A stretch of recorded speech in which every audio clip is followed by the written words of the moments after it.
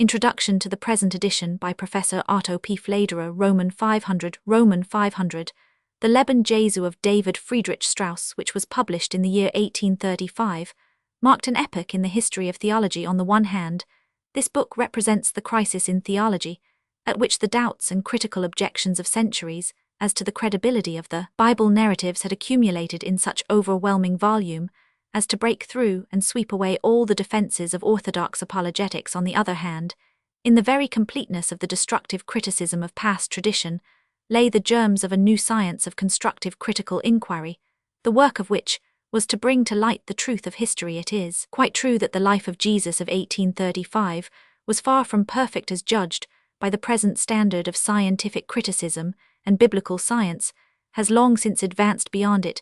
Nevertheless, it cannot be disputed that it takes rank amongst the standard works which are secure of a permanent place in literature for all time, for the reason that they give final expression to the spirit of their age and represent typically one of its characteristic tendencies, the liberating and purifying influence which such works exert on their own time, as well as the service they render in opening out new lines of thought, lends to them for all coming generations a peculiar value as admirable weapons in the great fight for truth and freedom. Indeed, if our scientists are to be believed when they tell us that the development of the individual is only an abbreviated repetition of the similar but much slower phases of the development of the species, it is hardly too much to maintain that in the present and in the future, every individual who determines to make his way from the bondage of a naive trust in authority and tradition into the freedom and light of mature thought must pass through precisely that stage of thoroughgoing logical negative criticism which is represented by Strauss' work in a unique manner,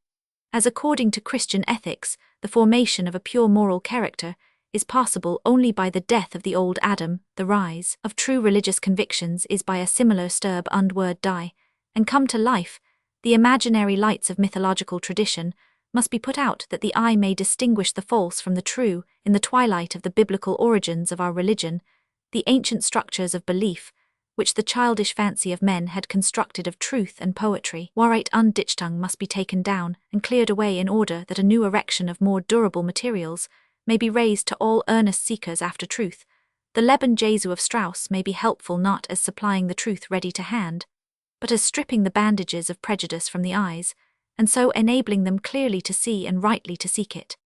For these reasons it is obvious that the publication of a new edition of the English translation of this work needs no justification. It is only those who consider the first appearance of the book inexcusable and unfortunate that can call in question the desirability of its republication, but no one can hold such an opinion who is able to follow the course of the history of the religious thought of Protestantism. The critical process which reached its conclusion in Strauss' book, with its negative or revolutionary results, was latent from the beginning in the lifeblood of Protestantism.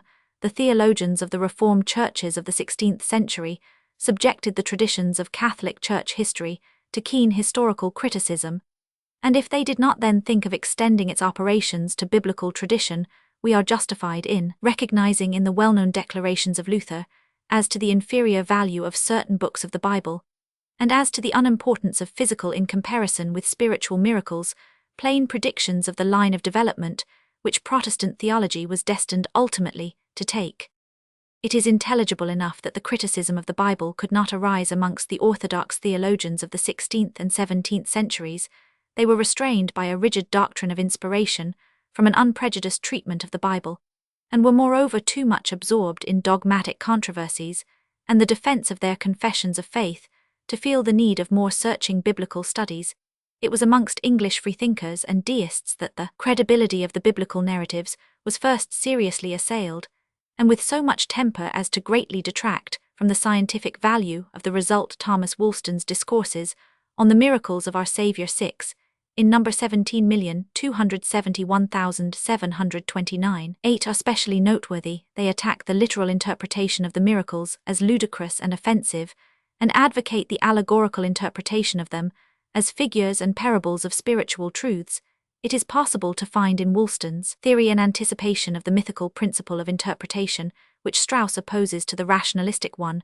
Reimarus, the author of the Wolfenbüttel fragments, by the publication of which Lessing threw German theology into a ferment, occupies the same position as the English deists, and indeed owed much to their influence, but at the same time, a noteworthy difference is observable from the very first between the way in which Lessing treated these questions and their treatment by the earlier freethinkers, and the difference is characteristic of the two schools. German rationalism bears the marks of its origin in the idealistic optimism of the philosophy of Leibniz and Wolff, and remains in sympathy with the ethical spirit of biblical religion, whilst the but faintly religious naturalism of the English deists leads them, with their rejection of the biblical miracles, to attack the religion of the Bible and drag down into the mire its representatives and heroes.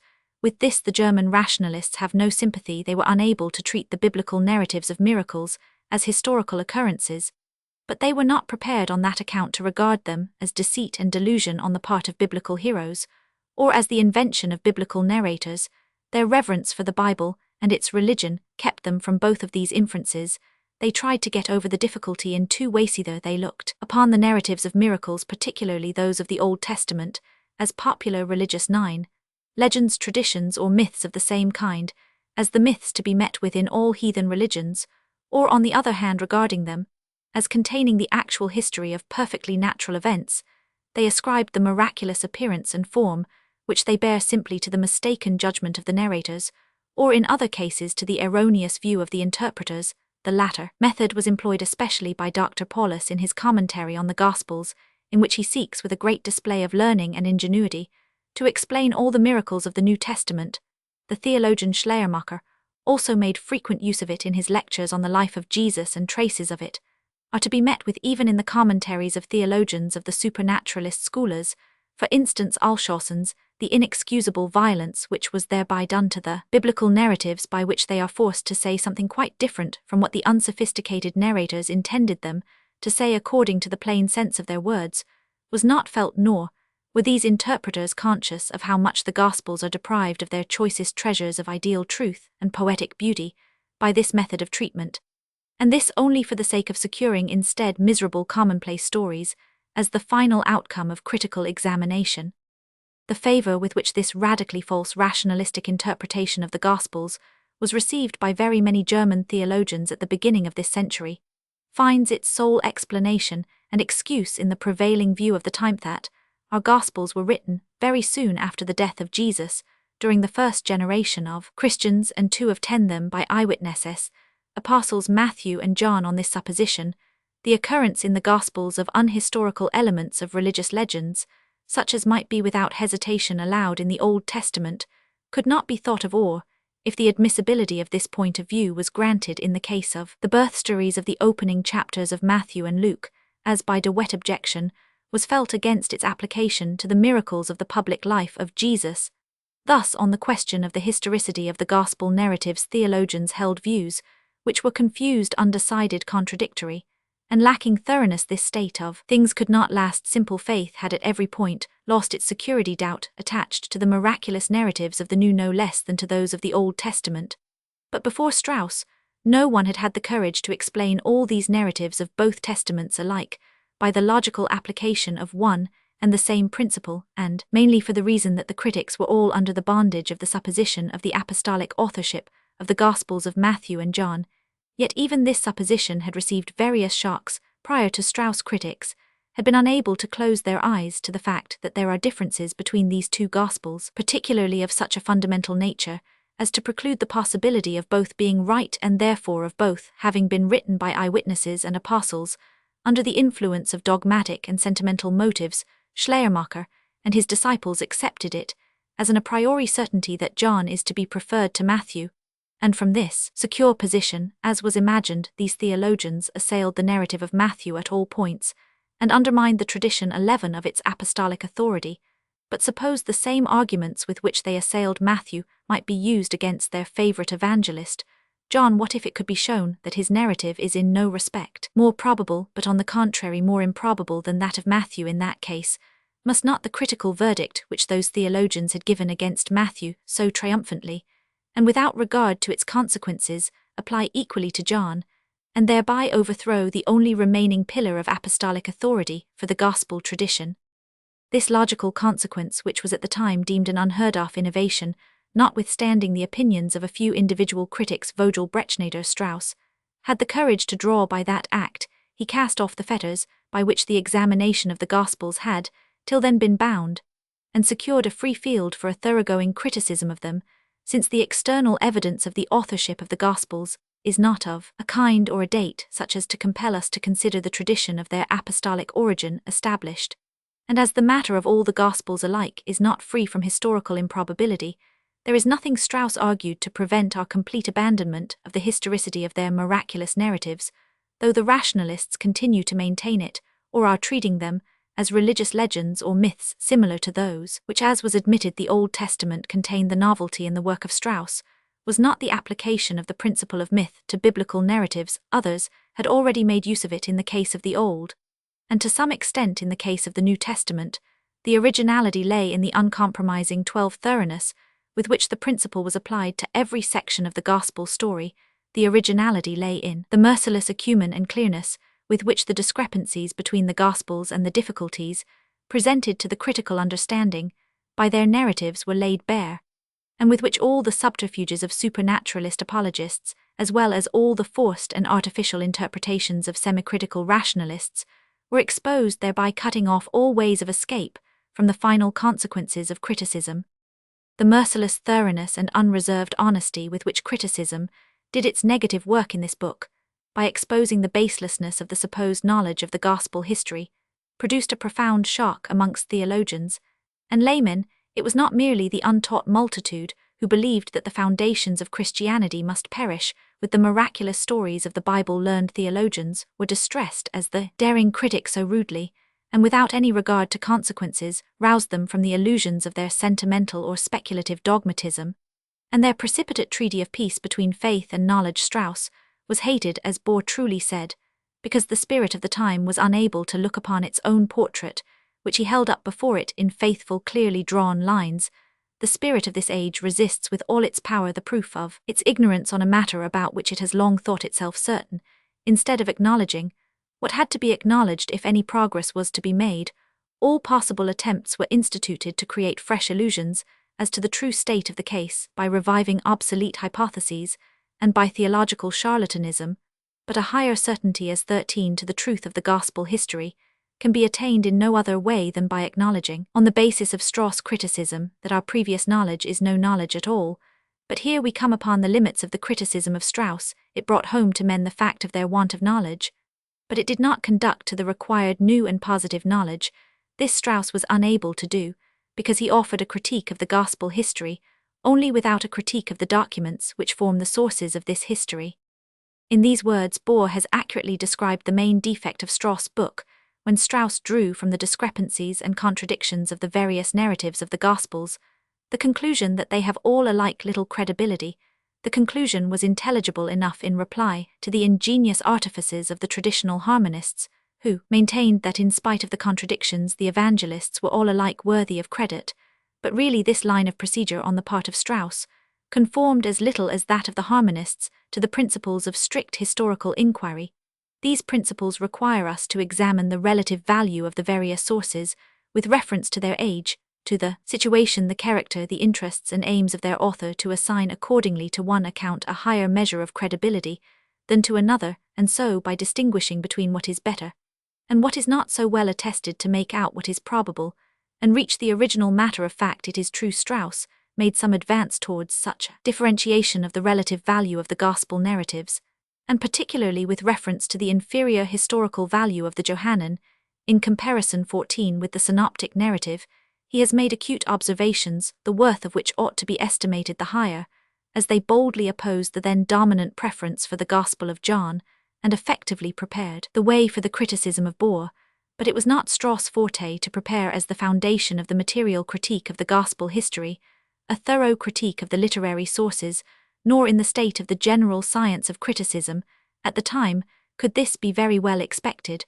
When all deductions have been made, to Strauss belongs the honor of having given by his criticism of the Gospel narratives the most effective impulse to a more penetrating examination of the sources of the Gospel story, and of having prepared the way for this to no small extent, particularly as regards the fourth Gospel. Bohr's classical critique of this Gospel completed in this direction the criticism of Strauss and laid its foundations deeper as regards the synoptic Gospels. Weiss and Ewald, Holtzmann and Volkmar did good work towards clearing up the relations of the Gospels to each other, especially in establishing the priority of Mark, by which a firmer basis was laid for the positive decision of the question as to the historical foundations of the Gospel tradition. The fruit of this critique of the sources, carried on from various sides with painstaking industry, was the new literature dealing with the life of Jesus, which just a generation after the first Leben Jesu of Strauss took up again the problems it had raised, but in a new fashion, and with improved critical apparatus. We shall have further on to refer to Strauss' new life of Jesus. The same scholar Weiss who was the first to point out the want in Strauss' book of a more satisfactory critique of the sources, and who had sought to supply this defect in his Evangelische Geschichte, 1838, called attention at the same time to a defect in the mythical theory of Strauss. Weiss was fully agreed with Strauss so far that we must acknowledge the presence of religious myths in miraculous narratives of the Bible, but he was not satisfied with the way in which Strauss had explained their origin. According to Strauss, the early Christians had simply transferred to Jesus as the actual Messiah the miraculous legends of the Old Testament, out of which the Jews were supposed to have composed the miraculous portrait of their expected Messiah, and he was right in thinking that the miraculous stories of the Old Testament do undoubtedly supply the motives and models of no few narratives in the New Testament, but not surely of all precisely the chief miracles: the birth of Jesus, his baptism, transfiguration, resurrection, the change of water into wine at Cana, the stilling of the storm and walking on the sea. Violence must be used to explain these miracles by reference to Old Testament types, and the Jewish idea of the Messiah offers no lines corresponding to these at this point. Therefore, at all events, we must look about us for another method of explanation, and Weiss was undoubtedly right in pointing to the spontaneous productivity of the Christian spirit in the primitive church as the source of the miraculous narratives in which it gave expression in symbolic and allegorical forms to its ideal truth, and the new inspired life of which it was conscious. Not that these narratives were intended by the narrators themselves to be merely allegories or 16 symbolical illustrations of spiritual truths, but the religious imagination gave birth to these illustrations after the manner of unconscious poetry, that is, without distinguishing between the poetic form and the essential truth of the idea, believing as the religious imagination did in the ideal content of the narratives, and being at the same time unable to give vivid and sensible expression to it in any other than the material form of outward miracles, it involuntarily came to believe also in the reality of the symbolical form of the narrative, to which it had itself given rise. It conceived idea and history both together in such inseparable combination as to confer on each equal truth and certainty. In the production of such ideal narratives, the same process is observable today in the experience of simple religious believers. Feeling the ideal truth of the content of the stories, they come to believe also in the reality of the outward history, in which the idea has for them been incorporated, but the critical understanding of the historical inquirer is permitted, and indeed is bound to distinguish clearly and definitely, as the simple-minded believer cannot do, between the spiritual idea and the outward form of its representation, and to find in the former both the productive power and the permanent kernel within the outward husk. This explanation of the miraculous legends of the Bible is not only more correct and profound than Strauss from the point of view of historical science, but for the religious consciousness it is far less objectionable, as Weiss observes with truth, inasmuch as in this case the legends do not appear as the worthless product of the idle play of the imagination, but as the normal expression, rationally and psychologically intelligible, of a creative 17 religious spirit, which displays its treasures of ideal truth in this legendary and mythical poetry for the benefit of the originators and the wider world. Nor should it be left unnoticed that Strauss himself had already indicated in a few cases this more profound explanation of myths by means of the religious idea at the close of his interpretation of the story of the Transfiguration, 107.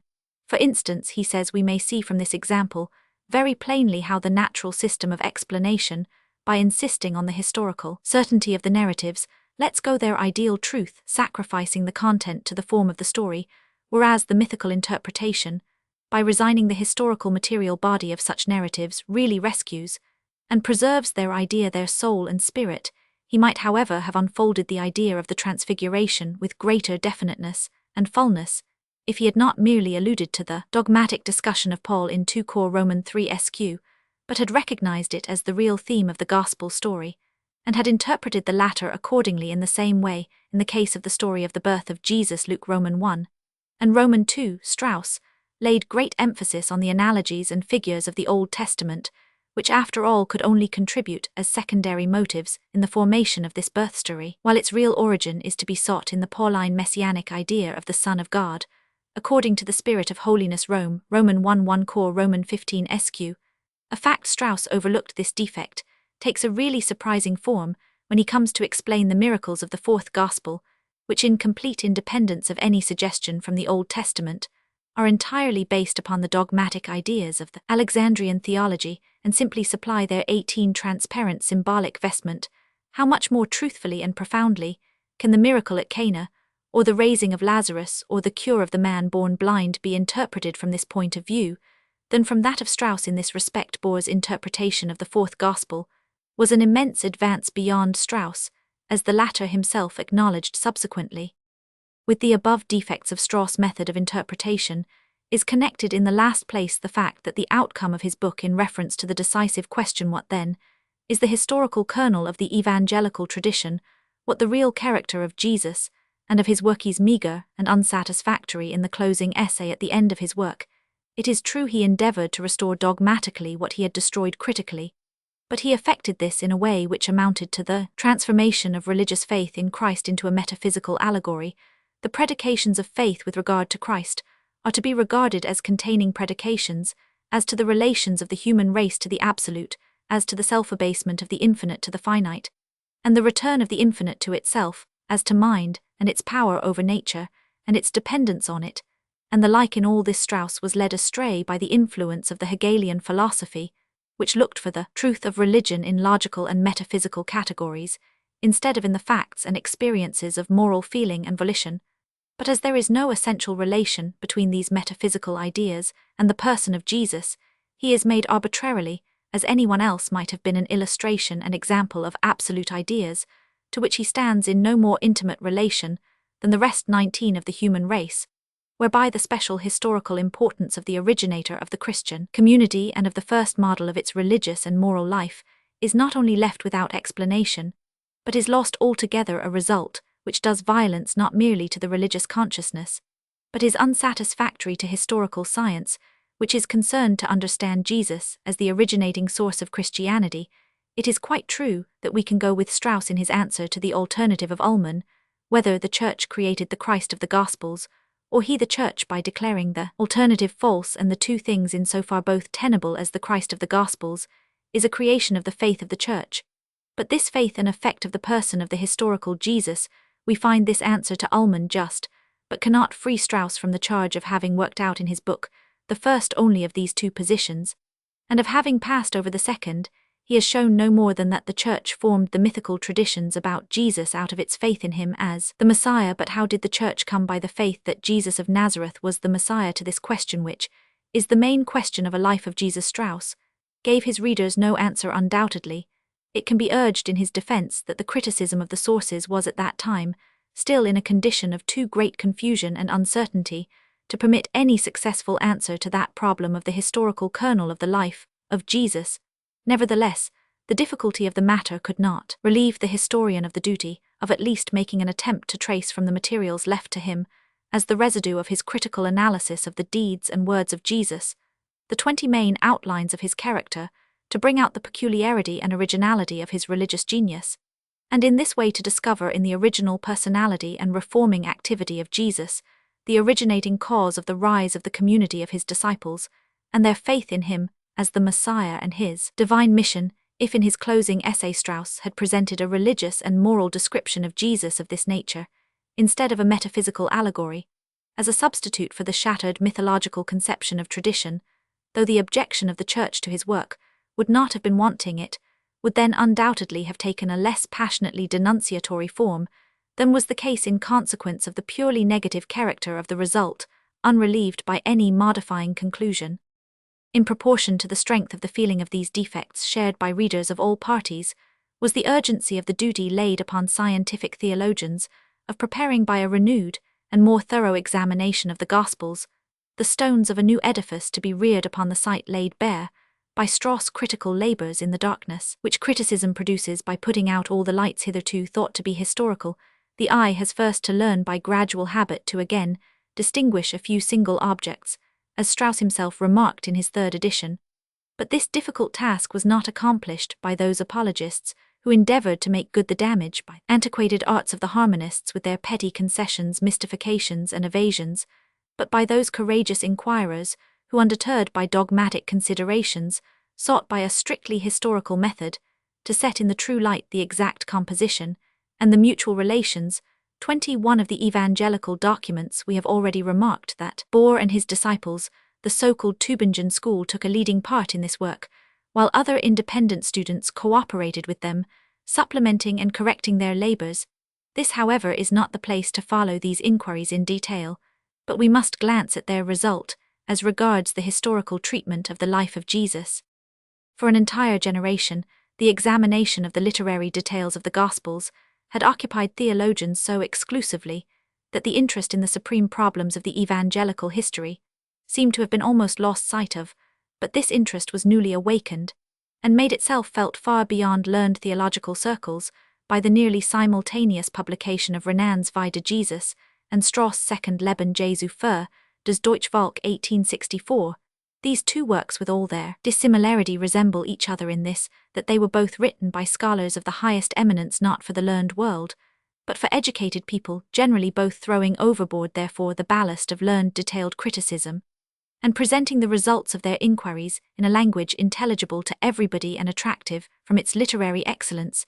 They are alike also in this, that both subordinate the criticism of the gospel traditions to a positive description of the personality of Jesus, of his essential religious tendency and genius, of his relation to the messianic idea, of his nation, to the law and the temple, to the hierarchy and religious and political parties of his time, both seeking an explanation of the reformatory success of the commencement, and also of the tragical issue.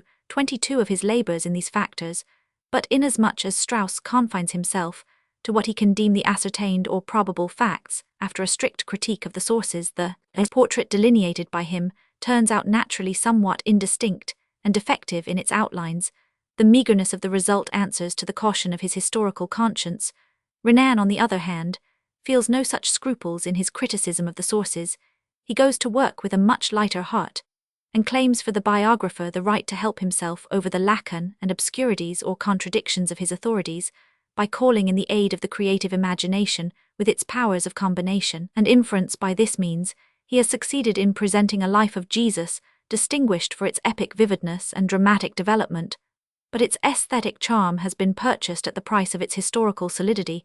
This novelistic feature becomes most questionable when it wanders into the vagaries of the naturalistic explanation of the miracles, for example the raising of Lazarus, and in such cases casts reflections on the moral character of Jesus. On the other hand, for Renan, must be claimed the merit of having emphasized the social aspects of the messianic mission of Jesus, and of having attempted to sketch the development of his inner life, a change in the phases of his reformatory labors.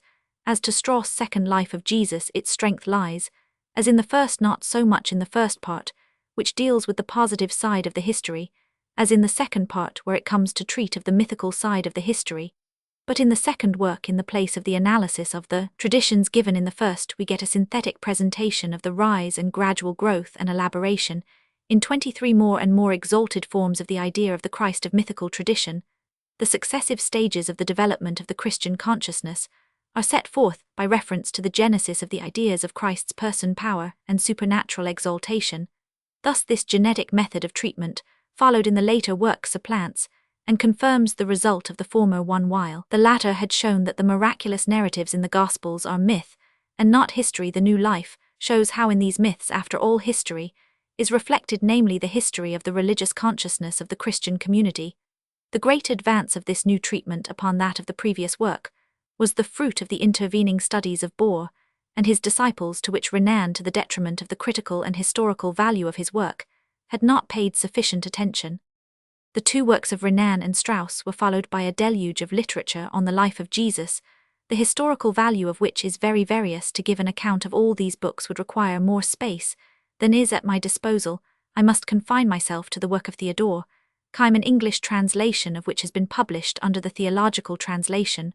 The work is so distinguished by the richness of its learned material, and the ability with which it is handled as to constitute it the best representation of the present condition of our knowledge of the life of Jesus. Kime's standpoint differs from that of Strauss by the warmth of religious feeling and enthusiasm which pervades his entire work, while at the same time no fetters are laid upon the critical reason. Freedom and piety join hands in order to be just to the 24 double claim which the truth of history on the one hand and the Church on the other are justified in presenting. The most brilliant part of Kime's work is his delineation of the religious personality of Jesus. It were combined in a unique degree strength and harmony, complete openness towards the world with perfect inwardness towards God, so as to become the source of a new religion in which self-surrender and liberty, humility and energy, enthusiasm and lucidity are blended, and the chasm of previous ages between God and man filled up. His description of the psychological development of the messianic consciousness of Jesus, out of inward experiences and outward impressions and impulses, is also drawn with great delicacy of touch. At all events, it is an able and suggestive effort to penetrate as far as the state of the sources admits by means of sympathetic and reproductive divination to the personal experiences and mental states of the religious genius from whom a new epoch in the world's religious history proceeded. Still, as in the kindred efforts of Renan Weizsäcker Beischlag and Weiss, we may never forget how much, with the poverty of the ascertained historical materials, is left to the uncontrolled power of combination and divination, in other words, to the imagination, which at best can do no more than roughly and approximately arrive at the truth. While it may no less easily go far astray, it is certainly to be deemed an advance that in the more recent works on the life of Jesus, the subject of main interest is not so much the external miracles as the internal, the problems of the peculiar nature and development of his religious consciousness and character, his view of his vocation, his attitude towards 25 the messianic idea, and the like. Yet this advance is manifestly attended by the temptation to sacrifice the caution of historical criticism to the production of a biography as rich in detail and as dramatic in movement as possible, and to represent things as the ascertained results of critical examination, which are really nothing more than subjective combinations of the writers, to which a certain degree of probability may be attached, though the possibility will always remain that the actual facts were something quite different. The subtle examination of the question, whether Jesus himself ever declared himself to be the Messiah or spoke of his return in celestial glory by Martineau in his Seat of Authority in Religion, is in this respect deserving of all attention and is of great value, as at least supplying a needed lesson in caution, in view of the excessive confidence with which questions such as these have been treated by Renan Kime and later writers. In any case, the reserve and caution of Strauss are quite justified as a corrective and counterpoise to the extravagances committed in the opposite direction.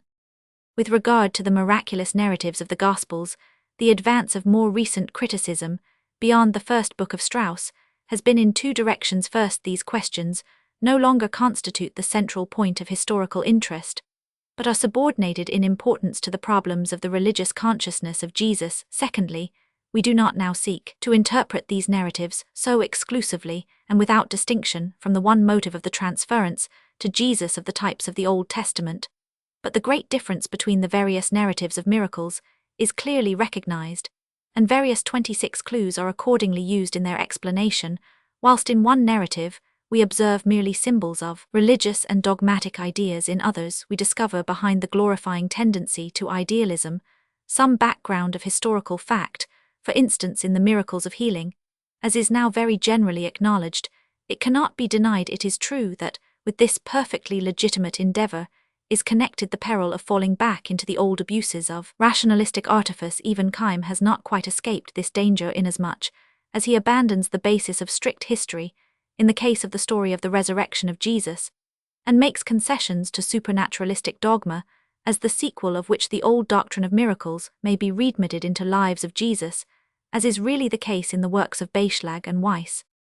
In this danger appears the necessity for the continued prosecution of the negative work of criticism, a duty as yet by no means supererogatory. The inclination to sink into the slumber of dogma is so natural to every generation that the most uncompromising critical intellect must without intermission stand upon the watch against it, and as this task was performed by Strauss in his first Life of Jesus, in a manner that may serve as a model for all time, the book, like every truly classical work, must ever retain its value. Strauss criticism, broke down the ramparts of dogmatism new and old, and opened to the inquiring mind the breach through which the conquest of historical truth might be won. Otto P. Flederer, 27. Certia factus, ex Britannia librum meum quem devita Jesu, ab hinc annis comparsui verorum, igus modi studiis faventium cura, in linguam Britannicum translatum brevia lic in publicum prodicarum, esse licia anxietate temperata commuvia.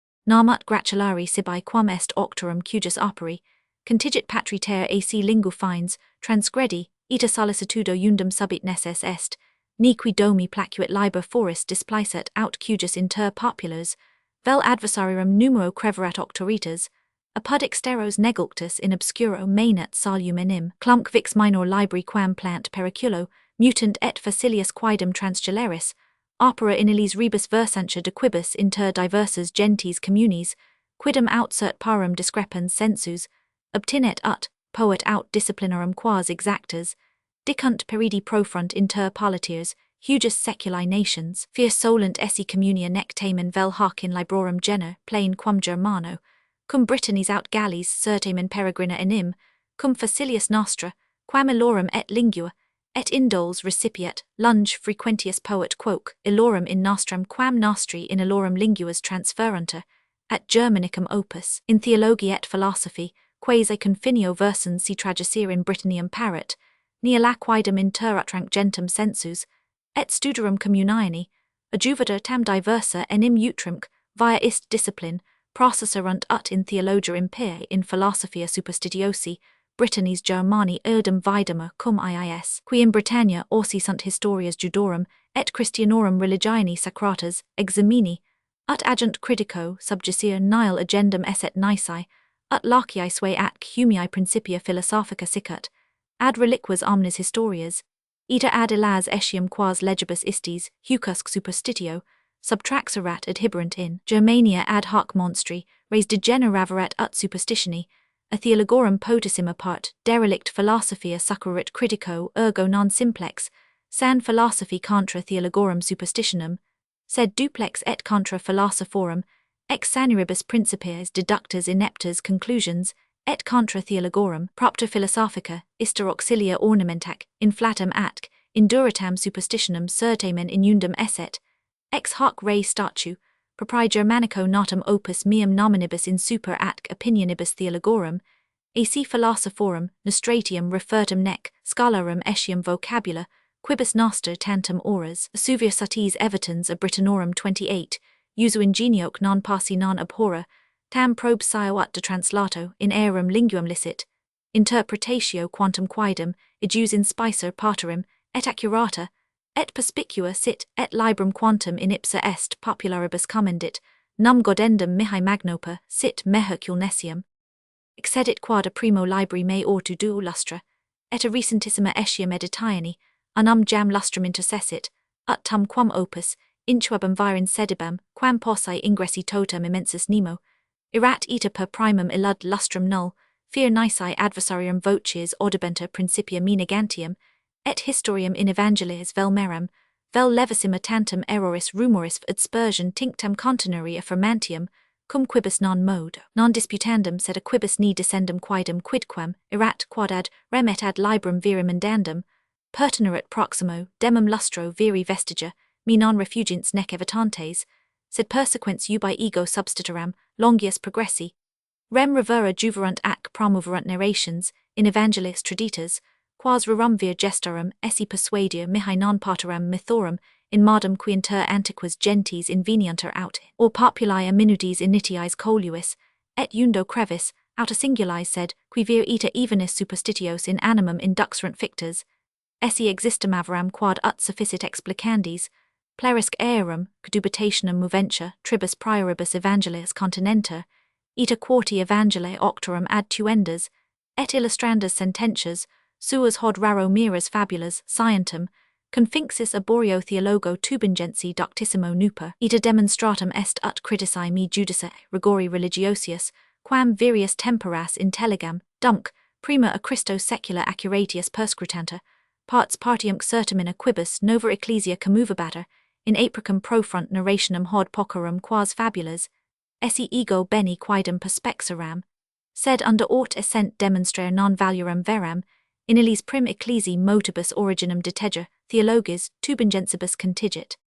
Imperfectum igiter opus meum ut solent rerum, initia non ab hoc tamen quad sententi dist timerumni, a Britannis spurneretter nisi form etiam illud, quad supra dixi peregrinum atque inusitatum excederit, qui si suum Hegelium non audiverunt de erstem rebus cum Britannis Britannis agentum quamodo audient si, quis Germanus surgit cujus liber, cum sua lingua non paterit cogitandi quoque disputandique, morm prorsus Germanicum exura, sed absit omen verbis meis ac ut pridem in Germania, ita marx in Britannia jacet liber hic. Strauss. Scribam Heilbronn. Med Mens April a 184,629. Preface. To the first German edition. It appeared to the author of the work, the first half of which is herewith submitted to the public, that it was time to substitute a new mode of considering the life of Jesus, in the place of the antiquated systems of supranaturalism and naturalism.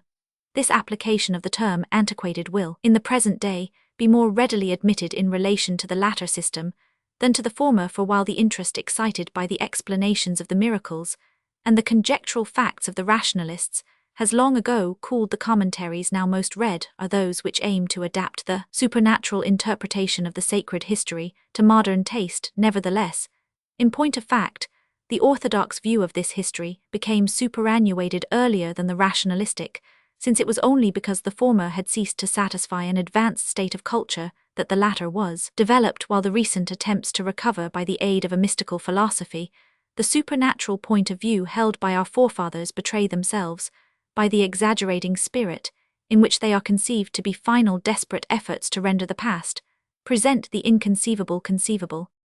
The new point of view which must take the place of the above is the mythical. This theory is not brought to bear on the evangelical history.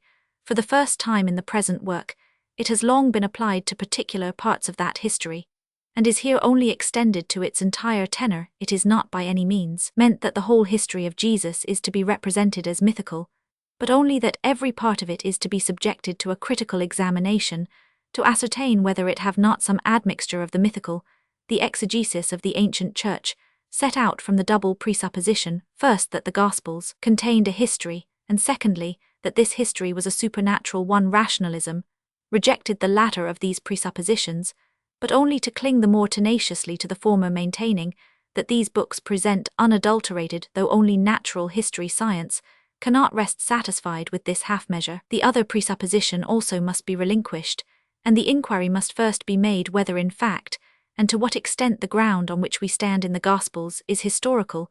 This is the natural course of things, and thus far the appearance of a work like the present is not only justifiable but even necessary. 30. It is certainly not therefore evident that the author is precisely the individual whose vocation it is to appear in this position. He has a very vivid consciousness that many others would have been able to execute such a work with incomparably superior erudition. Yet on the other hand, he believes himself to be at least possessed of one qualification which especially fitted him to undertake this task. The majority of the most learned and acute theologians of the present day fail in the main requirement for such a work, a requirement without which no amount of learning will suffice to achieve anything in the domain of criticism, namely, the internal liberation of the feelings and intellect from certain religious and dogmatical presuppositions, and this the author early attained by means of philosophical studies.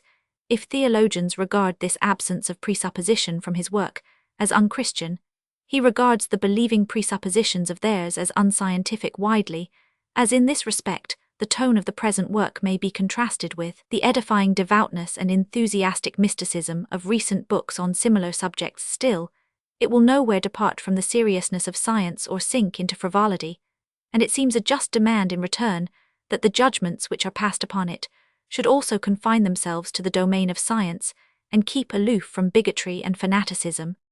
The author is aware that the essence of the Christian faith is perfectly independent of his criticism. The supernatural birth of Christ, his miracles, his resurrection and ascension remain eternal truths, whatever doubts may be cast on their reality. As historical facts, the certainty of this can alone give calmness and dignity to our criticism, and distinguish it from the naturalistic criticism of the last century. the design of which was with the historical fact to subvert also the religious truth, and which thus necessarily became frivolous a dissertation at the close of the work, will show that the dogmatic significance of the life of Jesus remains inviolate in the meantime. Let the calmness and insensibility with which in the course of it criticism undertakes apparently dangerous operations be explained solely by the security of the author's conviction that no injury is threatened to the Christian faith. Investigations of this kind may, however, inflict a wound on the faith of individuals.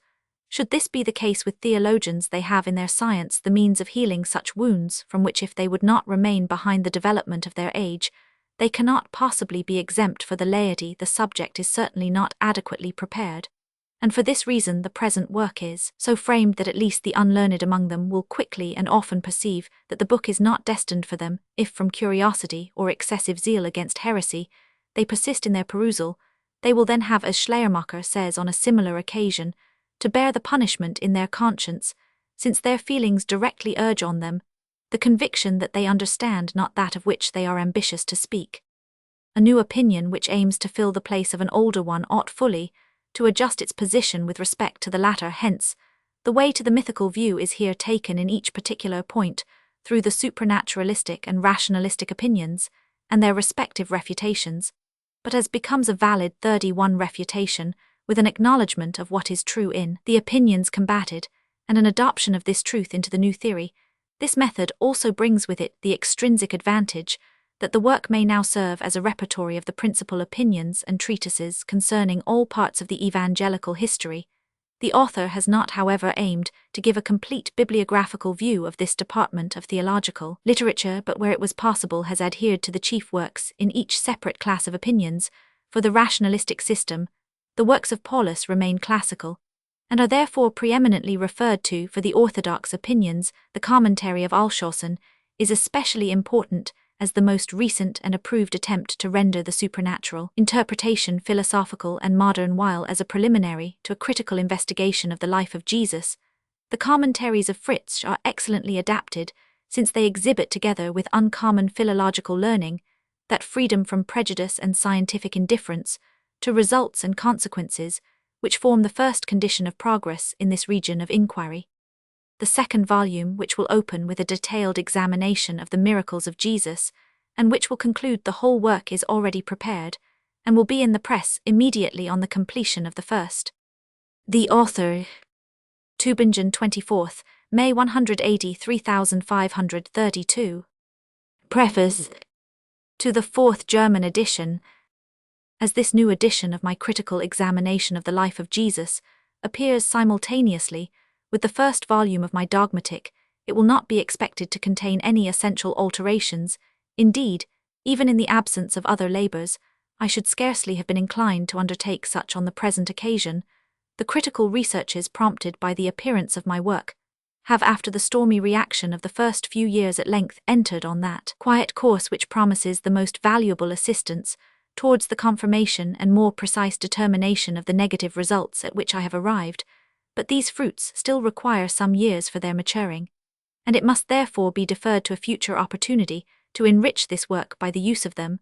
I could not persuade myself to do so, at least in the present instance, by prosecuting a polemic against opposite opinions. Already in the last edition there was more of a polemical character than accorded with the unity and calmness proper to such a work. Hence I was in this respect admonished rather to abridge than to amplify. But that edition also contained too much of compliance, the intermingling voices of opponents, critics, and fellow labourers, to which I held it a duty attentively to listen, had confused the idea of the work in my mind.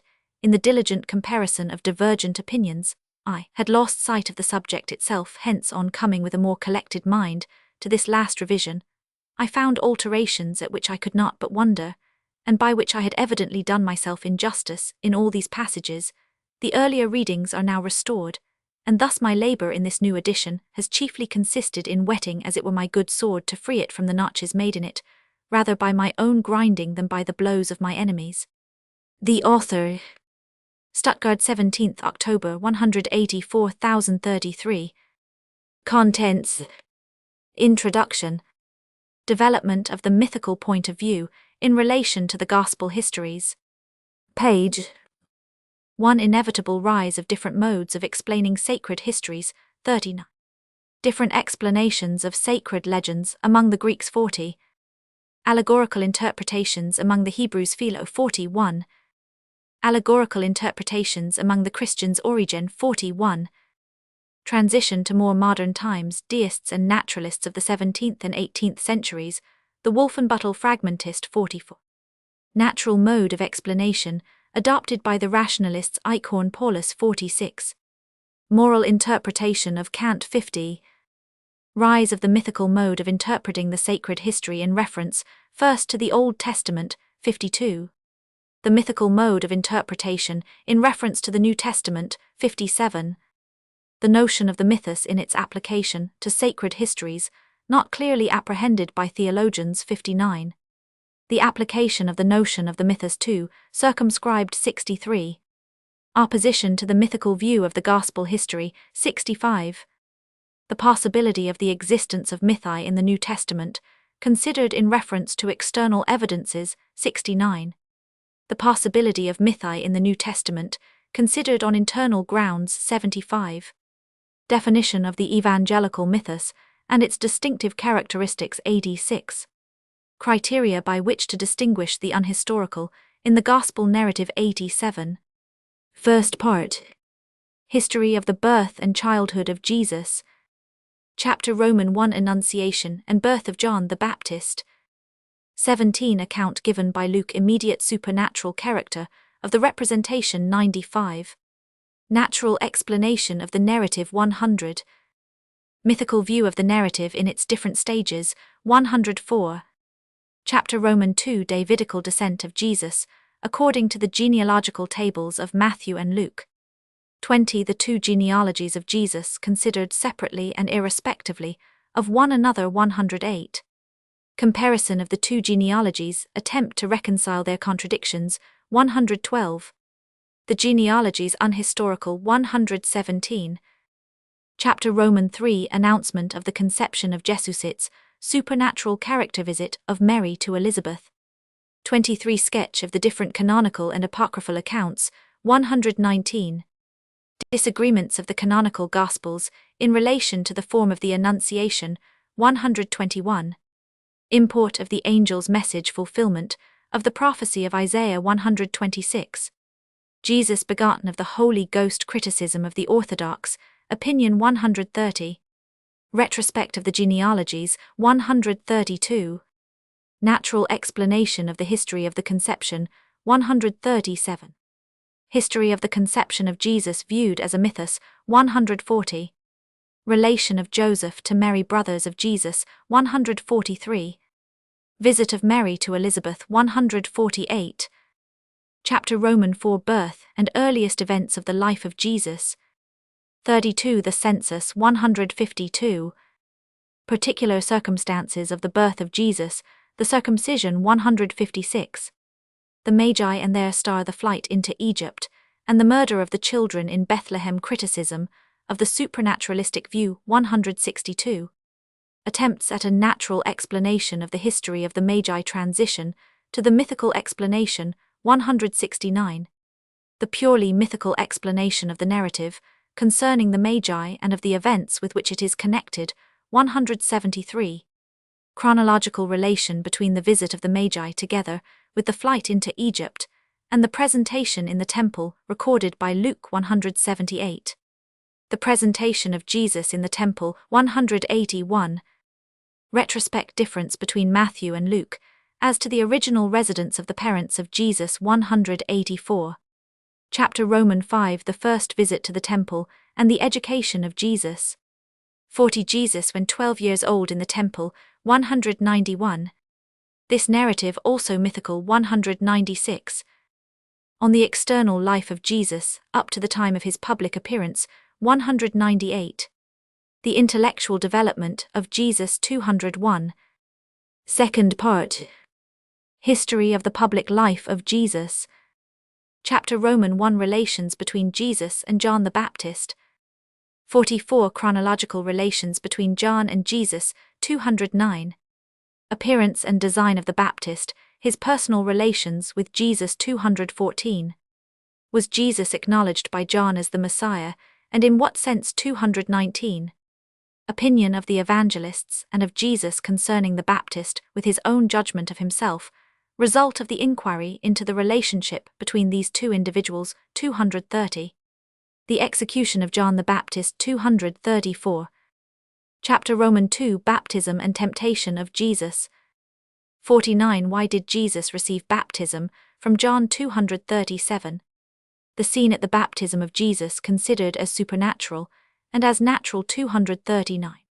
An attempt at a criticism and mythical interpretation of the narratives, 242. Relation of the supernatural at the baptism of Jesus to the supernatural, in his conception, 247. Place and time of the temptation of Jesus. Divergencies of the evangelists on this subject, 249. The history of the temptation, conceived in the sense of the evangelists, 252. The temptation considered as a natural occurrence, either internal or external, and also as a parable, 255. The history of the temptation as a mythos, 259. Chapter Roman 3, Locality and chronology of the public life of Jesus. 57. Difference between the synoptical writers and John as to the customary scene of the ministry of Jesus, 264. The residence of Jesus at Capernaum, 271. Divergencies of the evangelists as to the chronology of the life of Jesus. Duration of his public ministry, 275. The attempts at a chronological arrangement of the particular events in the public life of Jesus, 278. Chapter Roman 4, Jesus as the Messiah. 61. Jesus the Son of Man, 281. How soon did Jesus conceive himself to be the Messiah, and find recognition as such from others? 284. Jesus the Son of God, 288. The divine mission and authority of Jesus, his pre-existence, 291. The messianic plan of Jesus, indications of a political element, 293. Data for the pure spirituality of the messianic plan of Jesus, balance, 295. The relation of Jesus to the Mosaic Law, 297. Scope of the messianic plan of Jesus, relation to the Gentiles, 300. Relation of the messianic plan of Jesus to the Samaritans, his interview with the woman of Samaria, 303. Chapter Roman 5, the disciples of Jesus. 70. Calling of the first companions of Jesus. Difference between the first two evangelists and the fourth, 309. Peter's draught of fishes, 315. Calling of Matthew. Connection of Jesus with the publicans, 319. The 12 apostles, 323. The 12 considered individually, the 3 or 4 most confidential disciples of Jesus, 326. The rest of the 12 and the 70 disciples, 330. Chapter Roman 6, the discourses of Jesus in the 3 first Gospels. 76. The Sermon on the Mount, 334. Instructions to the 12 lamentations over the Galilean cities, joy over the calling of the simple, 342. The parables, 345. Miscellaneous instructions and controversies of Jesus, 355. Chapter Roman 7, discourses of Jesus in the 4th Gospel. AD conversation of Jesus with Nicodemus, 365. The discourses of Jesus, John, Roman 5, Roman 12. Isolated maxims of Jesus common to the 4th Gospel and the synoptical ones, 377. The modern discussions on the authenticity of the discourses in the Gospel of John result, 381. Chapter Roman 8, events in the public life of Jesus exclusive of the miracles. AD 4, general comparison of the manner of narration that distinguishes the several evangelists, 387. Isolated groups of anecdotes, imputation of a league with Beelzebub and demand of a sign, 391. Visit of the mother and brethren of Jesus, the woman who pronounces the mother of Jesus, blessed, 394. Contentions for preeminence among the disciples, the love of Jesus for children, 396. The purification of the temple, 399. Narratives of the anointing of Jesus by a woman, 402. The narratives of the woman taken in adultery, and of Mary and Martha, 409. Chapter Roman 9, miracles of Jesus. 91. Jesus considered as a worker of miracles, 413. The demoniacs considered generally 415. Cases of the expulsion of demons by Jesus considered singly 423. Cures of lepers 437. Cures of the blind 441. Cures of paralytics. Did Jesus regard diseases as punishments 30, 7 452. 97. Involuntary cures 457. Cures at a distance 462. Cures on the Sabbath 471. Resuscitations of the dead 476. Anecdotes having relation to the sea 496. The miraculous multiplication of the loaves and fishes 507. Jesus turns water into wine 519. Jesus curses a barren fig tree 527. Chapter Roman 10, the transfiguration of Jesus and his last journey to Jerusalem. 105. The transfiguration of Jesus considered as a miraculous external event 535. The natural explanation of the narrative in various forms 537. The history of the Transfiguration, considered as a mythos 540. Diverging accounts concerning the last journey of Jesus to Jerusalem 546. Divergencies of the Gospels in relation to the point from which Jesus made his entrance into Jerusalem 549. More particular circumstances of the entrance, its object and historical reality 553. Third part. History of the Passion, Death and Resurrection of Jesus. Chapter Roman 1, relation of Jesus to the idea of a suffering and dying Messiah, his discourses on his death, resurrection, and second advent. 111. Did Jesus in precise terms predict his passion and death? 563. The predictions of Jesus concerning his death, in general their relation to the Jewish idea of the Messiah, declarations of Jesus concerning the object and effects of his death 567. Precise declarations of Jesus concerning his future resurrection 574. Figurative discourses in which Jesus is supposed to have announced his resurrection 576. The discourses of Jesus on his second advent, criticism of the different interpretations 582. Origin of the discourses on the second advent 591. Chapter Roman 2, machinations of the enemies of Jesus, treachery of Judas, Last Supper with the disciples. 117. Development of the relation of Jesus to his enemies 599. Jesus and his betrayer 602. Different opinions concerning the character of Judas and the motives of his treachery 607. Preparation for the Passover 611. Divergent statements respecting the time of the Last Supper 614. Divergencies in relation to the occurrences at the last meal of Jesus 621. Announcement of the betrayal and the denial 626. The institution of the Lord's Supper 631. Chapter Roman 3, retirement to the Mount of Olives, arrest, trial, condemnation, and crucifixion of Jesus. 125. Agony of Jesus in the Garden 635. Relation of the fourth Gospel to the events in Gethsemane, the farewell discourses in John, and the scene following the announcement of the Greeks 640. Arrest of Jesus 649. Examination of Jesus before the high priest 653. The denial by Peter 658. The death of the betrayer 662. Jesus before Pilate and Herod 669. The crucifixion 677. Chapter Roman 4, death and resurrection of Jesus. 133. Prodigies attendant on the death of Jesus 691. The wound by a spear in the side of Jesus 697. Burial of Jesus 701. The watch at the grave of Jesus 705. First tidings of the resurrection 709. Appearances of the risen Jesus in Galilee and in Judea, including those mentioned by Paul and by apocryphal writings 718. Quality of the body and life of Jesus after the resurrection 728. Debates concerning the reality of the death and resurrection of Jesus 735. Chapter Roman 5, the Ascension. 141, the last commands and promises of Jesus 745. The so-called ascension considered as a supernatural, and as a natural event 749.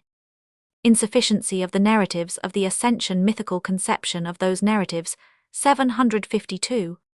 Concluding dissertation. The dogmatic import of the life of Jesus 144, necessary transition from criticism to dogma 757. The Christology of the Orthodox system 758. Objections to the Christology of the Church 764. The Christology of Rationalism 767. The Eclectic Christology of Schleiermacher 768. Christology interpreted symbolically Kant, de Wet 773. The Speculative Christology 777. Last Dilemma 778. Relation of the critical and speculative theology to the Church 781. The Life of Jesus. Introduction. Development of the mythical point of view in relation to the Gospel histories. Inevitable rise of different modes of explaining sacred histories. Wherever a religion resting upon written records prolongs and extends the sphere of its dominion, accompanying its votaries through the varied and progressive stages of mental cultivation, a discrepancy between the representations of those ancient records, referred to as sacred, and the notions of more advanced periods of mental development, will inevitably sooner or later arise. In the first instance, this disagreement is felt in reference only to the unessential, the external form. The expressions and delineations are seen to be inappropriate, but by degrees it manifests itself also in regard to that which is essential. The fundamental ideas and opinions in these early writings fail to be commensurate with a more advanced civilization, as long as this discrepancy is either not in itself so considerable or else is not so universally discerned and acknowledged as to lead to a complete renunciation of these scriptures as of sacred authority. So long will a system of reconciliation, by means of interpretation, be adopted and pursued by those who have a more or less distinct consciousness of the existing incongruity. A main element in all religious records is sacred history, a history of events in which the divine enters without intermediation into the human, the ideal, thus assuming an immediate embodiment. But as the progress of mental cultivation mainly consists in the gradual recognition of a chain of causes and effects connecting natural phenomena with each other, so the mind in its development becomes ever increasingly conscious of those mediate links, which are indispensable to the realization of the ideal one, and hence the discrepancy between the modern culture and the ancient records with regard to their historical portion becomes so apparent that the immediate intervention of the divine in human affairs loses its probability. Besides, as the humanity of these records is the humanity of an early period, consequently of an age 40 comparatively undeveloped and necessarily rude, a sense of repulsion is likewise excited. The incongruity may be thus expressed: the divine cannot so have happened, not immediately, not in forms so rude, or that which has so happened cannot have been divined. If a reconciliation be sought by means of interpretation, it will be attempted to prove either that the divine did not manifest itself in the manner relate, which is to deny the historical validity of the ancient scriptures, or that the actual occurrences were not divine, which is to explain away the absolute contents of these books. In both cases, the interpretation may be partial or impartial. Partial, if undertaken with a determination to close the eyes to the secretly recognized fact of the disagreement between the modern culture and the ancient records, and to see only in such interpretation the original signification of these records. Impartial, if it unequivocally acknowledges and openly avows that the matters narrated in these books must be viewed in a light altogether different from that in which they were regarded by the authors themselves. This latter method, however, by no means involves the entire rejection of the religious documents. On the contrary, the essential may be firmly retained, whilst the unessential is unreservedly abandoned. Different explanations of sacred legends among the Greeks. Though the Hellenistic religion cannot be said to have rested upon written records, it became enshrined in the Greek poems, for example in those of Homer and Hesiod, and these, no less than its orally transmitted legends, did not fail to receive continually varying interpretations, successively adapted to the progressive intellectual culture of the Greeks.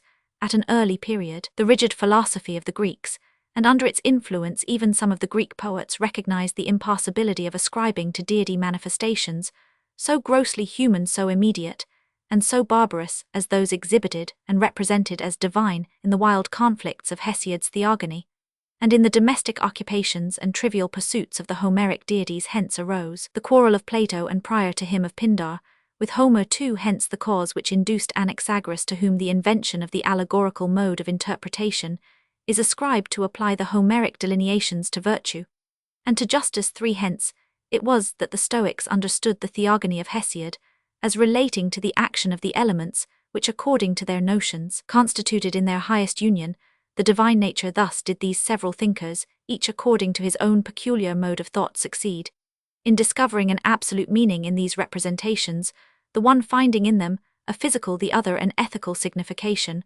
whilst at the same time they gave up their external form, ceasing to regard them as strictly historical. On the other hand, the more popular and sophistical culture of another class of thinkers led them to opposite conclusions, though in their estimation every semblance of the divine had evaporated from these histories, though they were convinced that the proceedings ascribed to the gods were not godlike. Still, they did not abandon the historical sense of these narratives. 41. With Evemerus 5, they transformed the subjects of these histories from gods to men, to heroes and sages of antiquity, kings and tyrants, who through deeds of might and valor had acquired divine honors. Some indeed went still further, and with Polybius 6, considered the whole system of heathen theology as a fable invented by the founders of states, to awe the people into subjection. Allegorical interpretations among the Hebrews. Philo. Whilst on the one hand, the isolation and stability of the Hebrews served to retard the development of similar manifestations amongst this people, on the other hand, when once actually developed, they were the more marked, because in proportion to the high degree of authority ascribed to the sacred records, was the skill and caution required in their interpretation. Thus even in Palestine, subsequent to the exile, and particularly after the time of the Maccabees, many ingenious attempts were made to interpret the Old Testament so as to remove offensive literalities, supply deficiencies, and introduce the notions of a later age. Examples of this system of interpretation occur in the writings of the rabbins, and even in the New Testament. 7. But it was at that place where the Jewish mind came into contact with Greek civilization, and under its influence was carried beyond the limits of its own national culture. Namely, at Alexandria, that the allegorical mode of interpretation was first consistently applied to the whole body of historical narrative. In the Old Testament, many had prepared the way, but it was Philo who first fully developed the doctrine of both a common and a deeper sense of the Holy Scriptures. He was by no means inclined to cast away the former, but generally placed the two together side by side, and even declared himself opposed to those who everywhere and without necessity sacrificed the literal to the higher signification. In many cases, however, he absolutely discarded the verbal meaning and historical conception, and considered the narrative merely as the figurative representation of an idea. He did so, for example, whenever the sacred story appeared to him to present delineations unworthy of deity, tending either to materialism or anthropomorphism, or otherwise to contain contradictions. The fact that the Jews, whilst they adopted this mode of explaining the Old Testament, which in order to save the purity of the intrinsic signification, often sacrificed the historical form, were never led into the opposite system of Evemerus, which preserved the historical form by divesting the history of the divine and reducing it to a record of mere human events, is to be ascribed to the tenacity with which that people ever adhered to the supernatural point of view. The latter mode of interpretation was first brought to bear upon the Old Testament by the Christians. Allegorical interpretations among the Christians. Origin.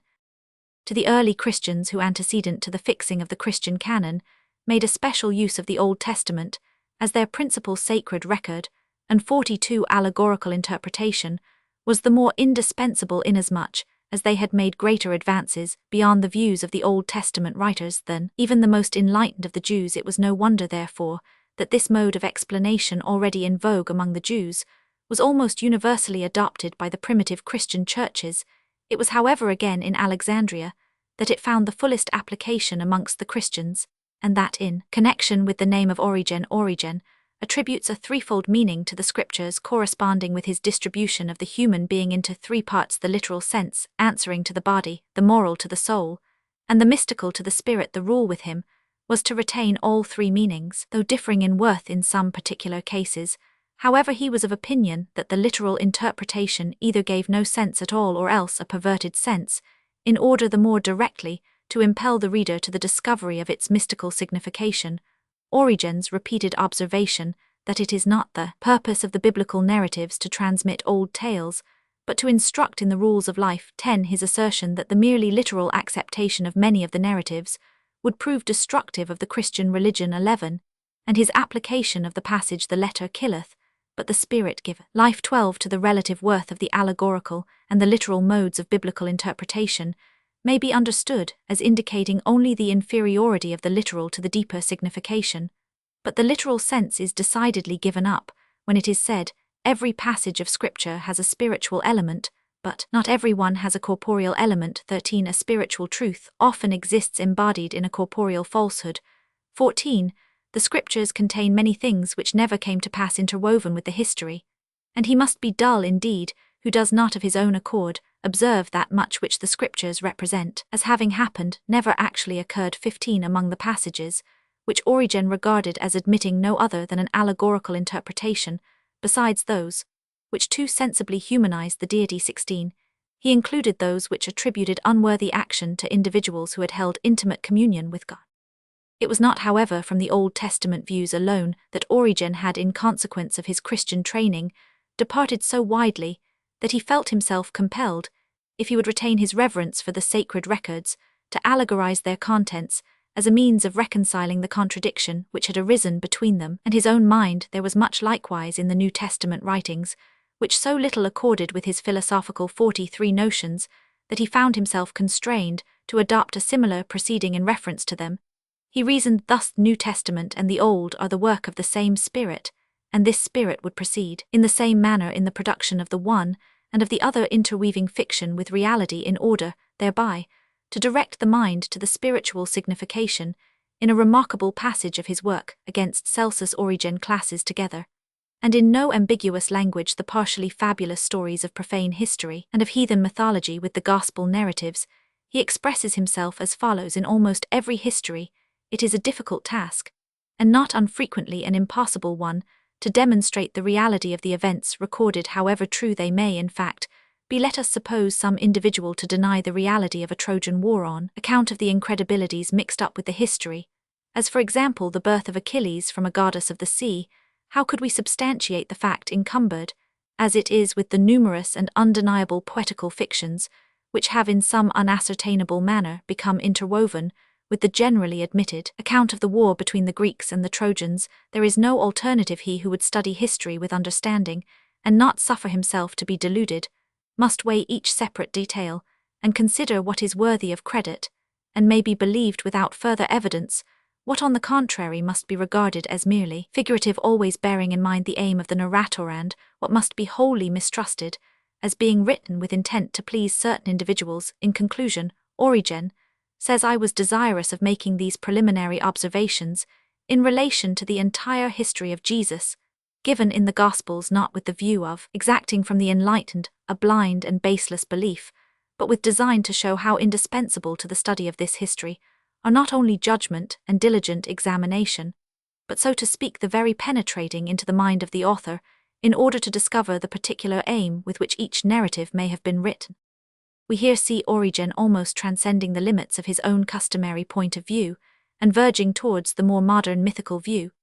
But if his own prepossessions in favor of the supernatural, and his fear of giving offense to the Orthodox Church, combined to hinder him from making a wider application of the allegorical mode of interpretation to the Old Testament, the same causes operated still more powerfully in relation to the New Testament, so that when we further inquire of which of the Gospel histories in particular did Origen reject the historical meaning in order to hold fast a truth worthy of God, the instances will prove to be meagre in the extreme. For when he says in illustration of the above-mentioned passage that amongst other things it is not to be understood literally that Satan showed to Jesus all the kingdoms of the earth from a mountain, because this is impossible to the bodily eye, he here gives not a strictly allegorical interpretation, but merely a different turn to the literal sense, which according to him relates not to an external fact, but to the internal fact of a vision. Again, even where the text offers a tempting opportunity of sacrificing the literal to the spiritual meaning, as for example the cursing of the fig tree 20. Origen does not speak out freely. He is most explicit when speaking of the expulsion of the buyers and sellers from the temple. He characterizes the conduct of Jesus 44, according to the literal interpretation, as assuming and seditious. He moreover expressly remarks that the scriptures contain many more historical than merely scriptural truths. Transition to more modern timesdaists and naturalists of the 17th and 18th centurist Wolfenbüttel fragmentist. Thus was developed one of those forms of interpretation to which the Hebrew and Christian scriptures, in common with all other religious records, in relation to their historical contents, became necessarily subjected, that namely which recognizes in them the divine, but denies it to have actually manifested itself, in so immediate a manner, the other principal mode of interpretation, which to a certain extent acknowledges the course of events to have been historically true, but assigns it to a human and not a divine origin, was developed amongst the enemies of Christianity by a Celsus, a Porphyry, and a Julian. They indeed rejected much of the history as altogether fabulous, but they admitted many of the incidents related of Moses, Jesus, and others to be historical facts. These facts were, however, considered by them as originating from common motives, and they attributed their apparently supernatural character either to gross fraud or impious sorcery. It is worthy of observation that the circumstances attending the introduction of these several modes of interpretation into the heathen and Jewish religions on the one hand, and into the Christian religion on the other, were different. The religion and sacred literature of the Greeks and Hebrews had been gradually developed with the development of the nation, and it was not until the intellectual culture of the people had outgrown the religion of their fathers, and the latter was in consequence verging towards decay, that the discrepancy which is the source of these varying interpretations became apparent. Christianity, on the contrary, came into a world of already advanced civilization, which was, with the exception of that of Palestine, the Judaico-Hellenistic, and the Greek. Consequently, a disagreement manifested itself at the very beginning. It was not now, however, as in former times, between modern culture and an ancient religion, but between a new religion and ancient culture. The production of allegorical interpretations among the pagans and the Hebrews was a sign that their religion had lost its vitality.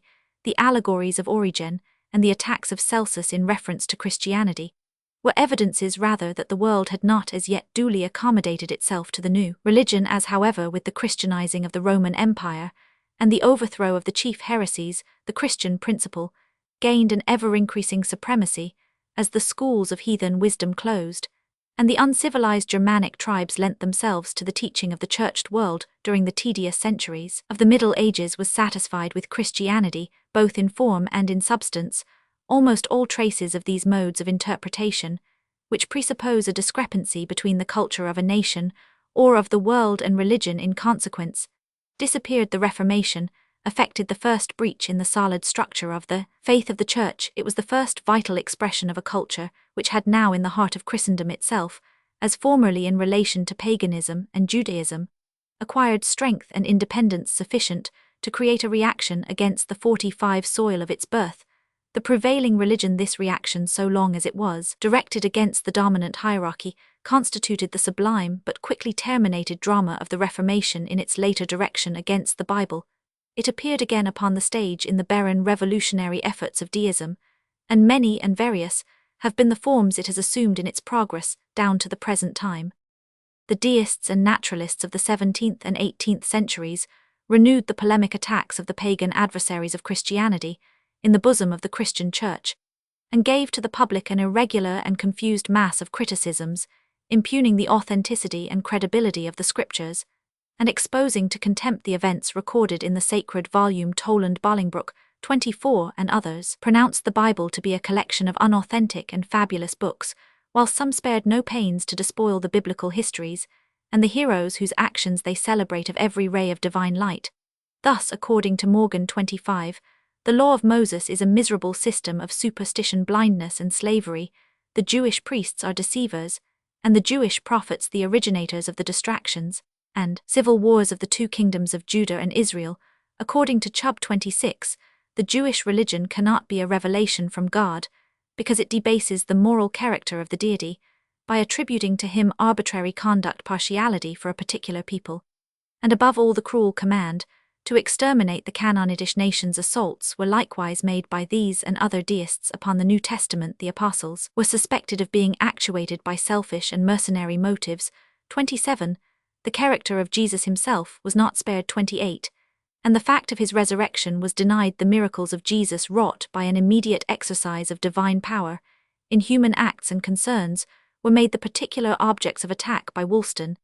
This writer is also worthy of notice on account of the peculiar position taken by him between the ancient allegorists and the modern naturalists. His whole reasoning turns upon the alternative: either to retain the historical reality of the miracles narrated in the Bible, and thus to sacrifice the divine character of the narratives, and reduce the miracles to mere artifices, miserable juggleries, or commonplace deceptions, or in order to hold fast the divine character of these narratives, to reject them entirely as details of actual occurrences, and regard them as historical representations of certain spiritual truths. Woolston cites the authority of the most distinguished allegorists among the Fathers in support of this view. He is wrong, however, in representing them as supplanting the literal by the figurative meaning. These ancient Fathers, on the contrary, were disposed to retain both the literal and the allegorical meaning. A few examples in Origen, it is true, are an exception to this rule. It may be doubted from the language of Woolston which alternative was adopted by himself, if we reason from the fact that before he appeared as the opponent of the commonly entertained views of Christianity, he occupied himself with allegorical interpretations of the Scriptures. 31. We may be led to consider the latter alternative as expressing his real conviction. On the other hand, he enlarges with so evident a predilection 46 on the absurdities of the miracles when literally understood, and the manner in which he treats the whole subject is so tinged with levity that we may suspect the deist to put forward the allegorical interpretations merely as a screen from behind which he might inveigh the more unreservedly against the literal signification. Similar deistical objections against the Bible and the divine character of its history were propagated in Germany chiefly by an anonymous author, Reimarus, whose manuscripts were discovered by Lessing in the Wolfenbüttel library. Some portions of these manuscripts, called the Wolfenbüttel fragments, were published by Lessing in 1774. They consist of essays, one of which treats of the many arguments which may be urged against revealed religion in general. The others relate partly to the Old and partly to the New Testament. It is the opinion of the fragmentist in relation to the Old Testament, first, that the men of whom the Scriptures narrate that they had immediate communications with God were so unworthy that such intercourse, admitting its reality, compromised the character of deity. Secondly, that the result of this intercourse, instructions and laws, alleged to have been thus divinely communicated, were so barbarous and destructive that to ascribe them to God is impossible. And thirdly, that the accompanying miracles were at once absurd and incredible. From the whole, it appears to him clear that the divine communications were only pretended, and that the miracles were delusions practiced with the design of giving stability and efficiency to certain laws and institutions highly advantageous to the rulers and priests. The author finds much to condemn in the conduct of the patriarchs and their simulations of divine communications, such as the command to Abraham to sacrifice his son. But it is chiefly Moses upon whom he seeks in a long section to cast all the obloquy of an impostor, who did not scruple to employ the most disgraceful means in order to make himself the despotic ruler of a free people, who to effect his purpose feigned divine apparitions, and pretended to have received the command of God to perpetrate acts which, but for this divine sanction, would have been stigmatized as fraudulent, as highway robbery, as inhuman barbarity, for instance the spoiling of the Egyptians, and the extirpation of the inhabitants of Canaan. Atrocities which, when introduced by the words, Jehovah hath said it, became instantly transformed into deeds worthy of God. The fragmentist is as little disposed to admit the divinity of the New Testament histories. He considers the aim of Jesus to have been political, and his connection with John the Baptist a preconcerted arrangement by which the one party should recommend the other to the people. He views the death of Jesus as an event by no means foreseen by himself, but which frustrated all his plans, a catastrophe which his disciples knew not how else to repair than by the fraudulent pretense that Jesus was risen from the dead, and by an artful alteration of his doctrines. 32. Natural mode of explanation adopted by the rationalists Icorn Paulus.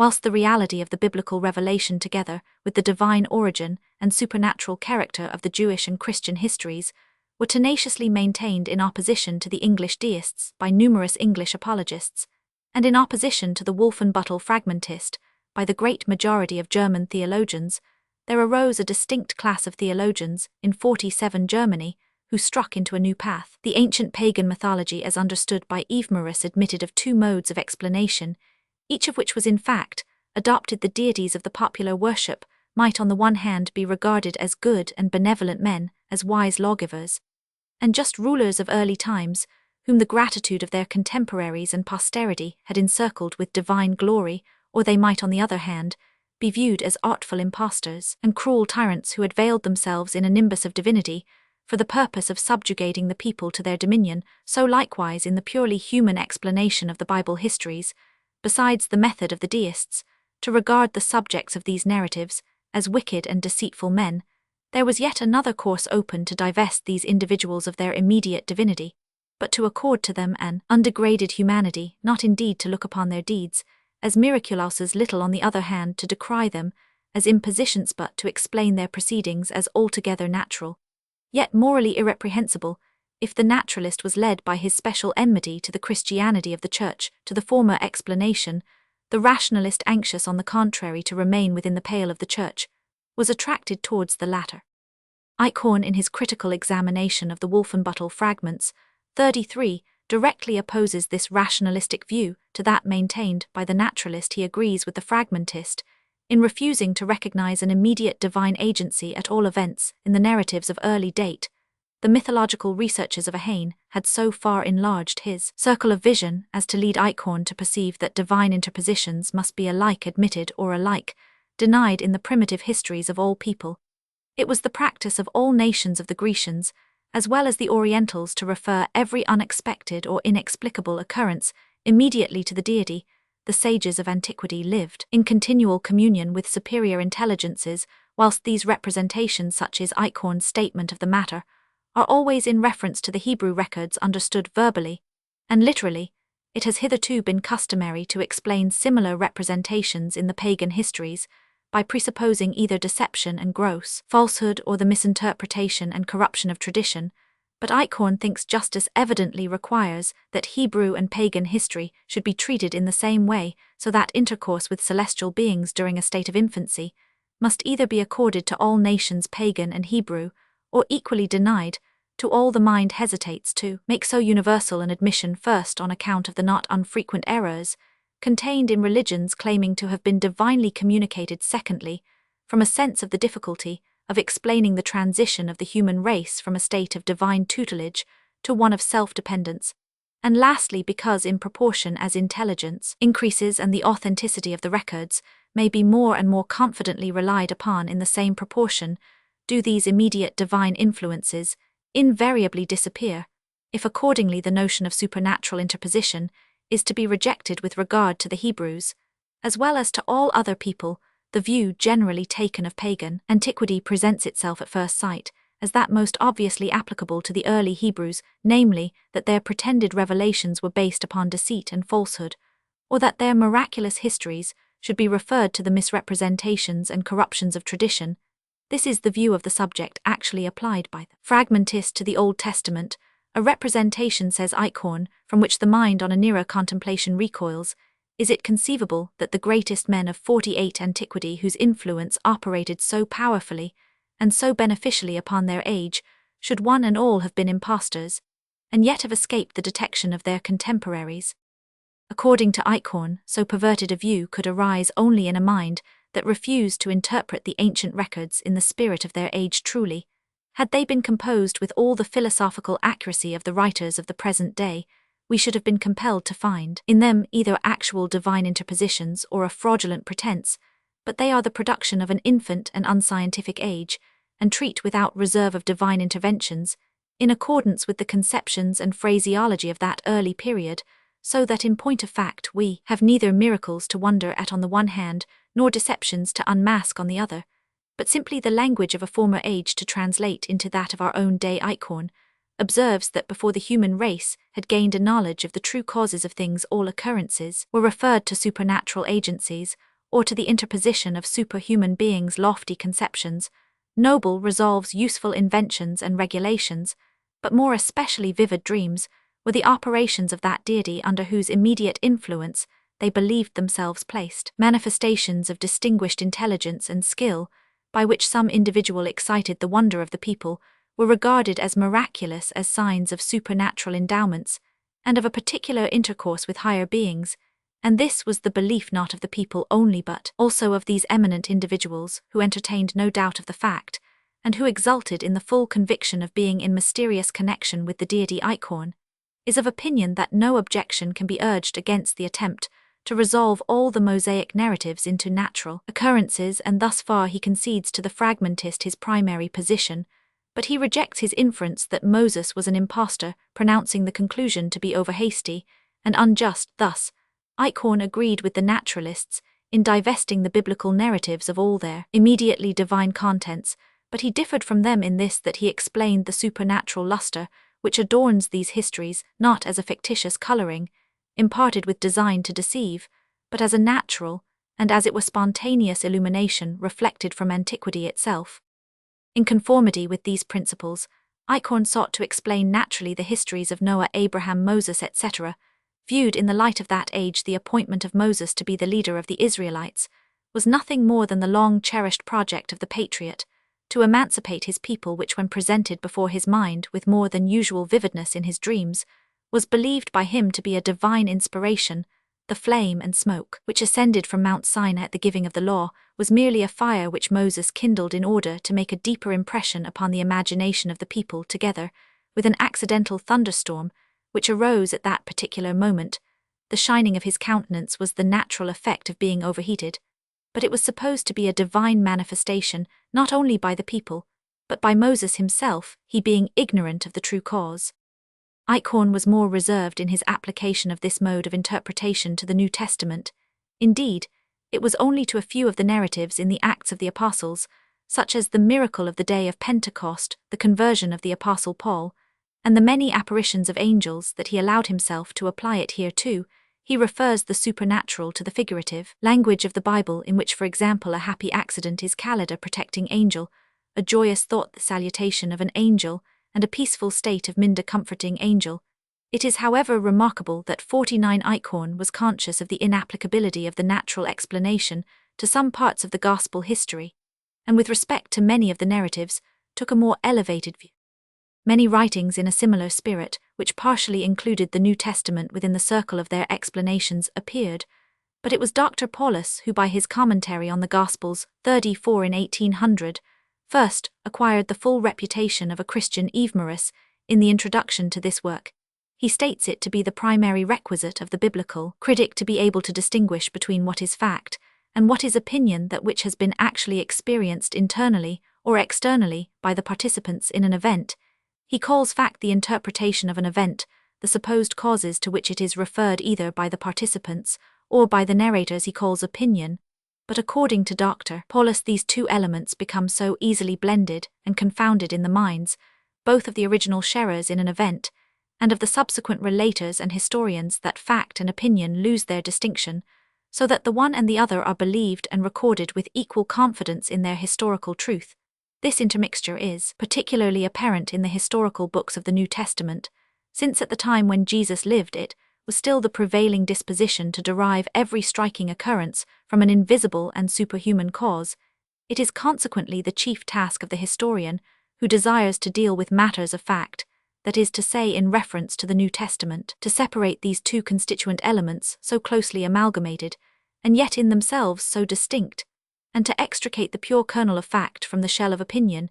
In order to do this in the absence of any more genuine account, which would serve as a correcting parallel, he must transplant himself in imagination upon the theatre of action, and strive to the utmost to contemplate the events by the light of the age in which they occurred, and from this point of view, he must seek to supply the deficiencies of the narration, by filling in those explanatory collateral circumstances, which the relator himself is so often led by his predilection for the supernatural to leave unnoticed. It is well known in what manner Dr. Paulus applies these principles to the New Testament in his commentary, and still more fully in his later production, The Life of Jesus. He firmly maintains the historical truth of the gospel narratives, and he aims to weave them into one consecutive chronologically arranged detail of facts, but he explains away every trace of immediate divine agency and denies all supernatural intervention. Jesus is not to him the Son of God in the sense of the Church, but a wise and virtuous human being, and the effects he produced are not miracles, but acts sometimes of benevolence and friendship, sometimes of medical skill, sometimes also the results of accident and good fortune. This view proposed by Eichhorn, and more completely developed by Paulus, necessarily presupposes the Old and New Testament writings to contain a minute and faithful narration, composed shortly after the occurrence of the events recorded and derived, wherever this was possible, from the testimony of eyewitnesses, for it is only from an accurate and original report that the ungarbled fact can be disentangled from interwoven opinion. If the report be later, and less original, what security is there that what is taken for the matter-of-fact kernel does not belong to opinion or tradition? To avoid this objection, Eichhorn sought to assign a date to the Old Testament histories, approximating as nearly as possible to the events they record, and here he and other theologians of the same school found no difficulty in admitting suppositions, the most unnatural, for example, that the Pentateuch was written during the passage through the wilderness. However, this critic admits that 50-some portions of the Old Testament, the Book of Judges for instance, could not have been written contemporaneously with the events, that the historian must have contemplated his heroes through the dim mist of intervening ages, which might easily have magnified them into giant forms. No historian who had either witnessed the circumstances or had been closely connected with them in point of time could embellish after such fashion, except with the express aim to amuse at the expense of truth. But with regard to remote occurrences, it is quite different. The imagination is no longer restricted by the fixed limits of historical reality, but is aided in its flight by the notion that in earlier times all things were better and nobler, and the historian is tempted to speak in loftier phrase, and to use hyperbolical expressions. Least of all is it possible to avoid embellishment when the compiler of subsequent age derives his materials from the orally transmitted traditions of antiquity, the adventures and wondrous exploits of ancestors, handed down by father to son, and by son to grandson, in glowing and enthusiastic representations, and sung by the poet in lofty strains, are registered in the written records of the historian in similar terms of high-flowing diction. Though Eichhorn took this view of a portion of the Old Testament books, he believed he was not giving up their historical basis, but was still able, after clearing away the more or less evident legendary additions, to trace out the natural course of the history. But in one instance, at least, this master of the natural mode of interpretation, in reference to the Old Testament, took a more elevated view, namely of the history of the creation, and the fall. In his influential work on primitive history, 35, although he had from the first declared the account of the creation to be poetry, he nevertheless maintained that of the fall to be neither mythology nor allegory, but true history, the historical basis that remained after the removal of the supernatural. He stated to be this: that the human constitution had at the very beginning become impaired by the eating of a poisonous fruit.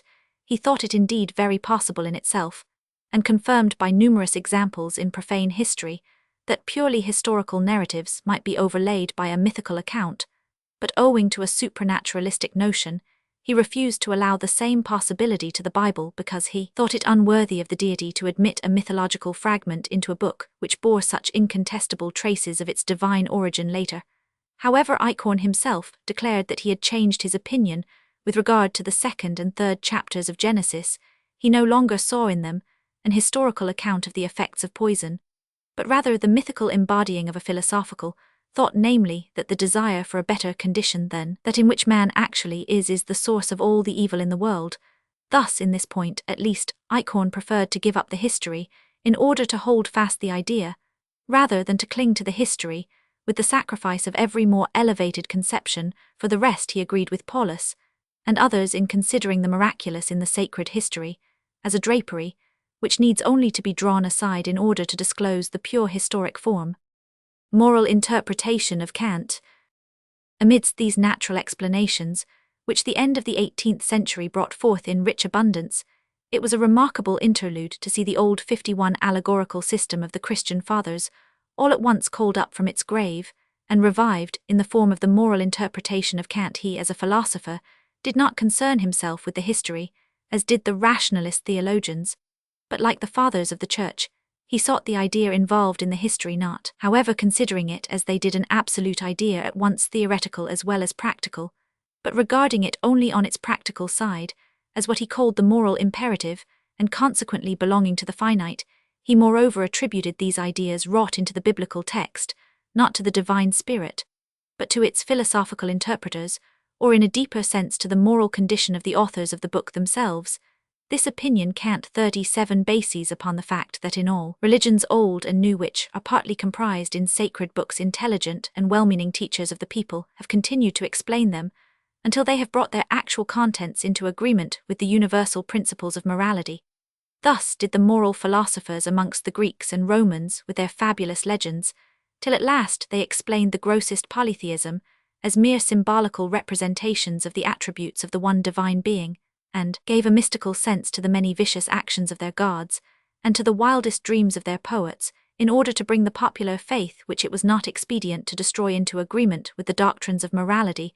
The later Judaism and Christianity itself, he thinks, have been formed upon similar explanations, occasionally much forced, but always directed to objects undoubtedly good and necessary for all men.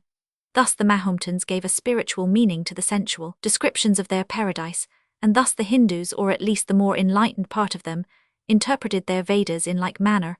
According to Kant, the Christian scriptures of the Old and New Testament must be interpreted throughout, in a sense which agrees with the universal practical laws of a religion of pure reason, and such an explanation, even though it should apparently or actually do violence to the text, which is the case with many of the biblical narratives, is to be preferred to a literal one, which either contains no morality at all, or is in opposition to the moral principle. For example, the expressions breathing vengeance against enemies in many of the Psalms are made to refer to the desires and passions which we must strive by all means to bring into subjection. And the miraculous account in the New Testament of the descent of Jesus from heaven, of his relationship to God, etc., is taken as an imaginative description of the ideal of humanity well-pleasing to God. That such an interpretation is possible, without even always too offensive an opposition to the literal sense of these records of the popular faith, arises according to the profound observations of Kant from this, that long before the existence of these records, the disposition to a moral religion was latent in the human mind, that its first manifestations were directed to the worship of the deity, and on this very account gave occasion to those pretended revelations, still though unintentionally imparting even to these fictions somewhat of the spiritual character of their origin. In reply to the charge of dishonesty brought against his system of interpretation, he thinks it a sufficient defense to observe that it does not pretend that the sense now given to the sacred books always existed in the intention of the authors. This question it sets aside, and only claims for itself the right to interpret them after its own fashion. Whilst Kant in this manner sought to educe moral thoughts from the biblical writings, even in their historical part, and was even inclined to consider these 52 thoughts as the fundamental object of the history on the one hand, he derived these thoughts only from himself and the cultivation of his age, and therefore could seldom assume that they had actually been laid down by the authors of those writings, and on the other hand, and for the same reason he omitted to show what was the relation between these thoughts and those symbolic representations, and how it happened that the one came to be expressed by the other. Rise of the mythical mode of interpreting the sacred history in reference first to the Old Testament.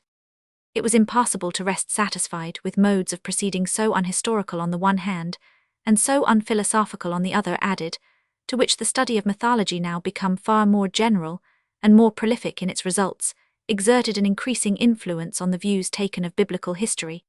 Eichhorn had indeed insisted that all primitive histories, whether Hebrew or pagan, should be treated alike, but this equality gradually disappeared, for though the mythical view became more and more developed in relation to profane history, the natural mode of explanation was still rigidly adhered to for the Hebrew records. All could not imitate Paulus, who sought to establish consistency of treatment by extending the same natural explanation which he gave to the Bible to such also of the Greek legends as presented any points of resemblance. On the contrary, opinion in general took the opposite course, and began to regard many of the biblical narratives as mythi. Semler had already spoken of a kind of Jewish mythology, and had even called the histories of Samson and Esther mythi. Eichhorn, too, had done much to prepare the way now further pursued by Gabeler, Schelling, and others who established the notion of the mythos as one of universal application to ancient history, sacred as well as profane, according to the principle of Heine, a mythis omnis prescorum hominum, cum historia tum philosophia precedit, and Bauer in 1820 ventured, so far as to publish a Hebrew mythology of the Old and New Testament. The earliest records of all nations are, in the opinion of Bauer, mythical. Why should the writings of the Hebrews form a solitary exception, whereas, in point of fact, a cursory glance at their sacred books proves that they also contain mythical elements and narrative? He explains after Gabler and Schelling, to be recognizable as mythos first when it proceeds from an age in which no written records existed, but in which facts were transmitted through the medium of oral tradition alone; secondly, when it presents an historical account of events, which are either absolutely or relatively beyond the reach of experience, such as occurrences connected with the spiritual world, and incidents to which from the nature of the circumstances no one could have been witness; or thirdly, when it deals in the marvelous, and is couched in symbolical language. Not a few narratives of this description occur in the Bible, and an unwillingness to regard them as mythi can arise only from a false conception of the nature of a mythos, or of the character of the biblical writings. In the one case, mythi are confounded with fables, premeditated fictions, and willful falsehoods, instead of being recognized as the necessary vehicle of expression for the first efforts of the human mind. In the other case, it certainly does appear improbable. The notion of inspiration 53 presupposed that God should have admitted the substitution of mythical for actual representations of facts and ideas, but a nearer examination of the scriptures shows that this very notion of inspiration, far from being any hindrance to the mythical interpretation, is itself of mythical origin. Wegscheder ascribed this greater unwillingness to recognize mythi in the early records of the Hebrew and Christian religion than in the heathen religions, partly to the prevailing ignorance respecting the progress of historical and philosophical science, partly to a certain timidity which dares not call things manifestly identical by the same name. At the same time, he declared it impossible to rescue the Bible from the reproaches and scoffs of its enemies, except by the acknowledgement of mythi in the sacred writings, and the separation of their inherent meaning from their unhistorical form. These biblical critics gave the following general definition of the mythos: it is the representation of an event or of an idea in a form which is historical, but at the same time characterized by the rich pictorial and imaginative mode of thought and expression of the primitive ages. They also distinguished several kinds of myth. First, historical mythi, narratives of real events colored by the light of antiquity, which confounded the divine and the human, the natural and the supernatural. Second, philosophical mythi, such as clothe in the garb of historical narrative a simple thought, a precept, or an idea of the time. Third, poetical mythi, historical and philosophical mythi, partly blended together and partly embellished by the creations of the imagination, in which the original fact or idea is almost obscured by the veil which the fancy of the poet has woven around it. To classify the biblical mythi according to these several distinctions is a difficult task, since the mythos which is purely symbolical wears the semblance of history equally with the mythos which represents an actual occurrence.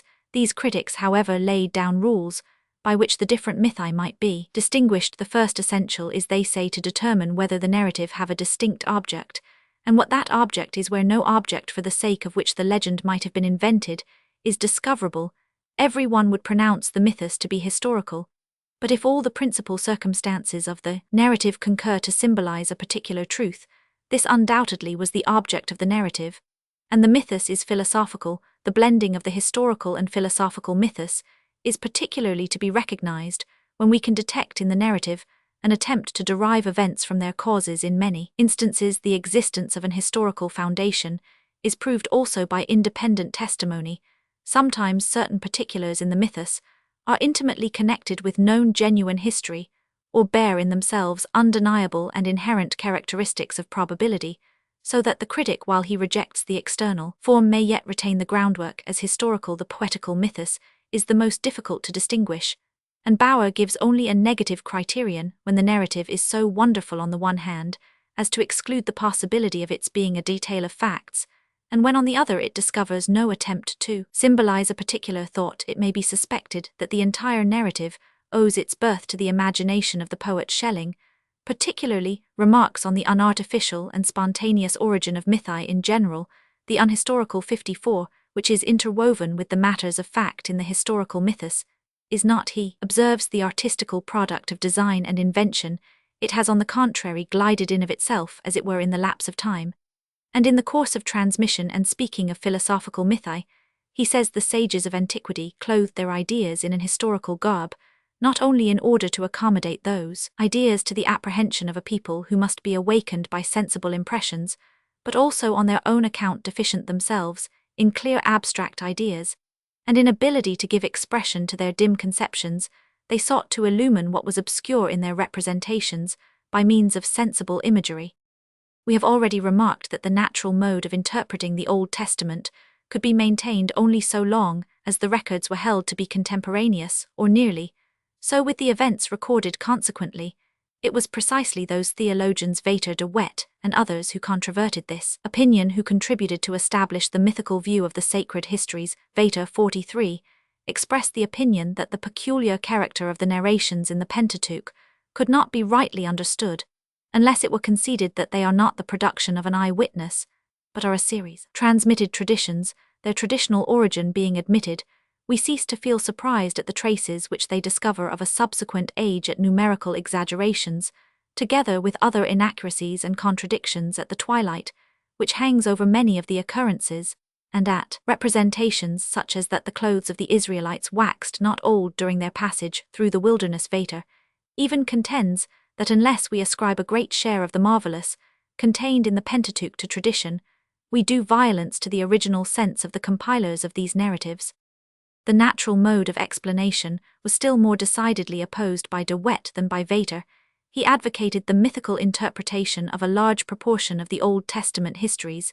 In order to test the historical credibility of a narrative, he says 44, we must ascertain the intention of the narrator, if that intention be not to satisfy the natural thirst for historical truth by a simple narration of facts, but rather to delight or touch the feelings, or to illustrate some philosophical or religious truth, then his narrative has no pretension to historical validity, even when the narrator is conscious of strictly historical intentions.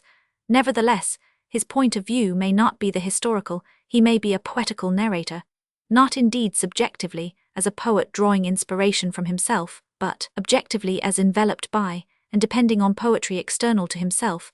This is evidently the case when the narrator details as bona fide matter-of-fact things, which are impossible and incredible, which are contrary not only to experience, but to the established laws of nature. Narrations of this description spring out of tradition. Tradition, says de Wet, is uncritical and partial. Its tendency is not historical, but rather patriotic and poetical.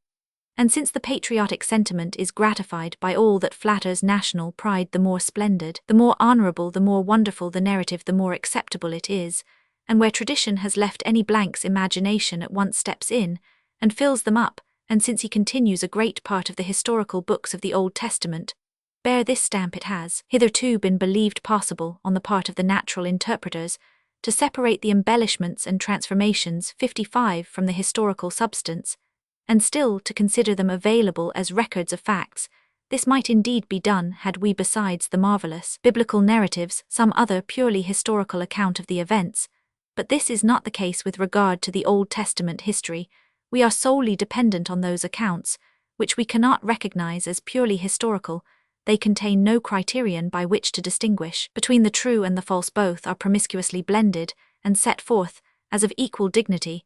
According to de Wet, the whole natural mode of explanation is set aside by the principle that the only means of acquaintance with a history is the narrative which we possess concerning it, and that beyond this narrative the historian cannot go. In the present case, this reports to us only a supernatural course of events, which we must either receive or reject.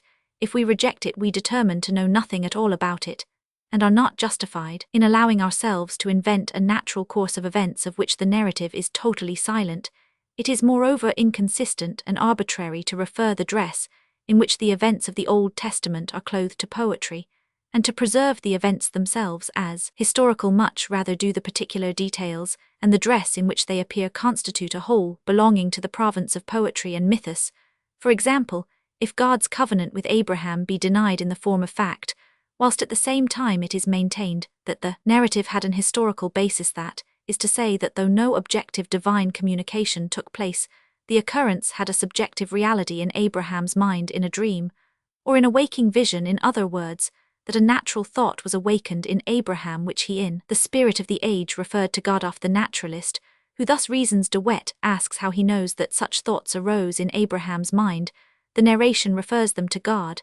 And if we reject the narration, we know nothing about these thoughts of Abraham and consequently cannot know that they had arisen naturally in him, according to general experience. Such hopes, as are described in this covenant, that he should become the father of a mighty nation which should possess the land of Canaan, could not have sprung up naturally in Abraham's mind, but it is quite natural that the Israelites, when they had become a numerous people in possession of that land, should have invented the covenant in order to render their ancestor illustrious. Thus the natural explanation, by its own unnaturalness, ever brings us back to the mythical. Even Eichhorn, who so extensively employed the natural explanation in reference to the Old Testament, perceived its inadmissibility in relation to the gospel histories. Whatever in these narratives has a tendency to the supernatural, he remarks 45, we ought not to attempt to transform into a natural occurrence, because this is impossible without violence. If once an event has acquired a miraculous colouring, owing to the blending together of some popular notion with the occurrence, the natural fact can be disentangled only when we possess a second account which has not undergone the like transformation. As concerning the death of Herod Agrippa, we have not only the narrative in the Acts, but also that of Josephus. But since we have no such controlling account concerning the history of Jesus, the critic who pretends to discover the natural course of things from descriptions of supernatural occurrences will only weave a tissue of indemonstrable hypothesis, a consideration, which, as Eichhorn observes at once, annihilates many of the so-called psychological interpretations of the gospel histories. 56. It is this same difference between the natural and mythical modes of interpretation which Krug intends to point out, referring particularly to the histories of miracles, when he distinguishes the physical or material from the genetic or formal mode of explaining them. Following the former mode, according to him, the inquiry is how can the wonderful event here related have possibly taken place with all its details by natural means, and according to natural laws, whereas following the latter the question is whence arose the narrative of the marvelous event. The former explains the natural possibility of the thing related, the substance of the narrative. The latter traces the origin of the existing record, the form of the narrative. Krug considers attempts of the former kind to be fruitless, because they produce interpretations yet more wonderful than the fact itself. Far preferable is the other mode, since it leads to results which throw light upon miraculous histories collectively. He gives the preference to the exegetist, because in his explanation of the text he is not obliged to do violence to it but may accept it altogether literally, as the author intended, even though the thing related be impossible, whereas the interpreter who follows the material or physical explanation is driven to ingenious subtleties, which make him lose sight of the original meaning of the authors, and substitute something quite different which they neither could nor would have said. In like manner Gabler recommended the mythical view as the best means of escaping from the so-called natural, but forced explanation, which had become the fashion. The natural interpreter, he remarks, commonly aims to make the whole narrative natural, and as this can but seldom succeed, he allows himself the most violent measures, owing to which modern exegesis has been brought into disrepute. Even amongst laymen, the mythical view, on the contrary, needs no such subtleties, since the greater part of a narrative frequently belongs to the mythical representation, merely, while the nucleus of fact, when divested of the subsequently added miraculous envelopments, is often very small. Neither could Horst reconcile himself to the atomistic mode of proceeding, which selected from the marvelous narratives of the Bible, as unhistorical isolated incidents, merely, and inserted natural ones in their place, instead of recognizing in the whole of each narrative a religious moral mythos in which a certain idea is embodied. An anonymous writer in Berthold's journal has expressed himself very decidedly against the natural mode of explaining the sacred history, and in favor of the mythical. The essential defect of the natural interpretation, as exhibited in its fullest development by Paulus' commentary, is, according to that writer, its unhistorical mode of procedure.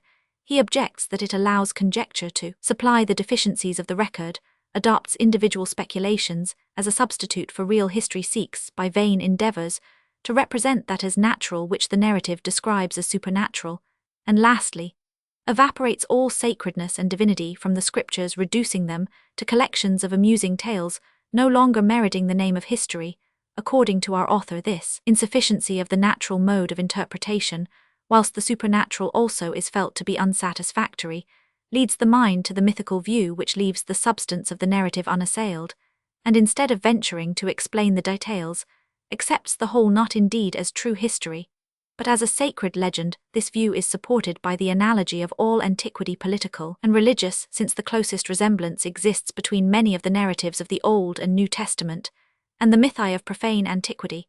But the most convincing argument is this: if the mythical view be once admitted, the innumerable, and never otherwise to be 57 harmonized discrepancies and chronological contradictions in the gospel histories disappear as it were at one stroke. The mythical mode of interpretation in reference to the New Testament.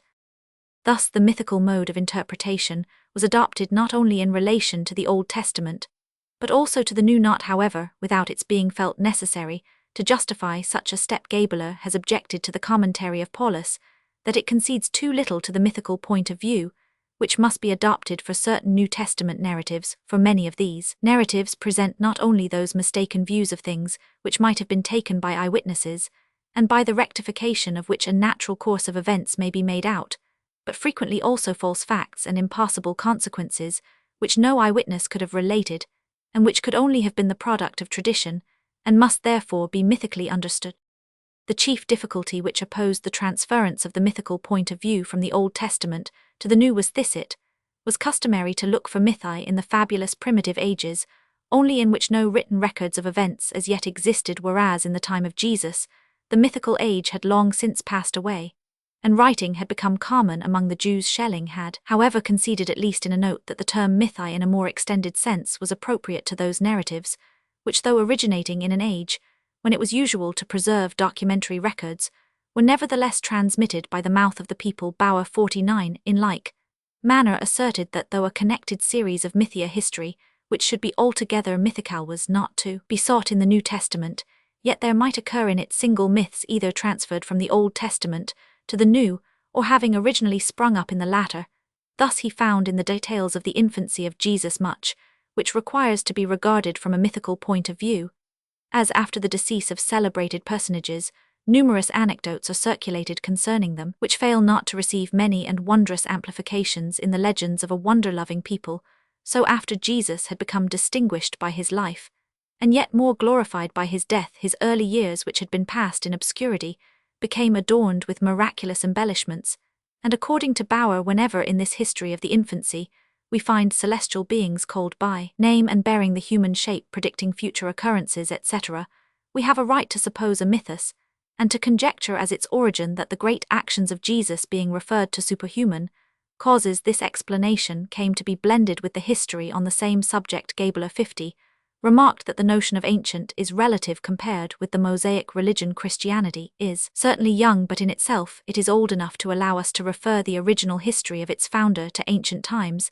that at that time written documents on other subjects existed proves nothing. 58 Whilst it can be shown that for a long period there was no written account of the life of Jesus, and particularly of his infancy, oral narratives were alone transmitted, and they would easily become tinged with the marvelous mixed with Jewish ideas, and thus grow into historical mythi on many other points. There was no tradition, and here the mind was left to its own surmises. The more scanty the historical data, the greater was the scope for conjecture, and historical guesses and inferences of this description, formed in harmony with the Jewish Christian tastes, may be called the philosophical, or rather the dogmatical mythi of the early Christian gospel. The notion of the mythos, concludes Gabler, being thus shown to be applicable to many of the narratives of the New Testament, why should we not dare to call them by their right name? With that is to say, in learned discussion avoid an expression which can give offense only to the prejudiced or the misinformed. As in the Old Testament, Eichhorn had been brought over by the force of internal evidence from his earlier natural explanation to the mythical view of the history of the fall, so in the New Testament, the same thing happened to Ustry in relation to the history of the temptation. In an earlier work, he had, following Schleiermacher, considered it as a parable spoken by Jesus but misunderstood by his disciples. Soon, however, he perceived the difficulties of this interpretation, and since both the natural and the supernatural views of the narrative appeared to him yet more objectionable, he had no alternative but to adopt the mythical. Once admit, he remarks a state of excitement, particularly of religious excitement, among a not unpoetical people, and a short time is sufficient to give an appearance of the marvelous not only to obscure and concealed, But even to public and well-known facts, it is therefore by no means conceivable that the early Jewish Christians gifted with the Spirit, that is animated with religious enthusiasm as they were, and familiar with the Old Testament, should not have been in a condition to invent symbolical scenes, such as the temptation and other New Testament mythi. It is not, however, to be imagined that any one individual seated himself at his table to invent them out of his own head, and write them down as he would a poem. On the contrary, these narratives, like all other legends, were fashioned by degrees, by steps, which can no longer be traced, gradually acquired consistency, and at length received a fixed form in our written Gospels. We have seen that in reference to the early histories of the Old Testament, the mythical view could be embraced by those only who doubted the composition of these scriptures, by eyewitnesses or contemporaneous writers. This was equally the case in reference to the New. It was not till Eichhorn 52 became convinced that only a slender thread of that primitive gospel believed by the apostles ran through the three first Gospels, and that even in Matthew this thread was entangled in a mass of unapostolic additions, that he discarded as unhistorical legends the many narratives which he found perplexing from all share in the history of Jesus. For example, besides the Gospel of Infancy, the details of the temptation, several of the miracles of Jesus, the rising of the saints from their graves at his crucifixion, the guard at the sepulchre, etc. Particularly since the opinion that the three first Gospels originated from oral traditions became firmly established. 54, they have been found to 59, contain a continually increasing number of mythi and mythical embellishments. On this account, the authenticity of the Gospel of John, and consequently its historical credibility, is confidently maintained by most of the theologians of the present day. He only who, with Bretschneider 56, questions its apostolic composition may cede in this Gospel also a considerable place to the mythical element. The notion of the mythos in its application to sacred histories not clearly apprehended by theologians. Thus indeed did the mythical view gain application to the biblical history. Still the notion of the mythos was for a long time neither clearly apprehended nor applied to a due extent.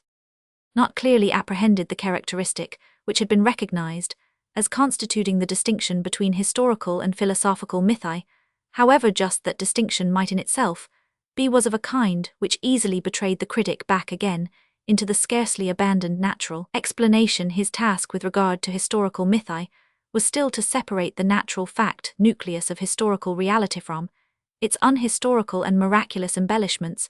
An essential difference indeed existed. The natural explanation attributed the embellishments to the opinion of the actors concerned or of the narrator, the mythical interpretation derived them from tradition, but the mode of proceeding was left too little determined. If the rationalist could point out historical mythi in the Bible without materially changing his mode of explanation, so the supernaturalist on his part felt himself less offended by the admission of historical mythi, which still preserved to the sacred narratives a basis of fact, than by the supposition of philosophical mythi, which seemed completely to annihilate every trace of historical foundation. It is not surprising, therefore, that the interpreters who advocated the mythical theory spoke almost exclusively of historical mythi, that Bauer, amongst a considerable number of mythi, which he cites from the New Testament, finds but one philosophical mythos, and that a mixed mode of interpretation, partly mythical and partly natural, a medley far more contradictory than the pure natural explanation from the difficulties of which these critics sought to escape, should have been adopted. Thus Bauer 57 thought that he was explaining Jehovah's promise to Abraham as an historical mythos, when he admitted as the fundamental fact of the narrative that Abraham's hopes of a numerous posterity were reawakened by the contemplation of the star-sown heavens. Another theologian 58 imagined he had seized the mythical point of view when, having divested the announcement of the birth of the Baptist of the supernatural, he still retained the dumbness of Zechariah as the historical groundwork. In like manner, Krug 59, immediately after assuring us that his intention is not to explain the substance of the history according to the natural mode, but to explain the origin of the narrative according to the mythical view, constitutes an accidental 60 journey of Oriental merchants the basis of the narrative of the visit of the wise men from the East. But the contradiction is most glaring when we meet with palpable misconceptions of the true nature of a mythos in a work on the mythology of the New Testament, such as Bauer's, in which, for instance, he admits in the case of the parents of John the Baptist a marriage which had actually been childless during many years, in which he explains the angelic appearance at the birth of Jesus as a meteoric phenomenon, supposes the occurrence of thunder and lightning, and the accidental descent of a dove at his baptism constitutes a storm, the groundwork of the Transfiguration, and converts the angels at the tomb of the risen Jesus into white graveclothes Kaiser. Also, though he complains of the unnaturalness of many of the natural explanations, accords to a very considerable proportion of natural explanations placed by the side of the mythical remarkingand, the remark is in itself just that, to attempt to explain all the miracles of the New Testament in one, and the same manner betrays a limited and partial comprehension of the subject. Let it be primarily admitted that the ancient author intended to narrate a miracle, and the natural explanation is in many instances admissible. This may be either a physical historical explanation, as in the narrative of the leper, whose approaching recovery Jesus doubtless perceived, or it may be a psychological explanation, since in the case of many sick persons the fame of Jesus and faith in him were mainly instrumental in effecting the cure. Sometimes indeed good fortune must be taken into the account, as where one apparently dead revived in the presence of Jesus, and he became regarded as the author of the sudden reanimation. With respect to other miracles, Kaiser is of opinion that the mythical interpretation is to be preferred. He however grants a much larger space to historical than to philosophical mythi. He considers most of the miracles in the Old and New Testament real occurrences mythically embellished, such as the narrative of the piece of money in the fish's mouth and of the changing of water into wine, which latter history he supposes to have originated from a friendly jest on the part of Jesus. Few only of the miracles are recognized by this critic as pure poetry embodying Jewish ideas, as the miraculous birth of Jesus and the murder of the innocents.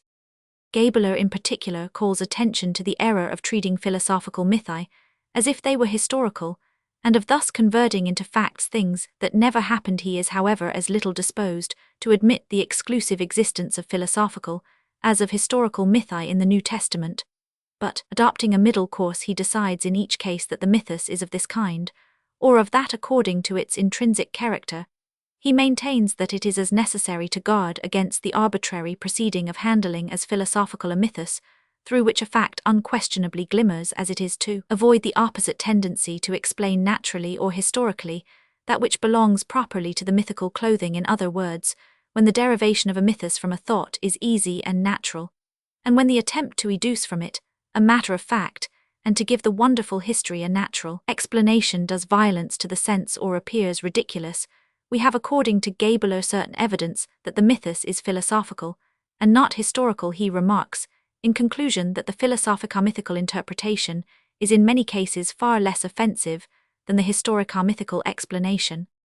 Yet notwithstanding this predilection in favor of the philosophical mythos, 61, in relation to biblical history, one is surprised to find that Gabler himself was ignorant of the true nature, both of the historical and of the philosophical mythos. Speaking of the mythological interpreters of the New Testament who had preceded him, he says that some of them, such as Dr. Paulus, discover in the history of Jesus historical mythi only, whilst others, the anonymous E.F. in Henk's magazine for instance, find only philosophical mythi. From this, we see that he confounded not only the natural explanation with the historico-mythical view, for in Paulus' commenter the former only is adopted, but also historical with philosophical mythi, for the author E.F. is so exclusively attached to the historico-mythical view that his explanations might almost be considered as naturalistic. De Wet has some very cogent observations directed equally against the arbitrary adoption either of the historico-mythical or of the natural explanation in relation to the Mosaic history. In reference to the New Testament, an anonymous writer in Berthold's Critical Journal 63 is the most decided in his condemnation of every attempt to discover an historical groundwork, even in the gospel mythi. To him, likewise, the midway path struck out by Gabler between the exclusive adoption of historical mythi on the one hand and of philosophical mythi on the other appears inapplicable, for though a real occurrence may in fact constitute the basis of most of the New Testament narratives, it may still be impossible at the present time to separate the element of fact from the mythical adjuncts which have been blended with it, and to determine how much may belong to the one and how much to the other. Ustry likewise expressed the opinion that it is no longer possible to discriminate between the historical and the symbolical in the gospel mythi. No critical knife, however sharp, is now able to separate the one element from the other. A certain measure of probability, respecting the preponderance of the historical in one legend, and of the symbolical in another, is the ultimate point to which criticism can now attain. Opposed, however, to the one-sidedness of those critics who found it so easy to disengage the historical contents from the mythical narratives of the scriptures, is the one-sidedness of other critics who, on account of the difficulty of the proposed separation, despaired of the possibility of success, and were consequently led to handle the whole mass of gospel myth as philosophical, at least in so far as to relinquish the endeavor to extract from them a residuum of historical fact. Now it is precisely this latter one-sidedness which has been attributed to my criticism of the life of Jesus.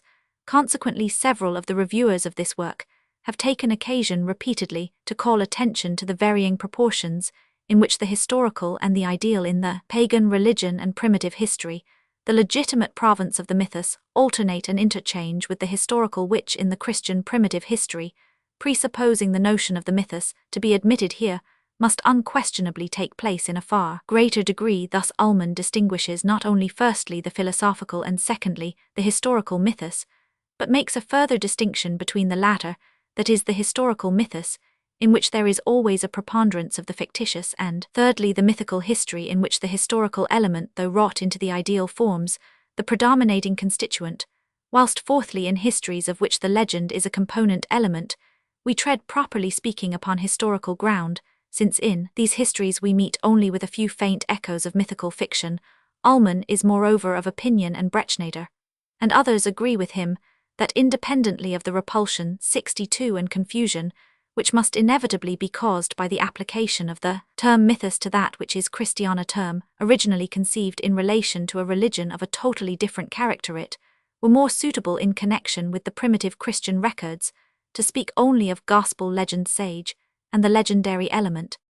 George, on the contrary, has recently attempted not only more accurately to define the notions of the mythos and of the legend, but likewise to demonstrate that the gospel narratives are mythical, rather than legendary. Speaking generally, we should say that he restricts the term mythos to what had previously been distinguished as philosophical mythi, and that he applies the name legend to what had hitherto been denominated historical mythi. He handles the two notions as the antipodes of each other, and grasps them with a precision by which the notion of the mythos has unquestionably gained. According to George, mythos is the creation of a fact out of an idea, legend the seeing of an idea in a fact or arising out of it. A people, a religious community, finds itself in a certain condition or round of institutions, of which the spirit, the idea, lives and acts within it. But the mind, following a natural impulse, desires to gain a complete representation of that existing condition and to know its origin. This origin, however, is buried in oblivion, or is too indistinctly discernible to satisfy present feelings and ideas. Consequently, an image of that origin, coloured by the light of existing ideas, is cast upon the dark wall of the past, which image is, however, but a magnified reflex of existing influences. If such be the rise of the mythos, the legend, on the contrary, proceeds from given facts, represented indeed sometimes in an incomplete, and abridged sometimes in an amplified form, in order to magnify the heroes of the history, but disjoined from their true connection, the points of view from which they should be contemplated, and the ideas they originally contained having in the course of transmission wholly disappeared. The consequence is that new ideas conceived in the spirit of the different ages through which the legend has passed down become substituted the stead of the original ideas. For example, the period of Jewish history subsequent to the time of Moses, which was in point of fact pervaded by a gradual elevation of ideas to monotheism and to a theocracy, is in a later legend represented in the exactly opposite light as a state of falling away from the religious constitution of Moses. An idea so unhistorical will infallibly hear, and their distort facts transmitted by tradition, fill up blanks in the history and subjoin new and significant features, and then the mythos reappears in the legend. It is the same with the mythos propagated by tradition. It, in the process of transmission, loses its distinctive character and completeness, or becomes exaggerated in its details, for example in the matter of number sand. Then the mythos comes under the influence of the legend. In such wise do these two formations, so essentially distinct in their origin, cross each other and mingle together. Now, if the history of the life of Jesus be of mythical formation, inasmuch as it embodies the vivid impression of the original idea, which the first Christian community had of their founder, this history, though unhistorical in its form, is nevertheless a faithful representation of the idea of the Christ. If, instead of this, the history be legendary, if the actual external facts are given in a distorted and often magnified form, represented in a false light, and embody false ideathon. On the contrary, the real tenor of the life of Jesus is lost to us, so that according to George, the recognition of the mythical element in the Gospels is far less 63 prejudicial to the true interests of the Christian faith than the recognition of the legendary element. With respect to our own opinion, without troubling ourselves here with the dogmatic signification, we need only remark in this introduction that we are prepared to meet with both legend and mythos in the Gospel history, and when we undertake to extract the historical contents which may possibly exist, narratives recognized as mythical, we shall be equally careful neither on the one part, by a rude and mechanical separation, to place ourselves on the same ground with the natural interpreter, nor on the other, by a hypercritical refusal, to recognize such contents where they actually exist, to lose sight of the history. The application of the notion of the mythos too circumscribed. The notion of the mythos, when first admitted by theologians, was not only imperfectly apprehended, but also too much limited in its application to biblical history. As Eichhorn recognized a genuine mythos only on the very threshold of the Old Testament history, and thought himself obliged to explain all that followed in a natural manner, as some time later other portions of the Old Testament were allowed to be mythical, whilst nothing of the kind might be suspected in the New. So when the mythos was once admitted into the New Testament, it was here again long detained at the threshold, namely the history of the infancy of Jesus, every farther advance being contested. Ammon 66, the anonymous E.F. in Henk's magazine Ustery, and others maintained a marked distinction between the historical worth of the narratives of the public life and those of the infancy of Jesus. The records of the latter could not, they contend, have been contemporaneous, for particular attention was not at that time directed towards him, and it is equally manifest that they could not have been written during the last 3 years of his life, since they embody the idea of Jesus glorified, and not of Jesus in conflict and suffering. Consequently, their composition must be referred to a period subsequent to his resurrection, but at this period accurate data concerning his childhood were no longer to be obtained. The apostles knew him first. Manhood. Joseph was probably dead, and Mary, supposing her to be living when the first and third Gospels were composed, had naturally imparted an imaginative lustre to every incident treasured in her memory, whilst her embellishments were doubtless still further magnified, in accordance with the messianic ideas of those to whom her communications were made. Much also that is narrated had no historical foundation, but originated entirely from the notions of the age, and from the Old Testament predictions that a virgin should conceive, for example.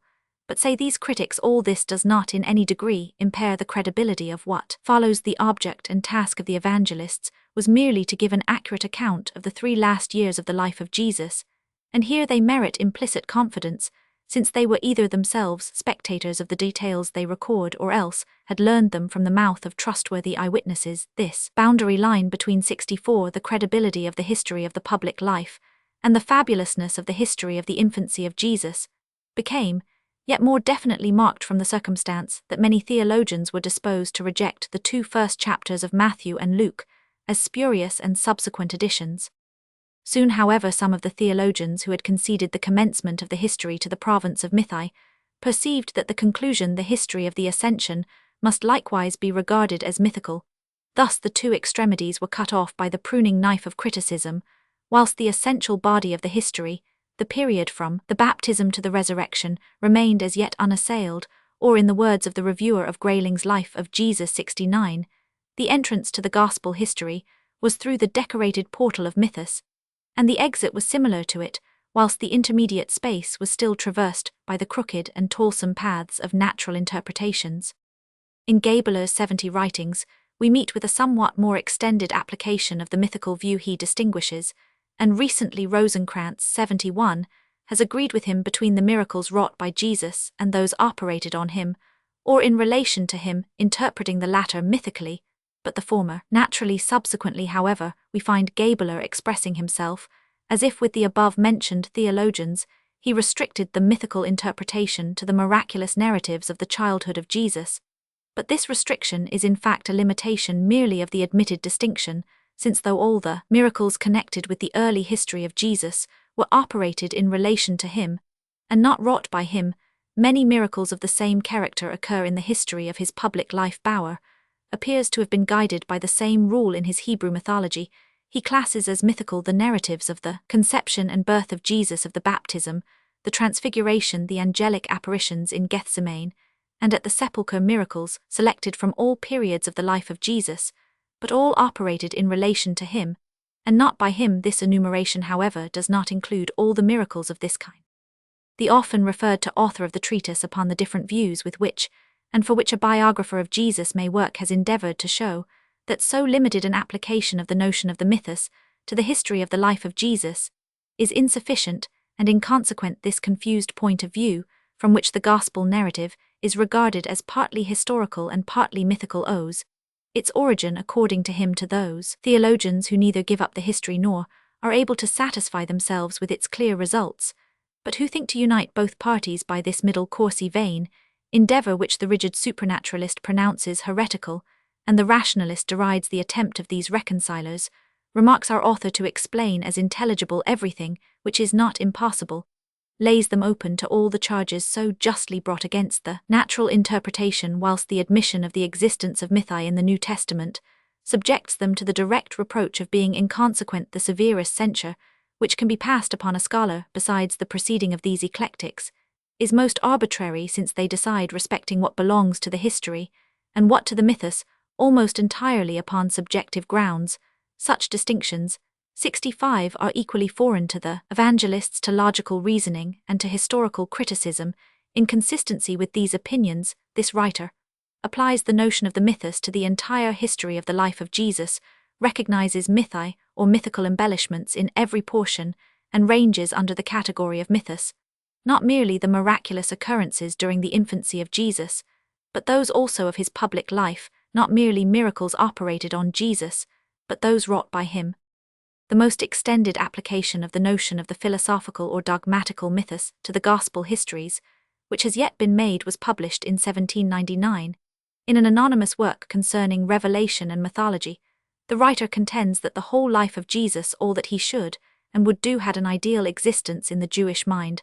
Long prior to his birth, Jesus as an individual was not actually such as, according to Jewish anticipations, he should have been, not even that in which all the records which recount his actions agree, is absolutely matter of fact. A popular idea of the life of Jesus grew out of various popular contributions, and from this source our written Gospels were first derived. A reviewer objects that this author appears to suppose a still smaller portion of the historical element in the Gospels than actually exists. It would, he remarks, have been wiser to have been guided by a sober criticism of details than by a sweeping skepticism. Opposition to the mythical view of the gospel history.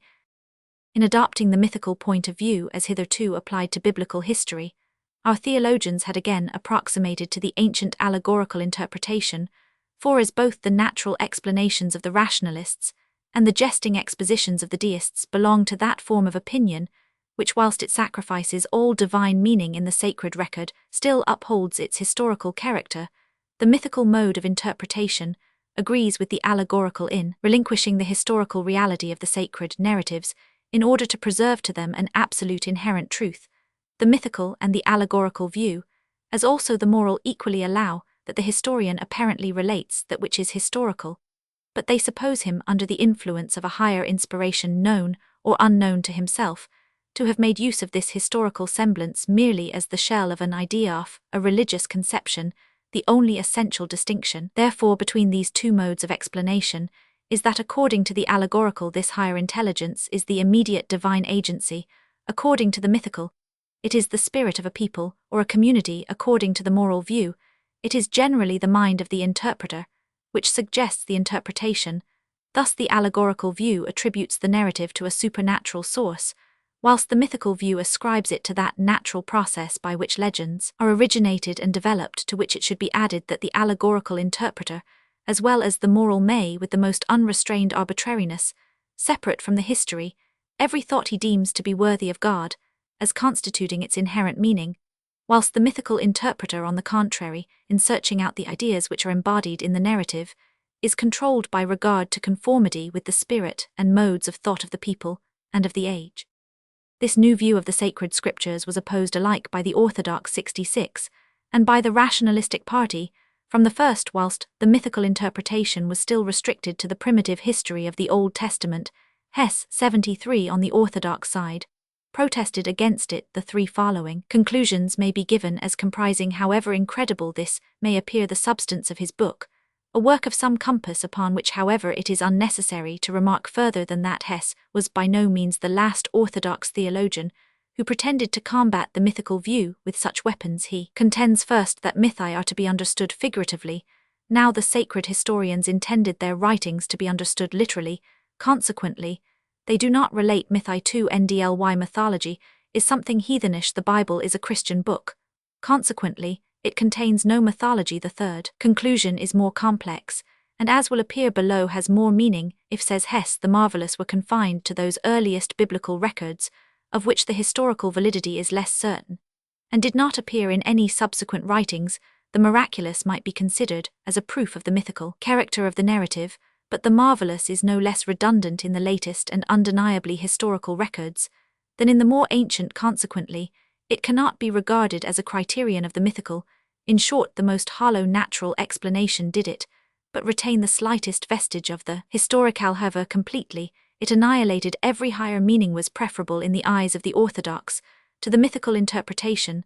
Certainly, nothing could be worse than Eichhorn's natural explanation of the fall. In considering the tree of knowledge as a poisonous plant, he at once destroyed the intrinsic value and inherent meaning of the history of this. He afterwards became fully sensible, and in his subsequent mythical interpretation, he recognized in the narrative the incorporation of a worthy and elevated conception. Hess, however, declared himself more content with Eichhorn's original explanation and defended it against his later mythical interpretation. So true is it that supernaturalism clings with childlike fondness to the empty husk of historical semblance, though void of divine significance, and estimates it higher than the most valuable kernel, divested of its variegated covering. Somewhat later, De Wet's bold and thorough application of the mythical view to the Mosaic writings, his decided renunciation of the so-called historico-mythical, or more properly speaking of the natural mode of interpretation, and his strict opposition to the notion of the possibility of arriving at any certainty respecting the residue of fact preserved in these writings, gave rise to much controversy. Some agreed with Studel in totally rejecting the mythical view in relation to the Bible, and in upholding the strictly historical and indeed supernatural sense of the Scriptures, whilst Mayer and others were willing to follow the guidance of De Wet at least as far as the principles of Vater, which permitted the attempt to extract some, if only probable, historical data from the mythical investment. If, says Mayer 74, the marvelousness and irrationality of many of the narratives contained in the Pentateuch narratives, which no one would have thought of inventing together, with the want of symmetry and connection in the narration, and other considerations, permit us not to mistake the historical groundwork of the record, surely allowing the existence of an historical basis, a modest and cautious attempt to seek out, or at any rate to approximate towards a discovery of that historical 67 foundation, is admissible in the hope of preserving those who adopted the historico-mythical view from relapsing into the inconsistencies of the natural interpreters. Mayer laid down the following rules, which however serve rather to exhibit afresh the difficulty of escaping this danger. 1. To abstract everything which is at once recognizable as mythical representation, as opposed to historical fact, that is the extraordinary, the miraculous accounts of immediate divine operation, also the religious notions of the narrators in relation to final causes. 2. To proceed from that which is simple to that which is more complicated. Let a case be supposed where we have two accounts of the same event, the one natural, the other supernatural, as for instance the gathering of the elders by Moses, attributed Numbers Roman 11 to the suggestion of Jehovah, and Exodus Roman 18 to the counsel of Jethro. According to this rule, all divine inspiration must be subtracted from the known decisions of Noah, Abraham, Moses, and others precisely the proceeding which met with the censure of De Wet quoted above. 3. As far as possible to contemplate the fact, which forms the basis of a narrative, in its simple and common character, apart from all collateral incidents. This, however, is going too far where no basis of fact exists. For example, the story of the deluge may be reduced thus: a great inundation in Asia Minor, according to the legend, destroyed many wicked here. The supposed final cause is not abstracted. Noah, the father of Shem, a devout man, the teleological notion again saved himself by swimming. The exact circumstances of this preservation, the character of the vessel, if such there were, which saved him, are left undetermined in order to avoid arbitrary explanations. Thus, in reference to the birth of Isaac, Mayer is satisfied with saying that the wish and hope of the wealthy and pious Emir Abraham to possess an heir by his wife Sarah was fulfilled unusually late, and in the eyes of others, very unexpectedly here again, de Wet's censure is quite applicable. In like manner Eichhorn, in his introduction to the New Testament, declared in yet stronger terms his opposition to the view, advocated by de Wet if the orthodox were displeased, at having their historical faith disturbed by the progressive inroads of the mythical mode of interpretation. The rationalists were no less disconcerted to find the web of facts they had so ingeniously woven together torn asunder, and all the art and labour expended on the natural explanation at once declared useless unwillingly. Does Dr. Paulus admit to himself the presentiment that the reader of his commentary may possibly exclaim, "Wherefore all this labour to give an historical explanation to such legends? How singular thus to handle mythi as history, and to attempt to render marvellous fictions intelligible according to the rules of causality, contrasted with the toilsomeness of his natural explanation." The mythical interpretation appears to this theologian merely as the refuge of mental indolence which, seeking the easiest method of treating the gospel history, disposes of all that is marvellous, and all that is difficult to comprehend under the vague termithus, and which, in order to escape the labour of disengaging the natural from the supernatural, fact from opinion, carries back the whole narration into the camera obscura of ancient sacred legends. Still more decided was Grayling's 76 expression of disapprobation, elicited by Krug's commendation of the genetic that is to say mythical theory, but each stroke levelled by him at the mythical interpretation may be turned with far greater force against his own natural explanation. He is of opinion that among all the attempts to explain obscure passages in the New Testament, 68, scarcely any can be more injurious to the genuine historical interpretation, to the ascertaining of actual facts, and their legitimate objects, that is more prejudicial to the pretensions of the natural expounder than the endeavour to supply by aid of an inventive imagination the deficiencies of the historical narrative. The inventive imagination is that of the natural interpreter, which suggests to him collateral incidents of which there is no trace in the text. The imagination of the mythical interpreter is not inventive. His part is merely the recognizing and detecting of the fictitious. According to Grayling, the genetic or mythical mode of explaining miracles is a needless and arbitrary invention of the imagination.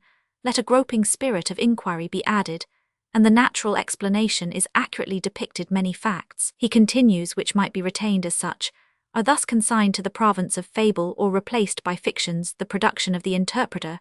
But it is the historical mythical mode of interpretation alone which substitutes such inventions, and this only in so far as it is mixed up with the natural explanation. Grayling thinks that the explanation of a miracle ought not to change the fact, and by means of interpretation, as by sleight of hand, substitute one thing for another which is done by the natural explanation. Only for this is not to explain that which shocks the reason, but merely to deny the fact and leave the difficulty unsolved. It is false to say, we have a fact to explain what immediately lies before us, is a statement respecting which we have to discover whether it embody a fact or not. According to this learned critic, the miracles wrought by Jesus should be naturally, or rather psychologically explained, by which means all occasion to change, clip and amplify, by invention, the recorded facts, till at length they become metamorphosed into fiction, is obviate. With how much justice this censure may be applied to the natural mode of explanation has been sufficiently demonstrated. Heydenreich has lately written a work expressly on the inadmissibility of the mythical interpretation of the historical portions of the New Testament.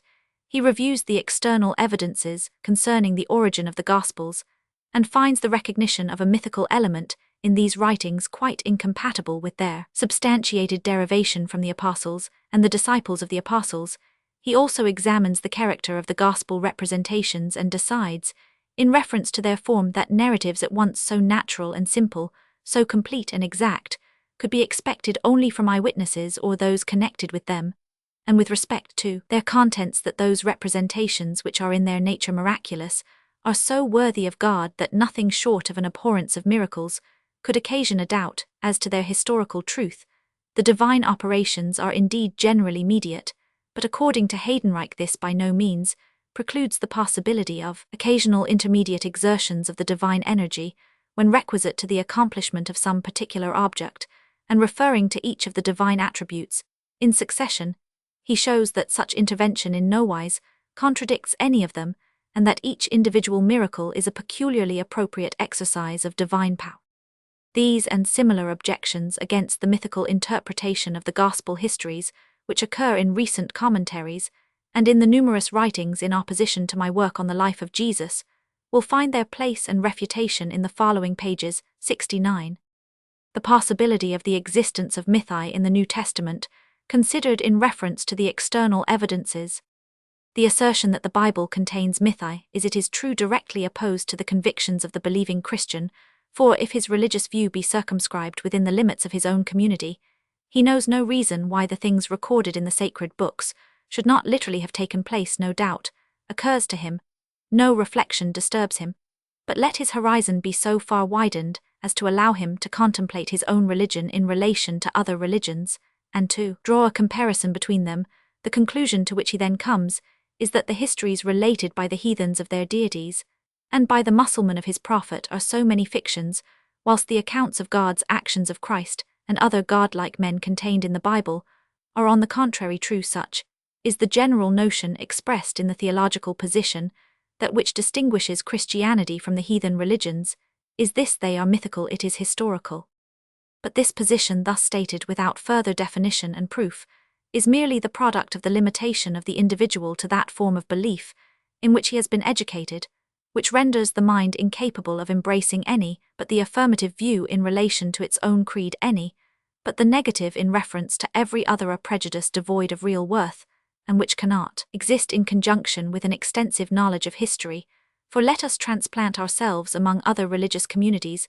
The believing Mohammedan is of opinion that truth is contained in the Quran alone, and that the greater portion of our Bible is fabulous. The Jew of the present day, whilst admitting the truth and divine origin of the Old Testament, rejects the new and the same exclusive belief in the truth of their own creed, and the falsity of every other was entertained by the professors of most of the heathen religions before the period of the syncretism. But which community is right? Not all, for this is impossible, since the assertion of each excludes the others, but which particular one each claims for itself. The true faith, the pretensions are equal, shall decide the origin of the several religions. Each lays claim to a divine origin. Not only does the Christian religion profess to be derived from the Son of God, and the Jewish from God himself, through Moses. The Mohammedan religion asserts itself to be founded by a prophet, immediately inspired by God. In like manner, the Greeks attributed the institution of their worship to the gods. But in no other religion, it is urged, are the vouchers of a divine origin so unequivocal as in the Jewish and the Christian. The Greek and Roman mythologies are the product of a collection of unauthenticated legends, whilst the Bible history was written by eyewitnesses, or by those whose connection with eyewitnesses afforded them opportunities of ascertaining the truth, and whose integrity is too apparent to admit of a doubt. As to the sincerity of their intentions, it would most unquestionably be an argument of decisive weight in favor of the credibility of the biblical history, could it indeed be shown that it was written by eyewitnesses, or even by persons nearly contemporaneous with the events narrated. For though errors and false representations may glide into the narrations even of an eyewitness, there is far less probability of unintentional mistake. Intentional deception may easily be detected than where the narrator is separated by a long interval from the 70 facts he records, and is obliged to derive his materials through the medium of transmitted communications. But this alleged ocular testimony or proximity, in point of time of the sacred historians to the events recorded, is mere assumption, an assumption originating from the titles which the biblical books bear in our canon. Those books which describe the departure of the Israelites from Egypt and their wanderings through the wilderness bear the name of Moses, who, being their leader, would undoubtedly give a faithful history of these occurrences, unless he designed to deceive, and who, if his intimate connection with deity described in these books be historically true, was likewise eminently qualified by virtue of such connection to produce a credible history of the earlier periods. In like manner of the several accounts of the life and fate of Jesus, the superscriptions assign one to Matthew and one to John, 2 men who, having been eyewitnesses of the public ministry of Jesus from its commencement to its close, were particularly capable of giving a report of it, and who, from their confidential intercourse with Jesus and his mother, together with that supernatural aid which according to John Jesus promised to his disciples to teach them, and bring all things to their remembrance, were enabled to give information of the circumstances of his earlier years, of which some details are recorded by Matthew. but that little reliance can be placed on the headings of ancient manuscripts, and of sacred records more especially, is evident, and in reference to biblical books has long since been proved in the so-called books of Moses mention, is made of his death and burial, but who now supposes that this was written beforehand by Moses, in the form of prophecy. Many of the Psalms bear the name of David, which presuppose an acquaintance with the miseries of the exile, and predictions are put into the mouth of Daniel, a Jew living at the time of the Babylonish captivity, which could not have been written before the reign of Antiochus Epiphanes. It is an incontrovertible position of modern criticism that the titles of the biblical books represent nothing more than the design of their author, or the opinion of Jewish or Christian antiquity, respecting their origin points, the first of which proves nothing, and as to the second everything depends upon the following considerations: 1. The date of the opinion and the authority on which it rests; 2. The degree of harmony existing between this opinion and the internal character of the writings in question. The first consideration includes an examination of the external, the second of the internal grounds of evidence respecting the authenticity of the biblical books, to investigate the internal grounds of credibility in relation to each detail given in the Gospels, for it is with them alone we are here concerned, and to test the probability or improbability of their being the production of eyewitnesses or of competently informed writers, is the sole object of the present work. The external grounds of evidence may be examined in this introduction, only so far, however, as is necessary in order to judge whether they yield a definite result, which may perhaps be in opposition to the internal grounds of evidence, or whether the external evidence, insufficient of itself, leaves to the internal evidence the decision of the question. We learn from the works of Irenaeus, of Clemens Alexandrinus, and of Tertullian that at the end of the 2nd century, after Christ, our 4 Gospels were recognized by the Orthodox Church as the writings of the Apostles and the disciples of the Apostles, and were separated from many other similar productions as authentic records of the life of Jesus. The first Gospel according to our canon is attributed to Matthew, who is enumerated among the 12 apostles; the fourth to John, the beloved disciple of our Lord, 71, the second to Mark, the interpreter of Peter, and the third to Luke, the companion of Paul. We have besides the authority of earlier authors both in their own works and in quotations cited by others. It is usual in reference to the first Gospel to adduce the testimony of Papias, bishop of Hierapolis, said to have been an auditor of John, probably the presbyter, and to have suffered martyrdom under Marcus Aurelius, 161,180. Papias asserts that Matthew the Apostle wrote 78. Schleiermacher, straining the meaning of, has latterly understood it to signify merely a collection of the sayings of Jesus, but when Papias speaks of Mark, he seems to use, and as equivalent expressions, whence it appears that the word designates a writing comprehending the acts and fate of Jesus, and the fathers of the Church were justified in understanding the testimony of Papias as relating to an entire Gospel. They did indeed apply this testimony decidedly to our first Gospel, but the words of the Apostolic Father contain no such indication, and the manuscript of which he speaks cannot be absolutely identical with our Gospel, for according to the statement given by Papias, Matthew wrote in the Hebrew language, and it is a mere assumption of the Christian Fathers that our Greek Matthew is a translation of the original Hebrew Gospel. 80 precepts of Jesus and narratives concerning him, corresponding more or less exactly with passages in our Matthew, do indeed occur in the works of other of the Apostolic Fathers, but then these works are not wholly genuine, and the quotations themselves are either in a form which indicates that they might have been derived from oral traditions, or where these authors refer to written sources, they do not mention them as being directly apostolic. Many citations in the writings of Justin Martyr, who died 166, agree with passages in our Matthew, but there are also mixed up with these other elements which are not to be found in our Gospels, and he refers to the writings from which he derives them generally, as or without naming any author in particular. Celsus, 80, 1. The opponent of Christianity, subsequent to 150, mentions that the disciples of Jesus had written his history, and he alludes to our present Gospels when he speaks of the divergence of the accounts respecting the number of angels seen at the resurrection. But we find no more precise reference to any one evangelist in his writings, so far as we know them through Origen.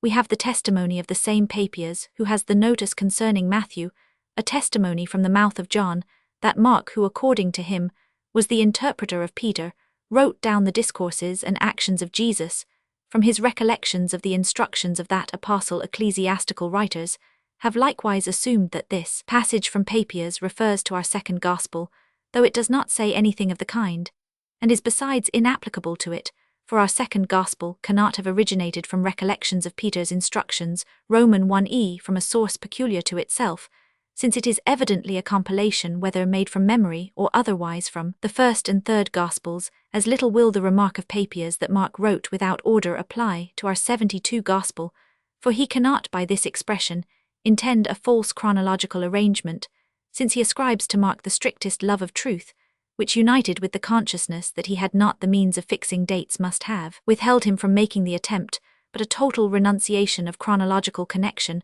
which Papias can alone have meant to attribute to him, is not to be found in the second Gospel. This being the case, what do those echoes, which our second Gospel in like manner, as our first seems to find in the most ancient ecclesiastical writers, prove? That Luke the companion of Paul wrote a Gospel is not attested by any authority of corresponding weight or antiquity with that of Papias in relation to Matthew, and to Mark the third Gospel, however, possesses a testimony of a particular kind in the Acts of the Apostles, not indeed authenticating it as the composition of Luke, but attributing it to an occasional companion of the Apostle Paul, according to the proem to the Acts, and that to the Gospel of Luke. These two books proceeded from the same author or compiler in origin, which these writings do not in other respects contradict in several chapters in the second half of the book of the Acts. The author, speaking of himself together with Paul, makes use of the first person plural 84, and thus identifies himself with the companion of that apostle. The fact is, however, that many of the details concerning Paul contained in other parts of the book of the Acts are so indefinite and marvelous, and are moreover so completely at variance with Paul's genuine epistles that it is extremely difficult to reconcile them with the notion that they were written by a companion of that apostle. It is also not a little remarkable that the author neither in the introduction to the Acts nor in that to the Gospel alludes to his connection with one of the most distinguished of the apostles, so that it is impossible not to suspect that the passages in which the writer speaks of himself as an actor in the scenes described belong to a distinct memorial, by another hand, which the author of the Acts has merely incorporated into his history. But leaving this conjecture out of the question, it is indeed possible that the companion of Paul may have composed his two works at a time and under circumstances when he was no longer protected by apostolic influence against the tide of tradition, and that he saw no reason why, because he had not heard them previously from this apostle, he should therefore reject the instructive and according to his notions, which certainly would not lead him to shun the marvelous credible narratives derived from that source. Now it is asserted that because the book of the Acts terminates with the 2 years' imprisonment of Paul at Rome, therefore this second work of the disciple of that apostle must have been written during that time, 63-65 A Roman 500, before the decision of Paul's trial, and that consequently the Gospel of Luke, the earlier work of the same author, could not have been of later date. But the breaking off of the Acts at that particular point might have been the result of many other causes. At all events, such testimony standing alone is wholly insufficient to decide the historical worth of the Gospel. It were to be wished that Polycarp, he died 167, who both heard and saw the Apostle John AD 5, had left us a testimony respecting him similar to that of Papias concerning Matthew. Still his silence on this subject, in the one short epistle which has come down to us, is no evidence against the authenticity of that Gospel, any more than the more or less ambiguous allusions in several of the apostolic fathers to the epistles of John are proofs in its favour. But it is matter of surprise that Irenaeus, the disciple of Polycarp, who was 73 called upon to defend this Gospel from the attacks of those who denied its composition by John, should neither on this occasion nor once in his diffuse work have brought forward the weighty authority of his apostolic master. As to this fact, whether or not the fourth Gospel originally bore the name of John remains uncertain. We meet with it first among the Valentinians and the Montanists about the middle of the 2nd century. Its apostolic origin was, however, immediately after denied by the so-called Elogi, who ascribed it to Cerinthus, partly because the Montanists derived from it their idea of the Paraclete, partly also because it did not harmonize with the other Gospels. The earliest quotation, expressly stated to be from the Gospel of John, is found in Theophilus of Antioch, about the year 172. How little reason the numerous theologians of the present day have to boast of the evidences in favor of the fourth Gospel, whilst they deny the not less well-attested Apocalypse, has been well remarked by Tholuck. Lastly, that there were 2 Johns the Apostle, and the presbyter living contemporaneously at Ephesus, is a circumstance which has not received sufficient attention in connection with the most ancient testimonies in favor of the derivation, from John of the Apocalypse on the one hand, and of the Gospels and Epistles on the other. Thus these most ancient testimonies tell us firstly that an apostle or some other person who had been acquainted with an apostle wrote a gospel history, but not whether it was identical with that which afterwards came to be circulated in the church under his name. Secondly, that writings similar to our Gospels were in existence, but not that they were ascribed with certainty to any one individual apostle or companion of an apostle. Such is the uncertainty of these accounts, which after all do not reach further back than the 3rd or 4th decade of the 2nd century.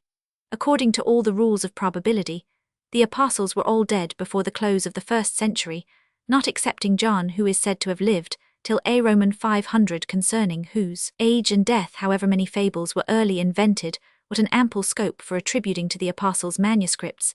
They never wrote. The apostles dispersed abroad had died in the latter half of the 1st century. The gospel became more widely preached throughout the Roman Empire, and by degrees acquired a fixed form in accordance with a particular type.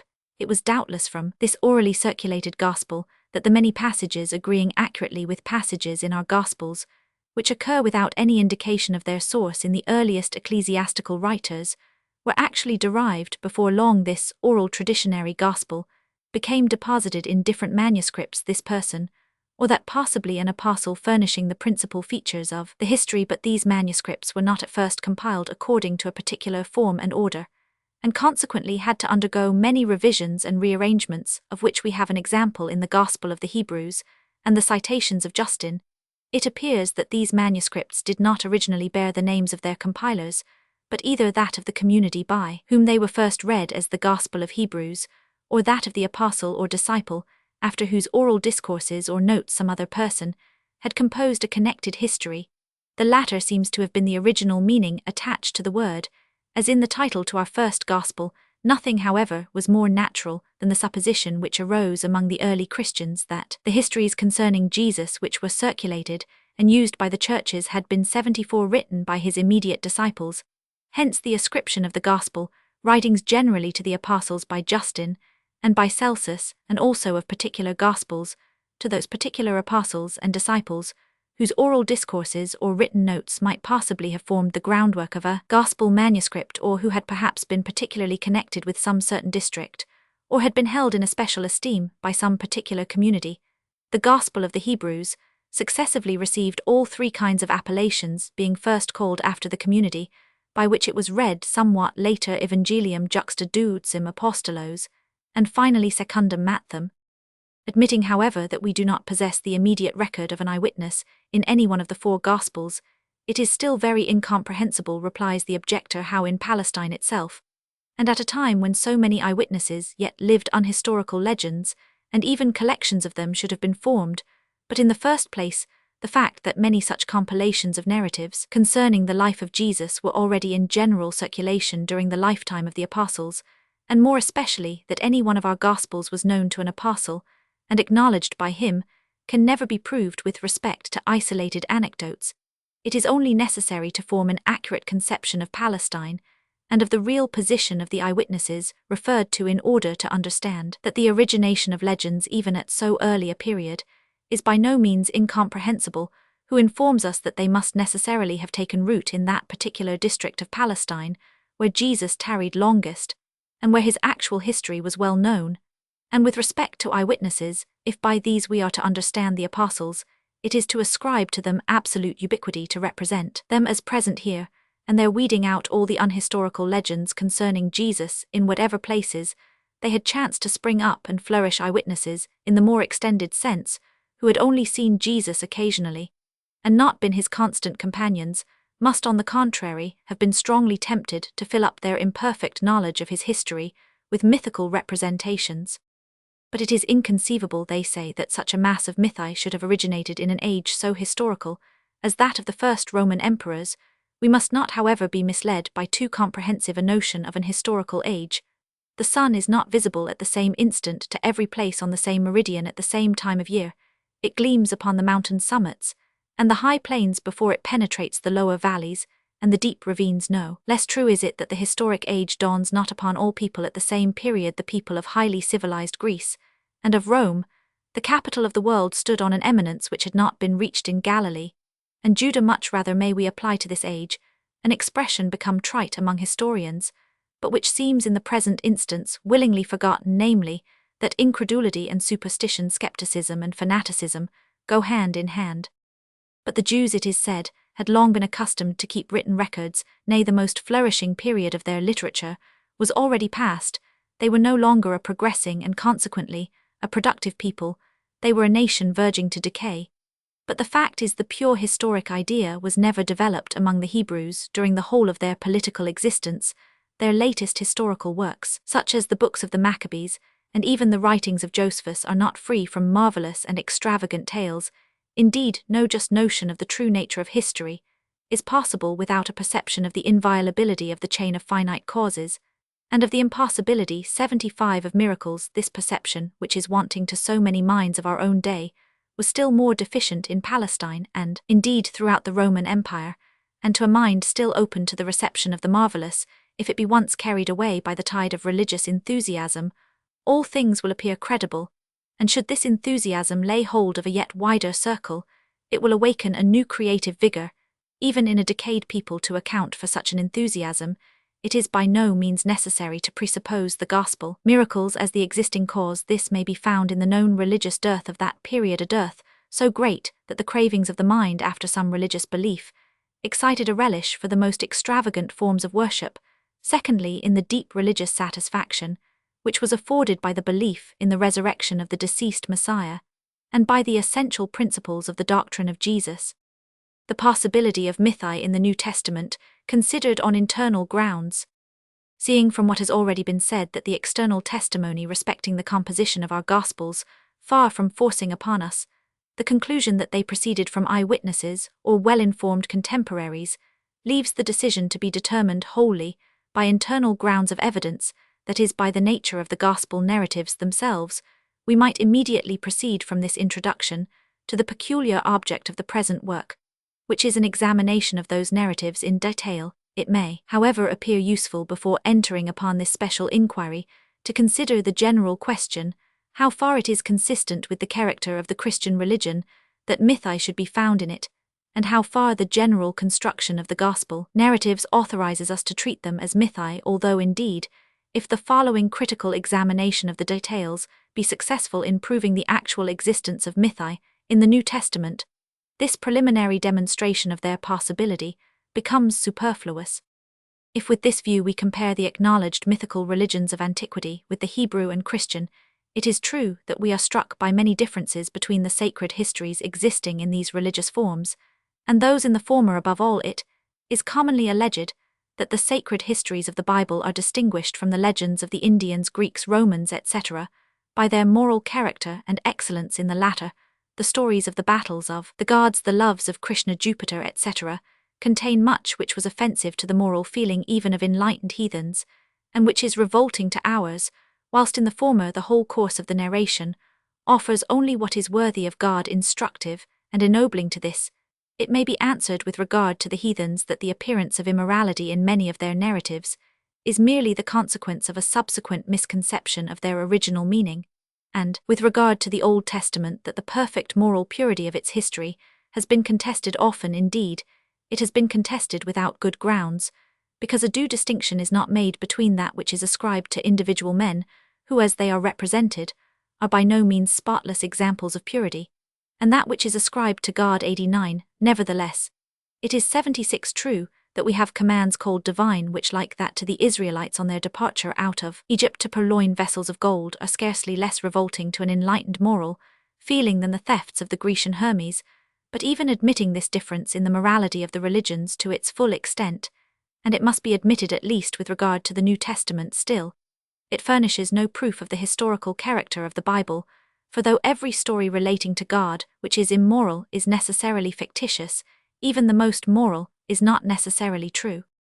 But that which is incredible and inconceivable forms the staple of the heathen fables, whilst in the biblical history, if we only presuppose the immediate intervention of the deity, there is nothing of the kind exactly. If this be presupposed otherwise, we might very likely find the miracles in the life of Moses, Elias, or Jesus, the theophany and angelophany of the Old and New Testament, just as incredible as the fables of Jupiter, Hercules, or Bacchus, presuppose the divinity or divine descent of these individuals, and their actions and fate become as credible as those of the biblical personages, with the like presupposition, yet not quite so. It may be returned Vishnu appearing in his 3 first avatars as a fish, a tortoise, and a boar, Saturn devouring children, Jupiter turning himself into a bull, a swan, Ecthes, are incredibilities of quite another kind, from Jehovah appearing to Abraham in a human form under the terebinth tree, or to Moses in the burning bush. This extravagant love of the marvelous is the character of the heathen mythology. A similar accusation might indeed be brought against many parts of the Bible, such as the tales of Balaam, Joshua, and Samson, but still it is here less glaring and does not form as in the Indian religion, and in certain parts of the Grecian, the prevailing character. What, however, does this prove? Only that the biblical history might be true sooner than the Indian or Grecian fables, not in the least that on this account it must be true, and can contain nothing fictitious. But the subjects of the heathen mythology are for the most part such as to convince us beforehand that they are mere inventions, those of the Bible, such as at once to establish their own reality. A Brahma, and almost a Jupiter, without doubt never existed, but there still is a God, a Christ. And there have been an Adam, a Noah, an Abraham, a Moses. Whether an Adam or a Noah, however, were such as they are represented, has already been doubted, and may still be doubted. Just so on the other side, there may have been something historical about Hercules, Theseus, Achilles, and other heroes of Grecian story. Here again, we come to the decision that the biblical history might be true sooner than the heathen mythology, but is not necessarily so. This decision, however, together with the 2 distinctions already made, brings us to an important observation. How do the Grecian divinities approve themselves immediately to us as non-existing beings, if not because things are ascribed to them, which we cannot reconcile with our idea of the divine, whilst the God of the Bible is a reality to us, just in so far as he corresponds with the idea we have formed of him in our own minds? Besides the contradiction to our notion of the divine, involved in the plurality of heathen gods, and the intimate description of their motives and actions, we are at once revolted to find that the gods themselves have a history, that they are born, grow up, marry, have children, work out their purposes, suffer difficulties and weariness, conquer, and are conquered. It is irreconcilable with our idea of the absolute to suppose it subjected to time and change, to 77 opposition and suffering, and therefore where we meet with a narrative in which these are attributed to a divine being by this test, we recognize it as unhistorical or mythical. It is in this sense that the Bible, and even the Old Testament, is said to contain no mythi, the story of the creation, with its succession of each day's labor ending in a rest after the completion of the task, the expression often recurring in the farther course of the narrative, God repented of having done so, and Sathis and similar representations cannot indeed be entirely vindicated from the charge of making finite the nature of the deity. And this is the ground which has been taken by mythical interpreters of the history of the creation, and in every other instance where God is said to reveal himself exclusively at any definite place or time, by celestial apparition or by miracle wrought immediately by himself, it is to be presumed that the deity has become finite and descended to human modes of operation. It may, however, be said in general that in the Old Testament the divine nature does not appear to be essentially affected by the temporal character of its operation, but that the temporal shows itself rather as a mere form, an unavoidable appearance, arising out of the necessary limitation of human, and especially of uncultivated powers of representation. It is obvious to everyone that there is something quite different in the Old Testament declarations, that God made an alliance with Noah and Abraham, led his people out of Egypt, gave them laws, brought them into the promised land, raised up for them judges, kings, and prophets, and punished them at last for their disobedience by exile. From the tales concerning Jupiter, that he was born of Rhea in Crete, and hidden from his father Saturn in a cave, that afterwards he made war upon his father, freed the Uranides, and with their help, and that of the lightning with which they furnished him, overcame the rebellious Titans, and at last divided the world amongst his brothers and children. The essential difference between the 2 representations is that in the latter the deity himself is the subject of progression, becomes another being at the end of the process, from what he was at the beginning, something being affected in himself, and for his own sake, whilst in the former change takes place only on the side of the world, God remains fixed in his own identity as the I am, and the temporal is only a superficial reflection cast back upon his acting energy by that course of mundane events which he both originated and guides in the heathen mythology. The gods have a history in the Old Testament. God himself has none but only his people, and if the proper meaning of mythology be the history of gods, then the Hebrew religion has no mythology. From the Hebrew religion this recognition of the divine unity and immutability was transmitted to the Christian. The birth, growth, miracles, sufferings, death, and resurrection of Christ are circumstances belonging to the destiny of the Messiah, above which God remains unaffected in his own changeless identity. The New Testament therefore knows nothing of mythology in the above sense. The state of the question is, however, somewhat changed from that which it assumed in the Old Testament, for Jesus is called the Son of God, not merely in the same sense as kings under the theocracy were so called, but as actually begotten by the divine Spirit, or from the incarnation in his person of the divine, inasmuch as he is one with the Father, and in him the whole fullness of the Godhead dwells bodily. He is more than Moses. The actions and sufferings of such being are not external to the deity, though we are not allowed to suppose a theopaskitic union with the divine nature, yet still even in the New Testament, and more in the later doctrine of the Church, it is a divine being that here lives and suffers, and what befalls him has an absolute worth and significance. 78. Thus, according to the above accepted notion of the mythos, the New Testament has more of a mythical character than the Old, but to call the history of Jesus mythical in this sense is as unimportant with regard to the historical question as it is unexceptionable, for the idea of God is in no way opposed to such an intervention in human affairs as does not affect his own immutability, so that as far as regards this point, the gospel history, notwithstanding its mythical designation, might be at the same time throughout historically true. Admitting that the biblical history does not equally with the heathen mythology offend our idea of deity, and that consequently it is not in like manner characterized by this mark of the unhistorical, however, far it be from bearing any guarantee of being historical, we are met by the further question whether it be not less accordant with our idea of the world, and whether such discordancy may not furnish a test of its unhistorical nature. In the ancient world, that is, in the East, the religious tendency was so preponderating, and the knowledge of nature so limited, that the law of connection between earthly finite beings was very loosely regarded. At every link there was a disposition to spring into the infinite, and to see God as the immediate cause of every change in nature or the human mind in this mental condition. The biblical history was written, not that God is here represented as doing all, and everything himself, a notion which from the manifold direct evidence of the fundamental connection between finite things would be impossible to any reasonable mind, but there prevails in the biblical writers a ready disposition to derive all things down to the minutest details, as soon as they appear particularly important, immediately from God. It is who gives the rain and sunshine, he sends the east wind, and the storm he dispenses war, famine, pestilence. He hardens hearts and softens them, suggests thoughts and resolutions, and this is particularly the case with regard to his chosen instruments and beloved people. In the history of the Israelites, we find traces of his immediate agency at every step. Through Moses, Elias, Jesus, he performs things which never would have happened in the ordinary course of nature. Our modern world, on the contrary, after many centuries of tedious research, has attained a conviction that all things are linked together by a chain of causes and effects, which suffers no interruption. It is true that single facts and groups of facts with their conditions and processes of change are not so circumscribed as to be unsusceptible of external influence, for the action of one existence or kingdom in nature entrenches on that of another. Human freedom controls natural development, and material laws react on human freedom. Nevertheless, the totality of finite things forms a vast circle, which, except that it owes its existence and laws to a superior power, suffers no intrusion from without. This conviction is so much a habit of thought with the modern world that, in actual life, the belief in a supernatural manifestation and immediate divine agency is at once attributed to ignorance or imposture.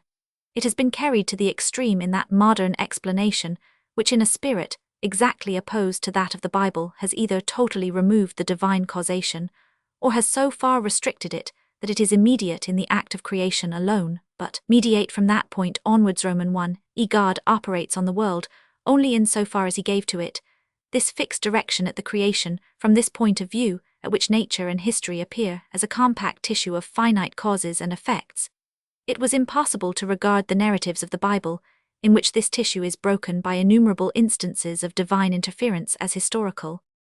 It must be confessed on nearer investigation that this modern explanation 79, although it does not exactly deny the existence of God, yet puts aside the idea of him, as the ancient view did the idea of the world, for this is, as it has been often and well remarked, no longer a god and creator, but a mere finite artist who acts immediately upon his work, only during its first production, and then leaves it to itself, who becomes excluded with his full energy from one particular sphere of existence. It has therefore been attempted to unite the two views so as to maintain for the world its law of sequence, and for God his unlimited action, and by this means to preserve the truth of the biblical history.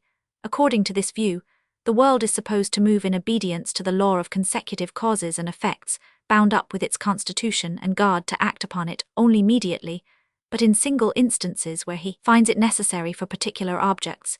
He is not held to be restricted from entering into the course of human changes immediately.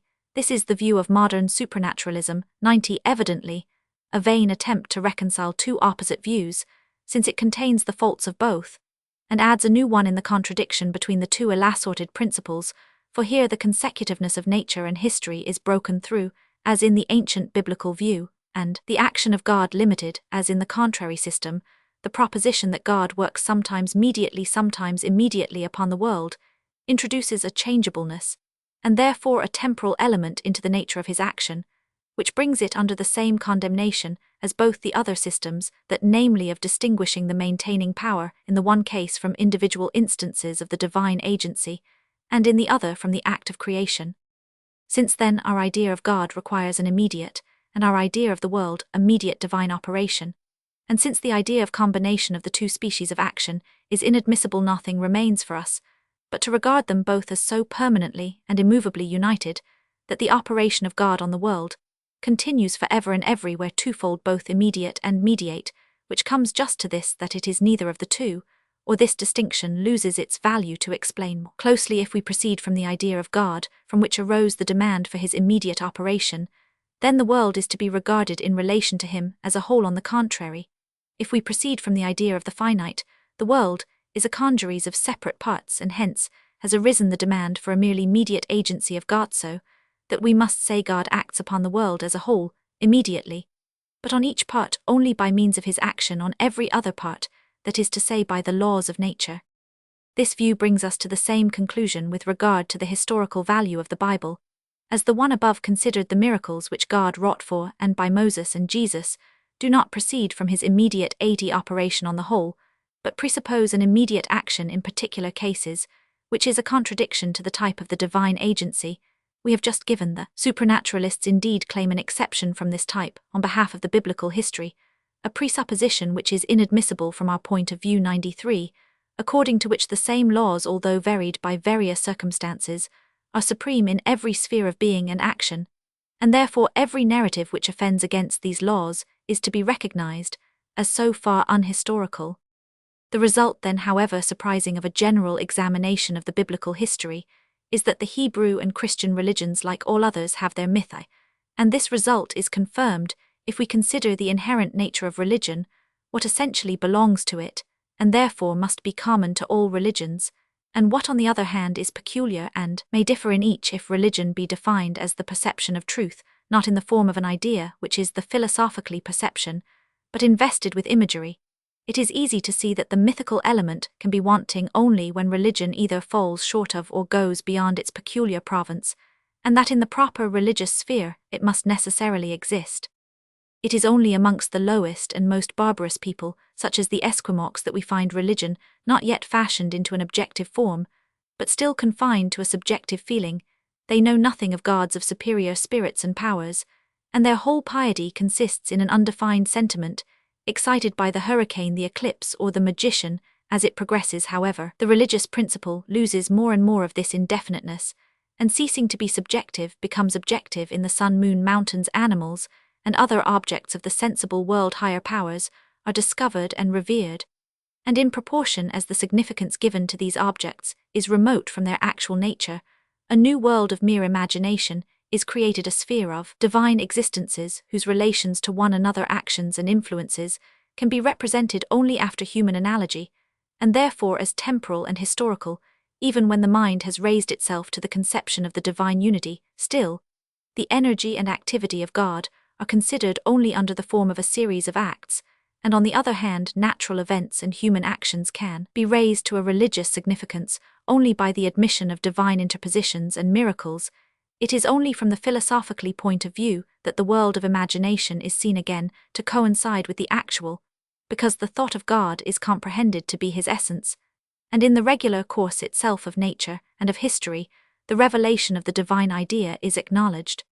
It is certainly difficult to conceive how narratives which thus speak of imagination as reality can have been formed without intentional deceit, and believed without unexampled credulity, and this difficulty has been held an invincible objection to the mythical interpretation of many of the narratives of the Old and New Testament.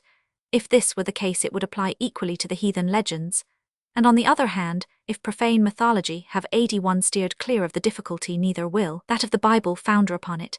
I shall here quote at length the words of an experienced inquirer into Grecian mythology and primitive history, Ottfried Müller, since it is evident that this preliminary knowledge of the subject, which must be derived from general mythology, and which is necessary for the understanding of the following examination of the evangelic mythos, is not yet familiar to all theologians. How, says Müller 94, shall we reconcile this combination of the true and the false, real and ideal in mythi, with the fact of their being believed and received as truth? The ideal, it may be said, is nothing else than poetry and fiction clothed in the form of a narration, but a fiction of this kind cannot be invented at the same time by many different persons, without a miracle requiring, as it does, a peculiar coincidence of intention, imagination, and expression.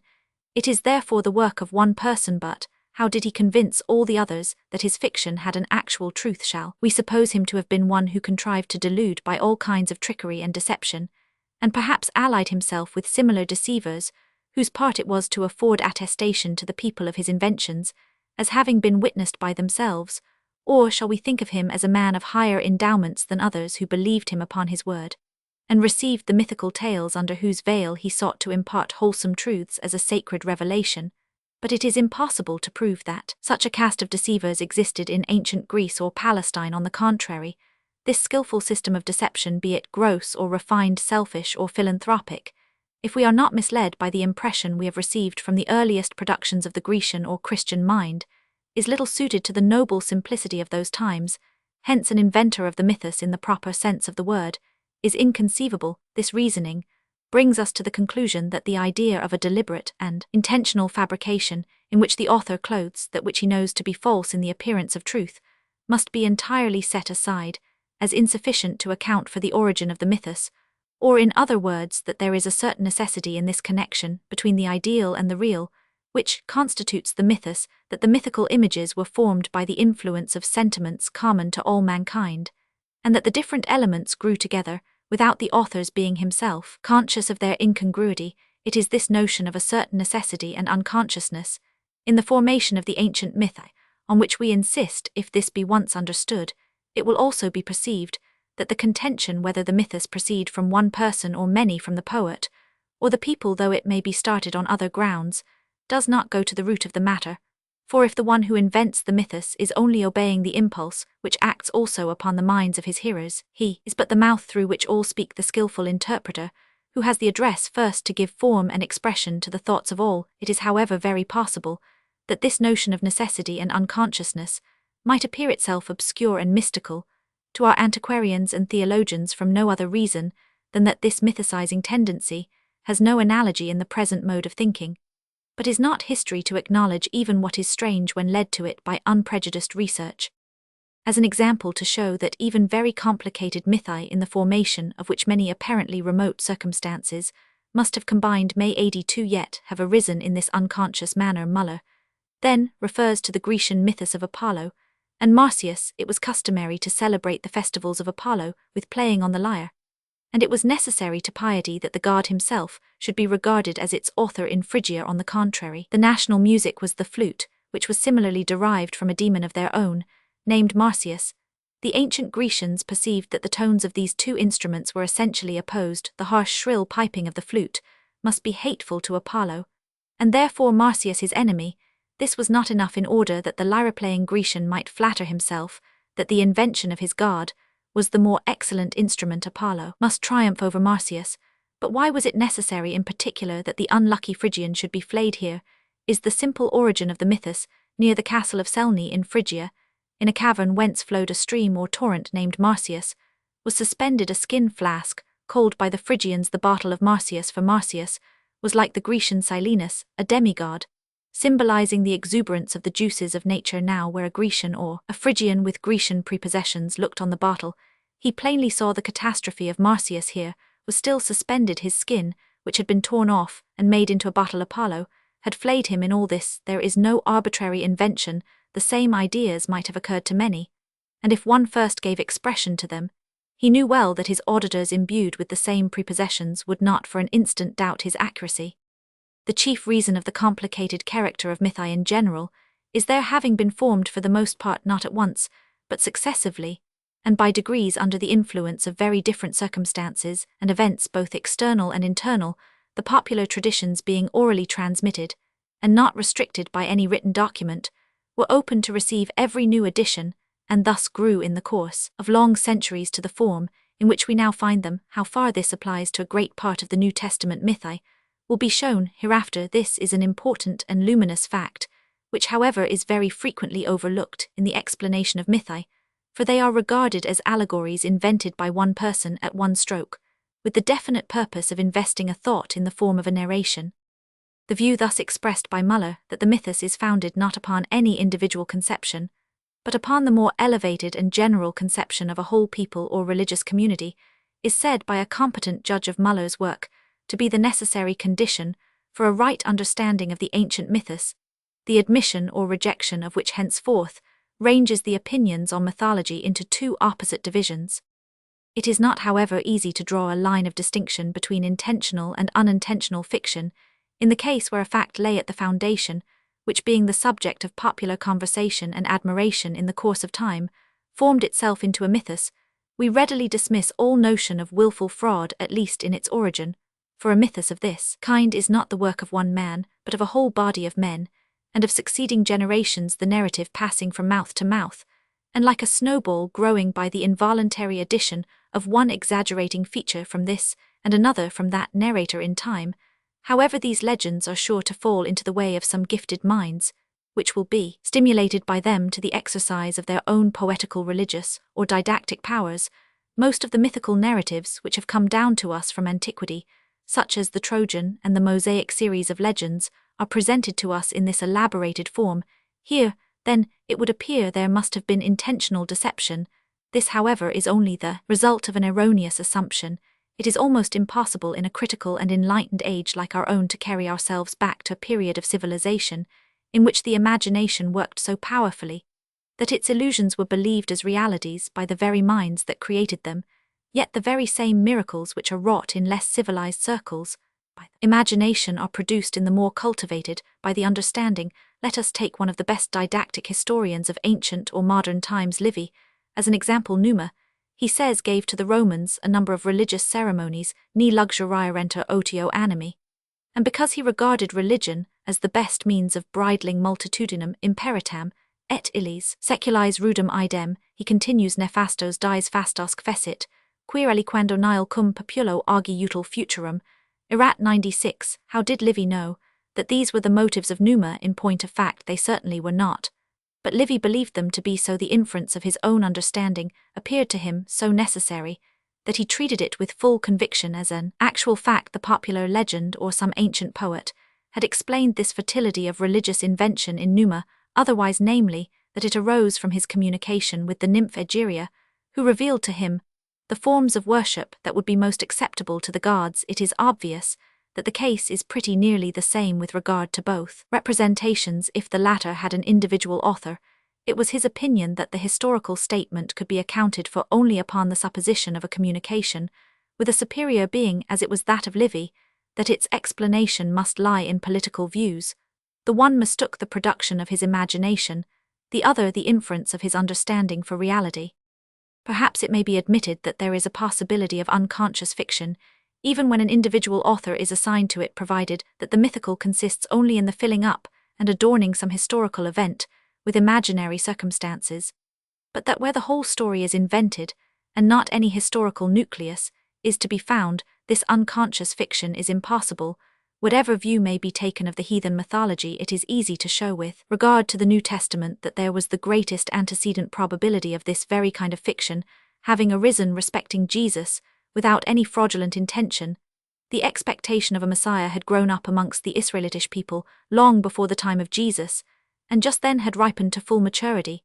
And from its beginning, this expectation was not indefinite but determined and characterized by many important particulars. Moses was said to have promised his people a prophet like unto himself, Deut. Romans 18, and this passage was in the time of Jesus applied to the Messiah, Acts Romans 3 Romans 7. Hence, the rabbinical principle, as the first Redeemer goal, so shall be the second, which principle was carried out into many particulars, to be expected in the Messiah. After his prototype Moses again, the Messiah was to come of the race of David, and as a second David take possession of his throne. Matt Romans 22:84, Luke Romans 1, Acts Romans 2, and therefore in the time of Jesus, it was expected that he like David should be born in the little village of Bethlehem. John Romans 7, Matt Romans 2. In the above passage Moses describes the supposed Messiah as a prophet, so in his own idea Jesus was the greatest and last of the prophetic race. But in the old national legends the prophets were made illustrious by the most wonderful actions, and destiny how could less be expected of the Messiah? Was it not necessary beforehand that his life should be adorned with that which was most glorious and important in the lives of the prophets? Must not the popular expectation give him a share in the bright portion of their history, as subsequently the sufferings of himself and his disciples were attributed by Jesus, when he appeared as the Messiah, to a participation in the dark side of the fate of the prophets? Matt Romans 23 Luke Romans 13 comp. Matt Romans 5, believing that Moses and all the prophets had prophesied of the Messiah. John Romans 5, Luke Romans 4, Romans 24. It was as natural for the Jews, with their allegorizing tendency to consider their actions and destiny as types of the Messiah, as to take their sayings for predictions in general. The whole messianic era was expected to be full of signs and wonders. The eyes of the blind should be opened, the ears of the deaf should be unclosed, the lame should leap, and the tongue of the dumb praise God. Issa Romans 35 Romans 42, comp. Romans 32. For these merely figurative expressions soon came to be understood literally. Matt Romans 11, Luke Romans 7 and thus the idea of the Messiah was continually filled up with new details, even before the appearance of Jesus. Thus many of the legends respecting him had not to be newly invented, they already existed in the popular hope of the Messiah, having been mostly derived with various modifications 99 from the Old Testament, and had merely to be transferred to Jesus 100, and accommodated to his character and doctrines. In no case could it be easier for the person who first added any new feature to the description of Jesus to believe himself its genuineness, since his argument would be such and such things must have happened to the Messiah. Jesus was the Messiah, therefore such and such things happened to him. Truly, it may be said that the middle term of this argument, namely that Jesus was the Messiah, would have failed in proof to his contemporaries, all the more on account of the common expectation of miraculous events, if that expectation had not been fulfilled by him. But the following critique AD 5 on the life of Jesus does not divest it of all those features to which the character of miraculous has been appropriated, and besides we must take into account the overwhelming impression which was made upon those around him by the personal character and discourse of Jesus, as long as he was living amongst them, which did not permit them deliberately to scrutinize and compare him with their previous standard. The belief in him as the Messiah extended to wider circles only by slow degrees, and even during his lifetime the people may have reported many wonderful stories of him. Comp. Matt Romans 14. After his death, however, the belief in his resurrection, however that belief may have arisen, afforded a more than sufficient proof of his messiahship, so that all the other miracles in his history need not be considered as the foundation of the faith in this, but may rather be adduced as the consequence of it. It is, however, by no means necessary to attribute this same freedom from all conscious intention of fiction to the authors of all those narratives in the Old and New Testament, which must be considered as unhistorical in every series of legends, especially if any patriotic or religious party interest is associated with them. As soon as they become the subject of free poetry or any other literary composition, some kind of fiction will be intentionally mixed up with them. The authors of the Homeric songs could not have believed that every particular which they related of their gods and heroes had really happened, and just as little could the writer of the Chronicles have been ignorant that in his deviation from the books of Samuel and of the Kings, he was introducing many events of later occurrence into an earlier period, or the author of the book of Daniel 1:02, that he was modeling his history upon that of Joseph and accommodating prophecies to events already past, and exactly as little may this be said of all the unhistorical narratives of the Gospels, as for example of the first chapter of the third, and many parts of the fourth Gospel. But a fiction, although not undesigned, may still be without evil design. It is true the case is not the same with the supposed authors of many fictions in the Bible, as with poets properly so called, since the latter write without any expectation that their poems will be received as history.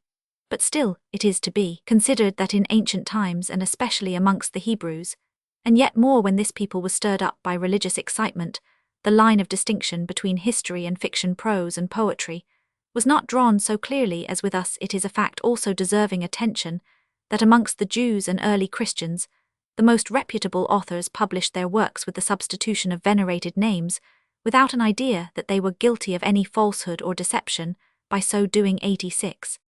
The only question that can arise here is whether to such fictions, the work of an individual, we can give the name of mythi. If we regard only their own intrinsic nature, the name is not appropriate. But it is so when these fictions, having met with faith, come to be received amongst the legends of a people or religious party, for this is always a proof that they were the fruit not of any individual conception, but of an accordance with the sentiments of a multitude.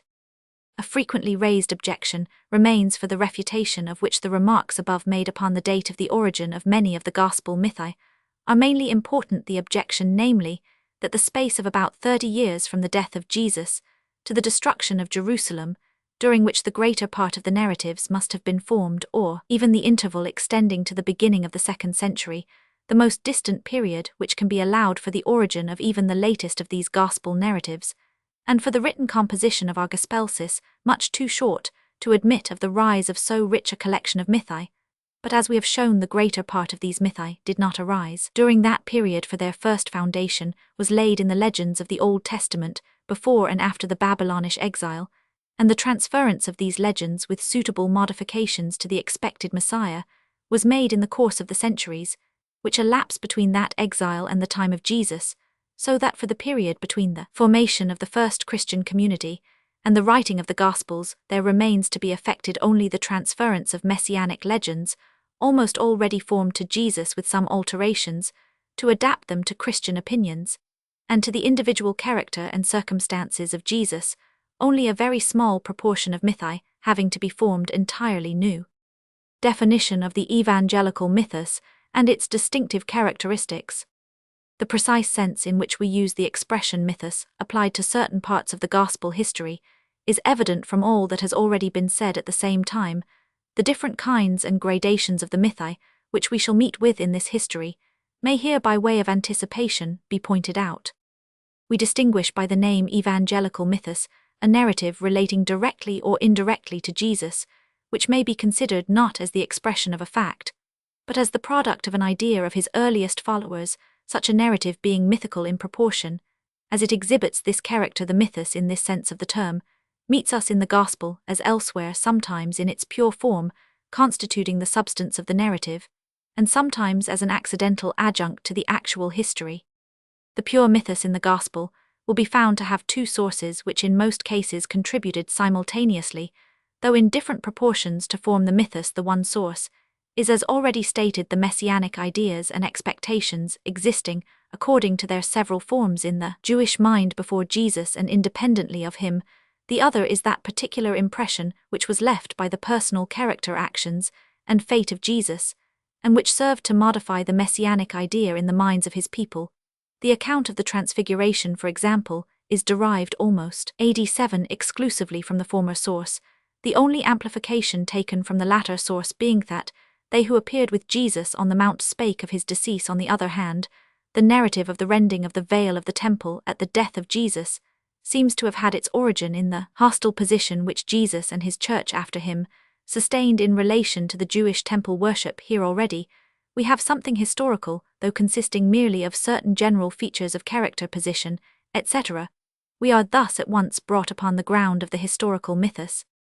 The historical mythos has for its groundwork a definite individual fact which has been seized upon by religious enthusiasm and twined around with mythical conceptions culled from the idea of the Christ. This fact is perhaps a saying of Jesus, such as that concerning fishers of men, or the barren fig tree, which now appear in the Gospels transmuted into marvelous histories, or it is perhaps a real transaction or event taken from his life. For instance, the mythical traits in the account of the baptism were built upon such a reality. Certain of the miraculous histories may likewise have had some foundation in natural occurrences, which the narrative has either exhibited in a supernatural light or enriched with miraculous incidents. All the species of imagery here enumerated may justly be designated as mythi, even according to the modern and precise definition of George, inasmuch as the unhistorical which they embody, whether formed gradually by tradition or created by an individual authoress, in each case the product of an idea, but for those parts of the history which are characterized by indefiniteness and want of connection, by misconstruction and transformation, by strange combinations and confusion, natural results of a long course of oral transmission, or which, on the contrary, are distinguished by highly colored and pictorial representations, which also seem to point to a traditionary origin. For these parts the term legendary is certainly the more appropriate. Lastly, it is requisite to distinguish equally from the mythos and the legend that which, as it serves not to clothe an idea on the one hand, and admits not of being referred to tradition on the other, must be regarded as the addition of the author as purely individual, and designed merely to give clearness, connection, and climax to the representation. It is to the various forms of the unhistorical in the Gospels that this enumeration exclusively refers. It does not involve the renunciation of the historical, which they may likewise contain. Criteria by which to distinguish the unhistorical in the Gospel narrative. Having shown the possible existence of the mythical and the legendary in the Gospels, both on extrinsic and intrinsic grounds, and defined their distinctive characteristics, it remains in conclusion to inquire how their actual presence may be recognized in individual cases. The mythos presents two phases. In the first place, it is not history. In the second, it is fiction, the product of the particular mental tendency of a certain community. These two phases afford the one a negative, the other a positive criterion, by which the mythos is to be recognized. Roman 1 negative, that an account is not historical, that the matter related could not have taken place in the manner described, is evident. 88. First, when the narration is irreconcilable with the known and universal laws, which govern the course of events, now according to these laws, agreeing with all just philosophical conceptions, and all credible experience, the absolute cause never disturbs the chain of secondary causes by single arbitrary acts of interposition, but rather manifests itself in the production of the aggregate of finite causalities, and of their reciprocal action. When therefore we meet with an account of certain phenomena or events of which it is either expressly stated or implied that they were produced immediately by God himself, divine apparitions, voices from heaven and the like, or by human beings possessed of supernatural powers, miracles, prophecies, such an account is in so far to be considered as not historical, and inasmuch as in general intermingling of the spiritual world with the human is found only in unauthentic records, and is irreconcilable with all just conceptions, so narratives of angels and of devils, of their appearing in human shape and interfering with human concerns, cannot possibly be received as historical. Another law which controls the course of events is the law of succession, in accordance with which all occurrences, not excepting the most violent convulsions and the most rapid changes, follow in a certain order of sequence of increase and decrease.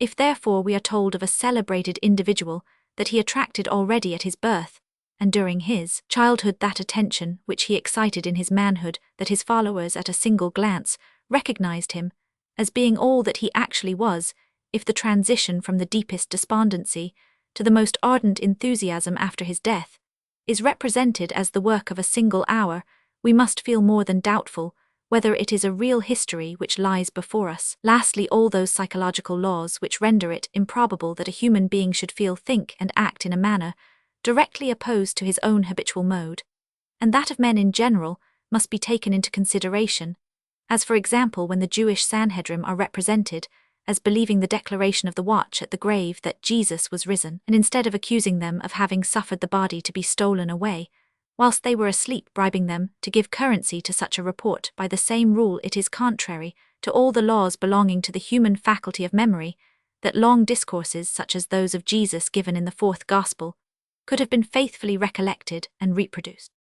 It is however true that effects are often far more rapidly produced, particularly in men of genius, and by their agency than might be expected, and that human beings frequently act inconsequently, and in opposition to their general modes and habits. The two last mentioned tests of the mythical character must therefore be cautiously applied, and in conjunction only with other tests. Secondly, an account which shall be regarded as historically valid must neither be inconsistent with itself, nor in contradiction with other accounts. The most decided case falling under this rule, amounting to a positive contradiction, is when one account affirms what another denies. Thus one gospel represents the first appearance of Jesus in Galilee as subsequent to the imprisonment of John the Baptist, whilst another gospel remarks long after Jesus had preached both in Galilee and in Judea that John was not yet cast into prison. When on the contrary, the second account, without absolutely contradicting the first, differs from it, the disagreement may be merely between the incidental particulars of the narrative, such as time the clearing of the temple, place the original residence of the parents of Jesus, number the Gadarenes, the angels at the sepulchre, names Matthew and Levi, or it may concern AD 9, the essential substance of the history. In the latter case, sometimes the character and circumstances in one account differ altogether from those in another. Thus, according to one narrator, the Baptist recognizes Jesus as the Messiah destined to suffer. According to the other, John takes offense at his suffering condition. Sometimes an occurrence is represented in two or more ways, of which one only can be consistent with the reality, as when in one account Jesus calls his first disciples from their nets whilst fishing on the Sea of Galilee, and in the other meets them in Judea on his way to Galilee. We may class under the same head instances where events or discourses are represented as having occurred on two distinct occasions, whilst they are so similar that it is impossible to resist the conclusion that both the narratives refer to the same event or discourse. It may here be asked, is it to be regarded as a contradiction if one account is wholly silent respecting a circumstance mentioned by another in itself, apart from all other considerations? The argumentum ex silentio is of no weight, but it is certainly to be accounted of moment, when at the same time it may be shown that had the author known the circumstance he could not have failed to mention it, and also that he must have known it had it actually occurred. Roman 2 positive. The positive characters of legend and fiction are to be recognized sometimes in the form, sometimes in the substance of a narrative. If the form be poetical, if the actors converse in hymns, and in a more diffuse and elevated strain than might be expected from their training and situations, such discourses at all events are not to be regarded as historical. The absence of these marks of the unhistorical do not, however, prove the historical validity of the narration, since the mythos often wears the most simple and apparently historical form, in which case the proof lies in the substance.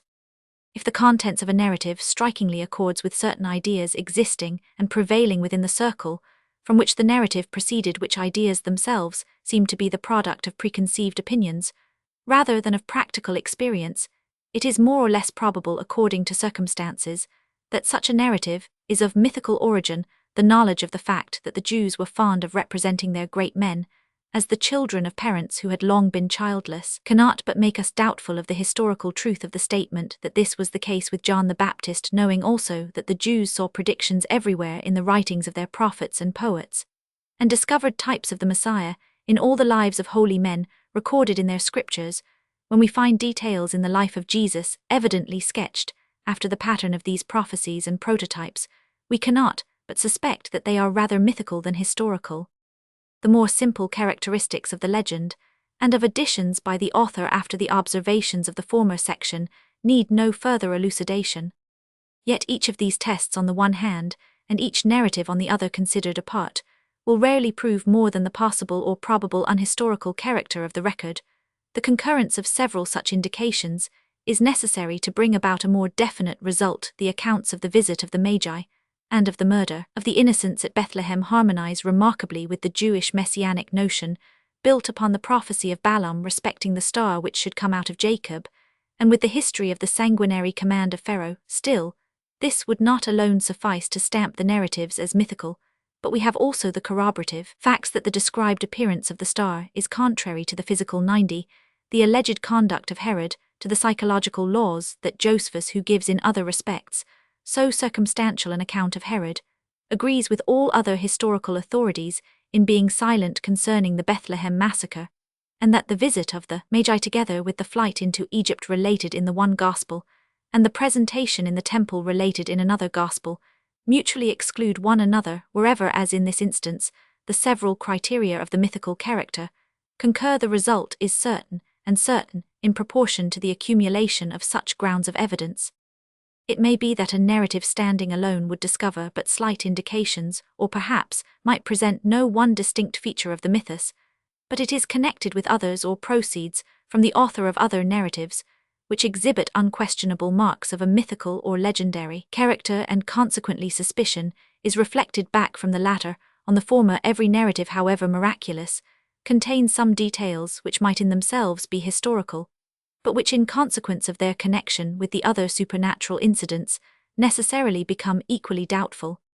In these last remarks we are to a certain extent anticipating the question which is in conclusion to be considered, viz., whether the mythical character is restricted to those features of the narrative upon which such character is actually stamped, and whether a contradiction between two accounts invalidate one account only or both, that is to say, what is the precise boundary line between the historical and the unhistorical, most difficult question in the whole province of criticism. In the first place, when two narratives mutually exclude one another, one only is thereby proved to be unhistorical. If one be true, the other must be false. But though the one be false, the other may be true. Thus, in reference to the original residence of the parents of Jesus, we are justified in adopting the account of Luke, which places it at Nazareth, to the exclusion of that of Matthew, which plainly supposes it to have been at Bethlehem, and generally speaking, when we have to choose between two irreconcilable accounts, in selecting as historical that which is the least opposed to the laws of nature, and has the least correspondence with certain national or party opinions, but upon a more particular consideration, it will appear that since one account is false, it is possible that the other may be so. Likewise, the existence of a mythos respecting some certain point shows that the imagination has been active in reference to that particular subject. We need only refer to the genealogies, and the historical accuracy of either of two such accounts cannot be relied upon unless substantiated by its agreement with some other well-authenticated testimony. Concerning the different parts of one and the same narrative, it might be thought, for example, that though the appearance of an angel and his announcement to Mary that she should be the mother of the Messiah must certainly be regarded as unhistorical, still, that Mary should have indulged this hope before the birth of the child is not in itself incredible, but what should have excited this hope in Mary's mind, it is at once apparent that that which is credible in itself is nevertheless unhistorical, when it is so intimately connected with what is incredible, that if you discard the latter you at the same time remove the basis on which the former rests. Again, any action of Jesus, represented as a miracle, when divested of the marvelous, might be thought to exhibit a perfectly natural occurrence. With respect to some of the miraculous histories, the expulsion of devils, for instance, this might with some limitation be possible, but for this reason alone in these instances, a cure so instantaneous and effected by a few words, merely as it is described in the Gospels, is not psychologically incredible, so that the essential in these 91 narratives remains untouched. It is different in the case of the healing of a man born blind. A natural cure could not have been effected otherwise than by a gradual process. The narrative states the cure to have been immediate. If therefore the history be understood to record a natural occurrence, the most essential particular is incorrectly represented, and consequently all security for the truth of the otherwise natural remainder is gone, and the real fact cannot be discovered without the aid of arbitrary conjecture. The following examples will serve to illustrate the mode of deciding in such cases according to the narrative.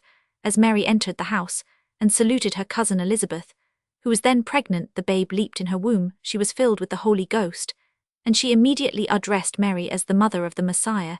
This account bears indubitable marks of an unhistorical character, yet it is not in itself impossible that Mary should have paid a visit to her cousin, during which everything went on quite naturally.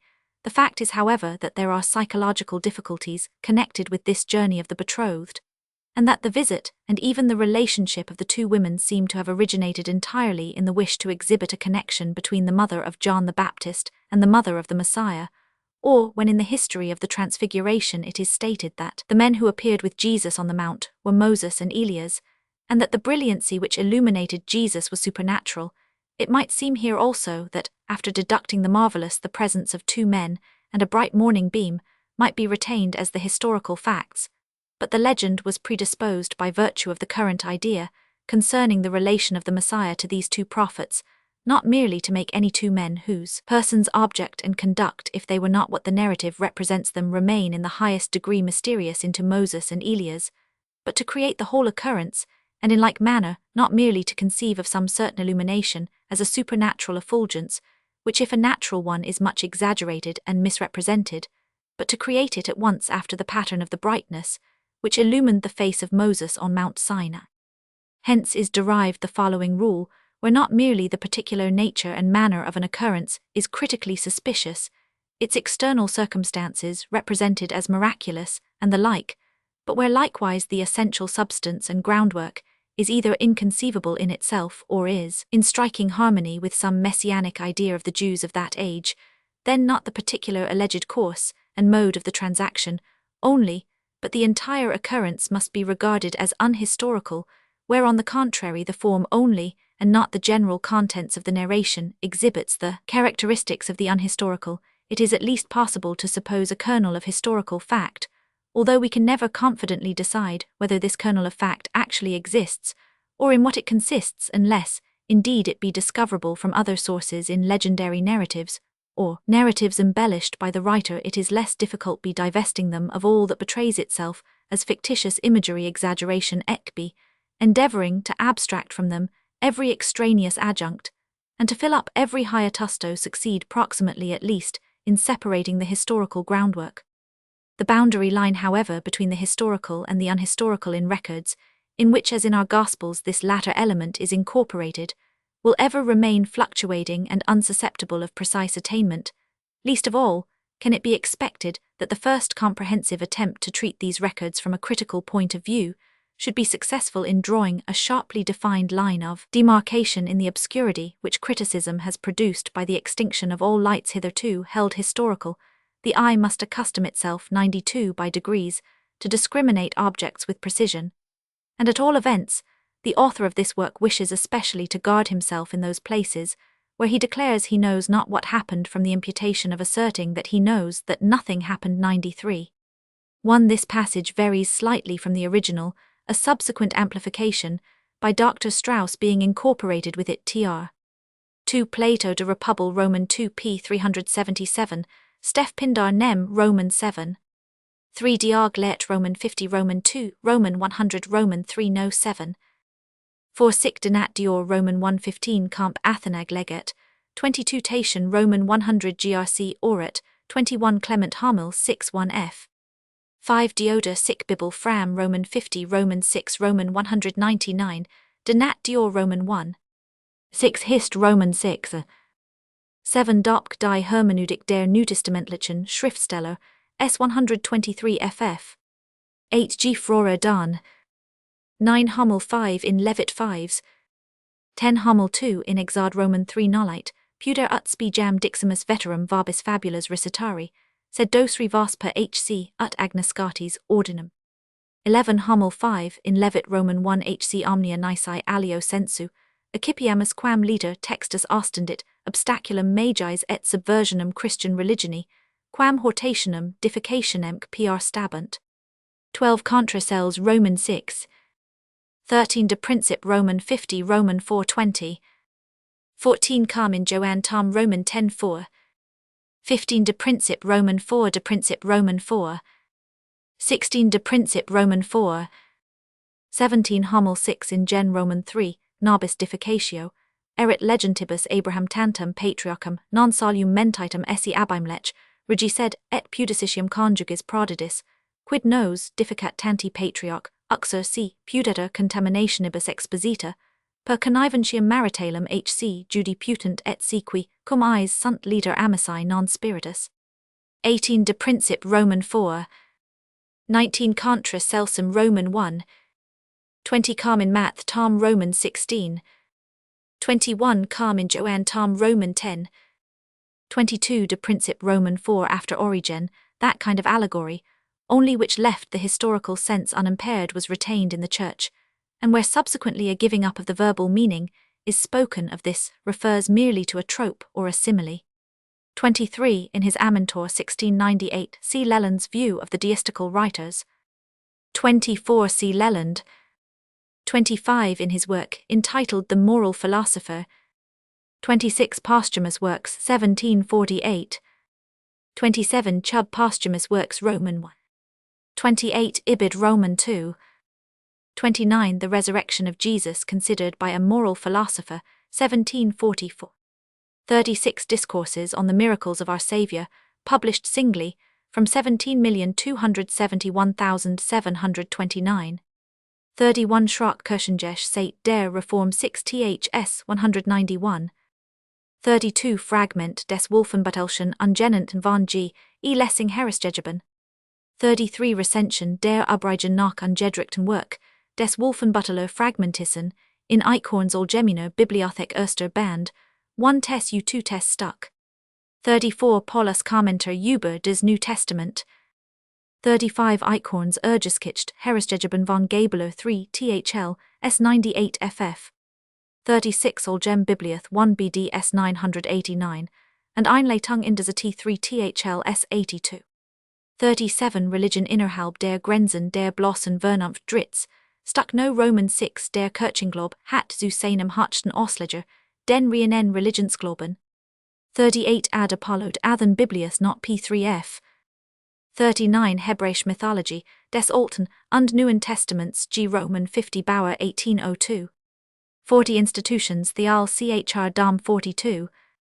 41 Ammon Prager quo inquiritur in narrationem Davit Jesu Christi Primordias, fonts, etc., in parts and Rupertis Sillag, com Theal no 5 und Gabelers en Theal Journal, 5 BDS 83, und 397. 42 Über Mithen historisch Sagen und Philosophiem der Altesten Welt in Paulus Memorabilien, 5 Stuck 1793. 43 Vid die Abhandlung über Moses und die Verfasser des Pentateuchs, IM 310 Band, des com über den Pent, S 660. 44 Kritik der Marsaischen Geschichte Einl S10 FF. 45 Einleit in des NT1, S 408 FF.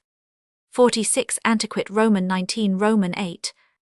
47 Die Verskidenen Ruxichten in Welchen und für Welch der Biograph, Jesu Arbeiten kann in Berthold's Crit Journal, 5 BDS 235 FF. 48 Recension Paulus Kommentar im Neuesten Theal Journal, 7 4S 395, FF 1801. 49 Hebräisch Mythology 1 THL Einl 5. 50 Ist es erlaubt in der Bibel und Sager im nt Mithen anzunehmen, im Journal für Außerlessing Theal Literatur, 2 1 S49 FF. 51 Über den Taufer Johannes die Taufe, und Versachung Christi in Almans u Umbrates Theal Studien u Kritiken 2 3, S 456 FF. 52 Beitrag zur Erklärung der Versachungsgeschichte in der Zeitschrift, 1832, 4 Heft. 53 Einleitung in des NT1, S 422, FF 453 FF. 54 Besonders durch Gisela über die Entstehung und die frühesten Schicksal der schriftlichen Evangelien.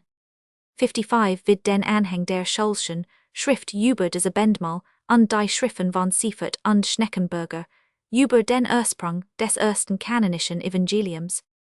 56 In den Probabilien. 57 Geschichte der Hebräischen Nation Theal Roman 1 123. 58 In Henk's Magazine, 510 BDS 1 Tess Stuck S 163.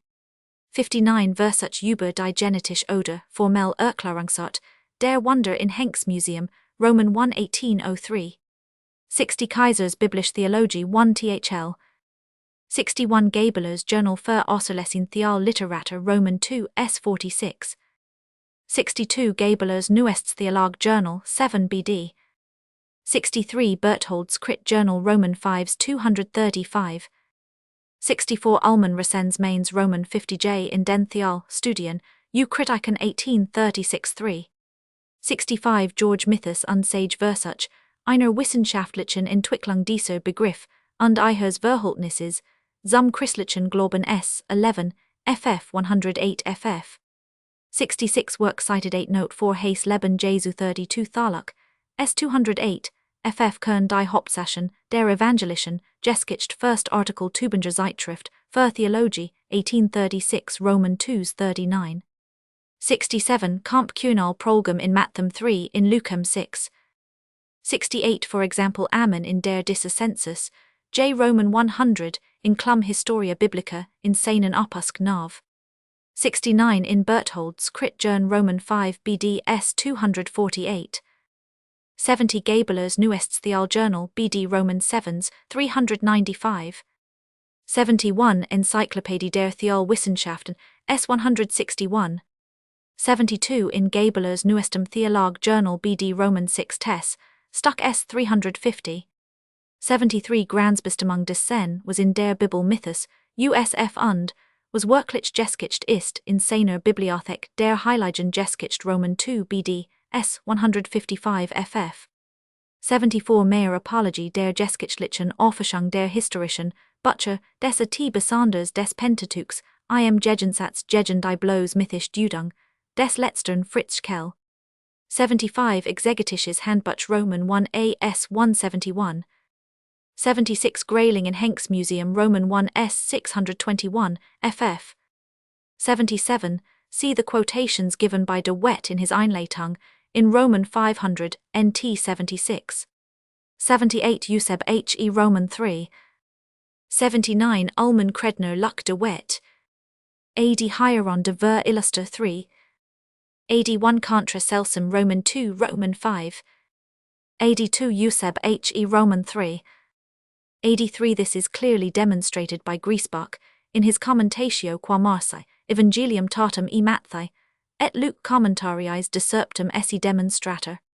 AD 4 Chap Roman 16:17, Roman 20:15, Roman 21:17, Roman 27:28, Roman 28:16. AD 5 Euseb He Roman 5:24. AD 6 de Wet Gieseler. AD 7 Ad Otto Roman 2:22.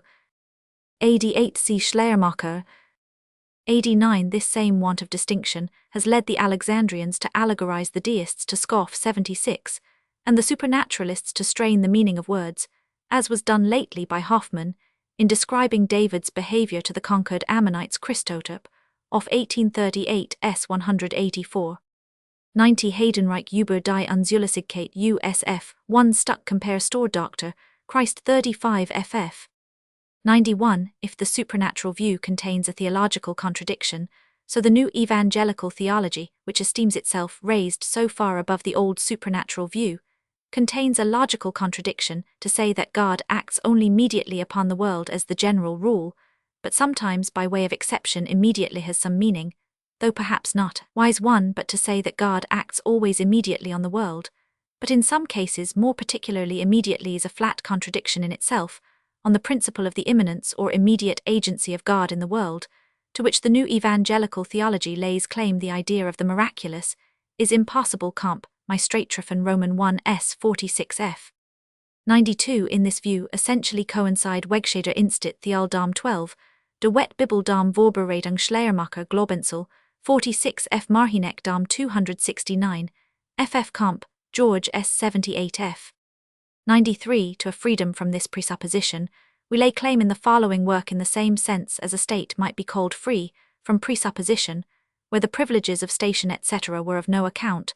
Such a state indeed has one presupposition, that of the natural equality of its citizens, and similarly do we take for granted the equal amenability to law of all events, but this is merely an affirmative form of expression for our former negation, but to claim for the biblical history a special laws of its own, is an affirmative proposition which according to the established rule is that which requires proof, and not our denial of it which is merely negative. And if the proof cannot be given or be found insufficient, it is the former and not the latter which is to be considered a presupposition. See my Straightrofen Roman 1 S 36 ff. 94 Prolegomena zu einer wissenschaftlichen Mythology, S 110 ff. With this Ullmann and J. Muller in their reviews of this work, Hoffmann S 113 f. and others are agreed as far as relates to the heathen myth, especially compare George Mythos und Sage S 15 ff. 103. 95 The words of Bohr in his review of Muller's Prolegomena, in John's Jahrbuchen, F. Philol Upadag, 1828 1 Heft S 7. 96 I 19. 97 Midrash Koheleth F 73 3, in Skotgen Hor Hebraic et Talmudic, 2 S 251, fr berechias namen arisasi dixit quemadmadam gol, primus Moses sic etiam, postremus meshes comparatus est de gol, primo quidnum scriptura dicit, exad Roman 4 et sumsit Moses uxorum et filios eosc asina, impassut sic gol, postremus Zachar Roman 9 popper et incidens asino quidnam de gol primo nasti is, descendia fecit man q Roman 500 exad Roman 16, ex ego plura facium, vabis panem declo sic etiam gol, postremus manna descendia faciat, q Roman 500 ps Roman 72, erit multitudo frumenti in terra quamodo gol, primus comparatus fuit is ascendia fecit putium sic quote gol, postremus ascendia faciat aquas, q Roman 500 Joel Roman 4 et fans, e domo domini egredietur, et torrentum sitim irrigabit. 98 Tanchuma f54 4 in Scotgen p. 74, arachanamain r Samuelis barnachmani dixit, quacumc Deus sb facturus est, tempor messiano, e jam enti fecit, per manus justorum seculo anti messium elapso, Deus sb suscitabit mortuos id, quad jam anti fecit per elium elissum et ezechielum, meric sicabit prout per mosen factum est oculos secorum, aperiat id quad, per elissum fecit Deus sb, futuro tempor visitabit, sterils quemadmadam in Abrahamo et Sarah fecit. 99 The Old Testament legends have undergone many changes and amplifications, even without any reference to the Messiah, so that the partial discrepancy between the narratives concerning Jesus with those relating to Moses and the prophets is not a decisive proof that the former were not derived from the latter. Compare Acts Romans 7:53, and the corresponding part of Josephus Antic Roman 2 Roman 3, with the account of Moses, given in Exodus, also the biblical account of Abraham with Antic Roman 1:2 of Jacob, with Roman 1:6 of Joseph, with Roman 2:4. 100 George s. 125. If we consider the firm conviction of the disciples that all which had been prophesied in the Old Testament of the Messiah must necessarily have been fulfilled in the person of their Master, and moreover, that there were many blank spaces in the history of Christ, we shall see that it was impossible to have happened otherwise than that these ideas should have embodied themselves, and thus the mythi have arisen which we find even if a more correct representation of the life of Jesus had been possible by means of tradition. This conviction of the disciples must have been strong enough to triumph over it. 101 Compare O Muller Prolegomena S7 on a similar conclusion of Grecian poets. 102 The comparison of the first chapter of this book with the history of Joseph in Genesis gives an instructive view of the tendency of the later Hebrew legend and poetry to form new relations upon the pattern of the old.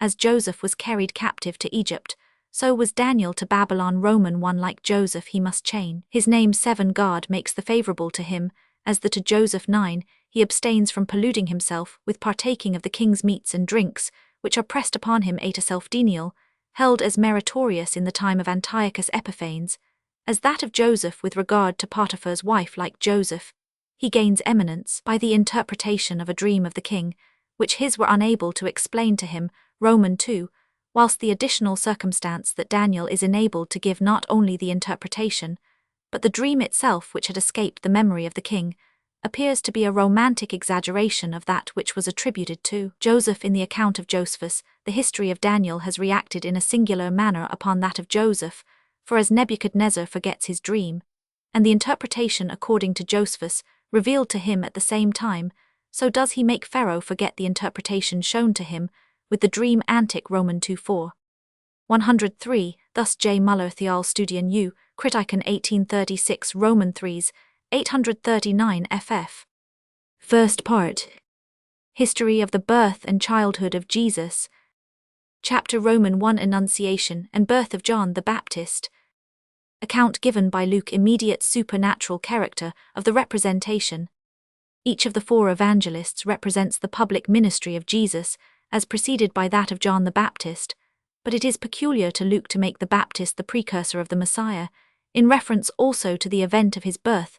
This account finds a legitimate place in a work devoted exclusively to the consideration of the life of Jesus, firstly, on account of the intimate connection which it exhibits as subsisting from the very commencement between the life of John and the life of Jesus, and secondly because it constitutes a valuable contribution, aiding essentially towards the formation of a correct estimate of the general character of the Gospel, Narratives the opinion that the two first chapters of Luke, of which this particular history forms a portion, are a subsequent and unauthentic addition, is the uncritical assumption of a class of theologians who felt that the history of the childhood of Jesus seemed to require a mythical interpretation, but yet demurred to apply the comparatively modern mythical view to the remainder of the Gospel.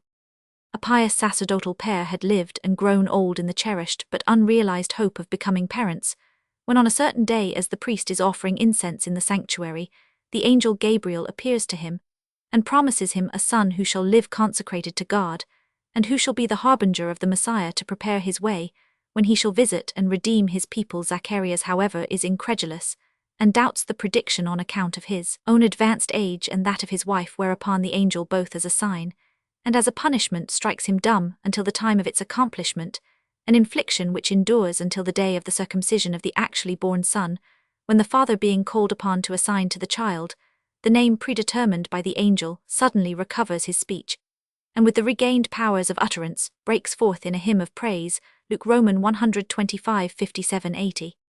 It is evidently the object of this gospel account to represent a series of external and miraculous occurrences. The announcement of the birth of the 96 forerunner of the Messiah is divinely communicated by the apparition of a celestial spirit. The conception takes place under the particular and preternatural blessing of God, and the infliction and removal of dumbness are effected by extraordinary means, but it is quite another question whether we can accede to the view of the author, or can feel convinced that the birth of the Baptist was in fact preceded by such a series of miraculous events. The first offense against our modern notions in this narrative is the appearance of the angel, the event contemplated in itself, as well as the peculiar circumstances of the apparition. With respect to the latter, the angel announces himself to be Gabriel, that stands in the presence of God now.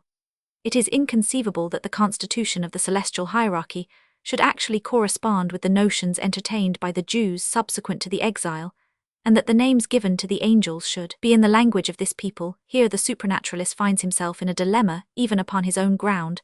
Had the belief in celestial beings occupying a particular station in the court of heaven, and distinguished by particular names, originated from the revealed religion of the Hebrushad, such a belief been established by Moses or some later prophet, then, according to the views of the supernaturalist, they must be admitted to be correct. But it is in the Maccabean Daniel 4, the apocryphal Tobit 5, that this doctrine of angels in its more precise form first appears, and it is evidently a product of the influence of the Zend religion of the Persians on the Jewish mind.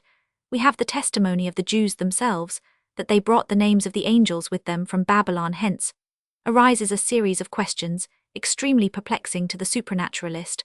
Was the doctrine false so long as it continued to be the exclusive possession of the heathens, but true as soon as it became adopted by the Jews, or was it at all times equally true, and was an important truth discovered by an idolatrous nation sooner than by the people of God?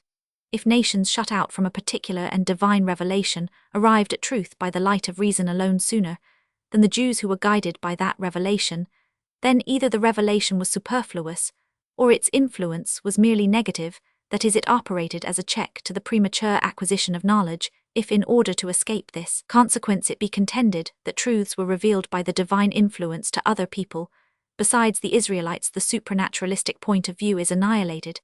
And since all things contained in religions which contradict each other cannot have been revealed, we are compelled to exercise a critical discrimination.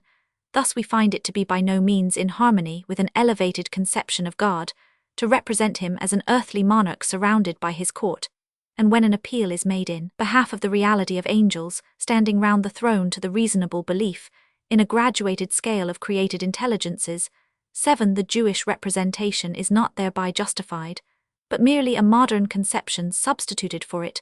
We should thus be driven to the 97 expedient of supposing an accommodation on the part of God, that he sent a celestial spirit with the command to simulate a rank and title which did not belong to him, in order that by this conformity to Jewish notions he might ensure the belief of the father of the Baptist, since however it appears that Zacharias did not believe the angel, but was first convinced by the result, the accommodation proved fruitless, and consequently could not have been a divine arrangement with regard to the name of the angel, and the improbability that a celestial being should bear a Hebrew name. It has been remarked that the word Gabriel, taken appellatively in the sense of man of God, very appropriately designates the nature of the heavenly visitant and, since it may be rendered with this signification into every different language, the name cannot be said to be restricted to the Hebrew. This explanation, however, leaves the difficulty quite unsolved, since it converts into a simple appellative a name, evidently employed as a proper name in this case. Likewise, an accommodation must be supposed, namely, that the angel, in order to indicate his real nature, appropriated a name which he did not actually bear, an accommodation already judged in the foregoing remarks. But it is not only the name and the alleged station of the angel which shock our modern ideas, we also feel his discourse and his conduct to be unworthy. Paulus, indeed, suggests that none but a Levitical priest, and not an angel of Jehovah, could have conceived it necessary that the boy should live in Nazarite abstemiousness 9. But to this it may be answered that the angel also might have known that under this form John would obtain greater influence with the people.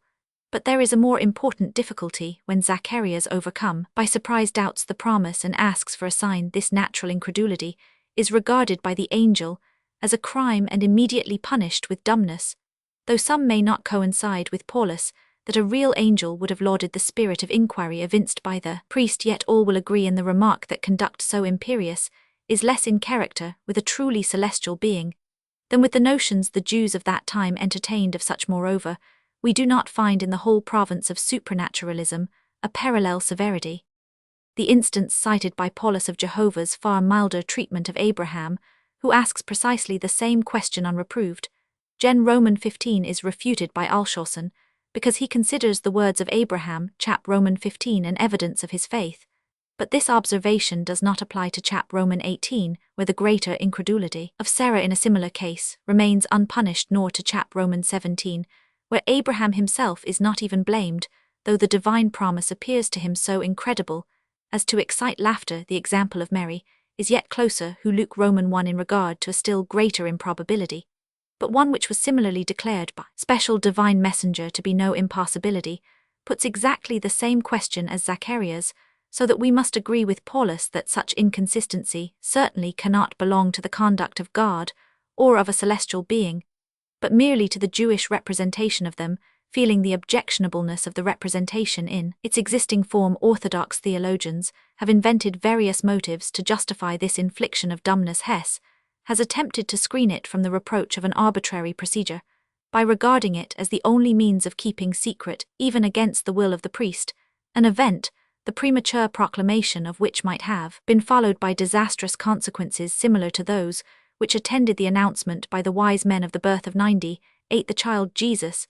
But in the first place, the angel says nothing of such an object, he inflicts the dumbness, but as a sign and punishment. Secondly, the loss of speech did not hinder Zacharias from communicating, at any rate to his wife, the main features of the apparition, since we see that she was acquainted with the destined name of the child before appeal was made to the father. Thirdly, what end did it serve thus to render difficult the communication of the miraculous annunciation of the unborn babe, since no sooner was it born than it was at once exposed to all the dreaded dangers? For the father's sudden recovery of speech, and the extraordinary scene at the circumcision excited attention, and became noised abroad in all the country. Alshausen's view of the thing is more admissible. He regards the whole proceeding, and especially the dumbness, as a moral training destined to teach Zacharias to know and conquer his want of faith.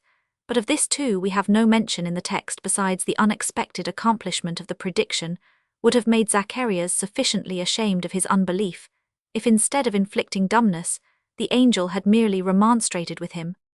But however worthy of God we might grant the conduct of his messenger to have been, still many of the present day will find an angelic apparition as such incredible. Bauer insists that wherever angels appear both in the New Testament and in the Old, the narrative is mythical. Even admitting the existence of angels, we cannot suppose them capable of manifesting themselves to human beings, since they belong to the invisible world and spiritual existences are not cognizable by the organs of sense, so that it is always advisable to refer their pretended apparitions to the imagination. It is not probable, it is added, that God should make use of them, according to the popular notion, for these apparitions have no apparent adequate object. They serve generally only to gratify curiosity or to encourage man's disposition, passively, to leave his affairs in higher hands.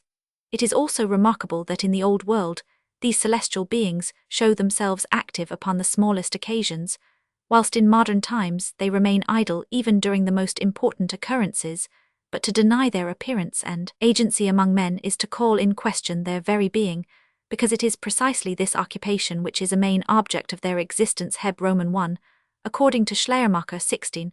We cannot indeed actually disprove the existence of angels, yet the conception is one which could not have originated in our time, but belongs wholly to the ancient ideas of the world. Belief in angels has a twofold root or source, the one the natural desire of the mind, to presuppose a larger amount of intelligence in the universe than is realized in the human race. We who live in these days find this desire satisfied in the conviction that other worlds exist besides our own, and are peopled by intelligent beings, and thus the first source of the belief in angels is destroyed. The other source, namely the representation of God as an earthly monarch surrounded by his court, contradicts all enlightened conceptions of deity, and further the phenomena in the natural world, and the transitions in human life, which were formerly thought to be wrought by God himself, through ministering angels, we are now able to explain by natural causes, so that the belief in 99 angels is without a link by which it can attach itself to rightly apprehended modern ideas, and it exists only as a lifeless tradition. The result is the same if, with one of the latest writers on the doctrine of angels, 17, we consider as the origin of this representation man's desire to separate the two sides of his moral nature, and to contemplate as beings existing external to himself angels and devils, for the origin of both representations remains merely subjective, the angel being simply the ideal of created perfection, which, as it was formed from the subordinate point of view of a fanciful imagination, disappears from the higher and more comprehensive observation of the intellect.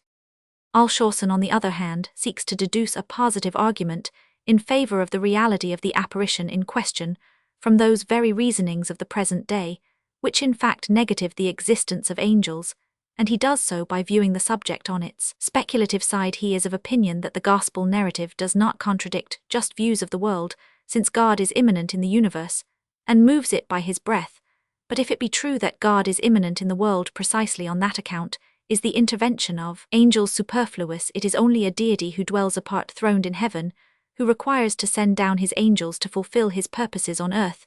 It would excite surprise to find Althusser arguing thus. Did we not perceive from the manner in which this interpreter constantly treats of angelology and demonology, that he does not consider angels to be independent personal entities, but regards them rather as divine powers, transitory emanations and fulgurations of the divine being? Thus Althusser's conception of angels, in their relation to God, seems to correspond with the Sabellian doctrine of the Trinity, but as his is not the representation of the Bible, as also the arguments in favor of the former prove nothing in relation to the latter, it is useless to enter into further explanation.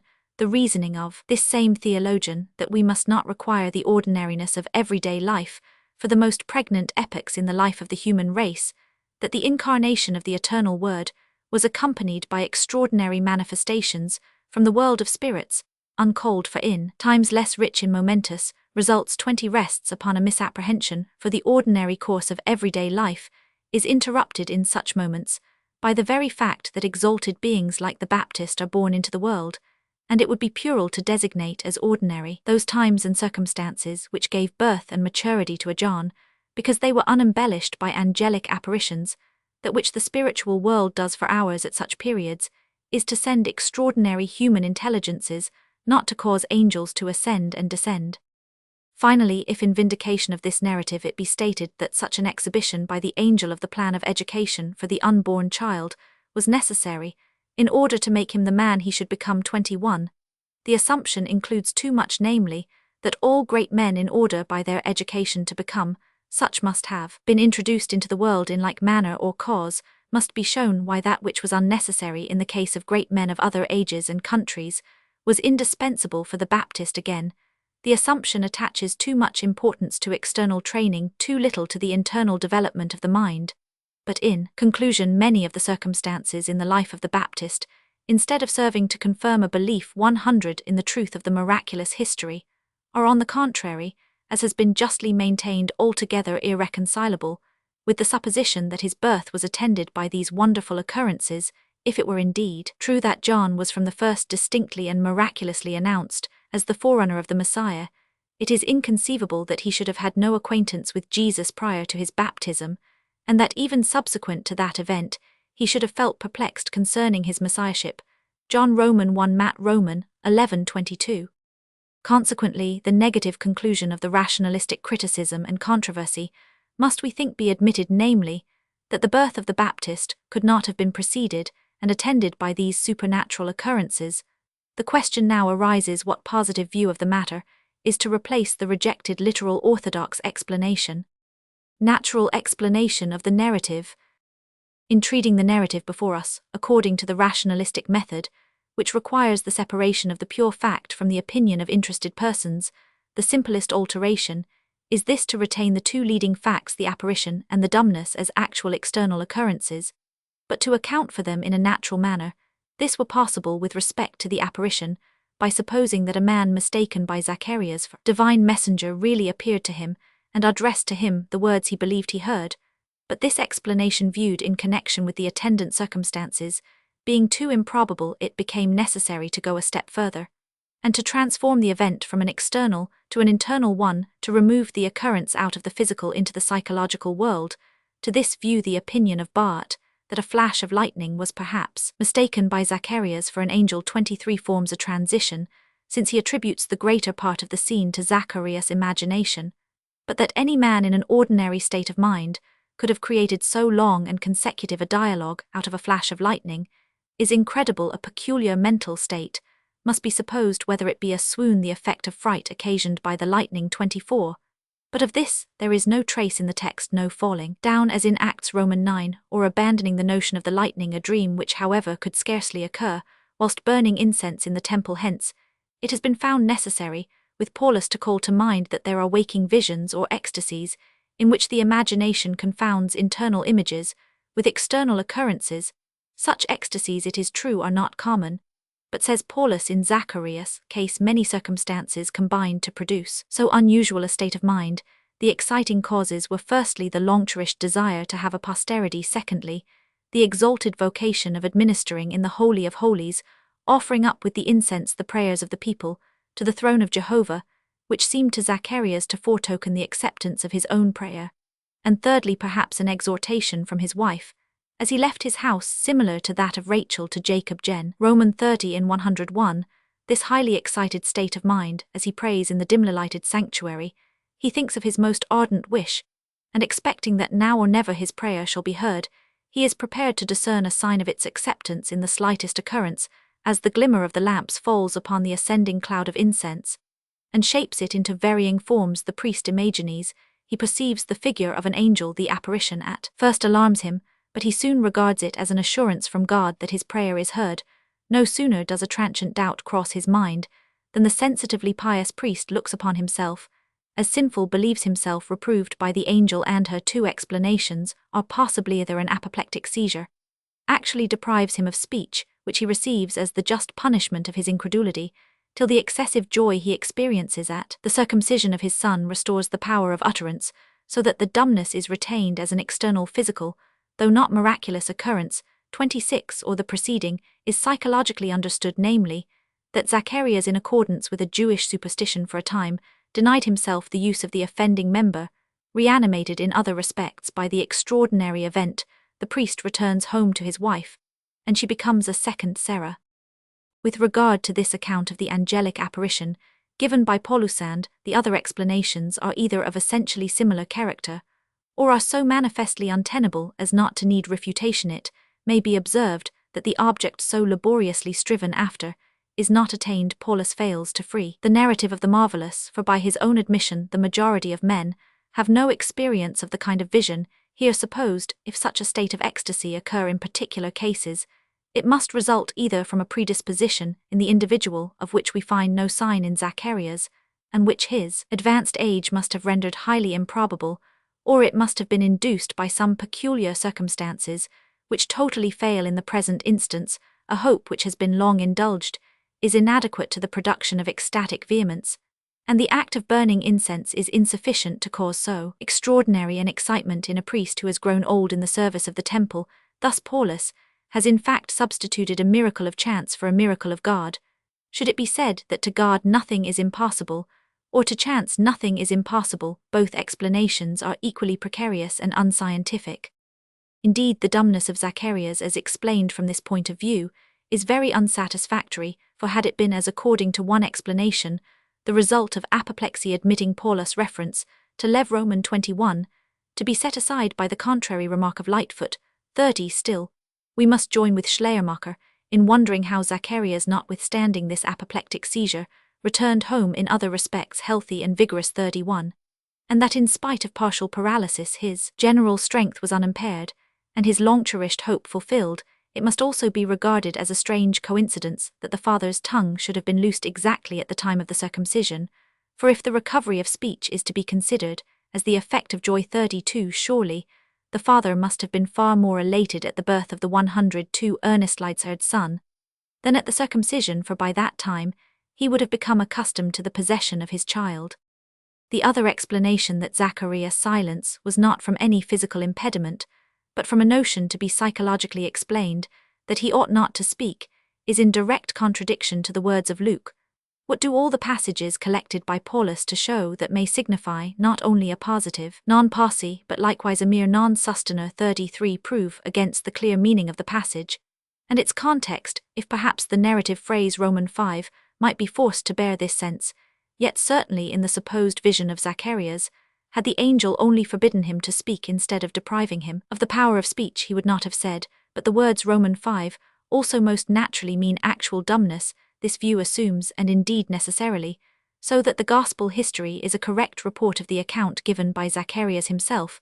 If then it be denied that the dumbness was actual, as Zacharias affirms that actual dumbness was announced to him by the angel, it must be admitted that though perfectly able to speak, he believed himself to be dumb, which leads to the conclusion that he was mad, an imputation not to be laid upon the father of the Baptist, without compulsory evidence in the text. Again, the natural explanation makes too light of the incredibly accurate fulfillment of a prediction originating, as it supposes, in an unnatural, overexcited state of mind. In no other province of inquiry would the realization of a prediction, which owed its birth to a vision, be found credible, even by the rationalist, if Dr. Paulus were to read that a somnambulist in a state of ecstasy had foretold the birth of a child under circumstances in the highest degree improbable, and not only of a child, but of a boy, and had moreover with accurate minuteness predicted his future mode of life, character, and position in history, and that each particular had been exactly verified. By the result would he find such a coincidence credible? Most assuredly to no human being under any conditions whatsoever would he concede the power thus to penetrate the most mysterious workings of nature. On the contrary, he would complain of the outrage on human free will, which is annihilated by the admission that a man's entire intellectual and moral development may be predetermined like the movements of a clock, and he would on this very ground complain of the inaccuracy of observation and untrustworthiness of the report, which represented as matters of fact things in their very nature impossible. Why does he not follow the same rule with respect to the New Testament narrative? Why admit in the one case what he rejects in the other? Is biblical history to be judged by one set of laws and profane history by another, an assumption which the rationalist is compelled to make, if he admits as credible in the Gospels that which he rejects as unworthy of credit in every other history, which is in fact to fall back on the supranaturalistic point of view, since the assumption that the natural laws which govern in every other province are not applicable to sacred history is the very essential of supranaturalism. No other rescue from this self-annihilation remains to the anti-supernatural mode of explanation than to question the verbal accuracy of the history.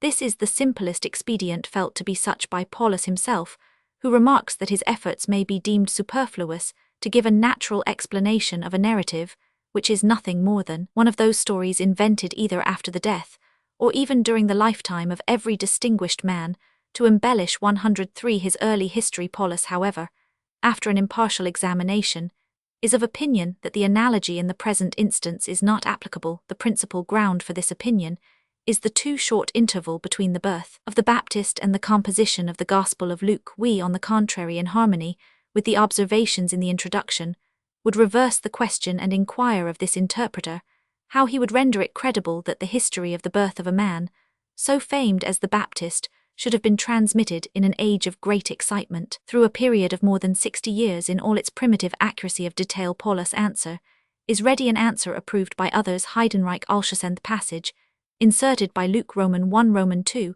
was possibly a family record, which circulated among the relatives of the Baptist and of Jesus, and of which Zacharias was probably the author. K.Ch. Roman 50 Schmidt controverts this hypothesis with the remark that it is impossible that a narrative so disfigured, we should rather say so embellished, could have been a family record, and that if it does not belong altogether to the class of legends, its historical basis, if such there be, is no longer to be distinguished. It is further maintained that the narrative presents certain features which no poet would have conceived, and which prove it to be a direct impression of facts, for instance the messianic expectations expressed by the different personages introduced by Luke chap Roman 1 and Roman 2, correspond exactly with the situation and relation of each individual. But these distinctions are by no means so striking as Paulus represents. They are only the characteristics of a history which goes into details, making a transition from generalities to particulars, which is natural alike to the poet and to the popular legend, besides the peculiar Judaical phraseology in which the messianic expectations are expressed, and which it is contended confirm the opinion that this narrative was written or received its fixed form before the death of Jesus continued to be used after that event. Acts Roman 1. Moreover, we must agree with Schleiermacher when he says 39, least of all is it possible to regard these utterances as strictly historical, or to maintain that Zacharias, in the moment that he recovered his speech, employed it in a song of praise uninterrupted by the exultation and wonder of the company, sentiments which the narrator interrupts himself to indulge. It must at all events be admitted that the author has made additions of his own, and has enriched the history by the lyric effusions of his muse Communal. Supposes that Zacharias composed and wrote down the canticle subsequent to the occasion, but this strange surmise contradicts the text. There are some other features which it is contended belong not to the creations of the poet, such as the signs made to the Father, the debate in the family, the position of the angel on the right hand of the altar, but this criticism is merely a proof that these interpreters have or determine to have no just conception of poetry or popular legend, for the genuine characteristic of poetry and mythos is natural and pictorial representation of details. 104. Mythical view of the narrative in its different stages. The above exposition of the necessity, and lastly of the possibility of doubting the historical fidelity of the gospel narrative, has led many theologians to explain the account of the birth of the Baptist as a poetical composition, suggested by the importance attributed by the Christians to the forerunner of Jesus, and by the recollection of some of the Old Testament histories in which the births of Ishmael, Isaac, Samuel, and especially of Samson, are related to have been similarly announced. Still, the matter was not allowed to be altogether invented. It may have been historically true that Zacharias and Elizabeth lived long without offspring, that on one occasion whilst in the temple the old man's tongue was suddenly paralyzed, but that soon afterwards his aged wife bore him a son, and he in his joy at the event recovered the power of speech at that time. But still more, when John became a remarkable man, the history excited attention, and out of it the existing legend. It is surprising to find an explanation almost identical with the natural one we have criticized above again, brought forward under a new title, so that the admission of the possibility of an admixture of subsequent legends in the narrative has little influence on the view of the matter itself, as the mode of explanation we are now advocating denies all confidence in the historical authenticity of the record. All the details must be in themselves equally problematic, and whether historical validity can be retained for this, or that particular incident can be determined only by its being either less improbable than the rest or else less in harmony with the spirit, interest and design of the poetic legend, so as to make it probable that it had a distinct origin. The barrenness of Elizabeth and the sudden dumbness of Zacharias are here retained as incidents of this character, so that only the appearing and prediction of the angel are given up, but by taking away the angelic apparition, the sudden infliction and as sudden removal of the dumbness loses its only adequate supernatural cause, so that all difficulties which beset the natural interpretation remain in full force, a dilemma into which these theologians are most unnecessarily brought by their own inconsequence. For the moment we enter upon mythical ground, all obligation to hold fast the assumed historical fidelity of the account ceases to exist. Besides, that which they propose to retain as historical fact, namely the long barrenness of the parents of the Baptist, is so strictly in harmony with the spirit and character of Hebrew legendary poetry, that of this incident the mythical origin is least to be mistaken. How confused has this misapprehension made, for example, the reasoning of Bauer. It was a prevailing opinion, says he, consonant with Jewish ideas, that all children born of aged parents who had previously been childless became distinguished personages. John was the child of aged parents, and became a notable preacher of repentance. Consequently, it was thought justifiable to infer that his birth was predicted by an angel. What an illogical conclusion, for which he has no other ground than the assumption that John was the son of aged parents.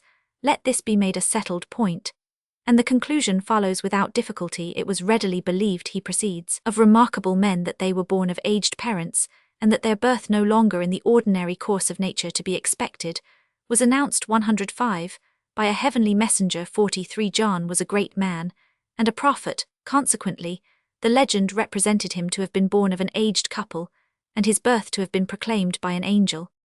Seeing that this explanation of the narrative before us as a half so-called historical mythos is encumbered with all the difficulties of a half-measure, Gabler has treated it as a pure philosophical or dogmatical mythos. Horst, likewise, considers it, and indeed the entire 2 first chapters of Luke, of which it forms a part, as an ingenious fiction, in which the birth of the Messiah together with that of his precursor, and the predictions concerning the character and ministry of the latter, framed after the event, are set forth, it being precisely the loquacious circumstantiality of the narration, which betrays the poet. Schleiermacher likewise explains the first chapter as a little poem similar in character to many of the Jewish poems which we meet with in their Apocrypha. He does not, however, consider it altogether a fabrication. It might have had a foundation in fact and in a widespread tradition, but the poet has allowed himself so full a license in arranging and combining, in moulding and embodying the vague and fluctuating representations of tradition, that the attempt to detect the purely historical in such narratives must prove a fruitless and useless effort. Horst goes so far as to suppose the author of the piece to have been a Judaizing Christian, whilst Schleiermacher imagines it to have been composed by a Christian of the famed Jewish school at a period when it comprised some who still continued strict disciples of John, and whom it was the object of the narrative to bring over to Christianity by exhibiting the relationship of John to the Christ as his peculiar and highest destiny, and also by holding out the expectation of a state of temporal greatness for the Jewish people at the reappearance of Christ. An attentive consideration of the Old Testament histories, to which as most interpreters admit the narrative of the Annunciation and birth of the Baptist bears a striking affinity, will render it abundantly evident that this is the only just view of the passage in question, but it must not here be imagined, as is now so readily affirmed in the confutation of the mythical view of this passage, that the author of our narrative first made a collection from the Old Testament of its individual traits. Much rather had the scattered traits, respecting the late birth of different distinguished men, as recorded in the Old Testament, blended themselves into a compound image in the mind of their reader, whence he selected the features most appropriate to his present subject. Of the children born of aged parents, Isaac is the most ancient prototype, as it is said of Zacharias and Elizabeth, they both were advanced in their days. Roman 5 So Abraham and Sarah were advanced in their days. Gen Roman 18 LXX When they were promised a son. It is likewise from this history that the incredulity of the father, on account of the advanced age of both 106 parents, and the demand of a sign are borrowed in our narrative, as Abraham, when Jehovah promises him, he shall have a son and a numerous posterity, who shall inherit the land of Canaan, doubtingly inquires, whereby shall I know that I shall inherit it? SC Gen Roman 15 Roman 70 So Zacharias, whereby shall I know this? Roman 5 The incredulity of Sarah is not made use of for Elizabeth, but she is said to be of the daughters of Aaron, and the name Elizabeth may perhaps have been suggested by that of Aaron's wife. Exard Roman 6 Roman 70 The incident of the angel announcing the birth of the Baptist is taken from the history of another late-born child, Samson, in our narrative. Indeed, the angel appears first to the father in the temple, whereas in the history of Samson, he shows himself first to the mother, and afterwards to the father in the field. This, however, is an alteration arising naturally out of the different situations of the respective parents. Judges Roman 13. According to popular Jewish notions, it was no unusual occurrence for the priest to be visited by angels and divine apparitions, whilst offering incense in the temple, the command which before his birth predestined the Baptist, whose later ascetic mode of life was known to be a Nazarite, is taken from the same source as to Samson's mother. During her pregnancy, wine, strong drink and unclean food were forbidden, so a similar diet is prescribed for her son. 48 Adding, as in the case of John, that the child shall be consecrated to God from the womb. The blessings which it is predicted that these two men shall realize for the people of Israel are similar comp Luke Roman 1:17, with Judges Roman 13, and each narrative concludes with the same expression respecting the hopeful growth of the child.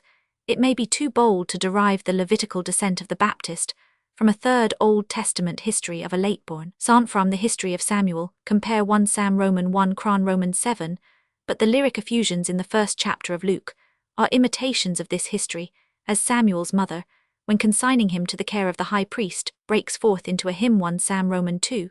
So the father of John does the same at the circumcision, though the particular expressions in the canticle uttered by Merioff, which we shall have to speak hereafter, have a closer resemblance to Hannah's song of praise than that of Zacharias.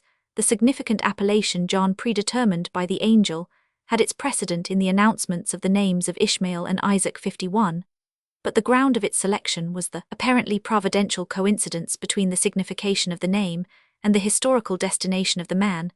The 107 remark that the name of John was not in the family Roman 5 only brought its celestial origin more fully into view. The tablet upon which the father wrote the name Roman 5 was necessary on account of his incapacity to speak, but it also had its type in the Old Testament. Isaiah was commanded to write the significant names of the child Maher-shalal-Hashbaz upon a tablet. Isaiah Roman 8 ff. The only supernatural incident of the narrative, of which the Old Testament may seem to offer no precise analogy, is the dumbness. And this is the point fixed by those who contest the mythical view. But if it be borne in mind that the asking and receiving a sign from heaven, in confirmation of a promise or prophecy, was usual among the Hebrews comp Isaiah Roman 7 ff, that the temporary loss of one of the senses was the peculiar punishment inflicted after a heavenly vision Acts Roman 9:17 ff, that Daniel became dumb whilst the angel was talking with him, and did not recover his speech till the angel had touched his lips, and opened his mouth, Dan Roman 10 f. The origin of this incident also will be found in the legend, and not in historical fact, of two ordinary and subordinate features of the narrative. The one, the righteousness of the parents of the Baptist Roman 5, is merely a conclusion founded upon the belief that to a pious couple alone would the blessing of such a son be vouchsafed, and consequently is void of all historical worth. The other, the statement that John was born in the reign of Herod, the great Roman 5, is without doubt a correct calculation. So that we stand here upon purely mythical poetical ground, the only historical reality which we can hold fast as positive matter of fact being this impression made by John the Baptist by virtue of his ministry, and his relation to Jesus was so powerful as to lead to the subsequent glorification of his birth, in connection with the birth of the Messiah, in the Christian legend 1:08. It may here be observed once for all that whenever in the following inquiry the names Matthew, Luke, etc. are used, it is the author of the several Gospels who is thus briefly indicated, quite irrespective of the question whether either of the Gospels was written by an apostle or disciple of that name, or by a later unknown author. 2 see Communal in Luke Proleg, p. 247. 3 Paulus Exegete Handbuch 1 s 78 f 96 Bauer Heber Mythol 2, bd. s 218 f. 4 Here Michael is called one of the chief princes. 5 Here Raphael is represented as one of the 7 angels which go in and out before the glory of the Holy One. Tobit Roman 12, almost the same as Gabriel in Luke Roman 1, excepting the mention of the number. This number is in imitation of the Persian Amshaspan's Roman 504, De Wet Bibel Dogmatic, 171b. 6 Hyros Rosh Hashanah f Roman 56 Lightfoot Hor Heber et Talmud in Roman 4, Evangel p. 723. R. Simeon ben Lachish dicit, nomina angelorum ascenderunt, in Manu Israelis ex Babylon nam antia dictum est advolavit ad me unius seraphim steterunt, anti eam jes Roman 6, at post ver Gabriel, Dan Roman 9 Michael Princeps Vester Dan Roman 10. 7 Alshorsen Biblischer Kommentar, zum NT1 THL, S 29, 2 T Orflage Kamp Hoffmann S 124F. 8 Alshorsen Utsup Hoffmann S 135. 9 Utsup S 77. 10 Jeskicht der drei letzten Lebensjahre, Jesu samt des sen Jugendskicht, Tübingen 1779, 1 BDS 12. 11 Bibel 1 S 115. 12 Heber Mythol Roman 2s 218. 13 Bauer Utsup Roman 1s, 129, Paulus Exegete Handbuch Roman 1a 74. 14 Paulus Commentar Roman 1s 12. 15 Bauer ut sup. 16 Globenslayer 1 thl 42, und 43 2 t Ausgabe. 17 Binder Studien, der Evangelislichkeit Wittenberg's Roman 9, 511 ff. 18 Compare my dogmatic Roman 149. 19 Bibel Calm 1 thls 119. 20 Ut sup s 92. 21 Hes Geschichte der drei letzten Lebensjahre Jesu U, SW1 THL S 1333. 22 Horst in Henk's Museum Roman 1 S 733, F. Gabeler in seinem Neuest Theoljournal Roman 7, S 403. 23 Brief über die Bibel im Volkston Orsk Frankfurt und Leipzig 1801, Tess Banchen 6 Brief S 51 F. 24 Bart ut sup S 52. 25 Exegit Handyby 1 S 74 ff. 26 Bart ut sup 7 Brief S 60 ef über die beiden ersten Kapitel des Matthäus und Lukas in Henk's Magazine Roman 5 S 163, Bauer Heber Mythol 2 S 220. 27 Exegit Handyby 1 S 7780. 28 ut sup S 73. 29 Comp Schleiermacher über die Schriften des Lukas S 25. 30 Hor Heber et Talmud ed Karpsov p. 722. 31 ut sup S 26. 32 examples borrowed from Aulus Gellius Roman 5, and from Valerius Maximus Roman 1 are cited. 33 ut sup S 26. 34 ut sup S 72 f. 35 ut sup S 69. 36 in Schmidt's Bibliothek für Kritik und Exeges Roman 3 S 119. 37 Paulus ut sup. 38 Comp de Wettigzeg Handyby 1 2 S 9. 39 Über die Schriften des Lukas S 23. 40 Paulus und Alschossen Z Roman 500, St Heidenreich o 1 S 87. 41 Comp Horst in Henk's Museum Roman 1 S 705, Vater Commenter zum Pentateuch 3 S 597, FF Hayes Roman 50 J 35, Ock George, S 33 F 90. 42 EF über die zwei ersten Kapitel USW in Henk's Magazine Roman 5 S 162, FF, und Bauer Heber Mythol Roman 2 F. 43 The adoption of this opinion is best explained by a passage with respect to this matter classical in the Evangelium de Nativitate Mari, in Fabricius Codex Apocryphus, NT 1p 22f, and in Thelo 1p 322 Ducit is here, sed cum alicugus uterum claudit, ad hoc facit ut mirabilius denu, eperiet, et non libidinis esse quad nascitur, sed divini muneris cognoscitur, prima enim gentis vester, sera mater non ni usc ad octogesimum annum in fecunda fuit et, tamen in ultima senectudis tate genuit Isaac cui repromissa, erat benedictio omnium gentium Rachel quoque, tantum domino grotta tantumc, a sancto Jacob amata Deus sterilis fuit, et tamen Joseph genuit, non solum dominum gypti, sed plurimarum gentium fame pericerarum liberatorum, quis inducibus vel fortia Samson vel sanctia Samuel, et tamen hi ambo sterils matters, haburerga credidilatos, Deu conceptus, et sterils, partus mirabilias esse solar. 44 Neuest's Theoljournal Roman 7 S 402 f. 45 in Henk's Museum Roman 1 S 702 ff.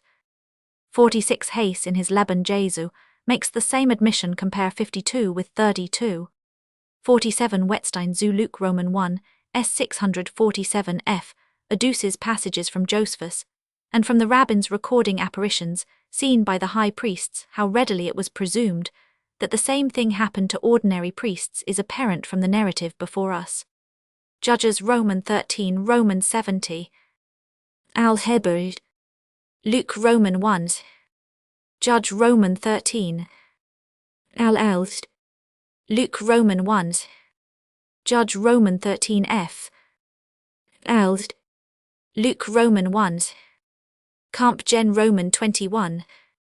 Gen Roman 16 Roman 70. Luke Roman 1. Roman 17. 52 Alschossen Bibel Commenter 1 S 116, Hoffman S 146. 53 With this view of the passage compare de Wettig Zeg Handbuch, zum NT 12 S 12. Chapter Roman 2 Davidical descent of Jesus, according to the genealogical tables of Matthew and Luke. The two genealogies of Jesus considered separately and irrespectively of one another. In the history of the birth of the Baptist, we had the single account of Luke, but regarding the genealogical descent of Jesus, we have also that of Matthew, so that in this case, the mutual control of two narrators in some respects multiplies, whilst in others it lightens our critical labour. It is indeed true that the authenticity of the two first chapters of Matthew, which contain the history of the birth and childhood of Jesus, as well as that of the parallel section of Luke, has been questioned. But as in both cases the question has originated merely in a prejudiced view of the subject, the doubt has been silenced by a decisive refutation. Each of these two Gospels contains a genealogical table designed to exhibit the Davidical descent of Jesus. The Messiah, that of Matthew Roman 117, precedes that of Luke Roman 338, follows the history of the announcement and birth of Jesus. These two tables considered each in itself, or both compared together, afford so important a key to the character of the evangelic records in this section, as to render a close examination of them imperative. We shall first consider each separately, and then each, but particularly that of Matthew, in comparison with the passages in the Old Testament to which it is parallel. In the genealogy given by the author of the first Gospel, there is a comparison of the account with itself which is important, as it gives a result, a sum at its conclusion, whose correctness may be proved by comparing it with the previous statements in the summing up. It is said that from Abraham to Christ, there are 3 divisions of 14 generations, each the first from Abraham to David, the second from David to the Babylonish exile, the third from the exile to Christ. Now, if we compute the number of names for ourselves, we find the first 14 from Abraham to David both included complete 25, also that from Solomon to Jechonias, after whom the Babylonish exile is mentioned, 611, but from Jechonias to Jesus, even reckoning the latter as one, we can discover only 13, 12, 16. How shall we explain this discrepancy, the supposition that one of the names has escaped from the third division, by an error of a transcriber too, is in the highest degree improbable. 109, since the deficiency is mentioned so early as by Porphyry, the insertion in some manuscripts and versions of the name Jehoiakim 4 between Josias and Jechonias does not supply the deficiency of the third division. It only adds a superfluous generation to the second division, which was already complete, as also there is no doubt that this deficiency originated with the author of the genealogy. The question arises, in what manner did he reckon so as to count 14 generations for his third series? Truly, it is possible to count in various ways. If an arbitrary inclusion and exclusion of the first and last members of the several series be permitted, it might indeed have been presupposed that a generation already included in one division was necessarily excluded from another, but the compiler of the genealogy may perhaps have thought otherwise. And since David is twice mentioned in the table, it is possible that the author counted him twice, namely at the end of the first series, and again at the beginning of the second. This would not indeed, any more than the insertion of Jehoiakim, fill up the deficiency in the third division, but give too many to the second, so that we must, with some commentators 5, conclude the second series not with Jechonias, as is usually done, but with his predecessor Josias, and now by means of the double enumeration of David Jechonias, who was superfluous in the second division being available for the third, the last series including Jesus has its 14 members complete. But it seems very arbitrary to reckon the concluding member of the first series twice, and not also that of the second, to avoid which inconsistency some interpreters have proposed to count Josias twice as well as David, and thus complete the 14 members of the third series without Jesus. But whilst this computation escapes one blunder, it falls into another, namely, that whereas the expression Roman 5 is supposed to include the latter in the latter, is excluded, this difficulty may be avoided by counting Jechonias twice instead of Josias, which gives us 14 names for the third division including Jesus. But then, in order not to have too many in the second, we must drop the double enumeration of David, and thus be liable to the same charge of inconsistency as in the former case, since the double enumeration is made between the second and third divisions, and not between the first and second. Perhaps De Wet has found the right clue when he remarks that in Roman 5 in both transitions, some of the series is mentioned twice, but in the first case only that member is a person David, and therefore to be twice reckoned in the second case. It is the Babylonish captivity occurring between Josias and Jechonias, which latter, since he had reigned only 3 months in Jerusalem, the greater part of his life having passed after the carrying away to Babylon, was mentioned indeed at the conclusion of the second series for the sake of connection, but was to be reckoned only at the beginning of the third. If we now compare the genealogy of Matthew, still without reference to that of Luke, with the corresponding passages of the Old Testament, we shall also find discrepancy. And in this case of a nature exactly the reverse of the preceding, for as the table considered in itself required the duplication of one member in order to complete its scheme, so when compared with the Old Testament, we find that many of the names there recorded have been omitted in order that the number 14 might not be exceeded. That is to say, the Old Testament affords data for comparison with this genealogical 110 table, as the famed pedigree of the royal race of David from Abraham to Zorobabel, and his sons after whom the Davidical line begins to retire into obscurity. And from the silence of the Old Testament, the genealogy of Matthew ceases to be under any control. The series of generations from Abraham to Judah, Pharez, and Hezron is sufficiently well known from Genesis from Pharez to David. We find it in the conclusion of the book of Ruth, and in the second chapter of the First Chronicles that from David to Zerubbabel, in the third chapter of the same book, besides passages that are parallel with separate portions of the series. To complete the comparison, we find the line from Abraham to David, that is the whole first division of 14 in our genealogy, in exact accordance with the names of men, given in the Old Testament, leaving out however the names of some women, one of which makes a difficulty. It is said Romans 5 that Rahab was the mother of Boaz. Not only is this without confirmation in the Old Testament, but even if she be made the great-grandmother of Jesse, the father of David, there are too few generations between her time and that of David, from about 1450 to 1050 B. Roman 100, that is counting either Rahab or David as 1/4 for 400 years, yet this error falls back upon the Old Testament genealogy itself, insofar as Jesse's great-grandfather Salmon, whom Matthew calls the husband of Rahab, is said Ruth Roman 4 as well as by Matthew to be the son of Nahshon, who according to Numbers Roman 1 lived in the time of the march through the wilderness 7, from which circumstance the idea was naturally suggested to marry his son with that Rahab, who saved the Israelitish spies, and thus to introduce a woman for whom the Israelites had an especial regard. Compare James Roman 2 Heb Roman 11, into the lineage of David and the Messiah. Many discrepancies are found in the second division from David to Zorobabel, and his son as well as in the beginning of the third. Firstly, it is said Roman 5 Joram begat Ozias, whereas we know from 1 Chron Roman 3:12 that Uzziah was not the son, but the grandson of the son of Joram, and that 3 kings occur between them, namely Ahaziah, Joash, and Amaziah, after whom comes Uzziah 2 Chron Roman 26, or as he is called 1 Chron Roman 3, and 2 Kings Roman 14 Azariah. Secondly, our genealogy says Roman 5 Josias begat Jechonias and his brethren, but we find from 1 Chron Roman 3 that the son and successor of Josiah was called Jehoiakim, after whom came his son and successor Jechoniah, or Jehoiachin. Moreover, brethren are ascribed to Jechoniah, whereas the Old Testament mentions none. Jehoiakim, however, had brothers, so that the mention of the brethren of Jechonias in Matthew appears to have originated in an exchange of these 2 persons. A third discrepancy relates to Zorobabel. He is here called Roman 5 a son of Salathiel, whilst in 1 Chron Roman 3 he is descended from Jechoniah not through Shealtiel but through his brother Pedaiah in Ezra Roman 5, and Haggai Roman 1. However, Zerubbabel is designated as here the son of Shealtiel in the last place. Abiud, who is here called the son of Zorobabel, is not to be found amongst the children of Zerubbabel mentioned 1 Chron Roman 3f, perhaps because Abiud was only a surname derived from a son of one of those there mentioned. The second and third of these discrepancies may have crept in without evil intention, and without any great degree of carelessness, for the omission of Jehoiakim may have arisen from the similar sound of the names, and 111, which accounts also for the transposition of the brothers of Jechoniah, whilst respecting Zorobabel the reference to the Old Testament is partly adverse, partly favourable, but the first discrepancy we have adduced, namely, the omission of 3 known kings, is not so easily to be set aside. It has indeed been held that the similarity of names may here also have led the author to pass unintentionally from Joram to Ozias, instead of to the similar-sounding Ahaziah in the Roman 70 Archosias.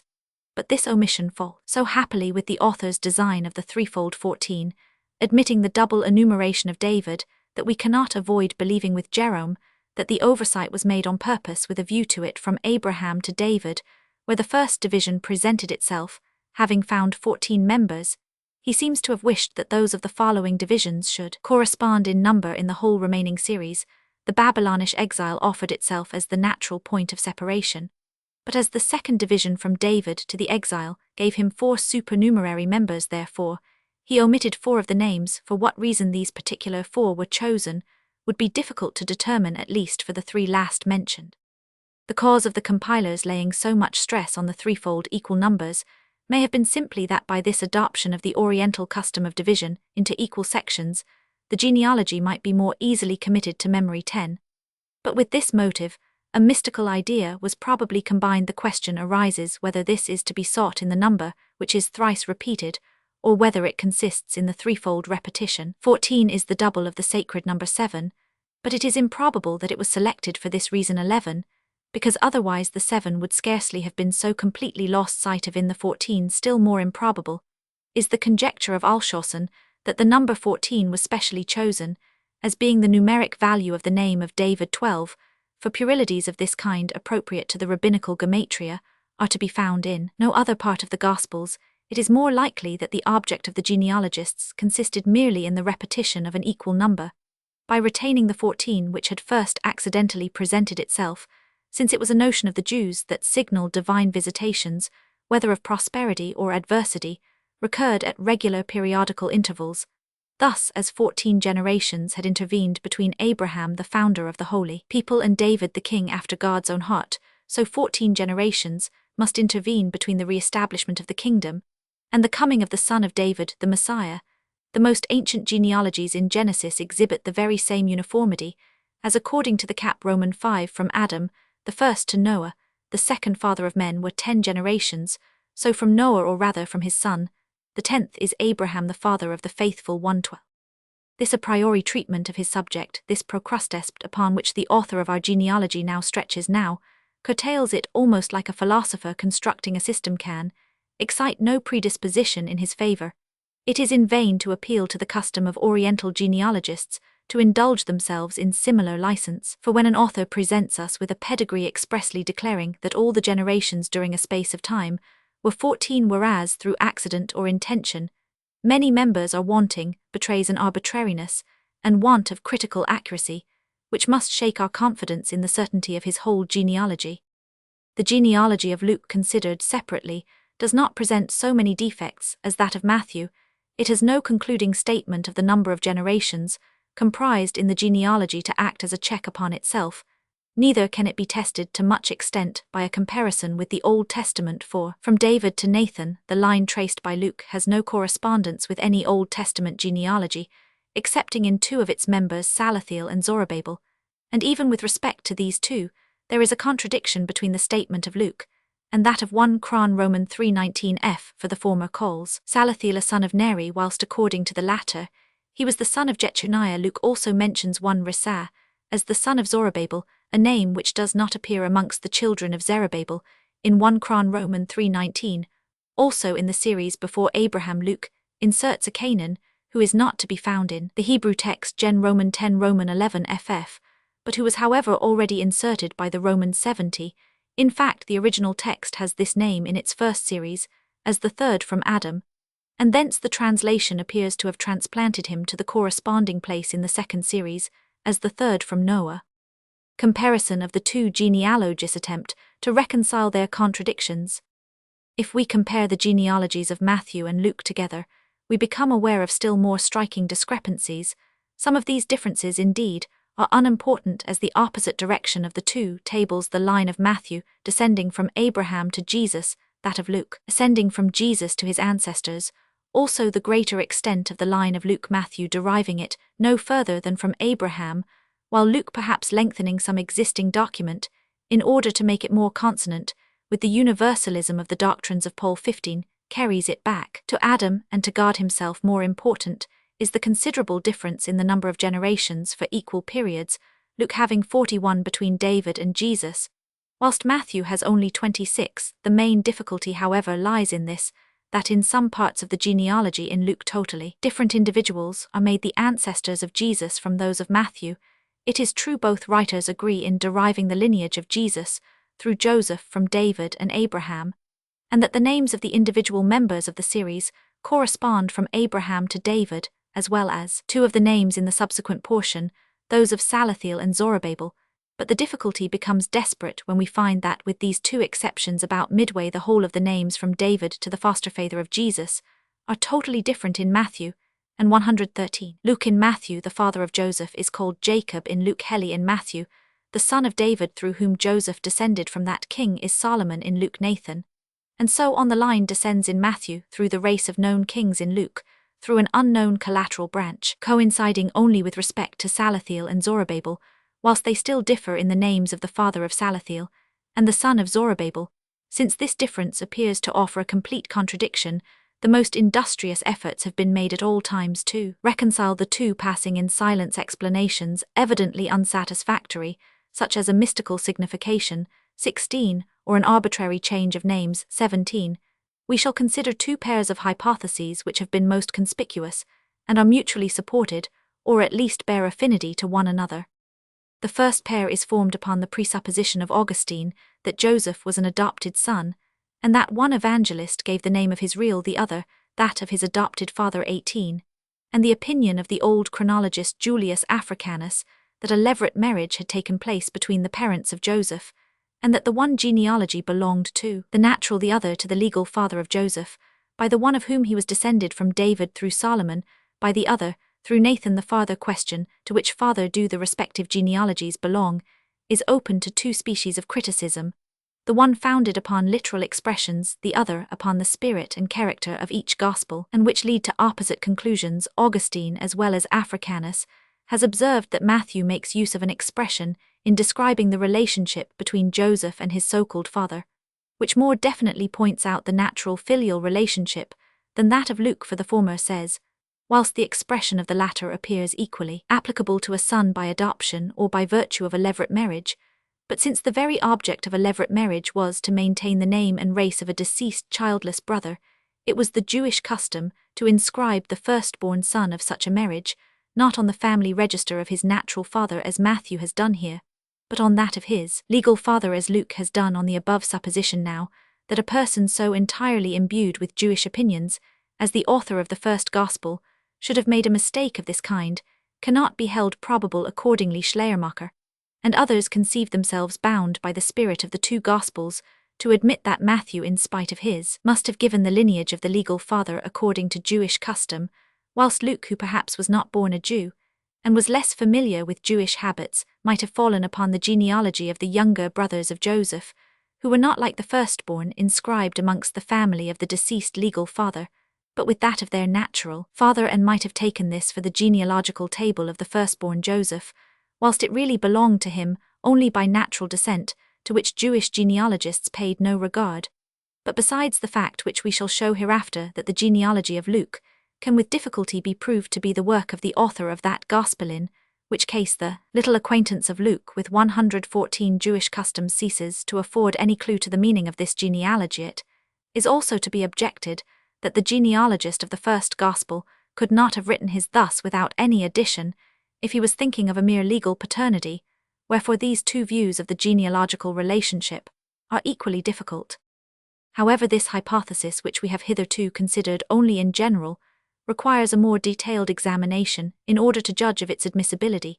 In considering the proposition of a levirate marriage, the argument is essentially the same if with Augustine and Africanus we ascribe the naming of the natural father to Matthew, or with Schleiermacher to Luke. As an example, we shall adopt the former statement the rather because Eusebius, according to Africanus, has left us a minute account of it. According to this representation, then the mother of Joseph was first married to that person whom Luke calls the father of Joseph, namely Heli. But since Heli died without children by virtue of the levirate law, his brother, called by Matthew Jacob, the father of Joseph, married the widow, and by her begot Joseph, who was legally regarded as the son of the deceased Heli, and so described by Luke, whilst naturally he was the son of his brother Jacob, and thus described by Matthew. But merely thus far the hypothesis is by no means adequate, for if the two fathers of Joseph were real brothers, sons of the same father, they had one and the same lineage, and the two genealogies would have differed only in the father of Joseph, all the preceding portion being in agreement. In order to explain how the discordancy extends so far back as to David, we must have recourse to the second proposition of Africanus, that the fathers of Joseph were only half-brothers having the same mother but not the same father, we must also suppose that this mother of the two fathers of Joseph had twice married, once with the Mathan of Matthew, who was descended from David through Solomon and the line of kings, and to whom she bore Jacob, and also either before or after with the Mathat of Luke, the offspring of which marriage was Heli, which Heli having married and died childless, his half-brother Jacob married his widow, and begot for the deceased his legal child Joseph. This hypothesis of so complicated a marriage in two successive generations, to which we are forced by the discrepancy of the two genealogies, must be acknowledged to be in no way impossible, but still highly improbable, and the difficulty is doubled by the untoward agreement already noticed, which occurs midway in the discordant series in the two members, Salathiel and Zorobabel, for to explain how Neri in Luke and Jechonias in Matthew are both called the father of Salathiel, who was the father of Zorobabel, not only must the supposition of the levirate marriage be repeated, but also that the two brothers who successively married the same wife were brothers only on the mother's side. The difficulty is not diminished by the remark that any nearest blood relation, not only a brother, might succeed in a levirate marriage. That is to say, though not obligatory, it was at least open to his choice. Ruth Roman 3f Roman 4f, for since even in the case of two cousins, the concurrence of the two branches must take place much earlier than here for Jacob and Eli, and for Jechonias and Neri we are still obliged to have recourse to the hypothesis of half-brothers, the only amelioration in this hypothesis over the other being that these two very peculiar marriages do not take place in immediately consecutive generations, now that this extraordinary double incident should not only have been twice repeated, but that 115 the genealogists should twice have made the same selection in their statements respecting the natural and the legal father, and without any explanation is so improbable that even the hypothesis of an adoption which is burdened with only one half of these difficulties has still more than it can bear for in the case of adoption, since no fraternal or other relationship is required between the natural and adopting fathers, the recurrence to a twice-repeated half-brotherhood is dispensed with, leaving only the necessity for twice supposing a relationship by adoption and twice the peculiar circumstance that the one genealogist from want of acquaintance with Jewish customs was ignorant of the fact, and the other, although he took account of it, was silent respecting it.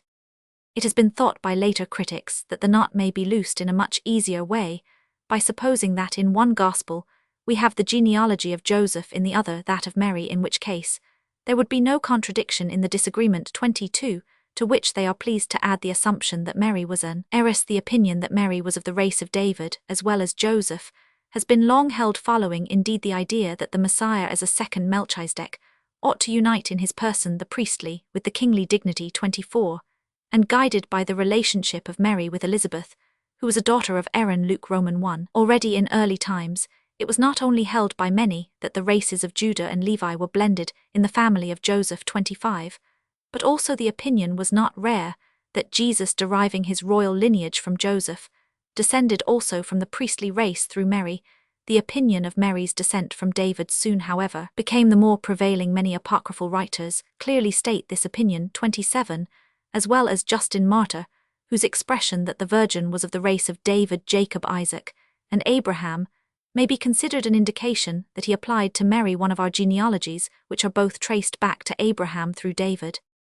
On inquiring which of these two genealogies is to be held that of Mary, we are stopped by an apparently insurmountable obstacle, since each is distinctly announced as the genealogy of Joseph, the one in the words, the other by the phrase here also. However, the of Matthew is more definite than the of Luke, which according to those interpreters may mean just as well a son-in-law or grandson, so that the genitive of Luke in Roman 3 was either intended to express that Jesus was in common estimation a son of Joseph, who was the son-in-law of Heli, the father of Mary 29, or else that Jesus was, as was believed, a son of Joseph, and through Mary a grandson of Heli, as it may here be objected that the Jews in their genealogies were accustomed to take no account of the 116 female line. 31 A farther hypothesis is had recourse to, namely, that Mary was an heiress Roman 1, either daughter of a father without sons, and that in this case, according to Numbers Roman 36 and Nehemiah Roman 7, Jewish custom required that the person who married her should not only be of the same race with herself, but that he should henceforth sink his own family in hers, and take her ancestors as his own. But the first point only is proved by the reference to Numbers, and the passage in Nehemiah compared with several similar ones. Ezra Roman 2 Numbers Roman 32 Comp, with 1 Cron Roman 2f, shows only that sometimes by way of exception, a man took the name of his maternal ancestors. This difficulty with regard to Jewish customs, however, is cast into shade by one much more important, although undeniably the genitive case used by Luke expressing simply derivation in a general sense may signify any degree of relationship, and consequently that of son-in-law or grandson, yet this interpretation destroys the consistency of the whole passage in the 34 preceding members, which are well known to us from the Old Testament. This genitive demonstrably indicates throughout the precise relationship of a son. Likewise, when it occurs between Salathiel and Zorobabel, how could it be intended in the one instance of Joseph to indicate that of son-in-law, or according to the other interpretation, supposing the nominative to govern the whole series, how can we suppose it to change its signification from son to grandson, great-grandson, and so on to the end, if it be said the phrase is a proof that the genitive does not necessarily indicate a son in the proper sense of the word? We may reply that it bears a signification with regard to the immediate author of existence, equally inapplicable to either father-in-law or grandfather. A further difficulty is encountered by this explanation of the two genealogies, in common with the former one. In the concurrence of the two names of Salathiel and Zorobabel, the supposition of a levirate marriage is as applicable to this explanation as the other, but the interpreters we are now examining prefer, for the most part, to suppose that these similar names in the different genealogies belong to different persons, when Luke, however, in the 21st and 22nd generations from David, gives the very same names that Matthew, including the 4 omitted generations, gives in the 19th and 20th. One of these names being of great notoriety, it is certainly impossible to doubt that they refer to the same persons. Moreover, in no other part of the New Testament is there any trace to be found of the Davidical descent of Mary. On the contrary, some passages are directly opposed to it in Luke Roman 1. The expression refers only to the immediately preceding, not to the more remote and more pointed still, is the turn of the sentence in Luke Roman 2, where might so easily have been written, instead of if the author had any thought of including Mary in the descent from David. These expressions fill to overflowing the measure of proof, already adduced, that it is impossible to apply the genealogy of the third evangelist to Mary 1:17. The genealogies unhistorical. A consideration of the insurmountable difficulties which unavoidably embarrass every attempt to bring these two genealogies into harmony with one another will lead us to despair of reconciling them, and will incline us to acknowledge with the more free-thinking class of critics that they are mutually contradictory. Consequently, they cannot both be true. If therefore one is to be preferred before the other, several circumstances would seem to decide in favor of the genealogy of Luke, rather than that of Matthew. It does not exhibit an arbitrary adherence to a fixed form, and to equal periods, and whilst the ascribing of 20 generations to the space of time from David to Jechonias or Neri in Luke is at least not more offensive to probability than the omission of 4 generations in Matthew to historical truth. Luke's allotment of 22 generations from the period from Jechonias born 617 B Roman 100 to Jesus Roman 1e about 600 years, forming an average of 27 years and a half to each generation, is more consonant with natural events, particularly amongst Eastern nations, than the 13 generations of Matthew, which make an average of 4 to 2 years for each. Besides, the genealogy of Luke is less liable than that of Matthew to the suspicion of having been written with a design to glorify Jesus, since it contents itself with ascribing to Jesus a descent from David, without tracing that descent through the royal line. On the other hand, however, it is more improbable that the genealogy of the comparatively insignificant family of Nathan should have been preserved than that of the royal branch, added to which the frequent recurrence of the same names is, as justly remarked by Hoffman, an indication that the genealogy of Luke is fictitious. In fact, then, neither table has any advantage over the other. If the one is unhistorical, so also is the other, since it is very improbable that the genealogy of an obscure family, like that of Joseph extending through so long a series of generations, should have been preserved during all the confusion of the exile and the disturbed period that followed. Yet it may be said, although we recognize in both, so far as they are not copied from the Old Testament, and unrestrained play of the imagination, or arbitrary applications of other genealogies to Jesus, we may still retain as an historical basis that Jesus descended from David, and that only the intermediate members of the line of descent were variously filled up by different writers, but the one event on which this historical basis is mainly supported, namely the journey of the parents of Jesus to Bethlehem, in order to be taxed so far from sufficing to prove them to be of the house and lineage of David, is itself, as we shall presently show by no means established as matter of history of more weight, is the other ground, namely, that Jesus is universally represented in the New Testament, without any contradiction from his adversaries, as the descendant of David. Yet even the phrase is a predicate that may naturally have been applied to Jesus not on historical, but on dogmatical grounds. According to the prophecies, the Messiah could only spring from David, when therefore a Galilean whose lineage was utterly unknown, and of whom consequently no one could prove that he was not descended from David, had acquired the 118 reputation of being the Messiah. What more natural than that tradition should under different forms have early ascribed to him a Davidical descent, and that genealogical tables corresponding with this tradition should have been formed, which, however, as they were constructed upon no certain data, would necessarily exhibit such differences and contradictions as we find actually existing between the genealogies in Matthew and in Luke. If in conclusion it be asked what historical result is to be deduced from these genealogies, we reply a conviction arrived at also from other sources, that Jesus, either in his own person or through his disciples acting upon minds strongly imbued with Jewish notions and expectations, left among his followers so firm a conviction of his messiahship that they did not hesitate to attribute to him the prophetical characteristic of Davidical descent, and more than one pen was put in action in order by means of a genealogy which should authenticate that descent to justify his recognition as the Messiah. 119. 1 Cunal Carmen Mat Proleg P Roman 27 F. 2 Paulus P 292. 3 Hieron in Daniel in it. 4 C Wettstein. 5 For example Fritz Kam in Mat P 13. 6 Exegt Handbuch Roman 1 S 12 F. 7 The expedient of Cunal Kam in Mat P 3, to distinguish the Rahab, here mentioned from the celebrated one, becomes hence superfluous, besides that it is perfectly arbitrary. 8 Hoffman S 154, according to Hug Einl Roman 2s, 271. 9 Compare Fritz Kam in Mat P 19, Paulus Exeget Handbuch Roman 1s, 289 De Wet Exeg Handyby in Loc. 10 Fritz in Mat P 11. 11 Paulus S 292. 12 Bibel Kam P 46 Note. 13 C Schneckenburger Beiträge zur Einleitung in des NTS 41 F, and the passage cited from Josephus B. J. Roman 6, also may be compared the passage cited by Scott Gen Hor Heber et Talm zu Math, Roman 1 from Synopsis, Soha P 132 N 18 Ab, Abrahamo Usk ad Salomonum, Roman 15 Sunt generations, Ac tunc luna fuit in plenilunio, a Salomon Usk ad Zedekiam Itram, Sunt Roman 15 generations, et tunc luna defecit, et Zedeki effosi sunt oculi. 14 De Wet has already called attention to the analogy between these Old Testament genealogies and those of the Gospels, with regard to the intentional equality of numbers. Critic der Mose Geschichte S69 Comp. S48.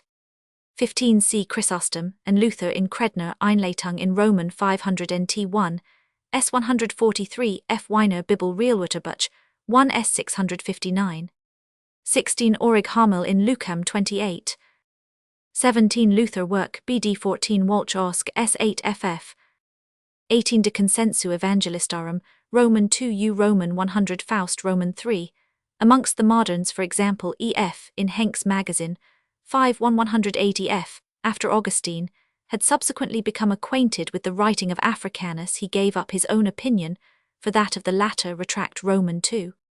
19 Eusebius H. E. Roman 1, and lately, for example, Schleiermacher on Luke P. 53.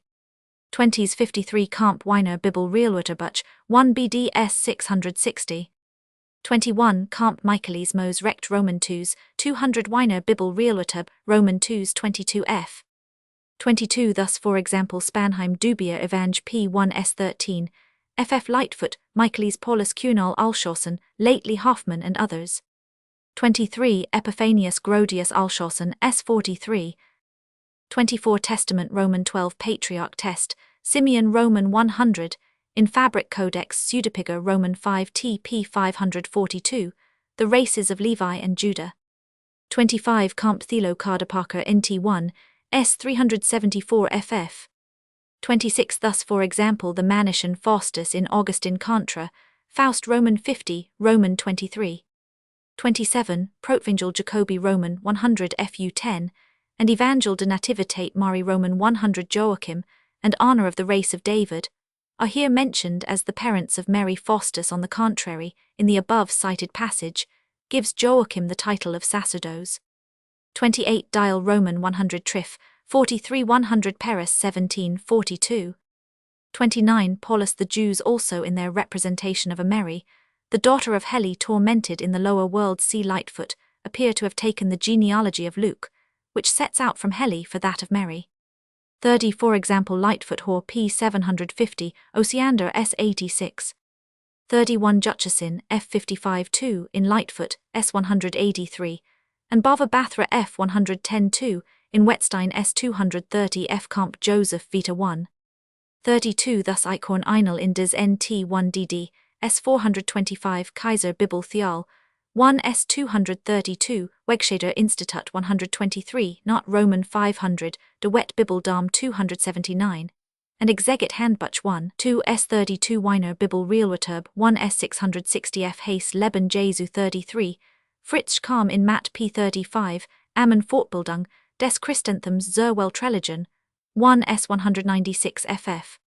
33 c. de Wet Bibel Dam and Exeg Handyby, 1 s. 14 Hayes Roman 50, J. Eusebius gives a not improbable explanation of this disagreement, ad Steph, quest Roman 3, pointed out by Credner 1 p. 68 f, that besides the notion amongst the Jews that the Messiah must spring from the royal line of David, another had arisen, that this line having become polluted, and declared unworthy of continuing on the throne of David, Jerem Roman 22, by the wickedness of its later reigning members, a line more pure though less famed, was to be preferred to it. 34. The farther considerations on the origin and import of these genealogies, which arise from their connection with the account of the miraculous birth of Jesus, must be reserved till after the examination of the latter point. Chapter Roman 3, Announcement of the Conception of Jesusit's supernatural character, visit of Mary to Elizabeth. Sketch of the different canonical and apocryphal accounts. There is a striking gradation in the different representations of the conception and birth of Jesus, given in the canonical, and in the apocryphal Gospels. They exhibit the various steps from a simple statement of a natural occurrence to a minute and miraculously embellished history, in which the event is traced back to its very earliest date. Mark and John presuppose the fact of the birth of Jesus, and content themselves with the incidental mention of Mary as the mother, Mark Roman 6, and of Joseph as the father of Jesus, John Roman 1. Matthew and Luke go further back, since they state the particular circumstances attending the conception as well as the birth of the Messiah. But of these two evangelists, Luke mounts a step higher than Matthew. According to the latter, Mary, the betrothed of Joseph, being found with child Joseph, is offended, and determines to put her away, but the angel of the Lord visits him in a dream, and assures him of the divine origin and exalted destiny of Mary's offspring, the result of which is that Joseph takes unto him his wife, but knows her not, till she has brought forth her firstborn son. Matt Roman 125, here the pregnancy is discovered in the first place, and then afterwards justified by the angel, but in Luke, the pregnancy is prefaced and announced by a celestial apparition. The same Gabriel who had predicted the birth of John to Zacharias appears to Mary, the betrothed of Joseph, and tells her that she shall conceive by the power of the Holy Ghost, whereupon the destined mother of the Messiah pays a visit full of holy import to the already pregnant mother of his forerunner, upon which occasion both Mary and Elizabeth pour forth their emotions to one another in the form of a hymn. Luke Roman 156. Matthew and Luke are content to presuppose the connection between Mary and Joseph, but the apocryphal Gospels, the Protvangelium Jacobi and the Evangelium de Nativitate Mariae, one books with the contents of which the fathers partially agree, seek to represent the origin of this connection. Indeed, they go back to the birth of Mary, and describe it to have been preceded equally with that of the Messiah and the Baptist by a divine annunciation, as the description of the birth of John in Luke is principally borrowed from the Old Testament accounts of Samuel and of Samson. So this history of the birth of Mary is an imitation of the history in Luke and of the Old Testament histories. Joachim, so says the apocryphal narrative, and honor the name of Samuel's 120 mother too, are unhappy on account of their long childless marriage, as were the parents of the Baptist when an angel appears to them, both so in the history of Samson at different places, and promises them a child, who shall be the mother of God, and commands that this child shall live the life of a Nazarite, like the Baptist in early childhood. Mary is brought by her parents to the temple like Samuel, where she continues till her 12th year, visited and fed by angels, and honored by divine visions arrived at womanhood. She is to quit the temple, her future provision, and destiny being revealed by the oracle to the high priest in conformity with the prophecy of Isaiah. Roman 11, F. Egredietur virga de radis, Jesse et flos de radis ejus, ascendit et requiescit, super eum spiritus domini. This oracle commanded according to one Gospel 3, that all the unmarried men of the house of David, according to the other 4, that all the widowers among the people should bring their rods, and that he on whose rod a sign should appear like the rod of Aaron. Num. Roman 17, namely, the sign predicted in the prophecy should take Mary unto himself. This sign was manifested upon Joseph's rod, for in exact accordance with the oracle it put forth a blossom, and a dove lighted upon it. The apocryphal Gospels and the Fathers agree in representing Joseph as an old man 6, but the narrative is somewhat differently told in the 2 apocryphal Gospels, according to the Evangel de Native Mariae. Notwithstanding Mary's alleged vow of chastity, and the refusal of Joseph on account of his great age, betrothment took place at the command of the priest, and subsequently a marriage, which marriage, however, the author evidently means to represents also as chaste according to the Protvang Jacobi. On the contrary, neither betrothment nor marriage are mentioned, but Joseph is regarded merely as the chosen protector of the young Virgin 7, and Joseph on the journey to Bethlehem doubts whether he shall describe his charge as his wife, or as his daughter, fearing to bring ridicule upon himself on account of his age, if he called her his wife again, where in Matthew Mary is called of Joseph. The apocryphal Gospel carefully designates her merely as, and even avoids using the term or substitutes, with which many of the Fathers concur in the Protvangelium. It is further related that Mary, having been received into Joseph's house, was charged together with other young women with the fabrication of the veil for the temple, and that it fell to her lot to spin the true purple. But, whilst Joseph was absent on business, Mary was visited by an angel, and Joseph on his return found her with child, and called her to account not as a husband, but as the guardian of her honor. Mary, however, had forgotten the words of the angel, and protested her ignorance of the cause of her pregnancy. Joseph was perplexed, and determined to remove her secretly from under his protection, but an angel appeared to him in a dream, and reassured him by his explanation. The matter was then brought before the priest, and both 121, Joseph and Mary, being charged with incontinence, were condemned to drink the bitter water 9, but as they remained uninjured by it, they were declared innocent. Then follows the account of the taxing, and of the birth of Jesus. Since these apocryphal narratives were for a long period held as historical by the Church, and were explained equally with those of the canonical accounts from the supranaturalistic point of view as miraculous, they were entitled in modern times to share with the New Testament histories the benefit of the natural explanation.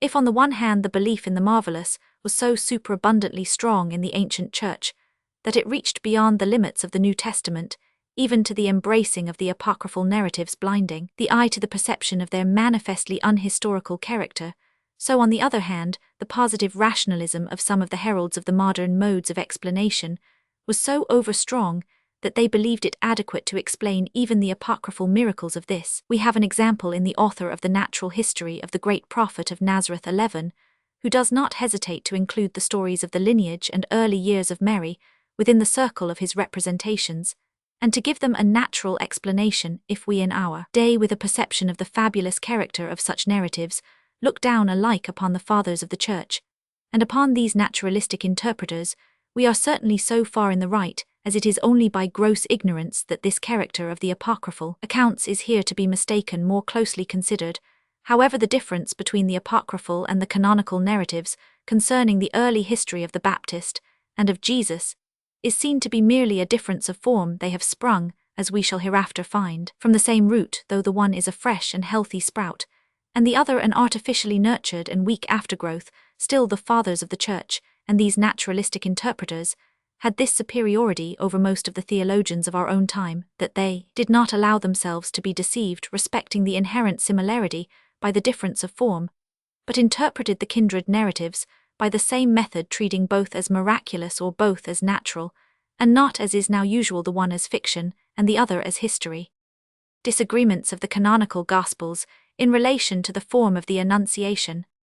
After the foregoing general sketch, we now proceed to examine the external circumstances, which according to our Gospels attended the first communication of the future birth of Jesus to Mary and Joseph, leaving out of sight for the present the special import of the Annunciation, namely that Jesus should be supernaturally begotten of the Holy Ghost. We shall in the first place consider merely the form of the announcement, by whom, when, and in what manner it was made. As the birth of the Baptist was previously announced by an angel, so the conception of Jesus was according to the Gospel histories proclaimed after the same fashion.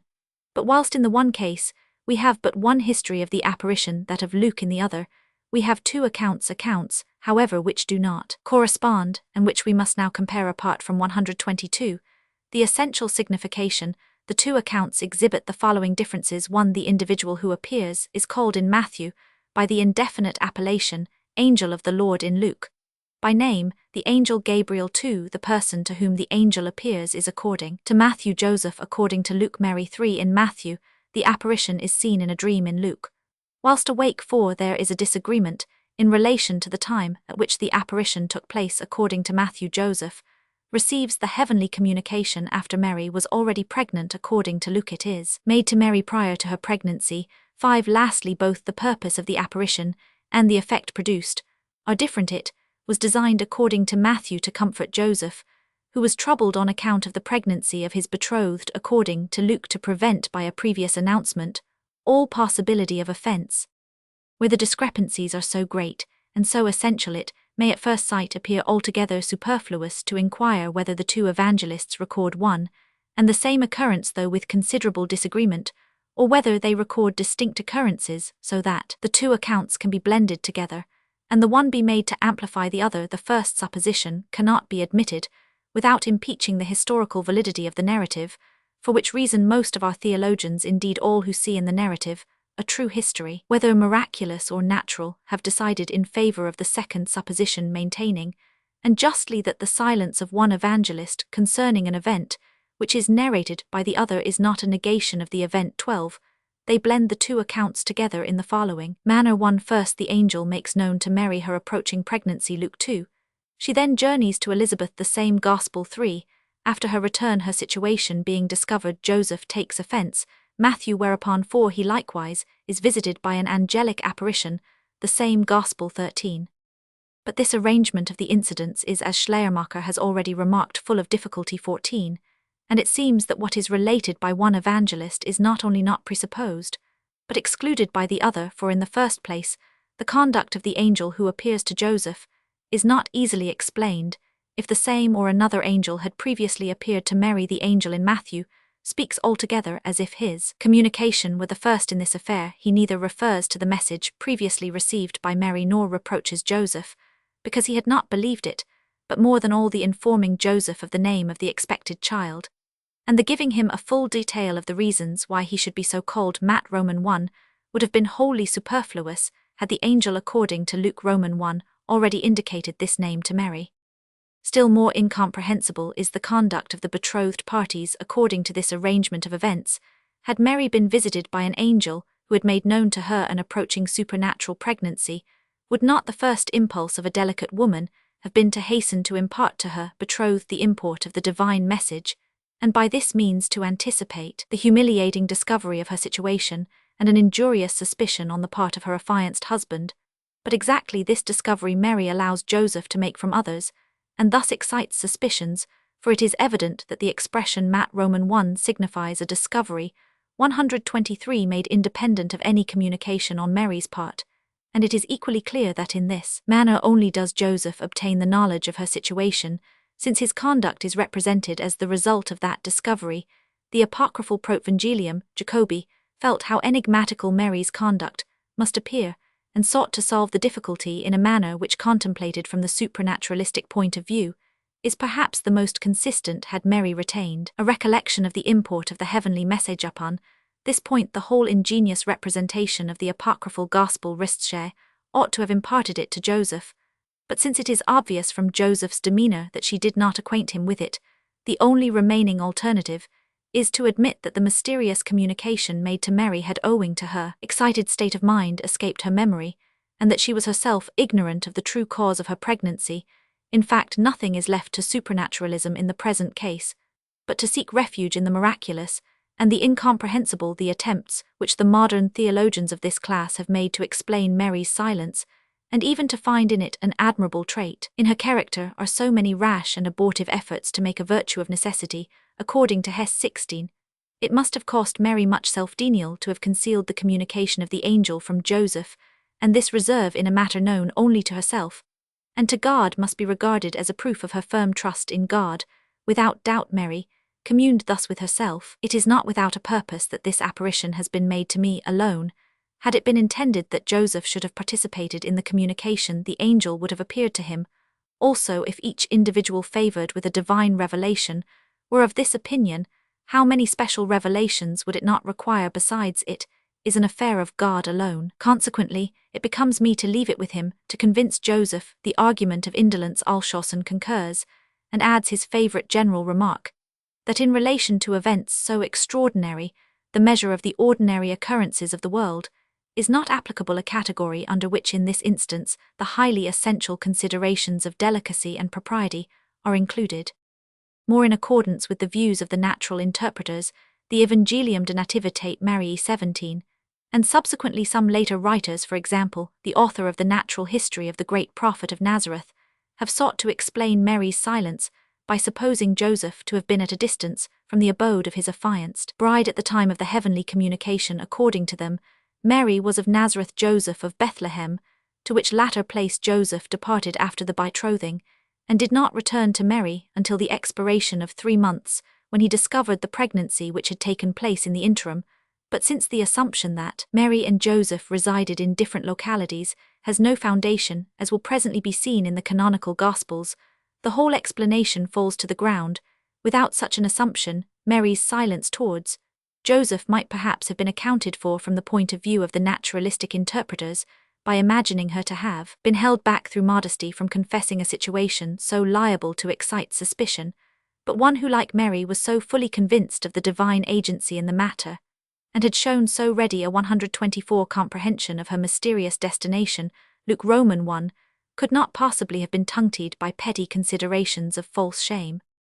Consequently, in order to rescue Mary's character, without bringing reproach upon Joseph's, and at the same time to render his unbelief intelligible, interpreters have been compelled to assume that a communication, though a tardy one, was actually made by Mary to Joseph. Like the last-named apocryphal gospel, they introduce a journey not of Joseph, but of Mary's visit to Elizabeth mentioned in Lucito account for the postponement of the communication. It is probable, says Paulus, that Mary did not open her heart to Joseph before this journey, because she wished first to consult with her older friend as to the mode of making the disclosure to him, and whether she as the mother of the Messiah ought to marry. It was not till after her return, and then most likely through the medium of others, that she made Joseph acquainted with her situation, and with the promises she had received. But Joseph's mind was not properly attuned and prepared for such a disclosure. He became haunted by all kinds of thoughts and vacillated between suspicion and hope, till at length a dream decided him. But in the first place, a motive is here given to Mary's journey which is foreign to the account in Luke. Mary sets off to Elizabeth not to take counsel of her, but to assure herself regarding the sign appointed by the angel. No uneasiness which the friend is to dissipate, but a proud joy unalloyed by the smallest anxiety, is expressed in her salutation to the future mother of the Baptist. But besides a confession so tardily made can in no wise justify Mary, what behavior on the part of an affianced bride after having received a divine communication so nearly concerning her future husband, and in a matter so delicatito travel miles away, to absent herself for 3 months, and then to permit her betrothed to learn through third persons that which could no longer be concealed. Those therefore who do not impute to Mary a line of conduct, which certainly our evangelists do not impute to her, must allow that she imparted the message of the angel to her future husband as soon as it had been revealed to her, but that he did not believe her. But now let us see how Joseph's character is to be dealt with. Even Hess is of opinion that since Joseph was acquainted with Mary, he had no cause to doubt her word when she told him of the apparition. She had this skepticism presupposes a mistrust of his betrothed which is incompatible with his character as a just man, Matt Roman 1, and an incredulity respecting the marvelous which is difficult to reconcile with a readiness on other occasions to believe in angelic apparitions, nor in any case would this want of faith have escaped the censure of the angel, who subsequently appeared to himself. Since then to suppose that the two accounts are parallel and complete one another leads unavoidably to results inconsistent with the sense of the Gospels, insofar as they evidently meant to represent the characters of Joseph and Mary as free from blemish. The supposition cannot be admitted, but the accounts mutually exclude each other. An angel did not appear first to Mary, and also afterwards to Joseph. He can only have appeared either to the one or to the other. Consequently, it is only the one or the other relation which can be regarded as historical, and here different considerations would conduct to opposite decisions. The history in Matthew might appear the more probable from the rationalistic point of view, because it is more easy to interpret naturally an apparition in a dream, whilst that, in 125, Luke might be preferred by the supernaturalist, because the manner in which the suspicion cast upon the Holy Virgin is refuted is more worthy of God. But in fact, a nearer examination proves that neither has any essential claim to be advanced before the other. Both contain an angelic apparition, and both are therefore encumbered with all the difficulties which, as was stated above in relation to the annunciation of the birth of the Baptist, oppose the belief in angels and apparitions. Again, in both narrations, the import of the angelic message is, as we shall presently see, an impossibility. Thus every criterion which might determine the adoption of the one and the rejection of the other disappears, and we find ourselves in reference to both accounts driven back by necessity to the mythical view. From this point of view, all the various explanations which the rationalists have attempted to give of the two apparitions vanish of themselves. Paulus explains the apparition in Matthew as a natural dream occasioned by Mary's previous communication of the announcement which had been made to her, and with which Joseph must have been acquainted, because this alone can account for his having heard the same words in his dream which the angel had beforehand addressed to Mary. But much rather is it precisely this similarity in the language of the presumed second angel to that of the first, with the absence of all reference by the latter to the former, which proves that the words of the first angel were not presupposed by the second. Besides, the natural explanation is annihilated the moment the narratives are shown to be mythical. The same remark applies to the explanation expressed guardedly indeed by Paulus, but openly by the author of the natural history of the great prophet of Nazareth, namely, that the angel who visited Mary in Luke was a human being, of which we must speak hereafter. According to all that has been said, the following is the only judgment we can form of the origin of the two narratives of the angelic apparitions. The conception of Jesus, through the power of the Holy Ghost, ought not to be grounded upon a mere uncertain suspicion. It must have been clearly and positively asserted, and to this end a messenger from heaven was required, since theocratic decorum seemed to demand it far more in relation to the birth of the Messiah than of a Samson or a John. Also, the words which the angels use correspond in part with the Old Testament annunciations of extraordinary children, the appearing of the angel in the one narrative beforehand to Mary, but in the other at a later period to Joseph, is to be regarded as a variation in the legend or in the composition, which finds an explanatory counterpart in the history of the Annunciation of Isaac. Jehovah Gen Roman 17 promises Abraham a son by Sarah, upon which the patriarch cannot refrain from laughing, but he receives a repetition of the assurance Jehovah Gen Roman 18 ff makes this promise under the terebinth tree at Mamre, and Sarah laughs, as if it were something altogether novel and unheard of by her. Lastly, according to Genesis Roman 21 ff, it is first after Isaac's birth that 126 Sarah mentions the laughing of the people, which is said to have been the occasion of his name, whereby it appears that this last history does not presuppose the existence of the two other accounts of the annunciation of the birth of Isaac. As in relation to the birth of Isaac, different legends or poems were formed without reference to one another, some simpler, some more embellished, so we have two discordant narratives concerning the birth of Jesus. Of these, the narrative in Matthew 22 is the simpler and ruder style of composition, since it does not avoid, though it be but by transient suspicion on the part of Joseph, the throwing a shade over the character of Mary, which is only subsequently removed. That in Luke, on the contrary, is a more refined and artistical representation, exhibiting Mary from the first in the pure light of a bride of heaven. Import of the angel's message: fulfillment of the prophecy of Isaiah. According to Luke, the angel who appears to Mary in the first place informs her only that she shall become pregnant, without specifying after what manner, that she shall bring forth a son, and call his name Jesus. He shall be great, and shall he called the Son of the Highest, and God shall give unto him the throne of his father David, and he shall reign over the house of Jacob, forever. The subject the Messiah is here treated precisely in the language common to the Jews, and even the term Son of the Highest, if nothing further followed, must be taken in the same sense, as according to 2 Sam Romans 7 ps Roman 2, an ordinary king of Israel might be so named. Still more therefore the greatest of these kings, the Messiah even considered merely as a man.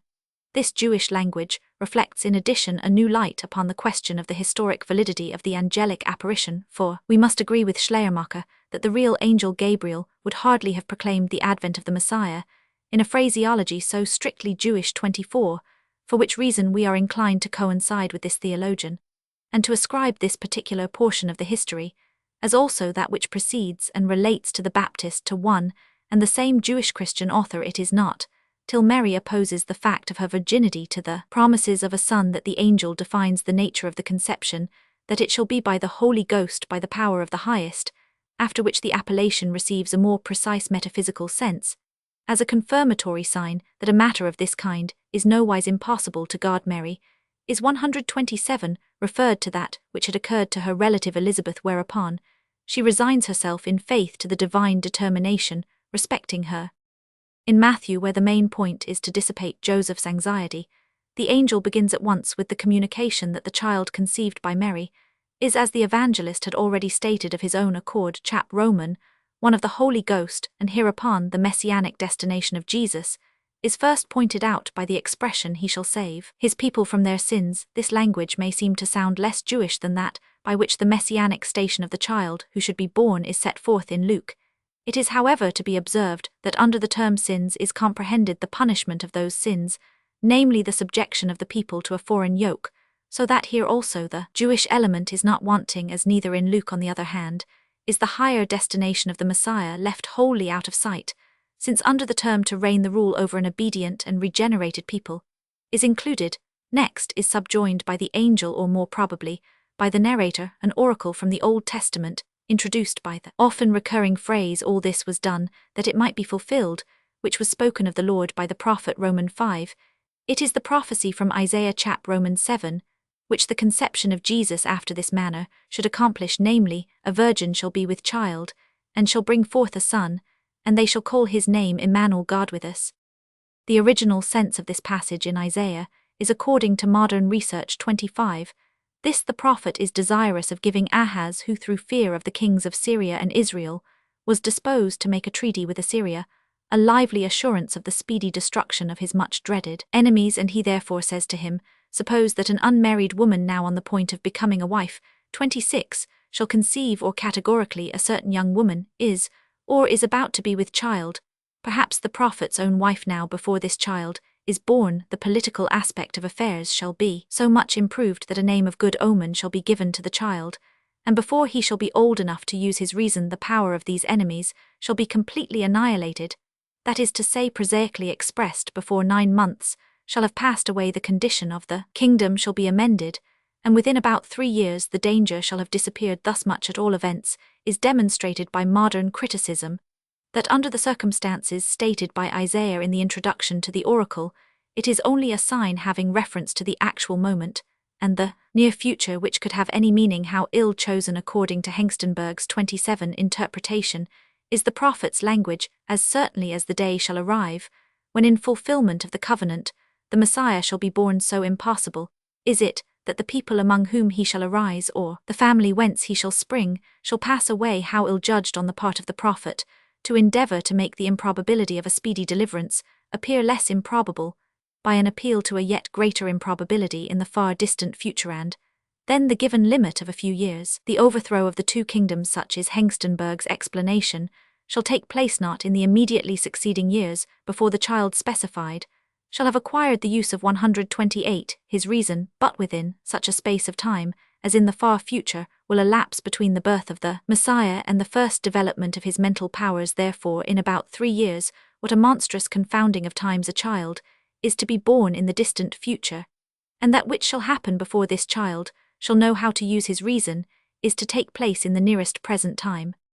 Thus Paulus and his party are decidedly right in opposing to Hengstenberg and his party that the prophecy of Isaiah has relation in its original local signification to the then existing circumstances, and not to the future Messiah, still less to Jesus. Hengstenberg, on the other hand, is equally in the right when, in opposition to Paulus, he maintains that the passage from Isaiah is adopted by Matthew as a prophecy of the birth of Jesus of a virgin, whilst the orthodox commentators explain the often recurring that it might be fulfilled and similar expressions as signifying this happened by divine arrangement, in order that the Old Testament prophecy, which in its very origin had reference to the New Testament occurrence, might be fulfilled. Rationalistic interpreters, on the contrary, understand merely this took place after such a manner that it was so constituted that the Old Testament words, which originally indeed had relation to something different, should admit of being so applied, and in such application alone do they receive their full verification. In the first explanation,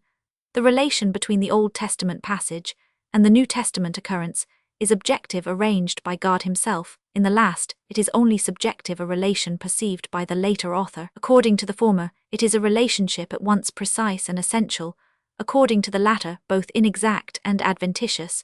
But opposed to this latter interpretation of New Testament passages, which point out an Old Testament prophecy as fulfilled, is the language, and equally so the spirit of the New Testament writers. The language for neither can signify in such connection anything than rotum feri, eventu comprobari, nor anything than eo concilio ut, whilst the extensive adoption of has arisen only from dogmatic perplexity. But such an interpretation is altogether at variance with the Judaical spirit of the authors of the Gospels. Paulus maintains that the Orientalist does not seriously believe that the ancient prophecy was designedly spoken, or was accomplished by God precisely, in order that it should prefigure a modern event, and vice versa, but this is to carry over our sober European modes of thought into the imaginative life of the Orientals, when, however, Paulus adds much rather did the coincidence of a later event with an earlier prophecy assume only the form of a designed coincidence in the mind of the Oriental. He thus at once annuls his previous assertion, for this is to admit that what in our view is mere coincidence appeared to the Oriental mind the result of design, and we must acknowledge this to be the meaning of an Oriental representation if we would interpret it according to its original signification.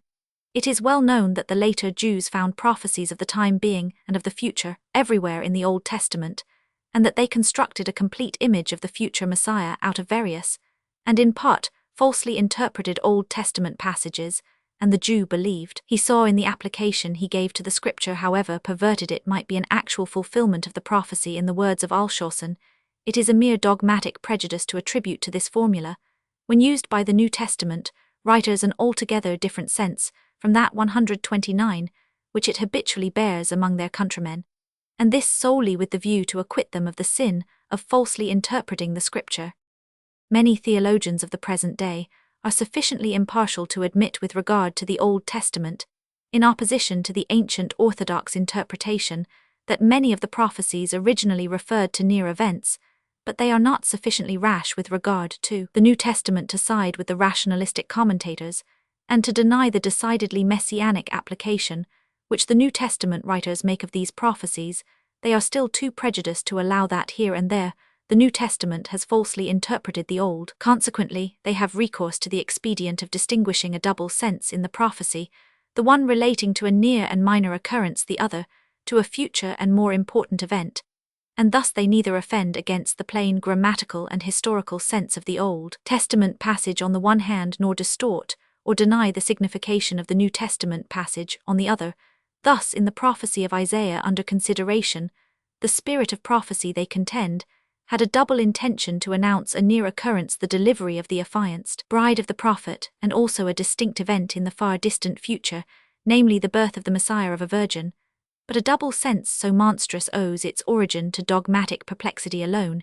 It has been adopted, as Alshausen himself remarks, in order to avoid the offensive admission that the New Testament writers and Jesus himself did not interpret the Old Testament rightly, or more properly speaking, according to modern principles of exegesis, but explained it after the manner of their own age, which was not the most correct. But so little does this offence exist for the unprejudiced that the reverse would be the greater difficulty, that is, if contrary to all the laws of historical and national development, the New Testament writers had elevated themselves completely above the modes of interpretation common to their age and nation. Consequently, with regard to the prophecies brought forward in the New Testament, we may admit according to circumstances without further argument that they are frequently interpreted and applied by the evangelists in a sense which is totally different from that they originally bore. We have here in fact a complete table of all the four possible views on this point, two extreme and two conciliatory, one false, and one it is to be hoped correct. Orthodox view Hengstenberg and others such Old Testament passages had in their very origin an exclusive prophetic reference to Christ for the New Testament writers, so understand them, and they must be in the right even should human reason be confounded. Rationalistic view Paulus and others, the New Testament writers, do not assign a strictly messianic sense to the Old Testament prophecies, for this reference to Christ is foreign to the original signification of these prophecies viewed by the light of reason, and the New Testament writings must accord with reason, whatever ancient beliefs may say to the contrary.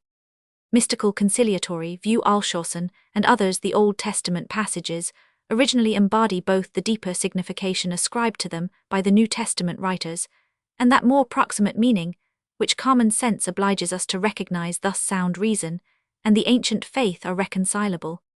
Decision of criticism, very many of the Old Testament prophecies had originally only an immediate reference to events belonging to the time, but they came to be regarded by the men of the New Testament as actual 130 predictions of Jesus as the Messiah, because the intelligence of these men was limited by the manner of thinking of their nation, a fact recognized neither by rationalism nor the ancient faith.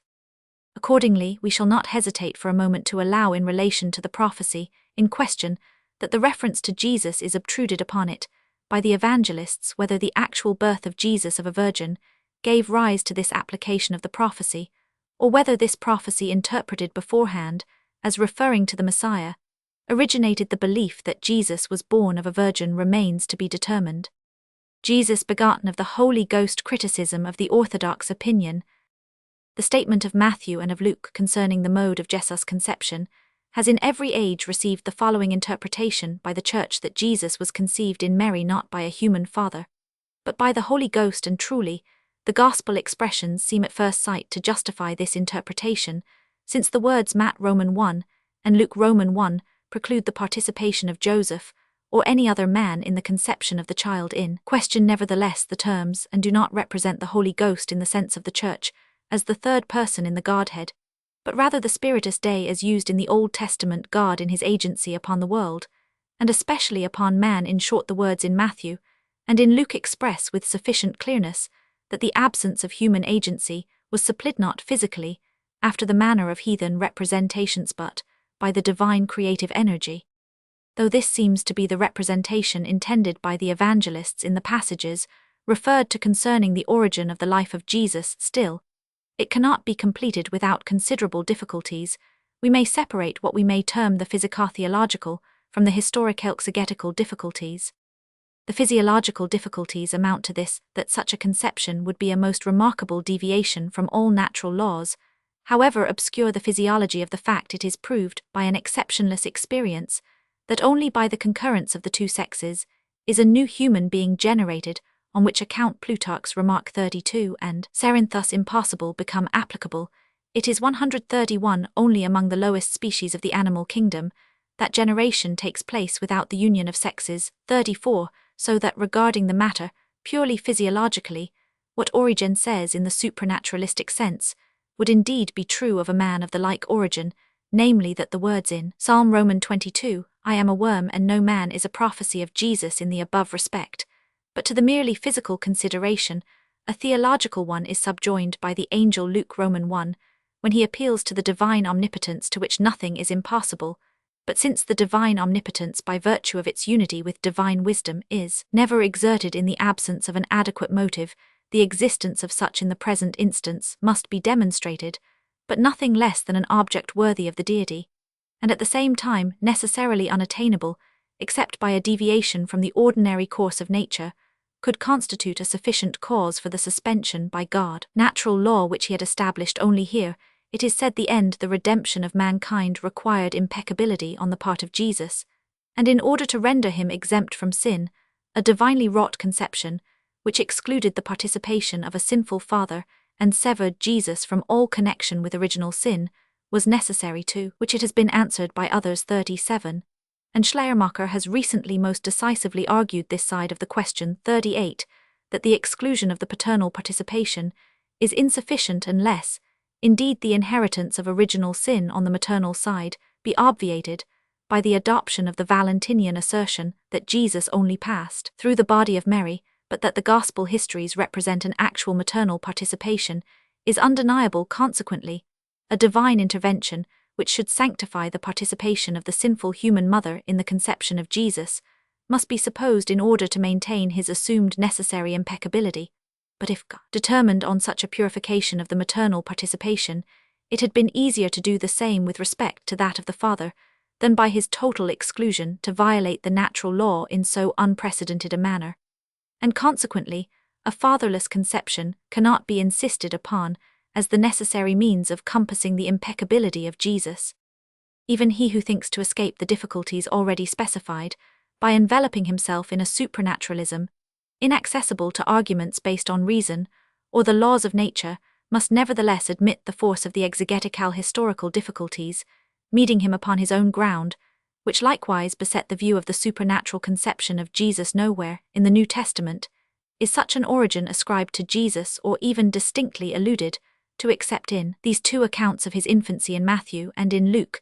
The history of the conception is omitted not only by Mark, but also by John, the supposed author of the fourth Gospel, and an alleged inmate with the mother of Jesus subsequent to his death, who therefore would have been the most accurately informed concerning these occurrences.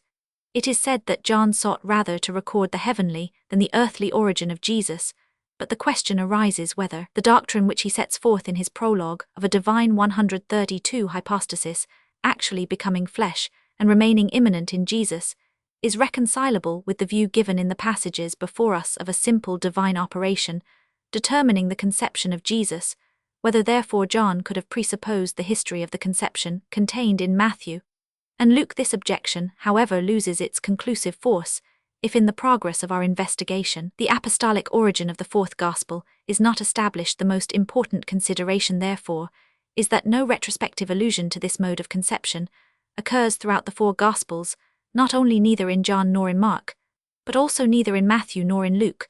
Not only does Mary herself designate Joseph simply as the father of Jesus, Luke Roman 2, and the evangelists speak of both as his parents, Luke Roman 2, an appellation which could only have been used in an ulterior sense by one who had just related the miraculous conception, but all his contemporaries in general, according to our evangelists, regarded him as a son of Joseph, a fact which was not unfrequently alluded to contemptuously, and by way of reproach in his presence, Matt Roman 13, Luke Roman 4, John Roman 6, thus affording him an opportunity of making a decisive appeal to his miraculous conception, of which, however, he says not a single word should it be answered that he did not desire to convince respecting the divinity of his person by this external evidence, and that he could have no hope of making an impression by such means on those who were in heart his opponents. It must also be remembered that according to the testimony of the fourth Gospel, his own disciples, though they admitted him to be the Son of God, still regarded him as the actual son of Joseph. Philip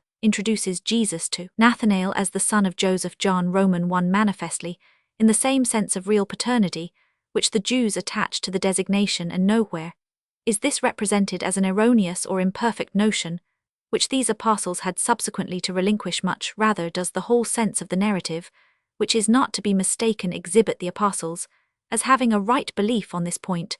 The enigmatical presupposition with which at the marriage in Cana Mary addressed herself to Jesus 40 is far too vague to prove a recollection of his miraculous conception on the part of the mother. At all events, this feature is counterbalanced by the opposing one that the family of Jesus, and as appears from Matt Roman 12 ff, compared with Mark Roman 3 ff, his mother also were at a later time in error respecting his aims, which is scarcely explicable even of his brothers supposing them to have had such recollections. Just as little as in the Gospels is anything in confirmation of the view of the supernatural conception of Jesus to be found in the remaining New Testament writings, for when the Apostle Paul speaks of Jesus as made of a woman, Gal Roman, for this expression is not to be understood as an exclusion of paternal participation, since the addition made under the law clearly shows that he would here indicate in the form which is frequent in the Old and New Testament, for example, Job Roman 14, Matt Roman 11, human nature, with all its conditions, when Paul Roman 1:4 compared with Roman 9, makes Christ according to the flesh descend from David, but declares him to be the Son of God according to the Spirit of holiness, no one will here identify the antithesis flesh and spirit with the maternal human participation, and the divine energy superseding the paternal participation in the conception of Jesus. Finally, when in the Epistle to the Hebrews Romans 7 Melchizedek is compared with the Son of God, because without Father the application of the literally interpreted to Jesus, as he 133 appeared upon earth, is forbidden by the addition without mother, which agrees as little with him as the immediately following without descent.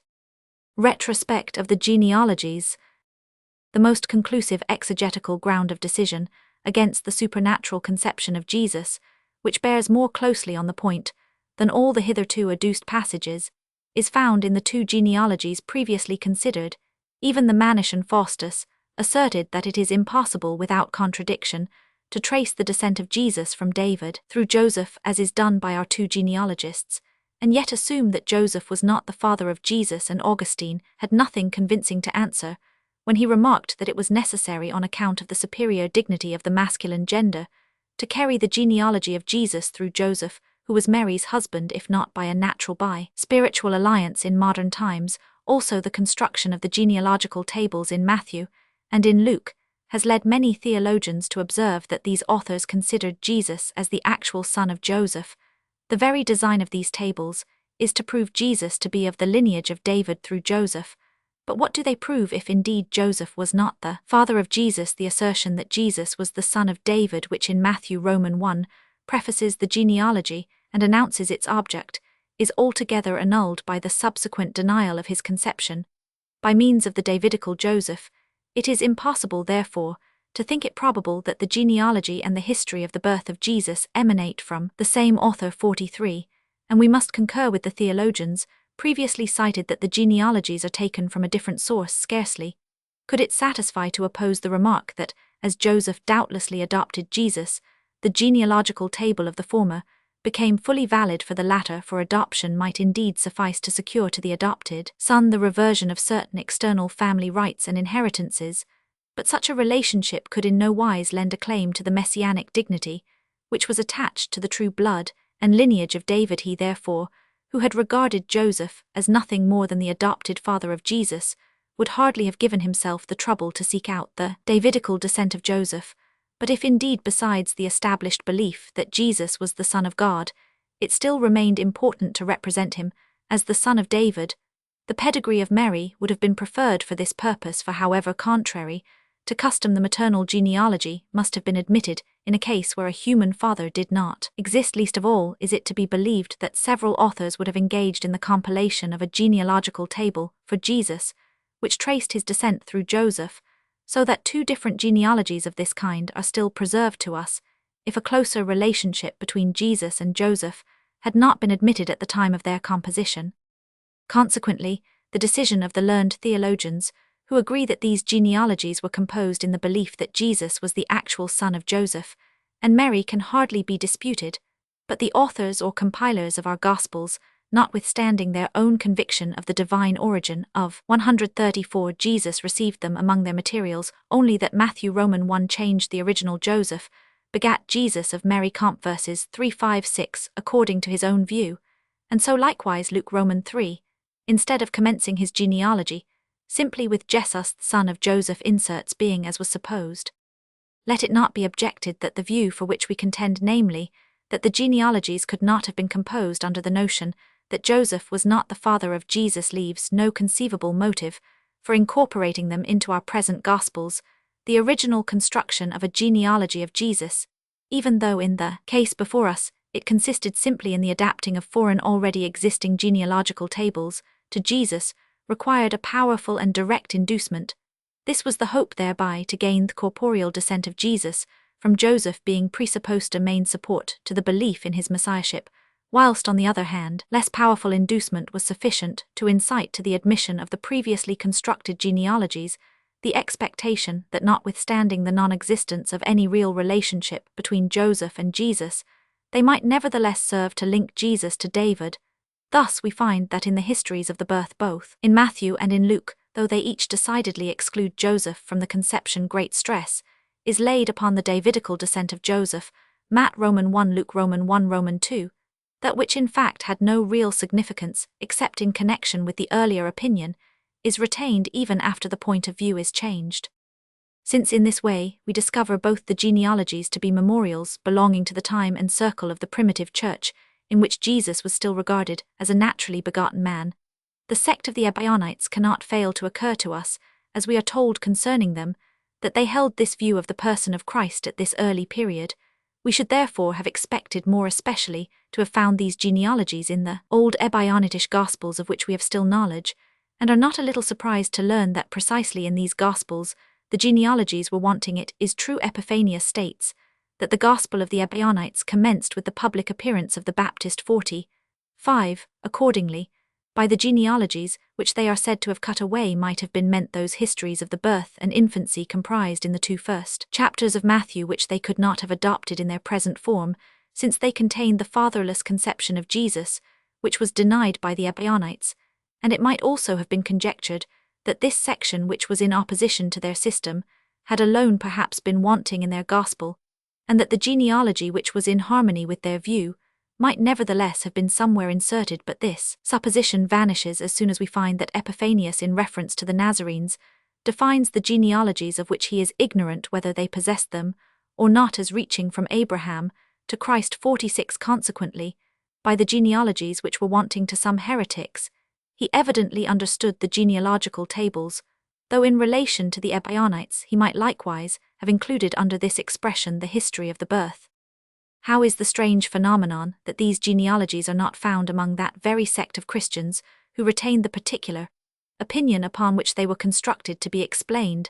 A modern investigator has 135 advanced the supposition that the Jewish Christians omitted the genealogical tables from prudential motives in order not to facilitate or augment the persecution which, under Domitian and perhaps even earlier, threatened the family of David, but explanations having no inherent connection with the subject derived from circumstances in themselves of doubtful historical validity, are admissible only as a last refuge when no possible solution of the questionable phenomenon is to be found in the thing itself, as here in the principles of the Ebionitish system.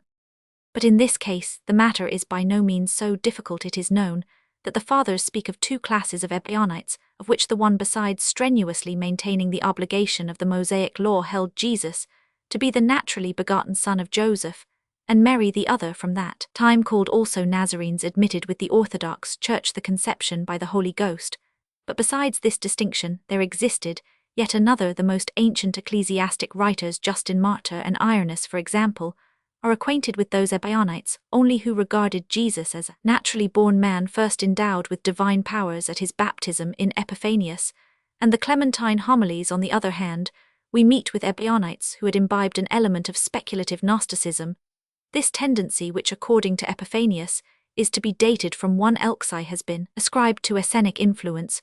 50 and traces of the same have been discovered in the heresies referred to in the Epistle to the Colossians, whereas the first class of Ebionites evidently proceeded from common Judaism, which form of opinion was the earlier, and which the later developed is not so easily determined. With reference to the last detailed difference, it might seem, since the speculative Ebionites are mentioned first by the Clementines and Epiphanius, whilst Ebionites holding a simpler view are spoken of by Justin and by Irenaeus, that the latter were the earlier. Nevertheless, as Tertullian already notices in his time, the Gnosticizing tendency of the opinions of the Ebionites respecting Christ 51, and as the germ of such views existed among the Essenes in the time of Jesus, the more probable assumption is that both opinions arose side by side about the same period, as little can it be proved with regard to the other difference that the views concerning Christ held by the Nazarenes became first at a later period, lowered to those of the Ebionites 53, since the notices, partly confused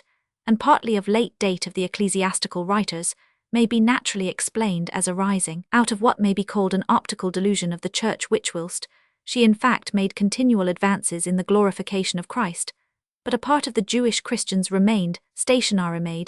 It appeared to her as if she herself remained stationary, whilst the others fell back into heresy.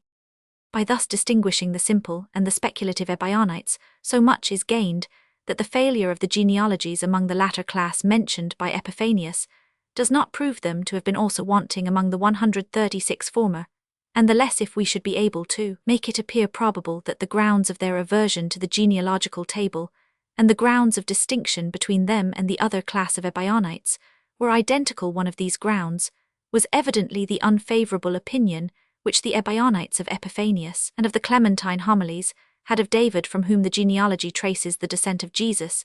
It is well known that they distinguished in the Old Testament a twofold prophecy, male and female, pure and impure, of which the former only promised things heavenly and true, the latter things earthly and delusive, that proceeding from Adam and Abel, this from Eve and Cain, and both constituted an undercurrent through the whole history of the Revelation.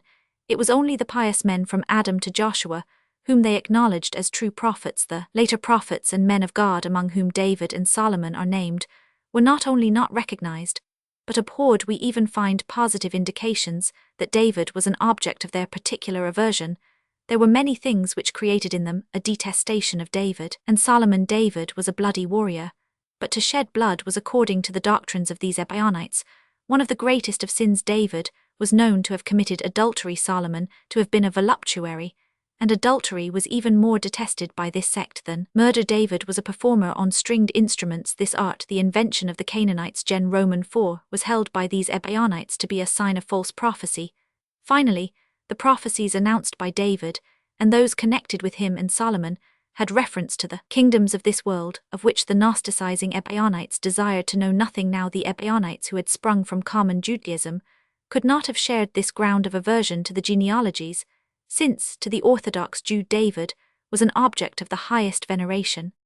Concerning a second point, the notices are not so lucid and accordant as they should be, namely, whether it was a further development of the general Ebionitish doctrine concerning the person of the Christ, which led these Ebionites to reject the genealogies. According to Epiphanius, they fully recognized the Gnostic distinction between Jesus, the son of Joseph and Mary, and the Christ who descended upon him 57, and consequently might have been withheld from referring the genealogy to Jesus only, perhaps by their abhorrence of David. On the other hand, from the whole tenor of the Clementines, and from one passage in particular, 58, it has recently been inferred, and not without apparent reason, that the author of these writings had himself abandoned the view of a natural conception, and even birth of Jesus, 59, whereby it is yet more manifest that the ground of the rejection of the genealogies by this sect was peculiar to it, and not common to the other Ebionites. Moreover, positive indications that the Ebionites who proceeded from Judaism possessed the genealogies do not entirely fail, whilst the Ebionites 137 of Epiphanius and of the Clementines called Jesus only Son of God, but rejected the appellation Son of David as belonging to the common opinion of the Jews. 60 other Ebionites were censured by the Fathers for recognizing Jesus only as the Son of David, to whom he is traced in the genealogies, and not likewise as the Son of God. Further, Epiphanius relates of the earliest Judaizing Gnostics, Cerinthus and Carpocrates, that they used gospel the same in other respects indeed as the Ebionites, but that they adduced the genealogies which they therefore read in the same in attestation of the human conception of Jesus by Joseph, also the cited by Justin, and which originated upon Judeo-Christian ground, appear to have contained a genealogy similar to that in our Matthew, since Justin as well as Matthew speaks in relation to Jesus of a 63 only, that at the time, and in the circle of Justin, the opinion of a supernatural conception of Jesus had already suggested the reference of the genealogy to Mary instead of to Joseph. Hence it appears that we have in the genealogies a memorial agreeing with indications from other sources of the fact that in the very earliest Christian age in Palestine, a body of Christians numerous enough to establish upon distinct fundamental opinions 2 different messianic tables of descent, considered Jesus to have been a naturally conceived human being, and no proof is furnished to us in the apostolic writings that the apostles would have declared this doctrine to be unchristian. It appeared so first from the point of view adopted by the authors of the histories of the birth in the first and third Gospels, notwithstanding which, however, it is treated with surprising lenity by the Fathers of the Church. Natural explanation of the history of the conception. If, as appears from the foregoing statements, so many weighty difficulties philosophical as well as exegetical beset the supernaturalistic explanation, it is well worthwhile to examine whether it be not possible to give an interpretation of the gospel history, which shall obviate these objections. Recourse has been had to the natural explanation, and the 2 narratives singly and conjointly have been successively subjected to the rationalistic mode of interpretation. In the first place, the account in Matthew seemed susceptible of such an interpretation. Numerous rabbinical passages were cited to demonstrate that it was consonant with Jewish notions to consider a son of pious parents to be conceived by the divine cooperation, and that he should be called the Son of the Holy Spirit, without its being ever imagined that paternal participation was thereby excluded. It was consequently contended that the section in 138 Matthew represented merely the intention of the angel to inform Joseph, not indeed that Mary had become pregnant in the absence of all human intercourse, but that notwithstanding her pregnancy, she was to be regarded as pure, not as one fallen from virtue. It was maintained that the exclusion of paternal participation, which is an embellishment of the original representation, occurs first in Luke in the words Roman 164, when however this view was justly opposed by the remark that the expression Matthew Roman 1 decidedly excludes the participation of the only individual in question, namely Joseph. It was then thought possible to prove that even in Luke, the paternal exclusion was not so positive. But truly this could be done only by an unexegetical subversion of the clear sense of the words, or else by uncritically throwing suspicion on a part of a well-connected narrative.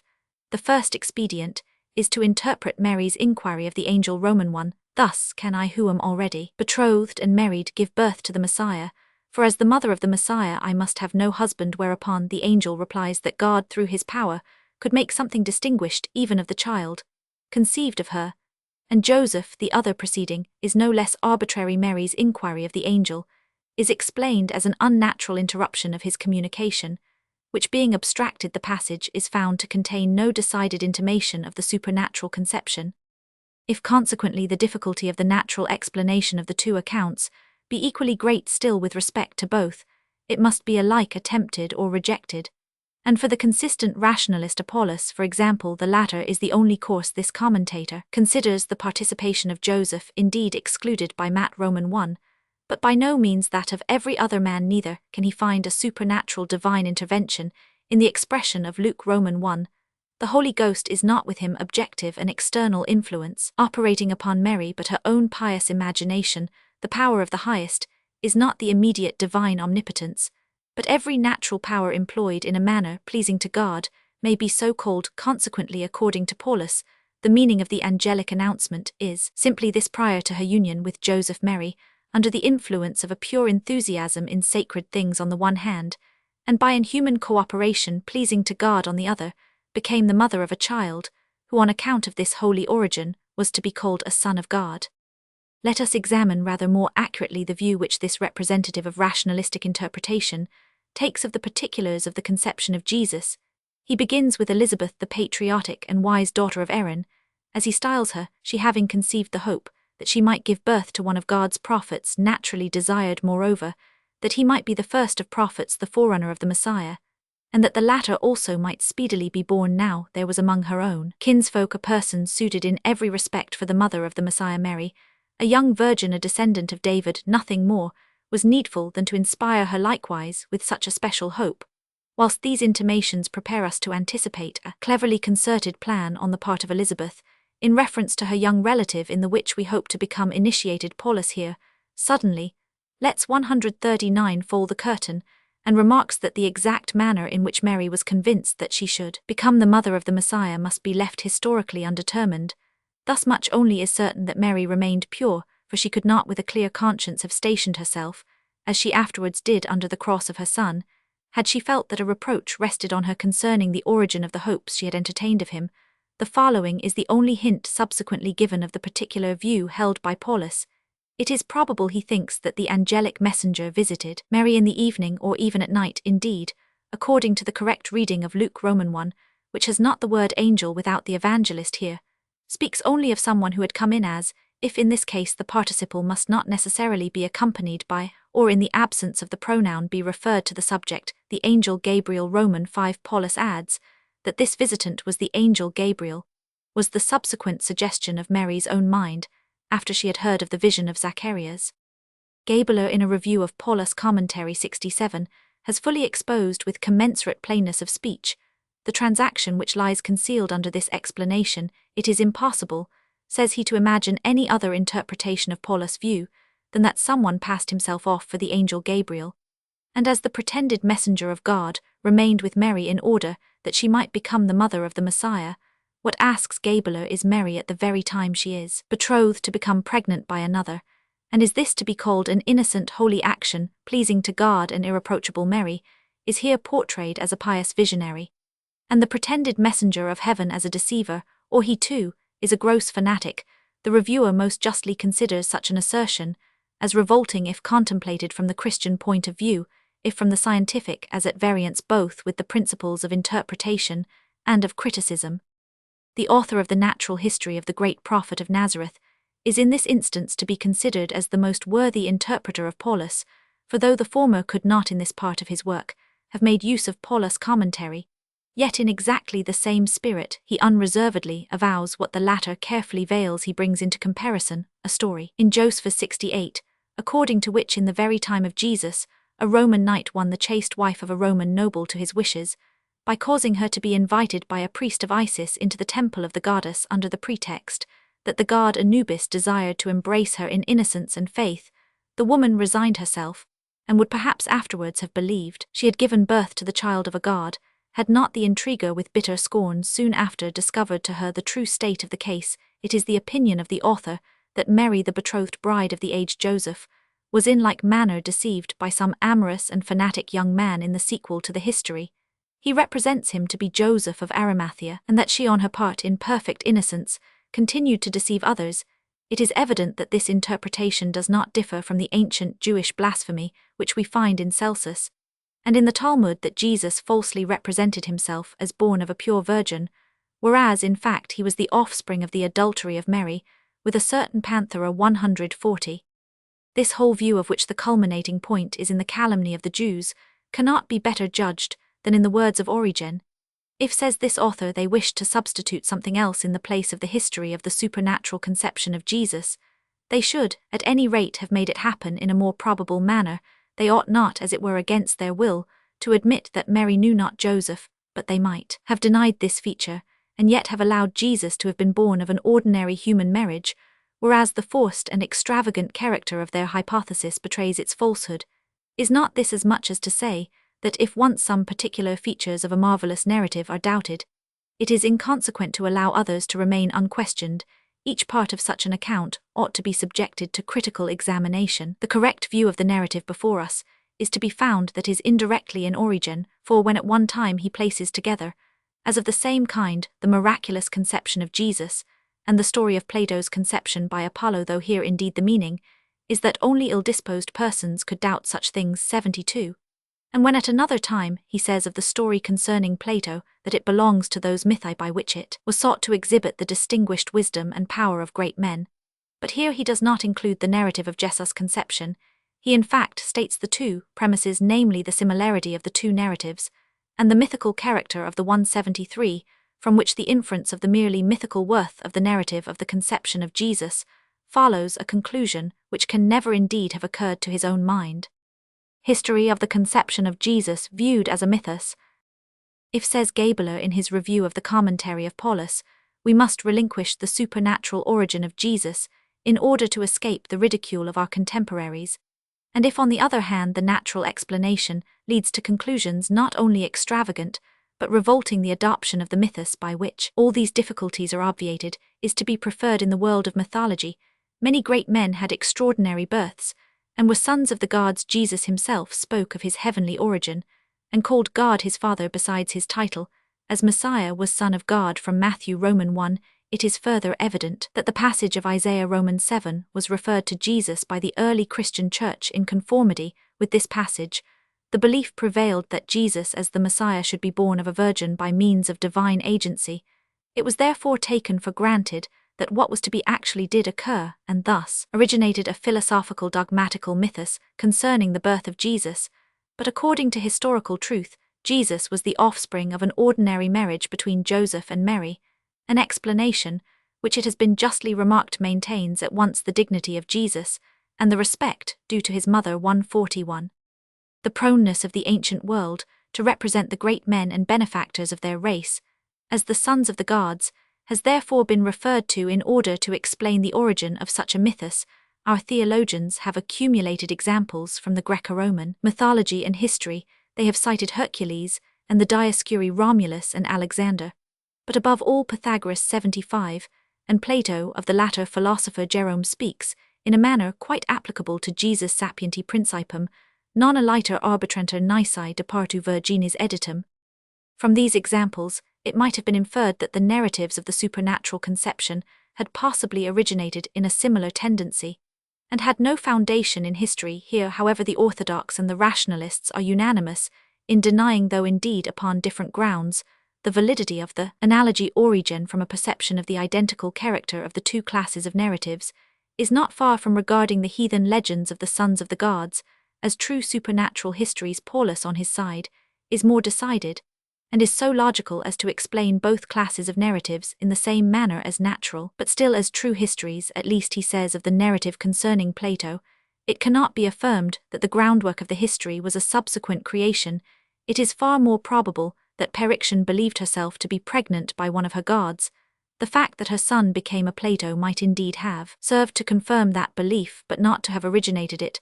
Tholuck invites attention to the important distinction that the mythi concerning Romulus and others were formed many centuries after the lifetime of these men.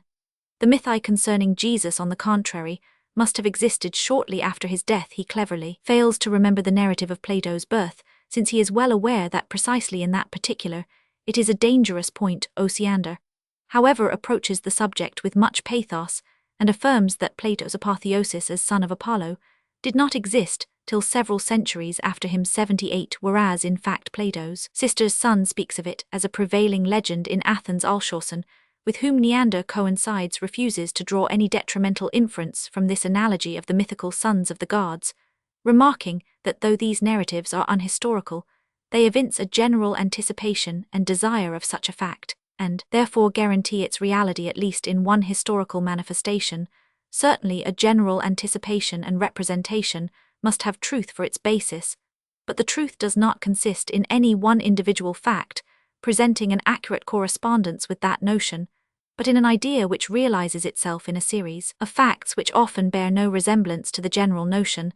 The widely spread notion of a golden age does not prove the existence of a golden age, so the notion of divine conceptions does not prove that some one individual was thus produced. The truth, which is the basis of this notion, is something quite different. A more essential objection 80 to the analogy is that the representations of 142, the heathen world, prove nothing with respect to the isolated Jews, and that the idea of sons of the gods belonging to polytheism could not have exerted an influence on the rigidly monotheistic notion of the Messiah. At all events, such an inference must not be too hastily drawn from the expression sons of God, found likewise among the Jews, which as applied in the Old Testament to magistrates ps. Roman 82, or to theocratic kings 2 Sam Roman 7 ps. Roman 2, indicates only a theocratic, and not a physical or metaphysical relation. Still less is importance to be attached to the language of flattery used by a Roman in Josephus, who calls beautiful children of the Jewish princes children of God. It was, however, a notion among the Jews, as was remarked in a former section, that the Holy Spirit cooperated in the conception of pious individuals. Moreover, that God's choicest instruments were conceived by divine assistance of parents who could not have had a child according to the natural course of things, and if according to the believed representation the extinct capability on both sides was renewed by divine intervention. Roman 4, it was only one step further to the belief that in the case of the conception of the most distinguished of all gods, agents the Messiah, the total absence of participation on the one side was compensated by a more complete, superadded capability on the other. The latter is scarcely a degree more marvelous than the former, and thus must it have appeared to the author of Luke. Roman 1, since he dissipates Mary's doubts by the same reply with which Jehovah repelled Sarah's incredulity. Neither the Jewish reverence for marriage, nor the prevalent representation of the Messiah, as a human being, could prevent the advance to this climax, to which on the other hand the ascetic estimation of celibacy, and the idea derived from Daniel of the Christ as a superhuman being contributed, but decided impulse to the development of the representations embodied in our histories of the birth, consisted partly in the title Son of God, at one time, usually given to the Messiah, for it is the nature of such originally figurative expressions, after a while to come to be interpreted, according to their more precise and literal signification. and it was a daily occurrence, especially among the later Jews, to attach a sensible signification to that which originally had merely a spiritual or figurative meaning. This natural disposition to understand the messianic title Son of God more and more literally was fostered by the expression in the Psalms Romans 2 interpreted of the Messiah, "Thou art my Son, this day have I begotten thee," words, which can scarcely fail to suggest a physical relation.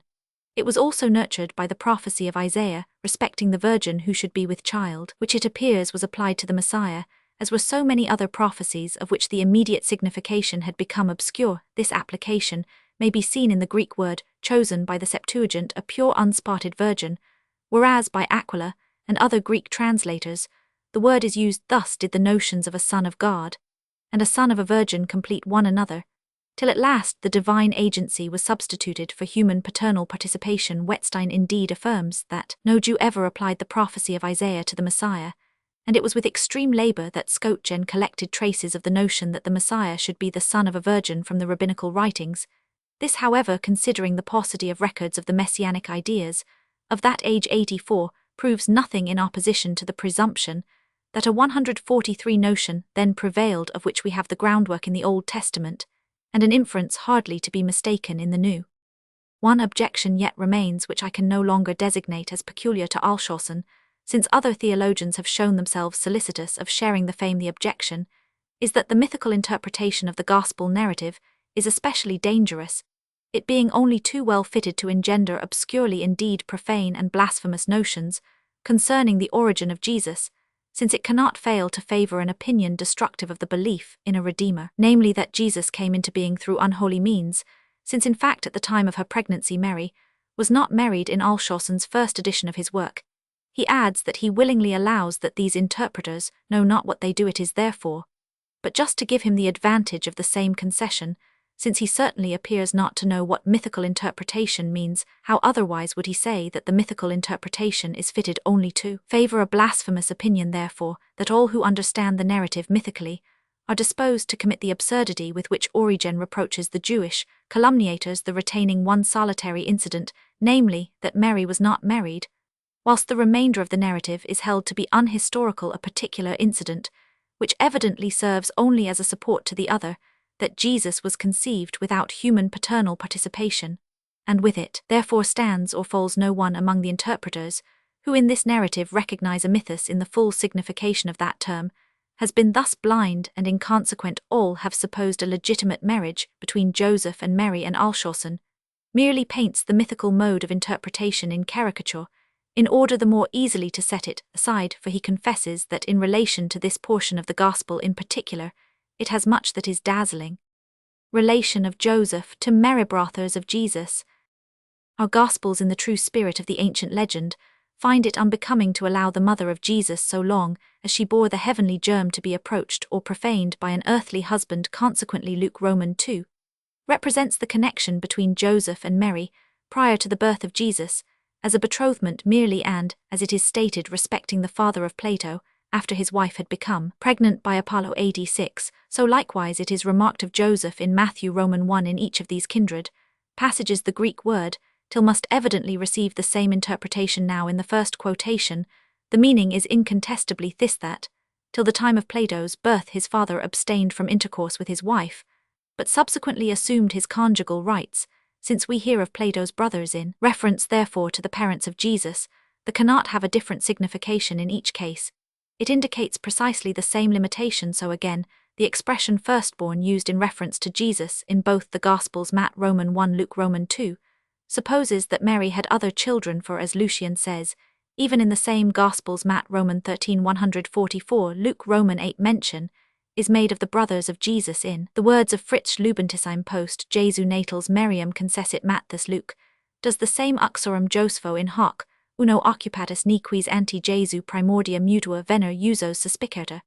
But this did not continue to satisfy the Orthodox, as the veneration for Mary rose even higher. She who had once become fruitful by divine agency was not subsequently to be profaned by the common relations of life. The opinion that Mary after the birth of Jesus became the wife of Joseph was early ranked among the heresies 89, and the Orthodox fathers sought every means to escape from it, and to combat it they contended that according to the exegetical interpretation of it, sometimes affirmed or denied a thing not merely up to a certain limit, but beyond that limitation, and forever, and that the words of Matthew excluded a matrimonial connection between Joseph and Mary for all time. In like manner, it was asserted of the term that it did not necessarily include the subsequent birth of other children, but that it merely excluded any previous birth.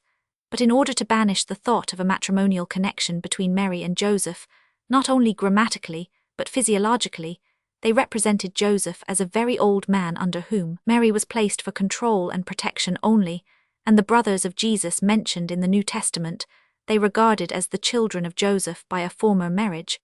But this was not all. Soon it was insisted not only that Mary never became the wife of Joseph, but that in giving birth to Jesus she did not lose her virginity, but even the conservation of Mary's virginity did not long continue to satisfy. Perpetual virginity was likewise required on the part of Joseph.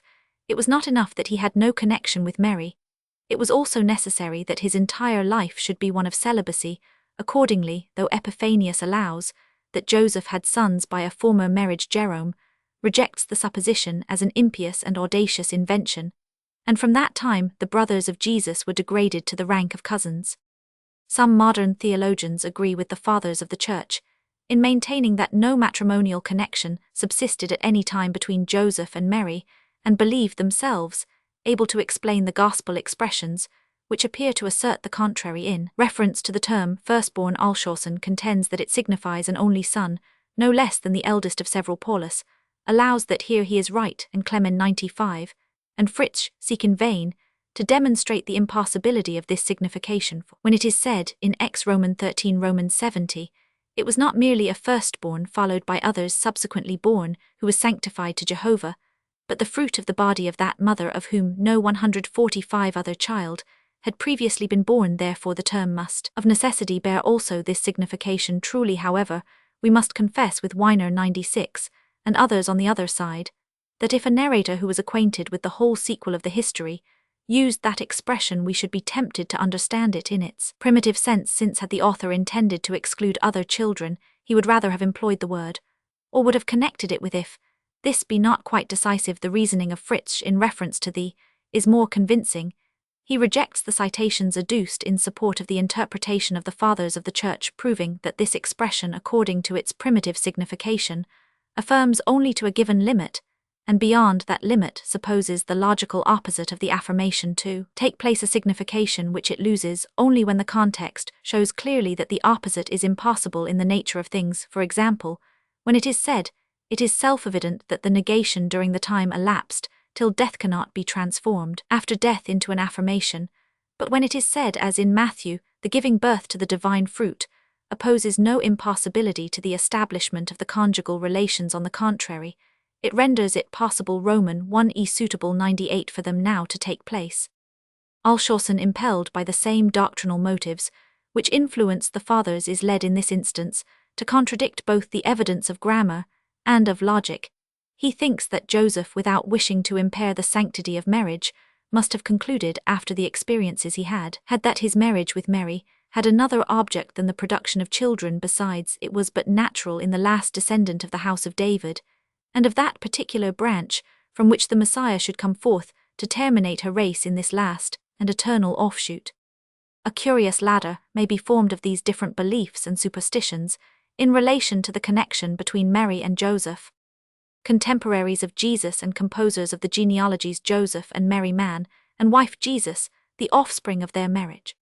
The age and authors of our histories of the birth of Jesus, Mary and Joseph, betrothed only Joseph, having no participation in the conception of the child, and previous to his birth, no conjugal connection with Mary. Alshausen and others subsequent to the birth of Jesus, Joseph, though then the husband of Mary, relinquishes his matrimonial rights. Epiphanius, Protvangelium, Jacobi and others, Joseph, a decrepit old man, no longer to be thought of as a husband. The children attributed to him are of a former marriage. More especially, it is not as a bride and wife that he receives Mary, he takes her merely under his guardianship. Protvang Chrysostom and others, Mary's virginity was not only not destroyed by any subsequent births of children by Joseph, it was not in the slightest degree impaired by the birth of Jesus. Jerome, not Mary only, but Joseph also observed an absolute virginity, and the pretended brothers of Jesus were not his sons, but merely cousins to Jesus 146.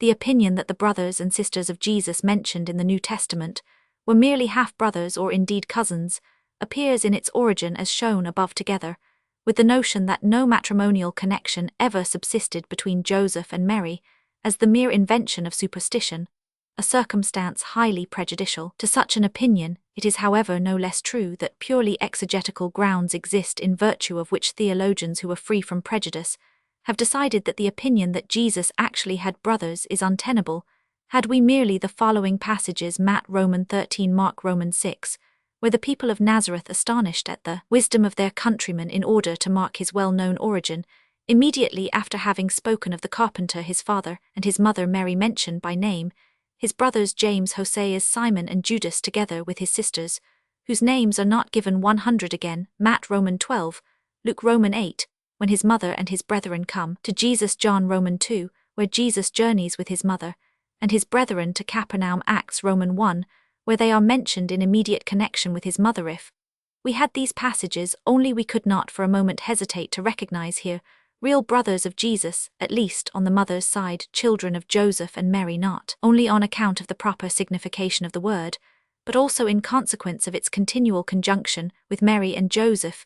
Even the passages John Roman 7, in which it is remarked that his brethren did not believe on Jesus, and Mark Roman 3 compared with 31, where according to the most probable explanation, the brothers of Jesus with his mother went out to lay hold of him, as one beside himself, furnish no adequate grounds for relinquishing the proper signification of many theologians have interpreted in the last cited passage half-brothers, sons of Joseph, by a former marriage, alleging that the real brothers of Jesus must have believed on him.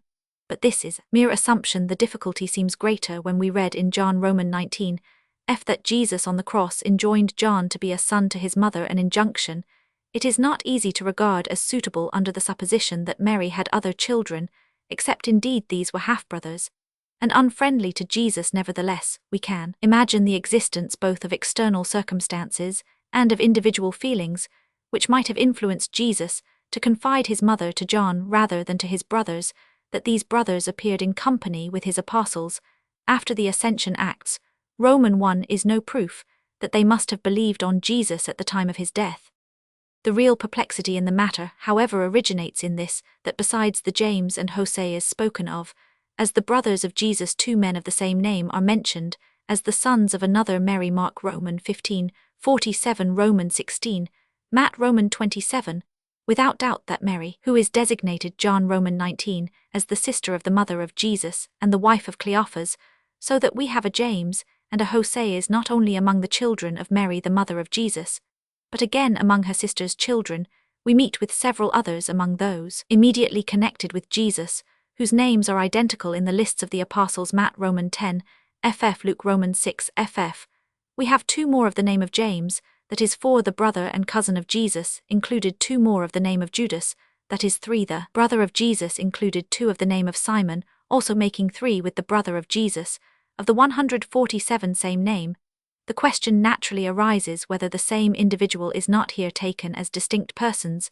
The suspicion is almost unavoidable in reference to James, as James the son of Alphaeus is in the list of the apostles introduced after the son of Zebedee, as the second, perhaps the younger, and as James the cousin of Jesus is called the less. Mark Roman 15, and since by comparing John Roman 19 we find that the latter is called the son of Cleophas, it is possible that the name Cleophas given to the husband of Mary's sister, and the name Alphaeus given to the father of the apostle, may be only different forms of the Hebrew.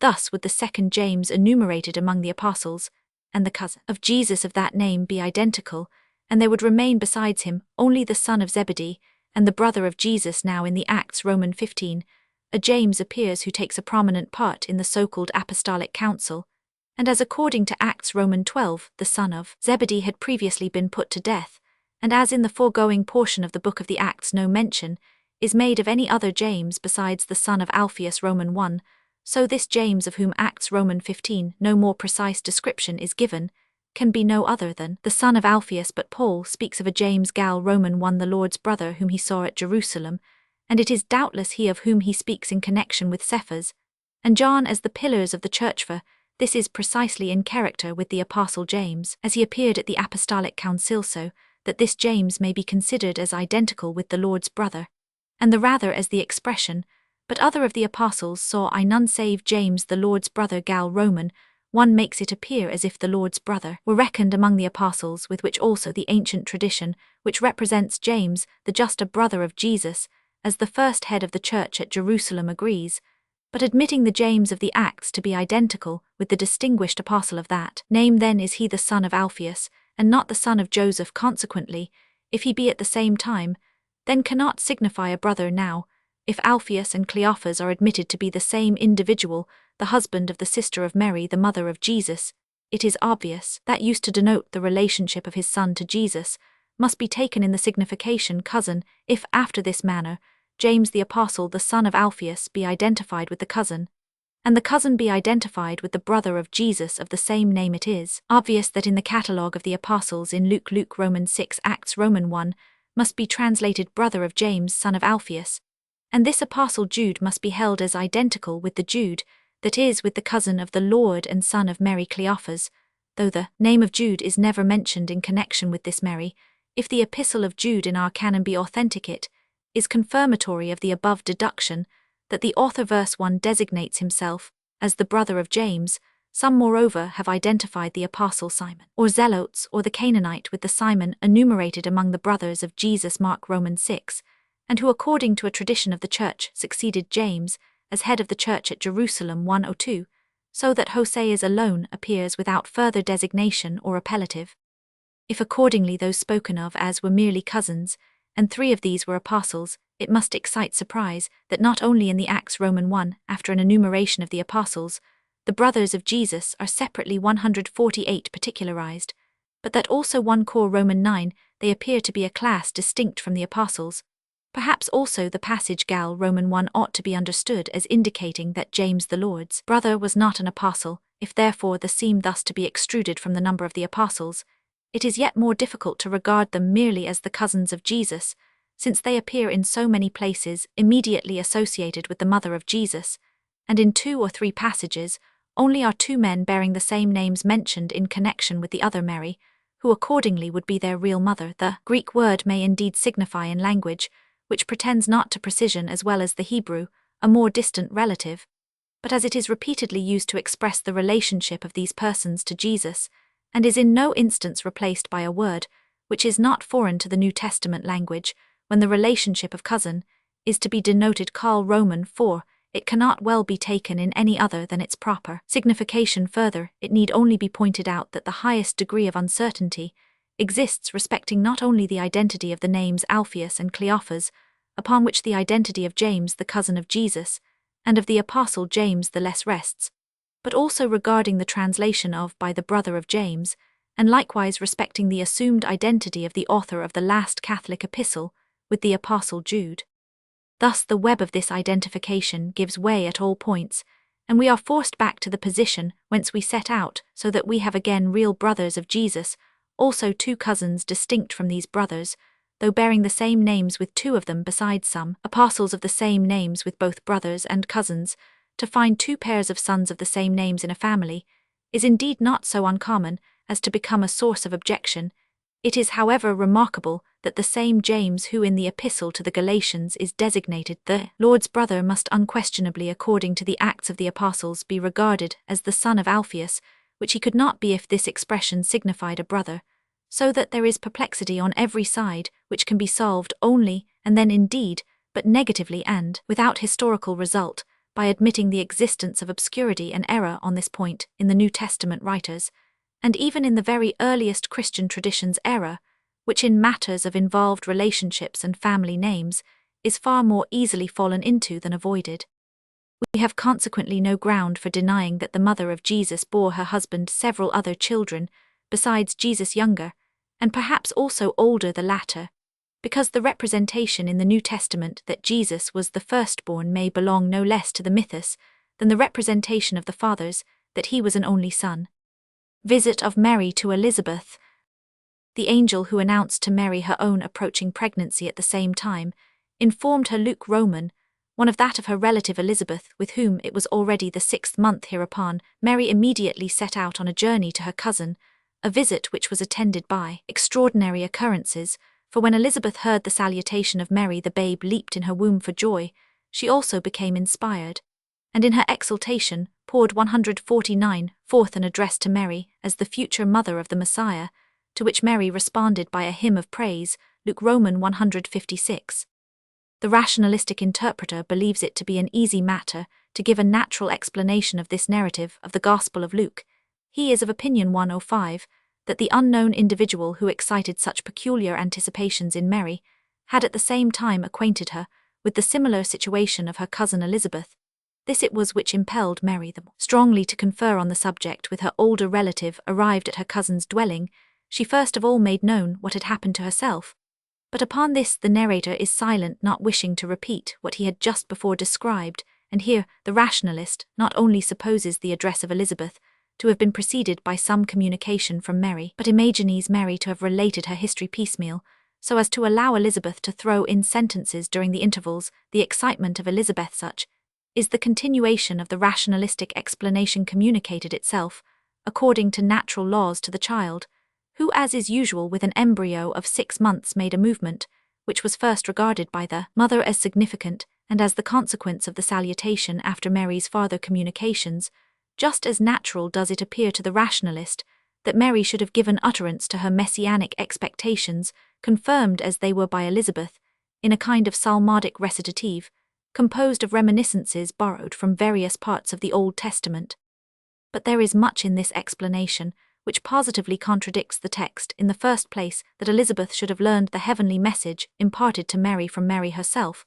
There is no trace in the narrative either of any communication preceding Elizabeth's address, or of interruptions occasioned by farther explanations on the part of Mary. On the contrary, as it is a supernatural revelation which acquaints Mary with the pregnancy of Elizabeth, so also it is to a revelation that Elizabeth's immediate recognition of Mary as the chosen mother of the Messiah is attributed.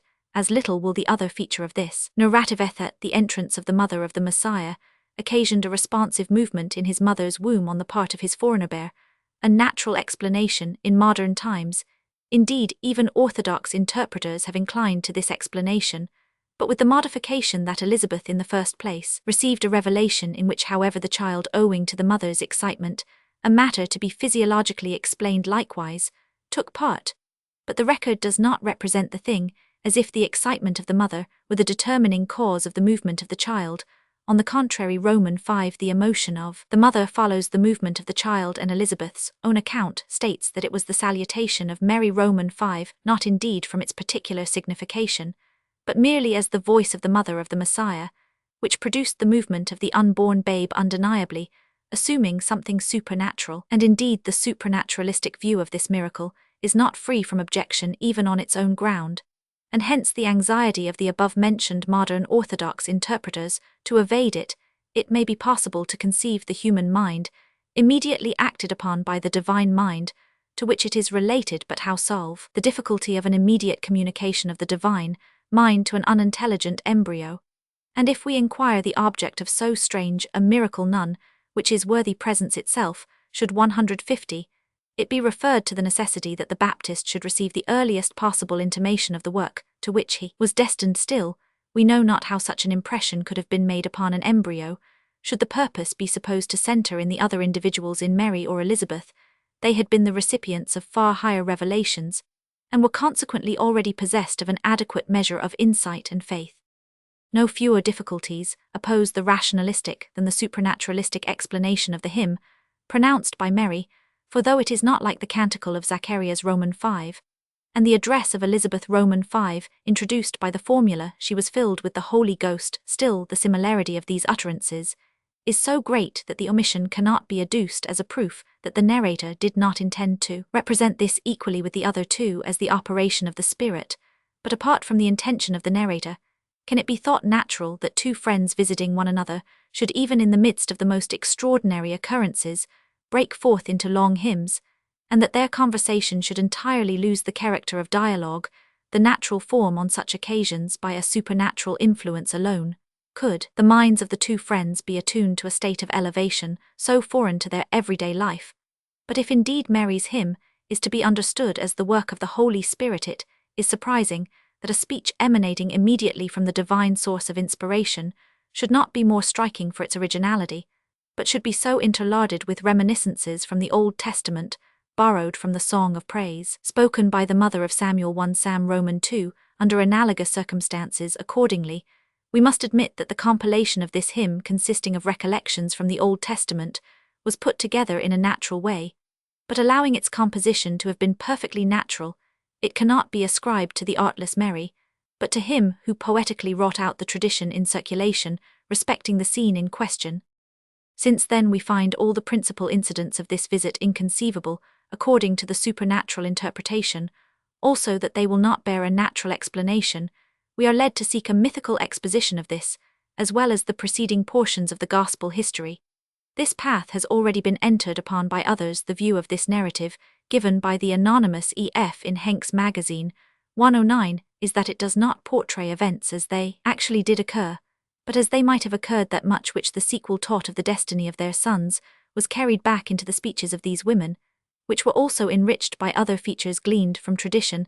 That a true fact, however, lies at the bottom, namely, an actual visit of Mary to Elizabeth, a joyous conversation, and the expression of gratitude to God, all which might have happened solely in virtue of the high importance attached by Orientals to the joys of maternity, even though the two mothers had been at that time ignorant of the destination of their children. This author is of opinion that Mary, when pondering over at a later period the remarkable life of her son, may often have related the happy meeting with her cousin, and 151 their mutual expressions of thankfulness to God, and that thus the history gained currency. Horst also, who has a just conception of the fictitious nature of this section in Luke and ably refutes the natural mode of explanation, yet himself slides unawares halfway back into it. He thinks it not improbable that Mary, during her pregnancy, which was in many respects a painful one, should have visited her older and more experienced cousin, and that Elizabeth should, during this visit, have felt the first movement of her child, an occurrence which, as it was afterwards regarded as ominous, was preserved by the oral tradition.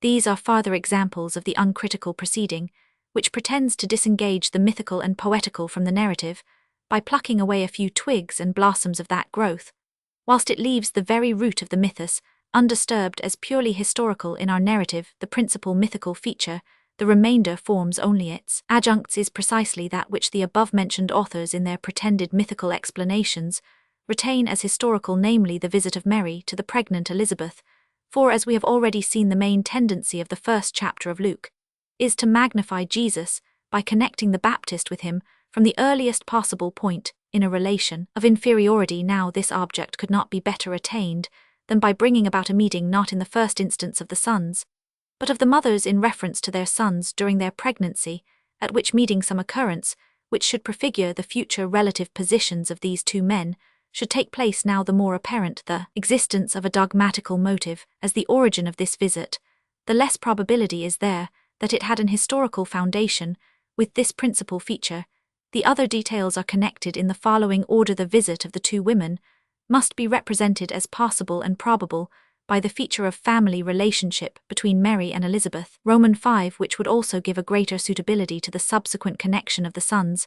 Further, a visit so full of import, made precisely at that time, must have taken place by special divine appointment. Therefore it is an angel who refers Mary to her cousin at the visit.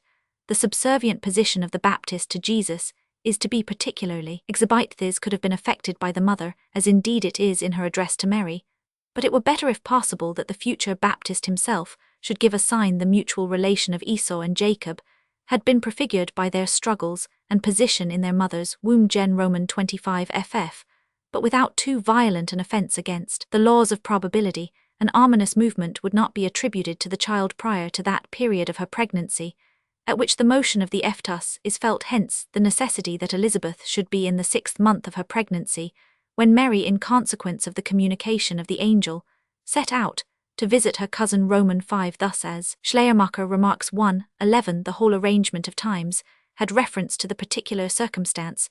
The author desired to contrive a joyous responsive movement of the child in his mother's womb at the moment of Mary's entrance. To this end only must Mary's visit be delayed till after the 5th month, and the angel not appear to her before that period.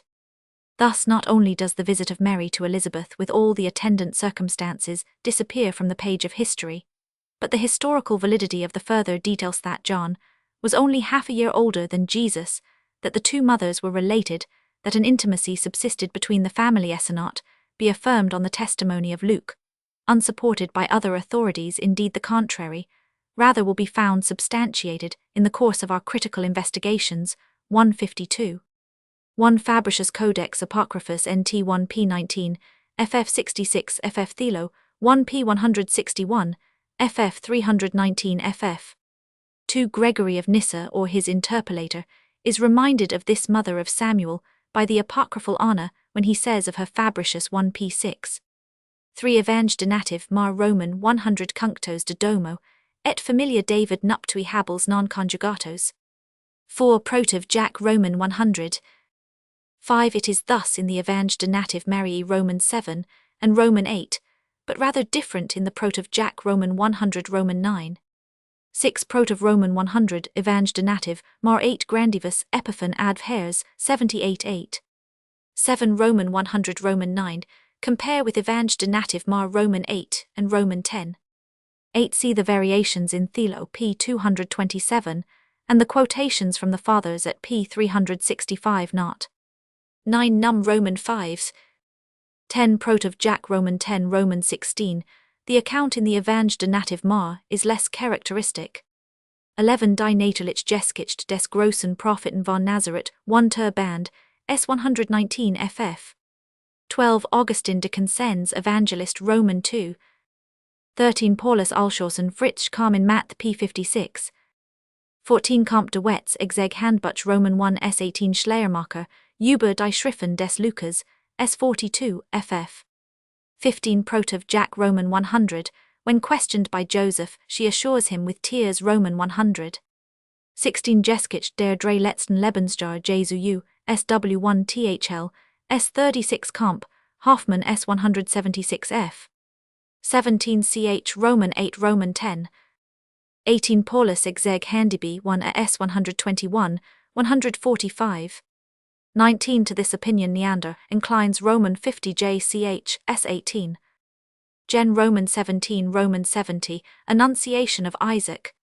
Judge Roman 13 Annunciation of Samson. Gen Roman 16 FF Annunciation of Ishmael. Matt Roman 1. Luke Roman 1 FFs. 21 Comte de Wet Critic der Mose Geschichte S 86 FF.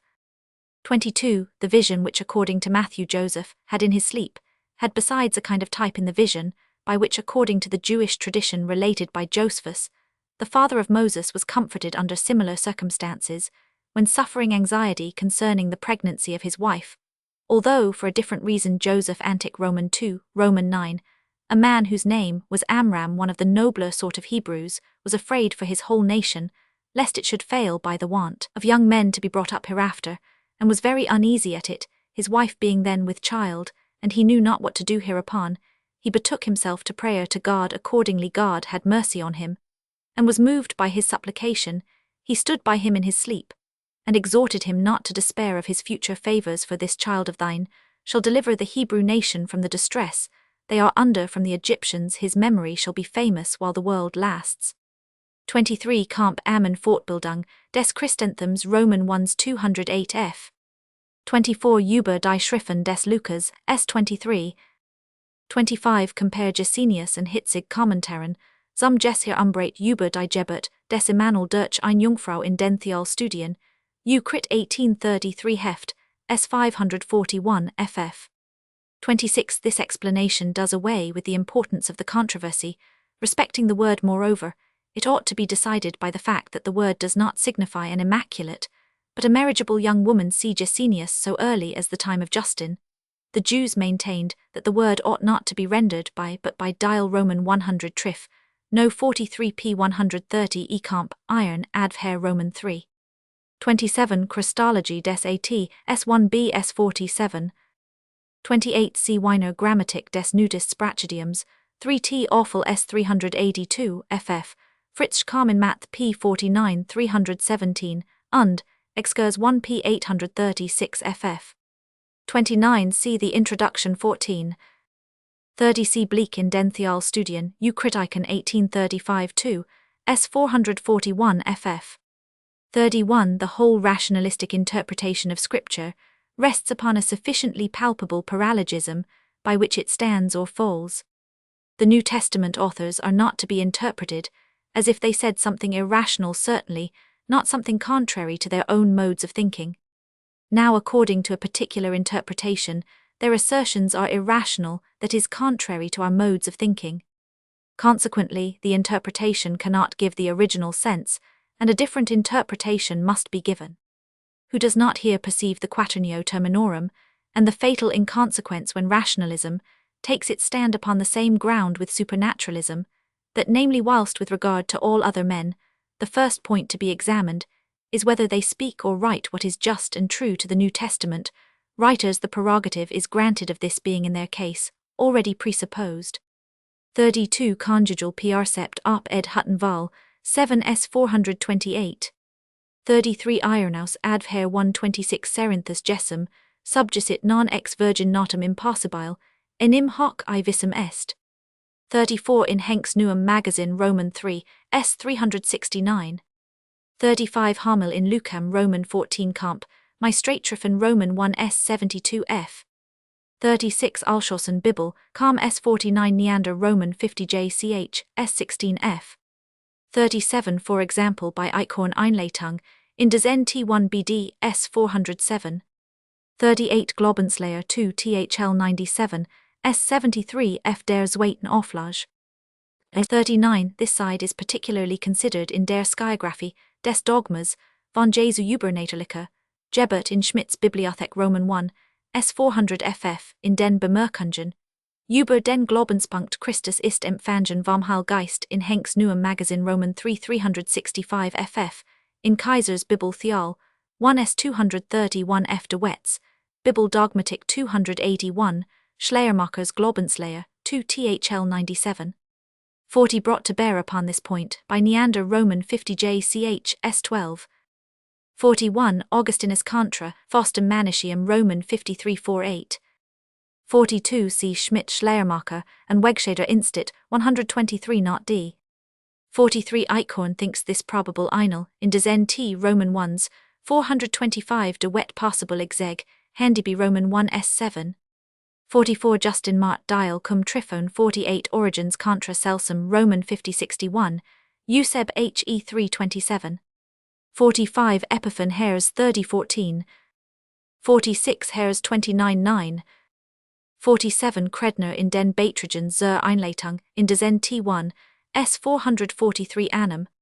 48. Orig ut sup. 49. Neander KG12, s. 615 f. 50. Kredner über Essener und einen Theilweisen Zusammenhang beider in Weiner's Zeitschrift, F. Wissenschaftliche Theologie, 1 BD2 Tess, and 3 Tess Heft, sie bor Prager der Bionatarum Origin, et Doctrina ab Essenis Repetenda und Christelgnosis, S. 403. 51. De Carn Christi Roman 100 Potrit Hic, Opinio Hebaiani Convenia, qui nudum hominum, et tantum, ex semin David Roman, 1 e non et de filium constituit gessum ut, in illo angelum fuis edicat. 52. Neander and Schneckenberger are of the latter Gisela and Kredner of the former opinion. 53. I here refer to the account of Hegesippus in Eusebius he Roman 4. 54. Hummel 3 23 27. 55. Epiphan Hares 30 18 Comp 15. 56. That these were the traits in David's character which displeased the Christian sect in question is sufficiently evident from a passage in the Clementine Homilies, though the name is not given. Hommel 325. 57. Epiphan Hare 30 14 16 34. 58. Hommel 317. 59. Schneckenberger über des Evang der Ägypter, S7 bor Christelgnosis, S760 FFC on the other side Kredner, and Hoffman. 60. Orig Carmen Math T 1612 Tertullian de Carn, Christi 14, S. Annam 13, a passage in which indeed the speculative and ordinary Ebionites are mingled together. 61. Clement Hommel 1813, they referred the words of Math Roman 11 to and complained that. 62. Hares 3014. 63. Dial Roman 100 Triff, 100 120. 64 Br die Nachricht das Jesus durch den Heilgeist und von einer Jungfrau geboren, sei aus Zeitbegriffen erläutert in Schmidts Bibel, 11s101, ff. Horst in Henks Museum, 14497, ff. über die beiden ersten Kapitel in Evangelikas. 65 Bemerkungen über den Glaubenspunkt Christus ist empfangen vom Heilgeist in Henks Neuem Magazin, 33399. 66 Schleiermacher über den Lukas, S26f. 67 im neuesten Theoljournal 7bd4, Stock S407f. 68 Antic Roman 184. 69 Iter Thale S140ff. 70 The legend has undergone various modifications, but the name of Panthera or Pandera has been uniformly retained. Roman 504 Origins Roman 100 cells, 12832, Scotgen Hor 2693, ff 140, Os Tract Sanhedrin U a Eisenmenger entdeckt, Judenthum 1s 105 ff, Os der Schmarschrift Toldoth Jeschu Silo Kader Parker, S 528 Comp, my Abhandlung über die Namen Panther Pantheras Pandera in Judischen und Patristischen, Ursulagen von der Abstammung, Jesu Athenaum Februar 1839, S 15 ff. 71 Orig Roman 100 Celsus Roman 1. 72 Ibid Roman 6. 73 Ibid Roman 1. 74 Gabeler in seinem neuesten Theoljournal, 74s 408 f Eichhorn Einleitung, in des NT 1, s 428, f Bauer Heber Mythal, 192, EFF Kaiser Bibel Theology, 1s 231 f 141 Wegscheder Instit, 123, De Wet Bibel Dogmat 281 und Exeg, Handyby 11s18 f Ammon Fortbildung des Christenth s 201, ff Hayes Roman 50j 33, Fritz Comment in Math s 56. The latter justly remarks in the title, to the first chapter non minus, eled Jesus ut ferunt, doctorum Judaecorum de mesha sententi, patrum habit, spiritum divinum matrum virginum. 75 Jamblick Vita Pythagor cap 2 ed Kiesling. 76 Adv Jarvin 126 Diag Let 312. 77 Globwürdigkeit s 64. 78 Apology des Roman 50 JS 92. 79 Diag Let o Sororis Platonis Filius Hieron. 80 Neander Roman 50 JCH S10. 81 Antic 1526. Gen Roman 1814 Sept. Luke Roman 1. 83 De Wet Exeg Handyby 11s17. 84 They are to be found however in the more modern Rabbins s Math, Religionsschule der Apostel 2, a s 555 ff. 85 Bibelcom 1s47, also Dob 2, a s 311 f Thale 14 Neander s9. 86 Diog Lert a oc Origins Roman 100 cells, 137. 87 Demonax 29. 88's Origins in Matham up ed de la Rouval 3, s 463. 89 The Arian Eunomius according to Photius taught. This was also according to Epiphanius the doctrine of those called by him Dimerites and Antidicamarianites, and in the time of Jerome of Helvidius and his followers compare on this point, the Sammlung von Suicer im Thesaurus Roman 2, s Roman 5 Fol 305 f. 90 Comp Hieron, adv Helv 6-7 Theophylact, and Suidas in Suicer 1 s Roman 5 Fol 1294 f. 91 Hieron z Roman 500 st.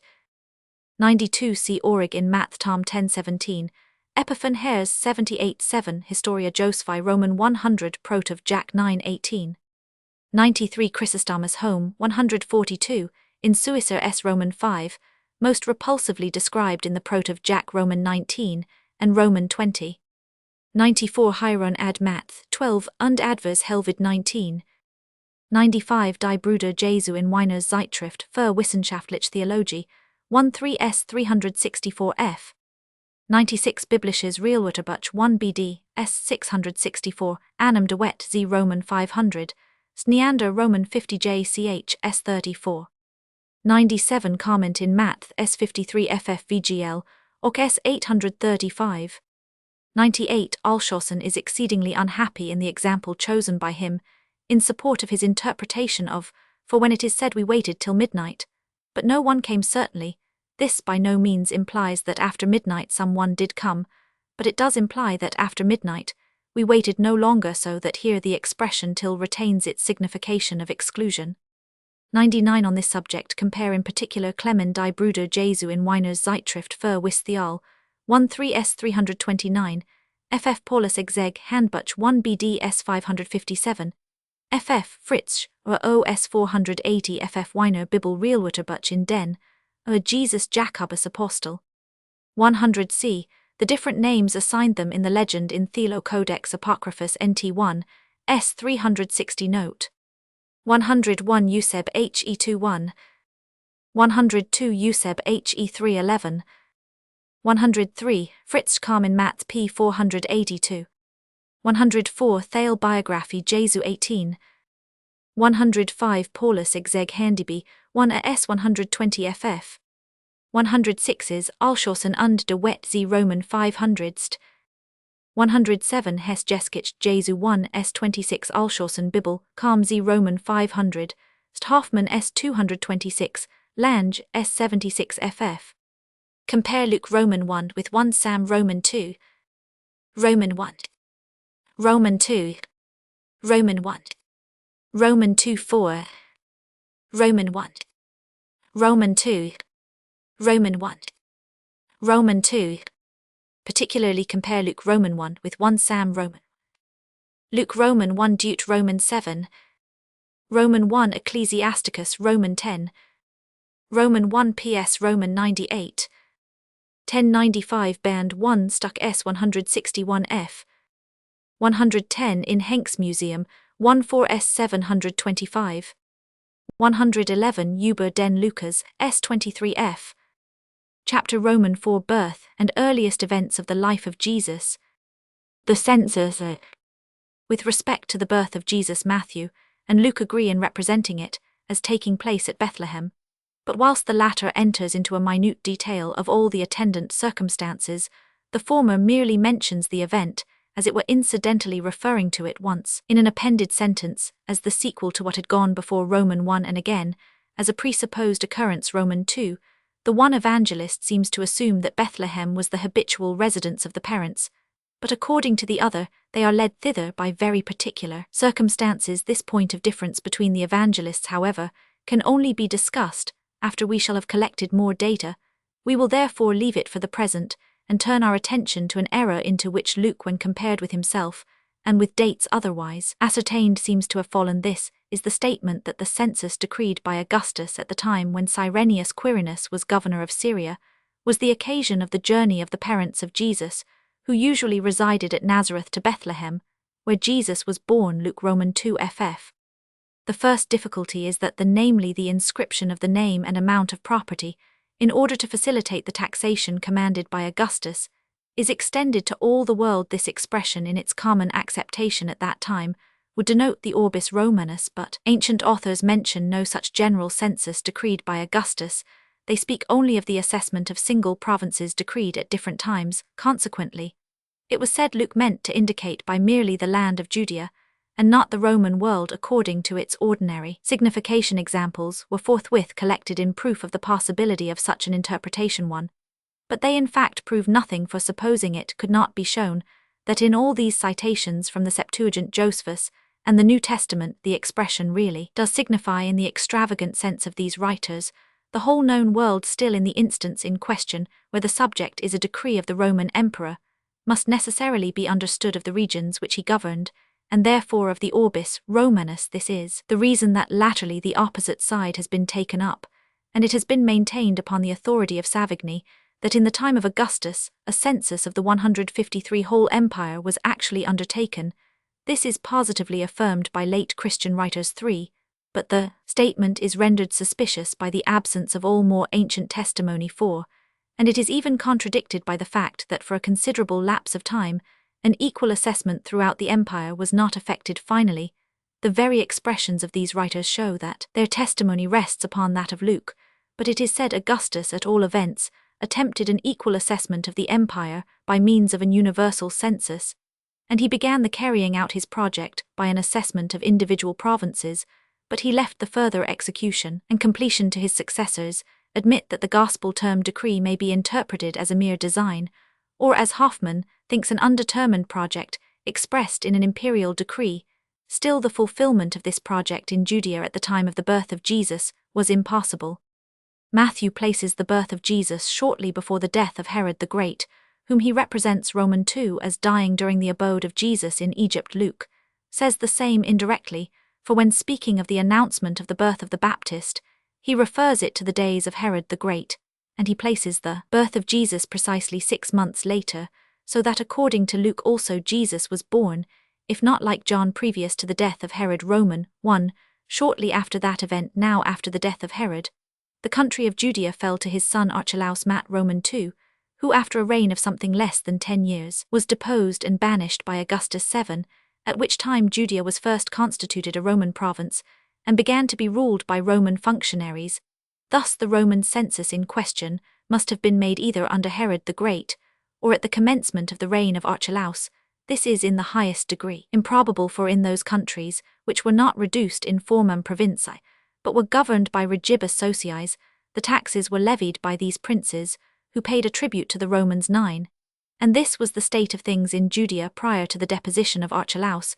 It has been the object of much research to make it appear probable that Augustus decreed a census as an extraordinary measure in Palestine under Herod. Attention has been directed to the circumstance that the Breviarium Imperii, which Augustus left behind him, contained the financial state of the whole empire, and it has been suggested that in order to ascertain the financial condition of Palestine he caused a statement to be prepared by Herod. Reference has been made first to the record of Josephus, that on account of some disturbance of the relations between Herod 154 and Augustus, the latter threatened for the future to make him feel his subjection. 11. Secondly, also to the oath of allegiance to Augustus, which according to Josephus the Jews were forced to take even during the lifetime of Herod, from which it is inferred that Augustus, since he had it in contemplation after the death of Herod to restrict the power of his sons, was very likely to have commanded a census in the last years of that prince, but it seems more probable that it took place shortly after the death of Herod, from the circumstance that Archelaus went to Rome concerning the matter of succession,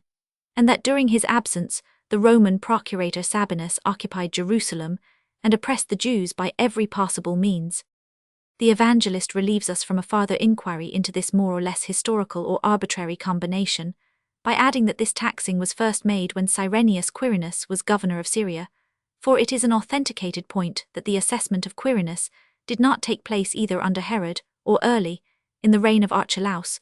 The period at which according to Luke Jesus was born Quirinus was not at that time governor of Syria, situation held during the last years of Herod by Sentius Saturninus, and after him by Quintilius Verus, and it was not till long after the death of Herod that Quirinus was appointed governor of Syria, that Quirinus undertook a census of Judea. We know certainly from Josephus 15, who however remarks that he was sent to execute this measure, or 16, thus about 10 years after the time at which according to Matthew and Luke Jesus must have been born. Yet commentators have supposed it possible to reconcile this apparently undeniable contradiction between Luke and history. The most dauntless explain the whole of the second verse as a gloss which was early incorporated into the text. Some change the reading of the verse either of the nomen proprium, by substituting the name of Saturninus or Quintilius 18, according to the example of Tertullian, who ascribed the census to the former 19, or of the other words by various additions and modifications.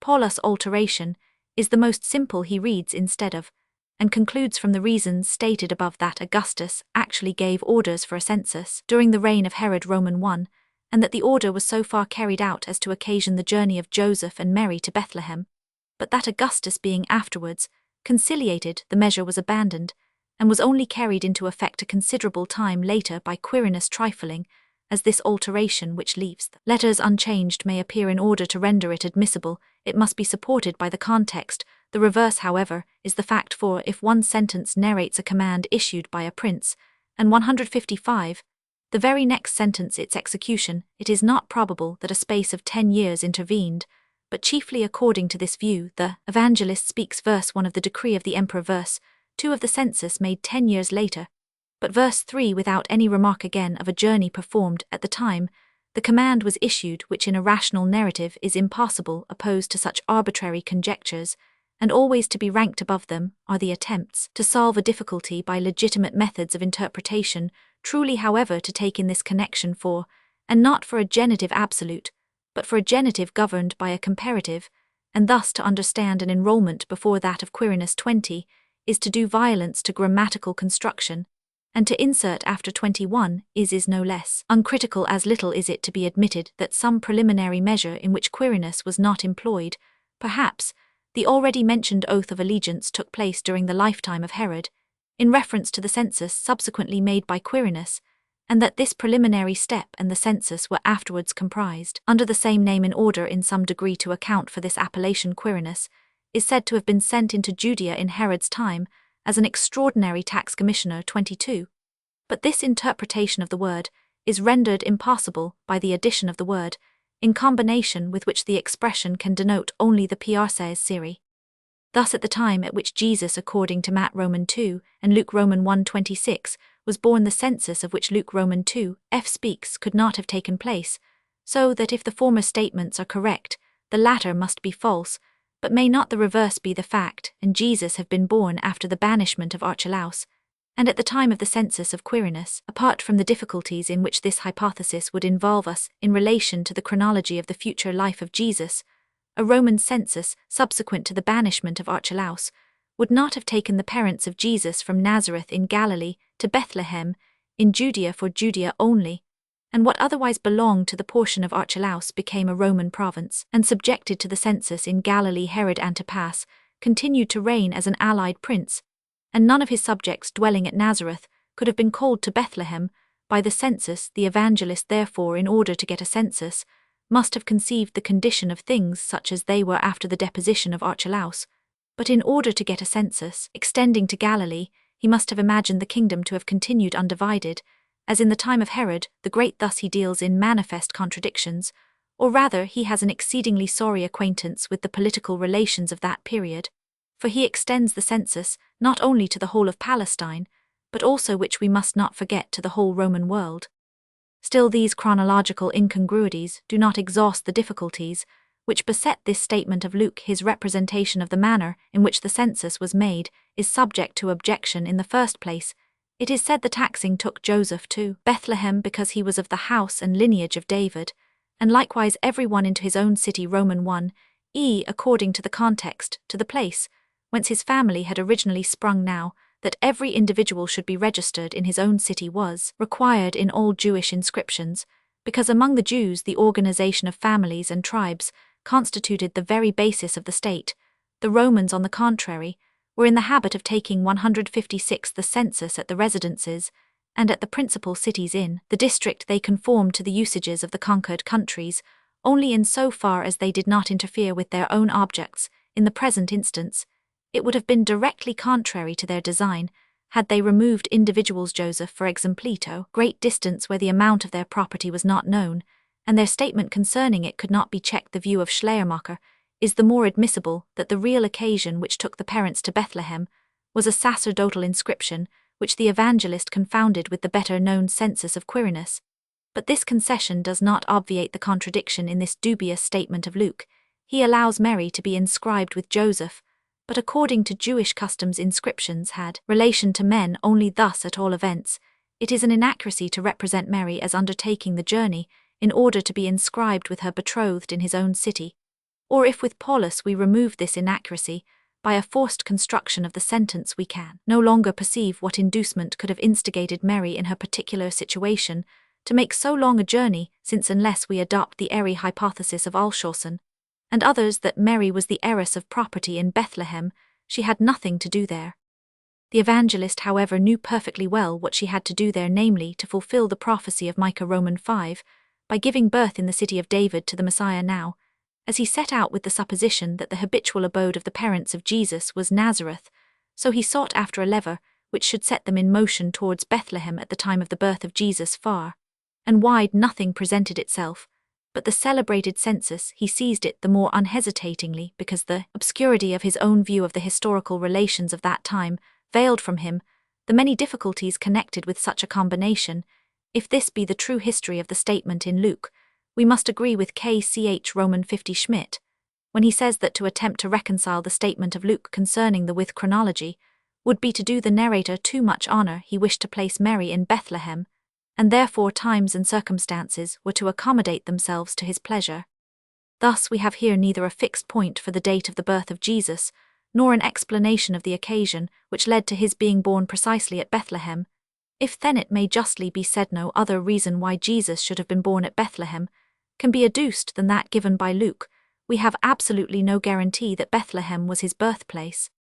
Particular circumstances of the birth of Jesus, the circumcision, the basis of the narrative, the arrival of Joseph and Mary as strangers in Bethlehem, on account of the census being once chosen by Luke, the farther details are consistently built upon it, in consequence of the influx of strangers brought to Bethlehem by the census. There is no room for the travellers in the inn, and they are compelled to put up with the accommodation of a stable, where Mary is forthwith delivered of her firstborn. But the child who upon 157 earth comes into being in so humble an abode, is highly regarded in heaven, a celestial messenger, announces the birth of the Messiah to shepherds, who are guarding their flocks in the fields by night, and directs them to the child in the manger. A choir of the heavenly host singing hymns of praise next appears to them, after which they seek and find the child. Luke Roman 220. The apocryphal Gospels and the traditions of the Fathers still further embellish the birth of Jesus. According to the Protvangelium Jacobi 26, Joseph conducts Mary on an ass to Bethlehem to be taxed. As they approach the city she begins to make now mournful, now joyous gestures, and upon inquiry explains that as once in Rebekah's womb the two hostile nations struggled. Gen. Roman 25. She sees two people before her, the one weeping, the other laughing. Roman 1. According to one explanation, the two portions of Israel, to one of whom the advent of Jesus was set. Luke Roman 2. For the fall, to the other for the rising again.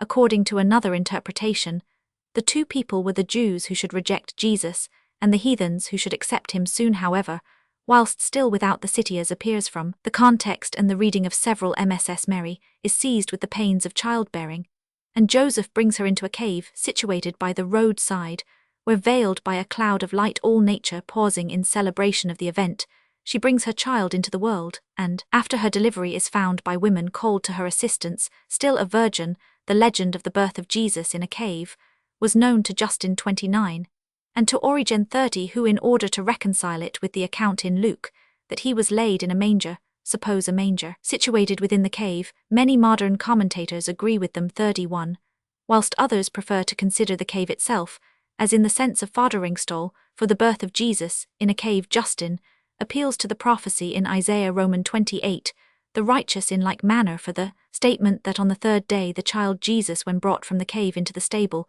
was worshipped by the oxen and the asses. The Historia de Nativitate Mariae 33 etc.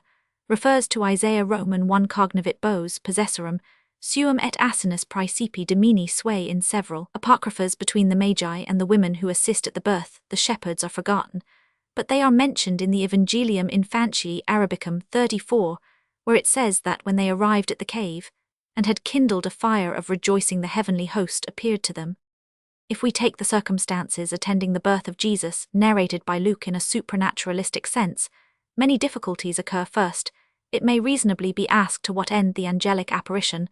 The most obvious answer is to make known the birth of Jesus, but so little did it make it known, that in the neighboring city of Jerusalem, it is the Magi who give the first information of the newborn King of the Jews, and in the future history of Jesus no trace of any such occurrence at his birth is to be found. Consequently, the object of that extraordinary phenomenon was not to give a widespreading intimation of the fact, for if so God failed in his object, must we then agree with Schleiermacher that the aim was limited to an immediate operation, 158, upon the shepherds? Then we must also suppose with him that the shepherds, equally with Simeon, were filled with messianic expectations, and that God designed by this apparition to reward and confirm their pious belief. The narrative, however, says nothing of this heavenly frame of mind, neither does it mention any abiding effects produced upon these men. According to the whole tenor of the representation, the apparition seems to have had reference not to the shepherds, but exclusively to the glorification and the proclaiming of the birth of Jesus as the Messiah. But as before observed, the latter aim was not accomplished, and the former by itself, like every mere empty display, is an object unworthy of God, so that this circumstance in itself, presents no inconsiderable obstacle to the supernaturalistic conception of the history. If to the above considerations we add those already stated which oppose the belief in apparitions and the existence of angels in general, it is easy to understand that with respect to this narrative also refuge has been sought in a natural explanation. The results of the first attempts at a natural explanation were certainly sufficiently rude. Thus Eck regarded the angel as a messenger from Bethlehem who carried a light which caught the eye of the shepherds, and the song of the heavenly host as the merry tones of a party accompanying the messenger. Paulus has woven together a more refined and matter-of-fact explanation. Mary, who had met with a hospitable reception in a herdsman's family, and who was naturally elated with the hope of giving birth to the Messiah, told her expectations to the members of this family, to whom, as inhabitants of a city of David, the communication could not have been indifferent. These shepherds, therefore, on perceiving whilst in the fields by night a luminous appearance in the Ira phenomenon, which travellers say is not uncommon in those regions, they interpret it as a divine intimation that the stranger in their foddering stall is delivered of the Messiah, and as the meteoric light extends and moves to and fro, they take it for a choir of angels, chaunting hymns of praise. Returning home, they find their anticipations confirmed by the event, and that which at first they merely conjectured to be the sense and interpretation of the phenomenon, they now, after the manner of the East, represent as words actually spoken. This explanation rests altogether on the assumption that the shepherds were previously acquainted with Mary's expectation that she should give birth to the Messiah. How otherwise should they have been led to consider the sign as referring particularly to the birth of the Messiah in their manger? Yet this very assumption is the most direct contradiction of the Gospel account, for in the first place the evangelist evidently does not suppose the manger to belong to the shepherds, since after he has narrated the delivery of Mary in the manger he then goes on to speak of the shepherds as a new and distinct subject, not at all connected with the manger. His words are, "And there were in the same country shepherds." If this explanation were correct, he would at all events have said the shepherds, etc. Besides, he would not have been wholly silent respecting the comings and goings of these shepherds during the day, and their departure to guard the flock at the approach of night. But grant these presupposed circumstances, is it consistent in Paulus to represent Mary at first so reserved concerning her pregnancy as to conceal it even from Joseph, and then so communicative that just arrived among strangers, she 159 parades the whole history of her expectations? Again, the sequel of the narrative contradicts the assumption that the shepherds were informed of the matter by Mary herself before her delivery, for according to the Gospel history, the shepherds received the first intelligence of the birth of the Saviour from the angel who appears to them, and who tells them as a sign of the truth of his communication that they shall find the babe lying in a manger. Had they already heard from Mary of the approaching birth of the Messiah, the meteoric appearance would have been a confirmation to them of Mary's words, and not the finding of the child a proof of the truth of the apparition. Finally, may we so far confide in the investigations already made as to inquire whence, if neither a miraculous announcement nor a supernatural conception actually occurred, could Mary have derived the confident anticipation that she should give birth to the Messiah. In opposition to this natural explanation, so full of difficulties on every side, Bauer announced his adoption of the mythical view 37. In fact, however, he did not advance one step beyond the interpretation of the rationalists, but actually repeated Paulus' exposition point for point to this mixed mythical explanation. Gabler justly objected that it, equally with the natural interpretation, multiplies improbabilities by the adoption of the pure dogmatic mythos. Everything appears simpler thereby. At the same time, greater harmony is introduced into the early Christian history, all the preceding narratives of which ought equally to be interpreted as pure myth. Gabler accordingly explained the narrative as the product of the ideas of the age, which demanded the assistance of angels at the birth of the Messiah. Now, had it been known that Mary was delivered in a dwelling belonging to shepherds, it would also have been concluded that angels must have brought the tidings to these good shepherds that the Messiah was born in their manger, and the angels who cease not praising God must have sung a hymn of praise on the occasion. Gabler thinks it impossible that a Jewish Christian who should have known some of the data of the birth of Jesus could have thought of it otherwise than as here depicted. This explanation of Gabler shows in a remarkable manner how difficult it is entirely to extricate oneself from the natural explanation, and to rise completely to the mythical, for whilst this theologian believes he treads on pure mythical ground, he still stands with one foot upon that of the natural interpretation. He selects from the account of Luke one incident as historical which by its connection with other unhistorical statements and its conformity to the spirit of the primitive Christian legend, is proved to be merely mythical, namely, that Jesus was really born in a shepherd's dwelling. He also borrows an assumption from the natural explanation, which the mythical needs not to obtrude on the text, that the shepherds to whom it is alleged the angels appeared were the possessors of the manger, which Mary was delivered. The first detail upon which the second is built belongs to the same machinery by which Luke, with the help of the census, transported the parents of Jesus from Nazareth to Bethlehem. Now, we know what is the fact respecting the census. It crumbles away inevitably before criticism, and with it the datum built entirely upon it that Jesus was born in a manger, for had not the parents of Jesus been strangers, and had they not come to Bethlehem in company with so large a concourse of strangers, as the census might have occasioned, the cause which obliged Mary to accept a stable for her place of 160 delivery would no longer have existed.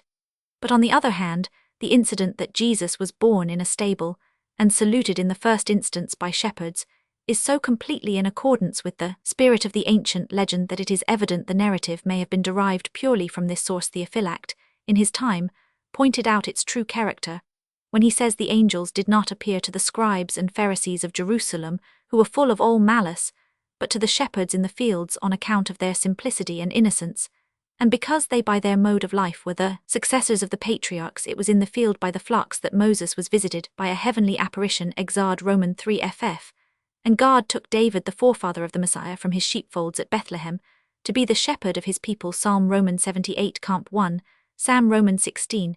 The mythi of the ancient world more generally ascribed divine apparitions to countrymen 41, and shepherds 42. The sons of the guards and of great men were frequently brought up among shepherds in the same spirit of the ancient legend, is the apocryphal invention that Jesus was born in a cave, and we are at once reminded of the cave of Jupiter, and of the other gods, even though the misunderstood passage of Isaiah Roman 33 may have been the immediate occasion of this incident. Moreover, the night, in which the scene is laid, unless one refers here to the rabbinical representations according to which the deliverance by means of the Messiah, like the deliverance from Egypt, should take place by night, forms the obscure background against which the manifested glory of the Lord shone, so much the more brilliantly, which, as it is said to have glorified the birth of Moses 46, could not have been absent from that of the Messiah, his exalted antitype.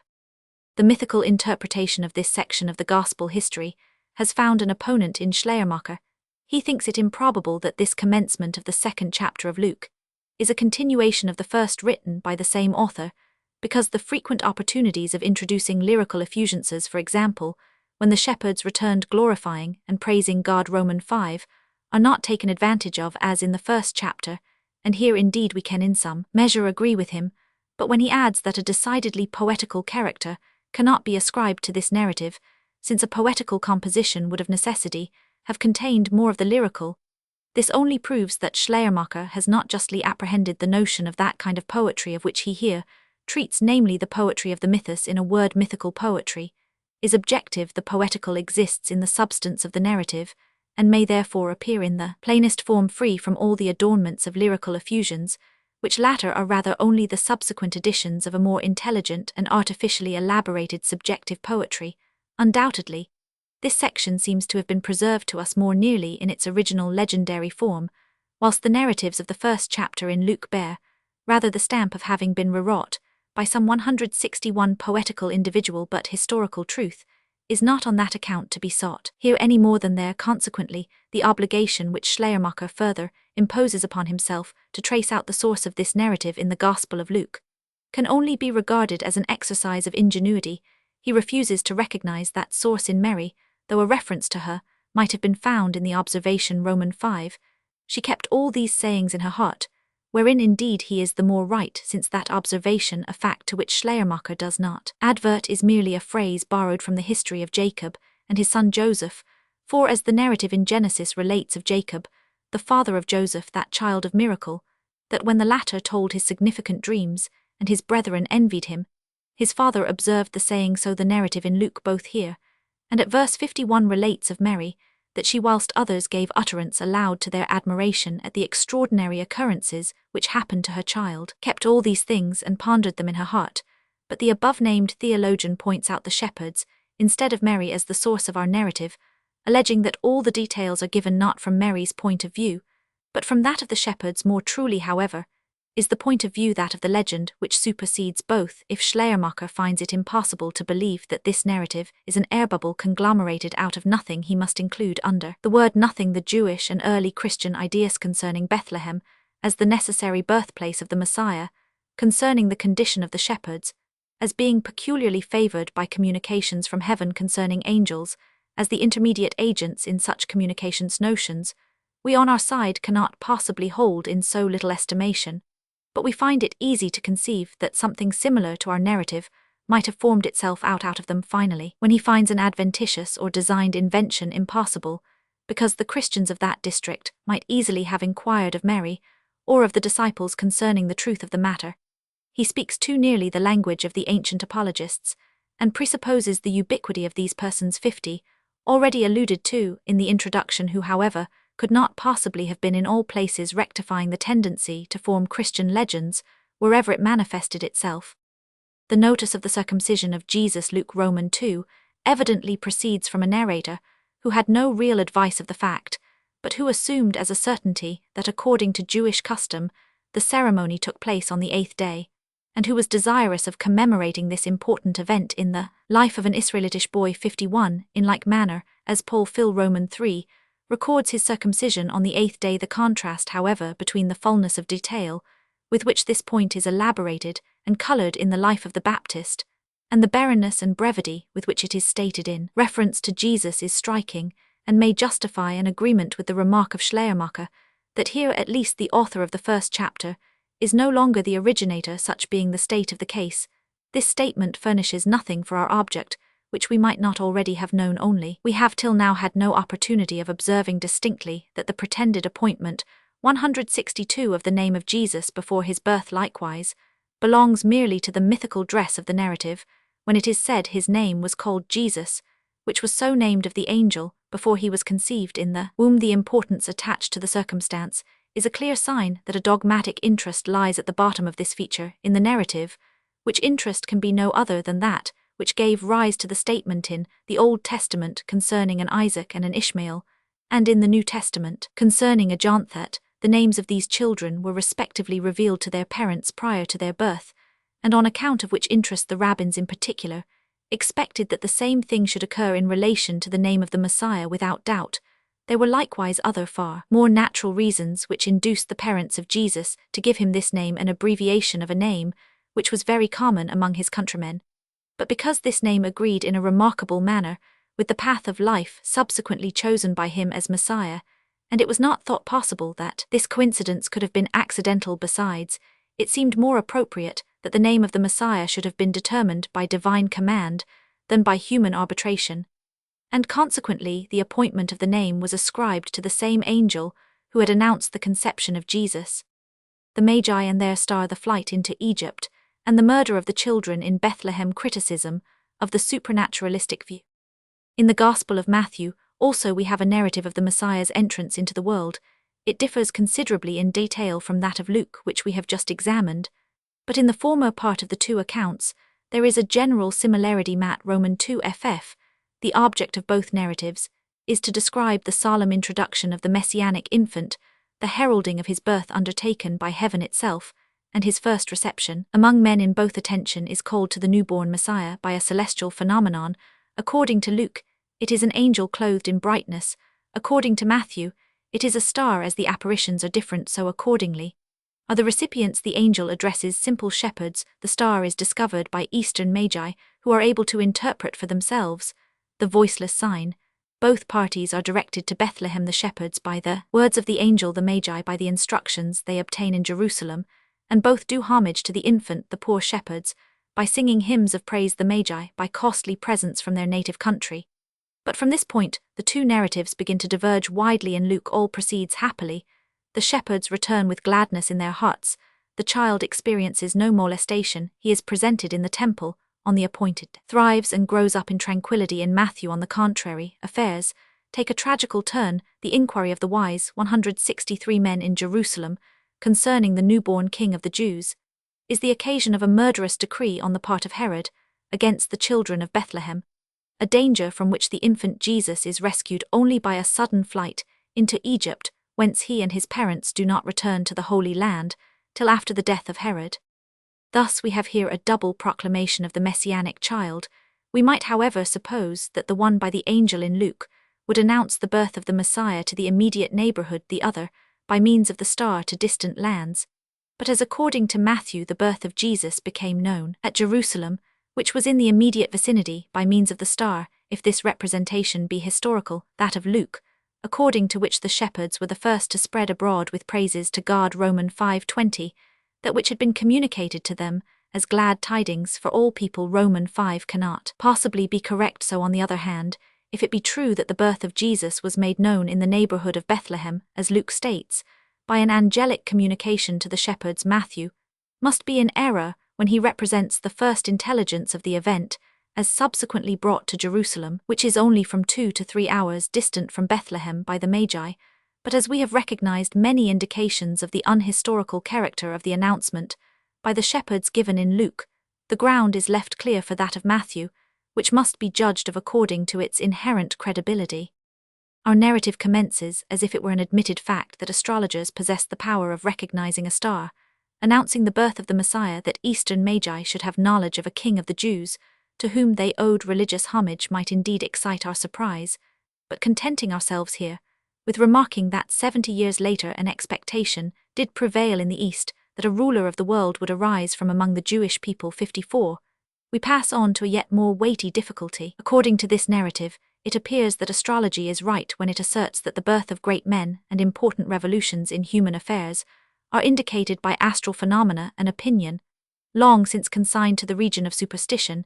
It is therefore to be explained how this deceptive science could in this solitary instance prove true, though in no other case are its inferences to be relied on. The most obvious explanation from the orthodox point of view is an appeal to the supernatural intervention of God, who in this particular instance, in order to bring the distant Magi unto Jesus, accommodated himself to their astrological notions, and caused the anticipated star to appear.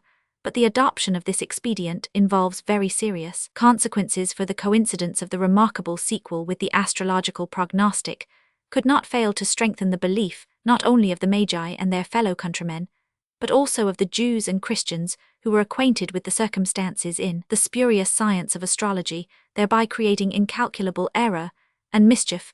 If therefore it be unadvisable to admit an extraordinary divine intervention. 55. And if the position that in the ordinary course of nature important occurrences on this earth are attended by changes in the heavenly bodies be abandoned, the only remaining explanation lies in 164, the supposition of an accidental coincidence. But to appeal to chance is in fact either to say nothing or to renounce the supranaturalistic point of view.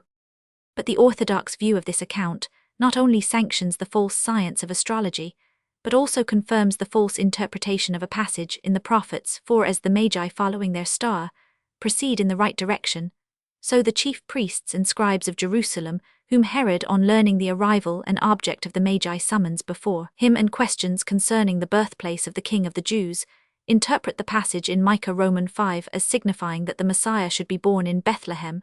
And to this signification the event corresponds. Now such an application of the above passage can only be made by forcing the words from their true meaning, and from all relation with the context according to the well-known practice of the rabbins, for independently of the question whether or not under the word in the passage cited the Messiah be intended, the entire context shows the meaning to be not that the expected governor who was to come forth out of Bethlehem would actually be born in that city, but only that he would be a descendant of David, whose family sprang from Bethlehem, thus allowing the Magi to have been lightly directed by means of the rabbinical exegesis of the oracle.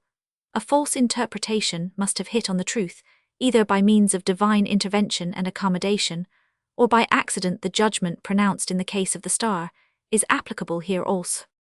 After receiving the above answer from the Sanhedrim, Herod summons the Magi before him, and his first question concerns the time at which the star appeared. Romans 5. Why did he wish to know this? 57. The 16th verse tells us that he might thereby calculate the age of the messianic child, and thus ascertain up to what age it would be necessary for him to put to death the children of Bethlehem, so as not to miss the one announced by the star. But this plan of murdering all the children of Bethlehem up to a certain age, that he might destroy the one likely to prove fatal to the interests of his family, was not conceived by Herod.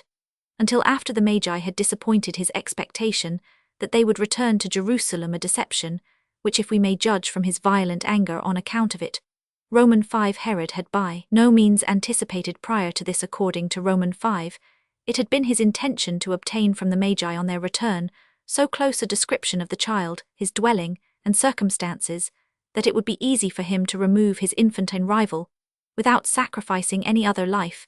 It was not until he had discovered the stratagem of the Magi that he was obliged to have recourse to the more violent measure, for the execution of which it was necessary for him to know the time of the star's appearance. How fortunate for him, then, that he had ascertained this time, before he had decided on the plan that made the information important, but how inconceivable that he should make a point, which was only indirectly connected with his original project, the subject of his first and most eager interrogation. Roman 5.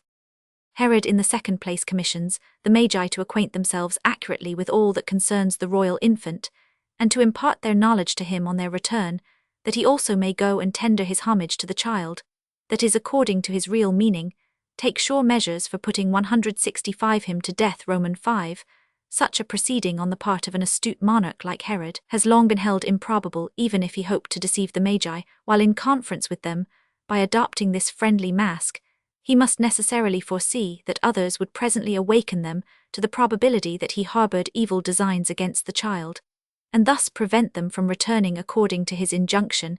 He might conjecture that the parents of the child, on hearing of the ominous interest taken in him by the king, would seek his safety by flight, and finally, that those inhabitants of Bethlehem and its environs who cherished messianic expectations would not be a little confirmed in them by the arrival of the Magi. On all these grounds Herod's only prudent measure would have been either to detain the Magi in Jerusalem 60, and in the meantime by means of secret emissaries to dispatch the child to whom such peculiar hopes were attached, and who must have been easy of discovery in the little village of Bethlehem, or to have given the Magi companions who, so soon as the child was found, might at once have put an end to his existence.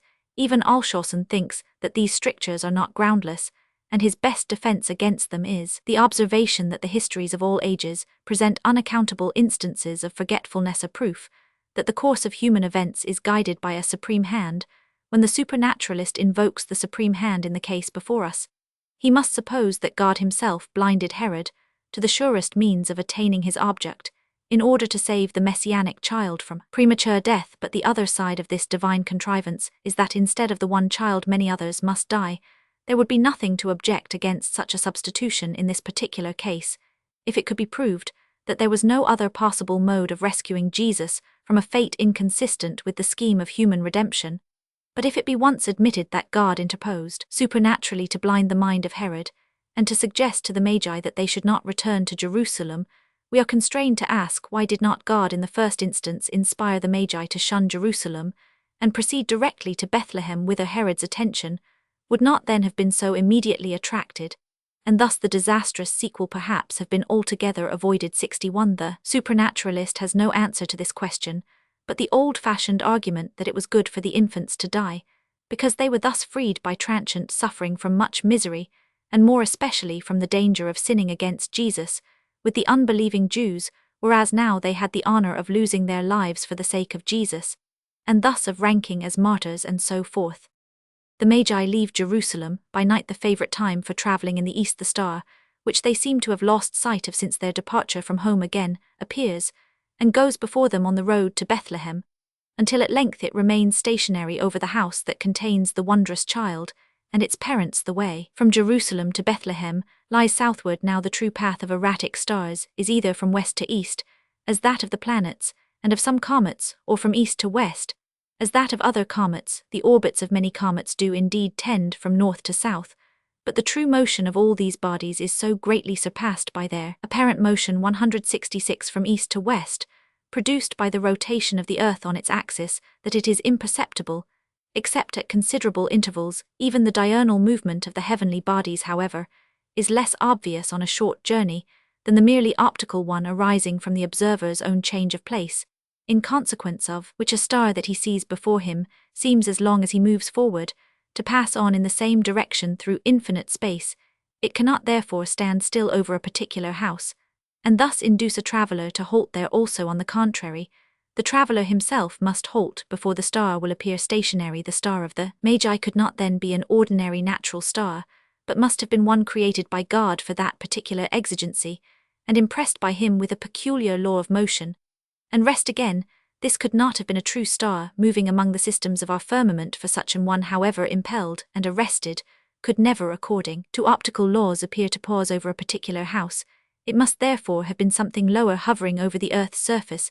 Hence some of the Fathers and apocryphal writers 64 supposed it to have been an angel, which doubtless might fly before the Magi in the form of a star, and take its station at a moderate height. The house of Mary in Bethlehem. More modern theologians have conjectured that the phenomenon was a meteor.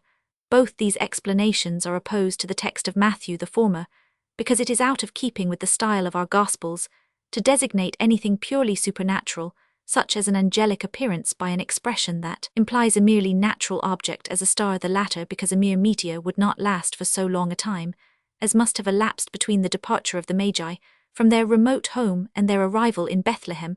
Perhaps, however, it will be contended that God created one meteor for the first monition and another for the second. Many even of the orthodox expositors have found these difficulties in relation to the star so pressing that they have striven to escape at any cost from the admission that it preceded the Magi in their way towards Bethlehem, and took its station directly over a particular house, according to Susskind, whose explanation has been much approved. The verb went before Roman 5, which is in the imperfect tense, does not signify that the star visibly led the Magi on their way, but is equivalent to the pluperfect, which would imply that the star had been invisibly transferred to the destination of the Magi before their arrival, so that the evangelist intends to say the star which the Magi had seen in the east, and subsequently lost sight of suddenly, made its appearance to them in Bethlehem above the house they were seeking. It had therefore preceded them. But this is a transplantation of rationalistic artifice into the soil of orthodox exegesis. Not only the word, but the less flexible expression "till it came," etc., denotes that the transit of the star was not an already completed phenomenon, but one brought to pass under the observation of the Magi. Expositors who persist in denying this must, to be consistent, go still farther and reduce the entire narrative to the standard of merely natural events. So when Alshausen admits that the position of a star could not possibly indicate a single house, that hence the Magi must have inquired for the infant's dwelling, and only with childlike simplicity referred the issue as well as the commencement of their journey to a 167 Heavenly Guide 67, he deserts his own point of view for that of the rationalists, and interlines the text with explanatory particulars, an expedient which he elsewhere justly condemns in Paulus and others. The Magi then enter the house, offer their adoration to the infant and present to him gifts, the productions of their native country. One might wonder that there is no notice of the astonishment which it must have excited in these men to find, instead of the expected prince, a child in quite ordinary, perhaps indigent circumstances. It is not fair, however, to heighten the contrast by supposing, according to the common notion, that the Magi discovered the child in a stable lying in the manger, for this representation is peculiar to Luke, and is altogether unknown to Matthew, who merely speaks of a house in which the child was found. Then follows Roman 5, the warning given to the Magi in a dream, concerning which, as before remarked, it were only to be wished that it had been vouchsafed earlier, so as to avert the steps of the Magi from Jerusalem, and thus perchance prevent the whole subsequent massacre. While Herod awaits the return of the Magi, Joseph is admonished by an angelic apparition in a dream to flee with the messianic child and its mother into Egypt for security. Roman 515, adopting the evangelist's point of view. This is not attended with any difficulty. It is otherwise, however, with the prophecy which the above event is said to fulfill. Hosea Roman 11. In this passage, the prophet, speaking in the name of Jehovah, says, "When Israel was a child, then I loved him and called my son out of Egypt." We may venture to attribute even to the most orthodox expositor enough clearsightedness to perceive that the subject of the first half of the sentence is also the object of the second, namely the people of Israel, who here, as elsewhere, for example, Exod Roman 4 Sirach Roman 36, are collectively called the Son of God, and whose past deliverance under Moses out of their Egyptian bondage is the fact referred to. That consequently the prophet was not contemplating either the Messiah or his sojourn in Egypt. Nevertheless, as our evangelist says, Roman 5, that the flight of Jesus into Egypt took place expressly that the above words of Hosea might be fulfilled, he must have understood them as a prophecy relating to Christmas, therefore have misunderstood them, It has been pretended that the passage has a twofold application, and though referring primarily to the Israelitish people is not the less a prophecy relative to Christ because the destiny of Israel after the flesh was a type of the destiny of Jesus, but this convenient method of interpretation is not applicable here, for the analogy would in the present case be altogether external and inane, since the only parallel consists in the bare fact, in both instances, of a sojourn. In Egypt, the circumstances under which the Israelitish people and the child Jesus sojourned there being altogether diverse. When the return of the Magi has been delayed long enough for Herod to become aware that they have no intention to keep faith with him, he decrees the death of all the male children in Bethlehem and its environs up to the age of 2 years, that being according to the statements of the Magi, as to the time of the stars' appearance the utmost interval that could have elapsed since the birth of the messianic child 16:18, this was beyond all question an act of the blindest fury, for Herod might easily have informed himself whether a child who had received rare and costly presents was yet to be found in Bethlehem, but even granting it not inconsistent with the disposition 168 of the aged, tyrant to the extent that Schleiermacher supposed it were in any case to be expected that so unprecedented and revolting a massacre would be noticed by other historians than Matthew, but neither Josephus, who is very minute in his account of Herod, nor the rabbins who were assiduous blackening his memory give the slightest hint of this decree. The latter do, indeed, connect the flight of Jesus into Egypt with a murderous scene, the author of which, however, is not Herod,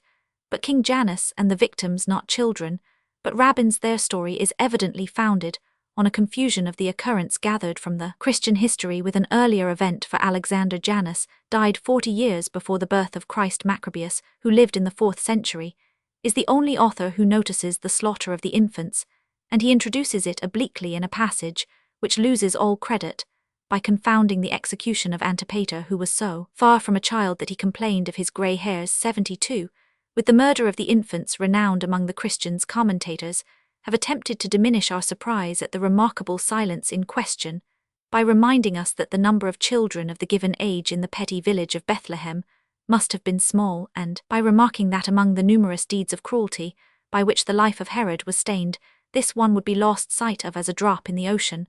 But in these observations, the specific atrocity of murdering innocent children, however few, is overlooked, and it is this that must have prevented the deed, if really perpetrated, from being forgotten. Here also the evangelist cites Romans 5:18, a prophetic passage Jerem Romans 31, as having been fulfilled by the murder of the infants, whereas it originally referred to something quite different, namely the transportation of the Jews to Babylon, and had no kind of reference to an event lying in remote futurity.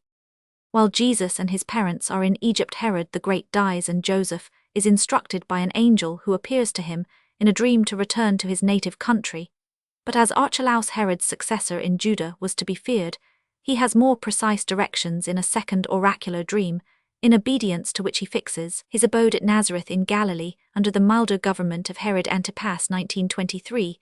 Thus, in the compass of this single chapter, we have 5 extraordinary interpositions of God, an anomalous star, and 4 visions for the star, and the first vision, we have already remarked, one miracle might have been substituted not only without detriment, but with advantage. Either the star or the vision might from the beginning have deterred the Magi from going to Jerusalem, and by this means perhaps have averted the massacre ordained by Herod, but that the 2 last visions are not united in one is a mere superfluity, for the direction to Joseph to proceed to Nazareth instead of Bethlehem, which is made the object of a special vision, might just as well have been included in the first. Such a disregard, even to prodigality of the lex parsimony, in relation to the miraculous one, is tempted to refer to human imagination rather than to divine providence.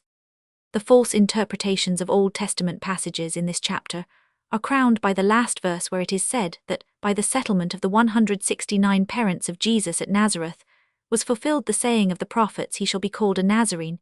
Now, this passage is not to be found in the Old Testament, and unless expositors losing courage take refuge in darkness, by supposing that it is extracted from a canonical 76 or apocryphal 77 book now lost, they must admit the conditional validity of one or other of the following charges against the evangelist.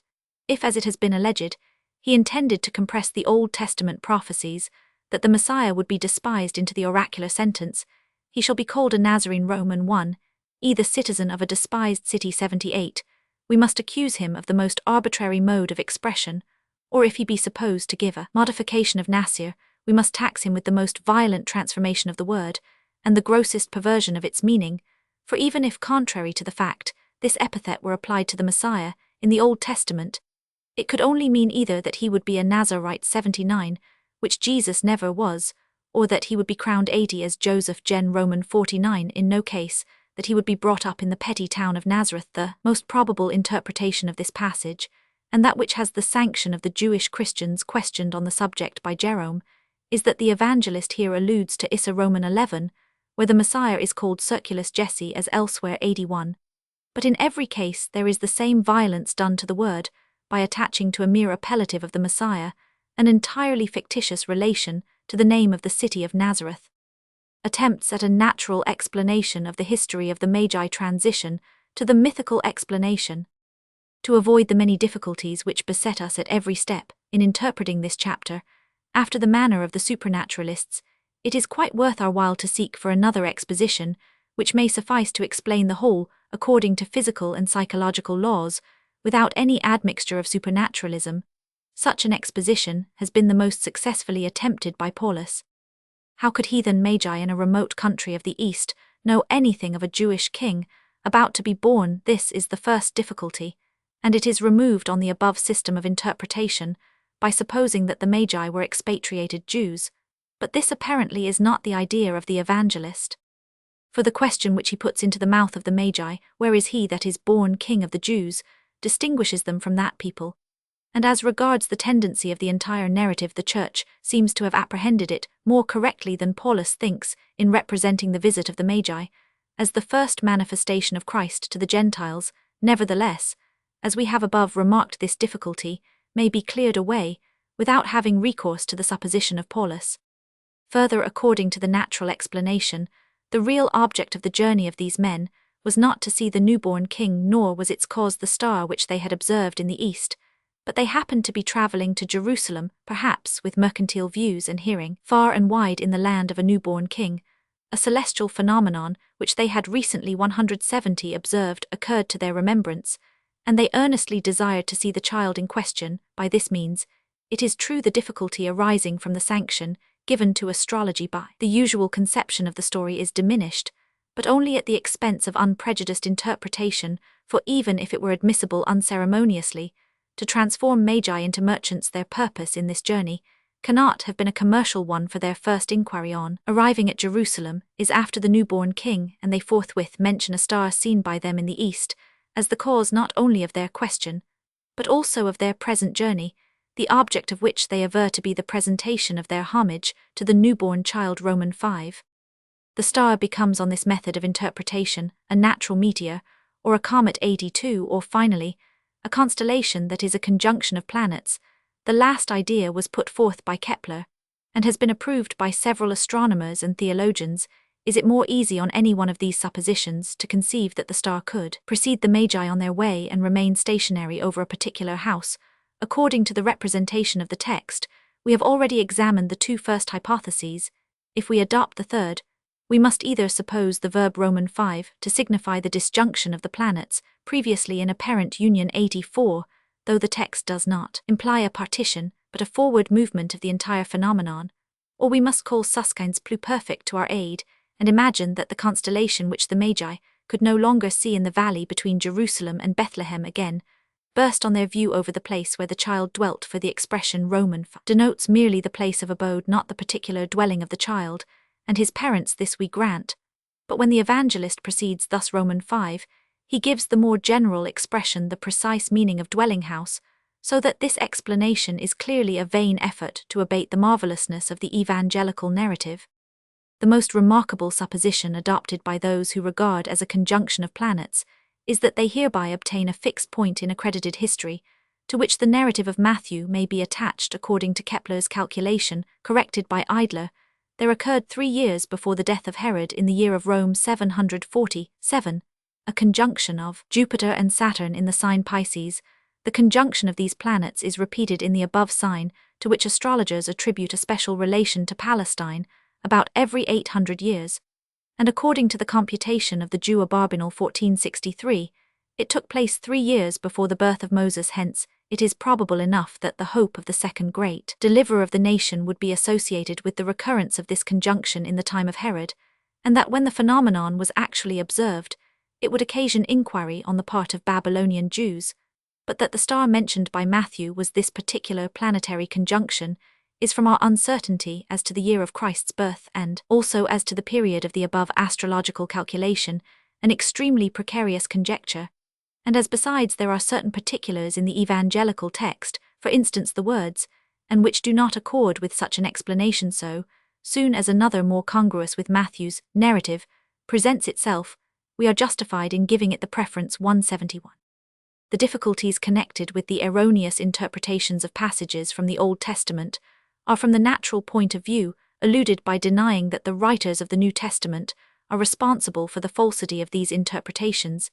It is said that the prophecy of Micah is applied to the Messiah and his birth in Bethlehem by the Sanhedrim alone, and that Matthew has not committed himself to their interpretation by one word of approval. But when the evangelist proceeds to narrate how the issue corresponded with the interpretation, he sanctions it by the authoritative seal of fact in relation to the passage from Hosea. Paulus and Studel 86 concur in resorting to a singular expedient. Matthew say they wished to guard against the offense which it might possibly give to the Jews of Palestine to learn that the Messiah had once left the Holy Land. He therefore called attention to the fact that Israel, in one sense the firstborn of God, had been called out of Egypt, for which reason he would imply no one ought to be astonished that the Messiah, the Son of God in a higher sense, had also visited a profane land.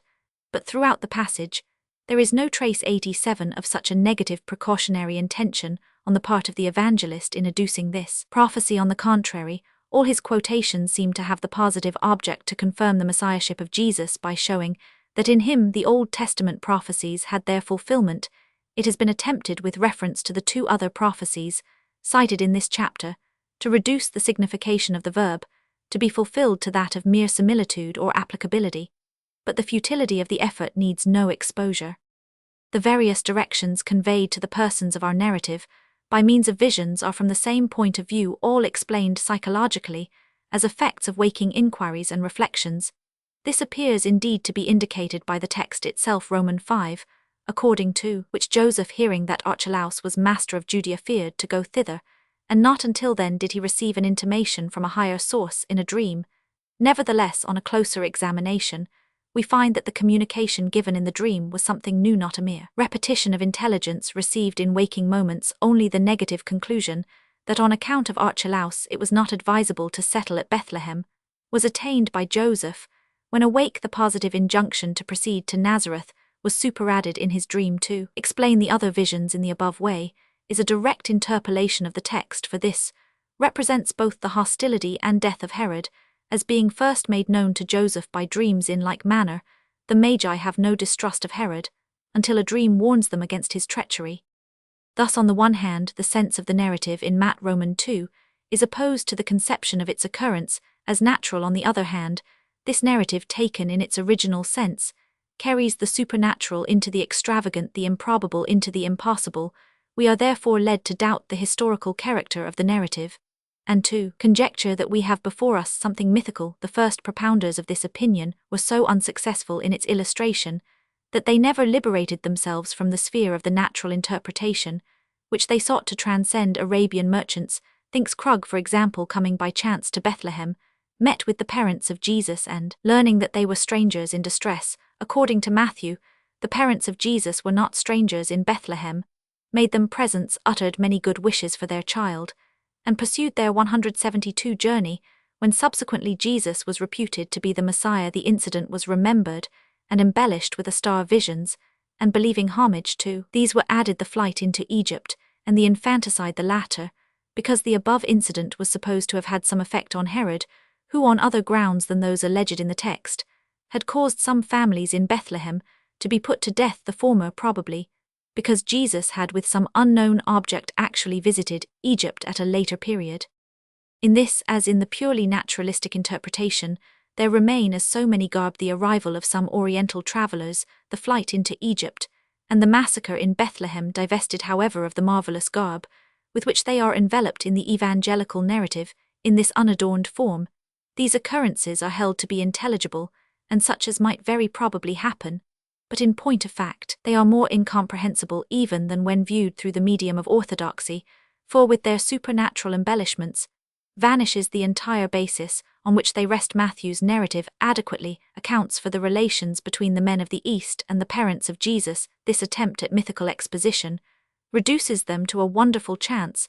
The massacre at Bethlehem has in the evangelical narrative a definite cause. Here we are at a loss to understand how Herod came to ordain such an enormity, so the journey into Egypt, which had so urgent a motive according to Matthew, is on this scheme of interpretation totally inexplicable.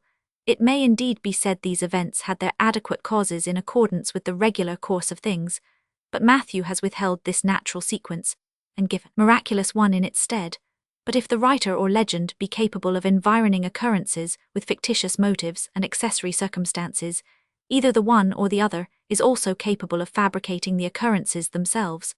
And this fabrication is the more probable the more clearly we can show that the legend had an interest in depicting such occurrences, though they had never actually taken place. This argument is equally valid against the attempt, lately made from the supranaturalistic point of view, to separate the true from the false in the evangelical narrative. In a narrative like this, says Neander, we must carefully distinguish the kernel from the shell, the main fact from immaterial circumstances, and not demand the same degree of certitude for all its particulars, that the Magi by their astrological researches were led to anticipate the birth of a Saviour in Judea, and hence journeyed to Jerusalem that they might offer him their homage is according to him the only essential and certain part of the narrative. But how, when arrived in Jerusalem, did they learn that the child was to be born in Bethlehem from Herod, or by some other means? On this point Neander is not equally willing to guarantee the veracity of Matthew's statements, and he regards it as unessential. The Magi, he continues, in so inconsiderable a place as Bethlehem might be guided to the child's dwelling by many providential arrangements, in the ordinary course of events, for example, by meeting with the shepherds or other devout persons who had participated in the great event, when however they had once entered the house, they might represent the circumstances in the astrological guise, with which their minds were the most familiar. Neander awards an historical character to the flight into Egypt and the infanticide by this explanation of the narrative, only its heaviest difficulty, namely that the star preceded the 173 Magi on their way, and paused above a single house, is in reality thrown overboard. The other difficulties remain, but Neander has renounced unlimited confidence in the veracity of the evangelist, and admitted that a part of his narrative is unhistorical, if it be asked how far this unhistorical portion extends, and what is its kind, whether the nucleus around which legend has deposited its crystallizations be historical or ideal. It is easy to show that the few and vague data which a less lenient criticism than that of Neander can admit as historical, are far less adapted to give birth to our narrative than the very precise circle of ideas and types which we are about to exhibit. The purely mythical explanation of the narrative concerning the Magi and of the events with which it is connected. Several fathers of the Church indicated the true key to the narrative concerning the Magi, when in order to explain from what source those heathen astrologers could gather any knowledge of a messianic star, they put forth the conjecture that this knowledge might have been drawn from the prophecies of the heathen Balaam, recorded in the Book of Numbers. K.Ch. Roman 50 Schmidt justly considers it a deficiency in the exposition of Paulus that it takes no notice of the Jewish expectation that a star would become visible at the appearance of the Messiah. And yet he adds this is the only thread to guide us to the true origin of this narrative. The prophecy of Balaam, Num Roman 24, a star shall come out of Jacob, was the causanat indeed, as the fathers supposed that Magi actually recognized a newly kindled star as that of the Messiah and hence journeyed to Jerusalem, but that legend represented a star to have appeared at the birth of Jesus and to have been recognized by astrologers as the star of the Messiah.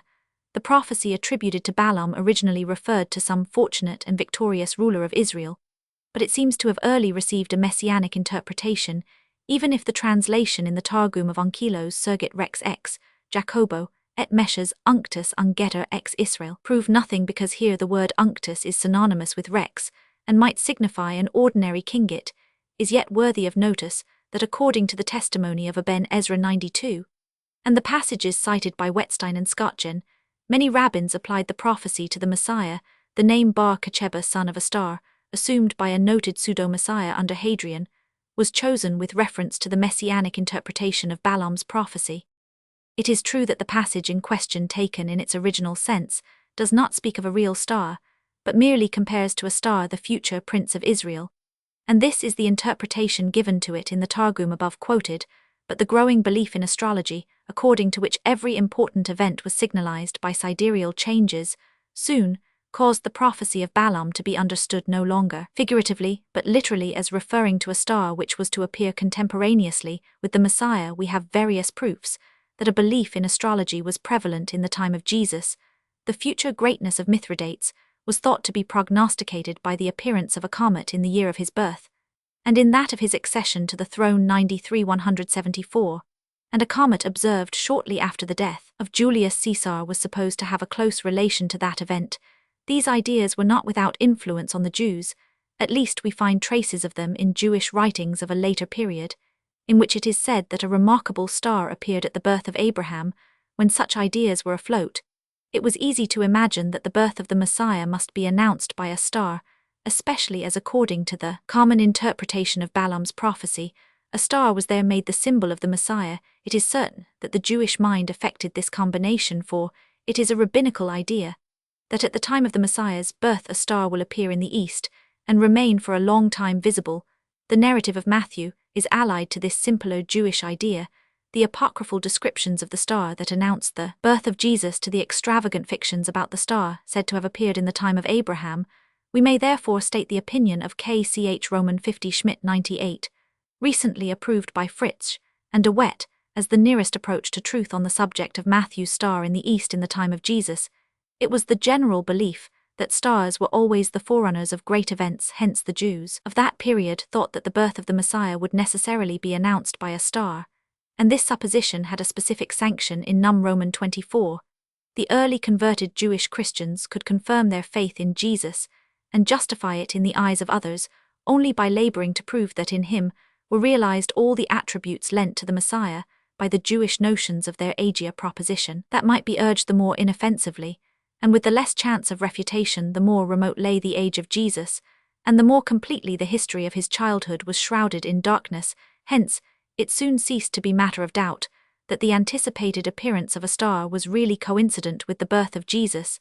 This being once presupposed, it followed as a matter of course that the observers of this appearance were Eastern Magi first, because none could better interpret the sign than astrologers, and the East was supposed to be the native region of their science, and secondly, because it must have seemed fitting that the messianic star which had been seen by the spiritual eye of the ancient Magus Balaam should on its actual appearance be first recognized by the bodily eyes of later Magi.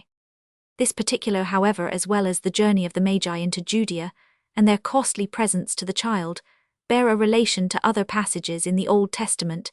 In the description of the happier future, given in Isaiah chap Romans 60, the prophet foretells that at that time the most remote people and kings will come to Jerusalem to worship Jehovah with offerings of gold and incense, and all acceptable gifts if in this passage the messianic times alone are spoken of, while the Messiah himself is wanting in Psalm Romans 72.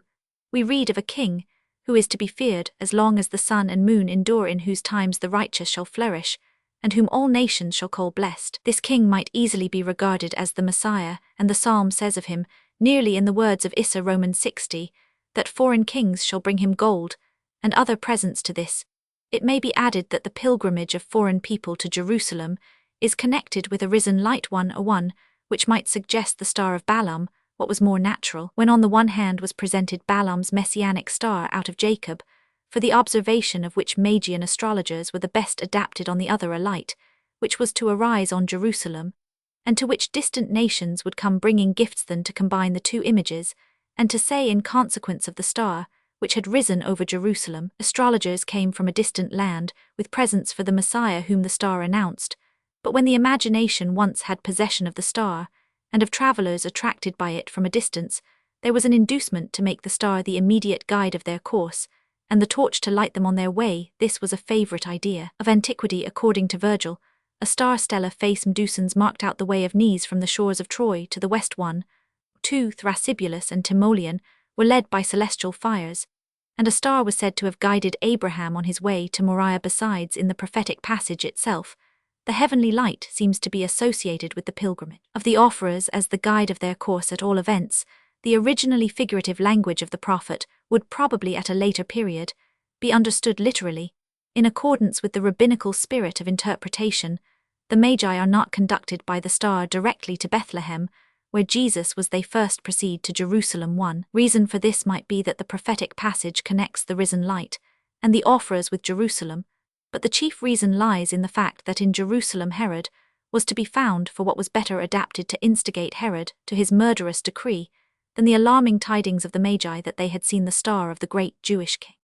To represent a murderous decree as having been directed by Herod against Jesus was the interest of the primitive Christian legend. In all times, legend has glorified the infancy of great men by persecutions and attempts on their life.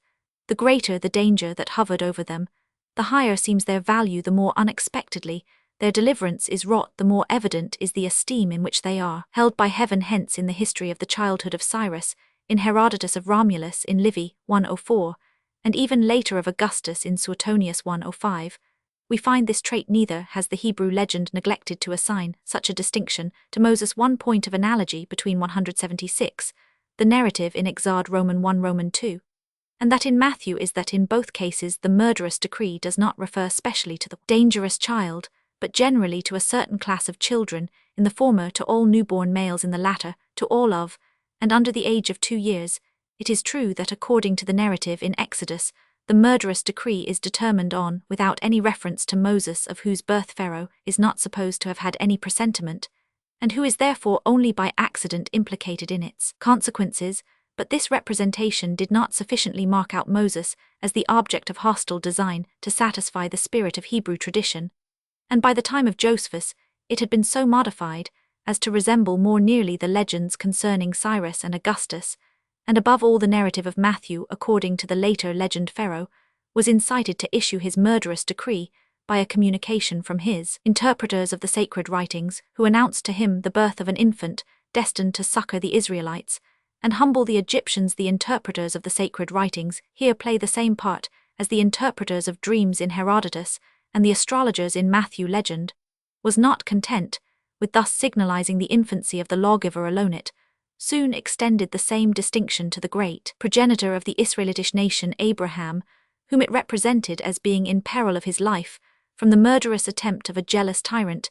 Immediately after his birth, Moses was opposed to Pharaoh as an enemy and oppressor. Abraham held the same position with respect to Nimrod. This monarch was forewarned by his sages, whose attention had been excited by a remarkable star, that Pharaoh would have a son from whom a powerful nation would descend. Apprehensive of rivalry, Nimrod immediately issues a murderous command, which however Abraham happily escapes. What wonder then, that as the great progenitor and the lawgiver of the nation, had there Nimrod and Pharaoh, a corresponding persecutor, was found for the restorer of the nation, the Messiah, in the person of Herod. That this tyrant was said to have been apprised of the Messiah's birth by wise men, and to have laid snares against his life, from which however he happily escapes. The apocryphal legend, indeed, has introduced an imitation of this trait, after its own style, into the history of the forerunner. He too is endangered by Herod's decree.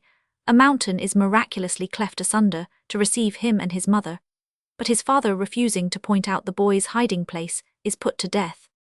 Jesus escapes from the hostile attempts of Herod by other means than those by which Moses, according to the Mosaic history, and Abraham, according to the Jewish legend, elude the decree issued against them, namely, by a flight out of his native land into Egypt. In the life of Moses also there occurs a flight into a foreign land, not however during his childhood, but after he had slain the Egyptian, when fearing the vengeance of Pharaoh he takes refuge in Midian. Exod Roman 2, that reference was made to this flight of the first goal. In that of the second our text expressly shows for the words which it attributes to the angel, who encourages Joseph to 177 return out of Egypt into Palestine, are those by which Moses is induced to return out of Midian into Egypt. The choice of Egypt as a place of refuge for Jesus may be explained in the simplest manner. The young Messiah could not, like Moses, flee out of Egypt, hence that his history might not be destitute of so significant a feature as a connection with Egypt. That ancient retreat of the patriarchs, the relation was reversed, and he was made to flee into Egypt, which besides from its vicinity was the most appropriate asylum for a fugitive from Judea. The prophetic passage which the evangelist cites from Hosea, Roman 11, out of Egypt have I called my son, is less available for the elucidation of this particular in our narrative, for the immediate proofs that the Jews referred this passage to the Messiah are very uncertain. 111, though if we compare such passages as Ps Roman 2, in which the words "Thou art my son" are interpreted of the Messiah, it cannot appear incredible that the expression "my son" in Hosea was supposed to have a messianic signification. Against this mythical derivation of the narrative, two objections have been recently urged. First, if the history of the star originated in Balaam's prophecy, why, it is asked, does not Matthew, fond as he is of showing the fulfillment of Old Testament predictions in the life of Jesus, make the slightest allusion to that prophecy 1:12, because it was not he who wove this history out of the materials furnished in the Old Testament. He received it already fashioned from others who did not communicate to him its real origin, for the very reason that many narratives were transmitted to him without their appropriate keys. He sometimes tries false ones, as in our narrative, in relation to the Bethlehem massacre. He quotes under a total misconception of the passage Jeremiah's image of Rachel weeping for her children. The other objection is this: how could the communities of Jewish Christians, whence this pretended mythos must have sprung, ascribe so high an importance to the heathen, as is implied in the Star of the Magi 1:14, as if the prophets had not in such passages as we have quoted already ascribed to them this importance, which in fact consists but in their rendering homage and submission to the Messiah, a relation that must be allowed to correspond with the ideas of the Jewish Christians, not to speak of the particular conditions on which the heathen were to be admitted into the kingdom of the Messiah.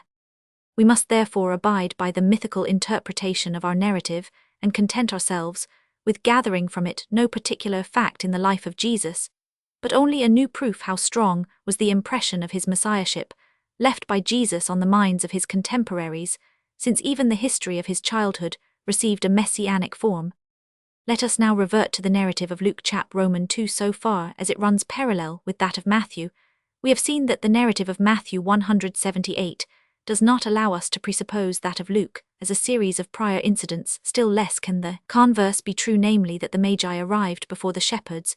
It remains then to be asked whether the two narratives do not aim to represent the same fact, though they have given it a different garb from the older orthodox opinion that the star in Matthew was an angel. It was an easy step to identify that apparition with the angel in Luke, and to suppose that the angels who appeared to the shepherds of Bethlehem on the night of the birth of Jesus were taken by the distant Magi for a star vertical to Judea 116, so that both the accounts might be essentially correct. Of late, only one of the evangelists has been supposed to give the true circumstances, and Luke has had the preference, Matthew's narrative being regarded as an embellished addition. According to this opinion, the angel clothed in heavenly brightness in Luke became a star in the tradition recorded by Matthew. The ideas of angels and stars being confounded in the higher Jewish theology, the shepherds were exalted into royal Magi kings, being in antiquity called the shepherds of their people. This derivation is too elaborate to be probable, even were it true, as it is here assumed, that Luke's narrative bears the stamp of historical credibility, as however we conceive that we have proved the contrary, and as consequently we have before us two equally unhistorical narratives, there is no reason for preferring a forced and unnatural derivation of Matthew's narrative from that of Luke to the very simple derivation, which may be traced through Old Testament passages and Jewish notions. These two descriptions of the introduction of Jesus into the world are therefore two variations on the same theme, composed however quite independently of each other. Chronological relation between the visit of the Magi together with the flight into Egypt and the presentation in the temple recorded by Luke.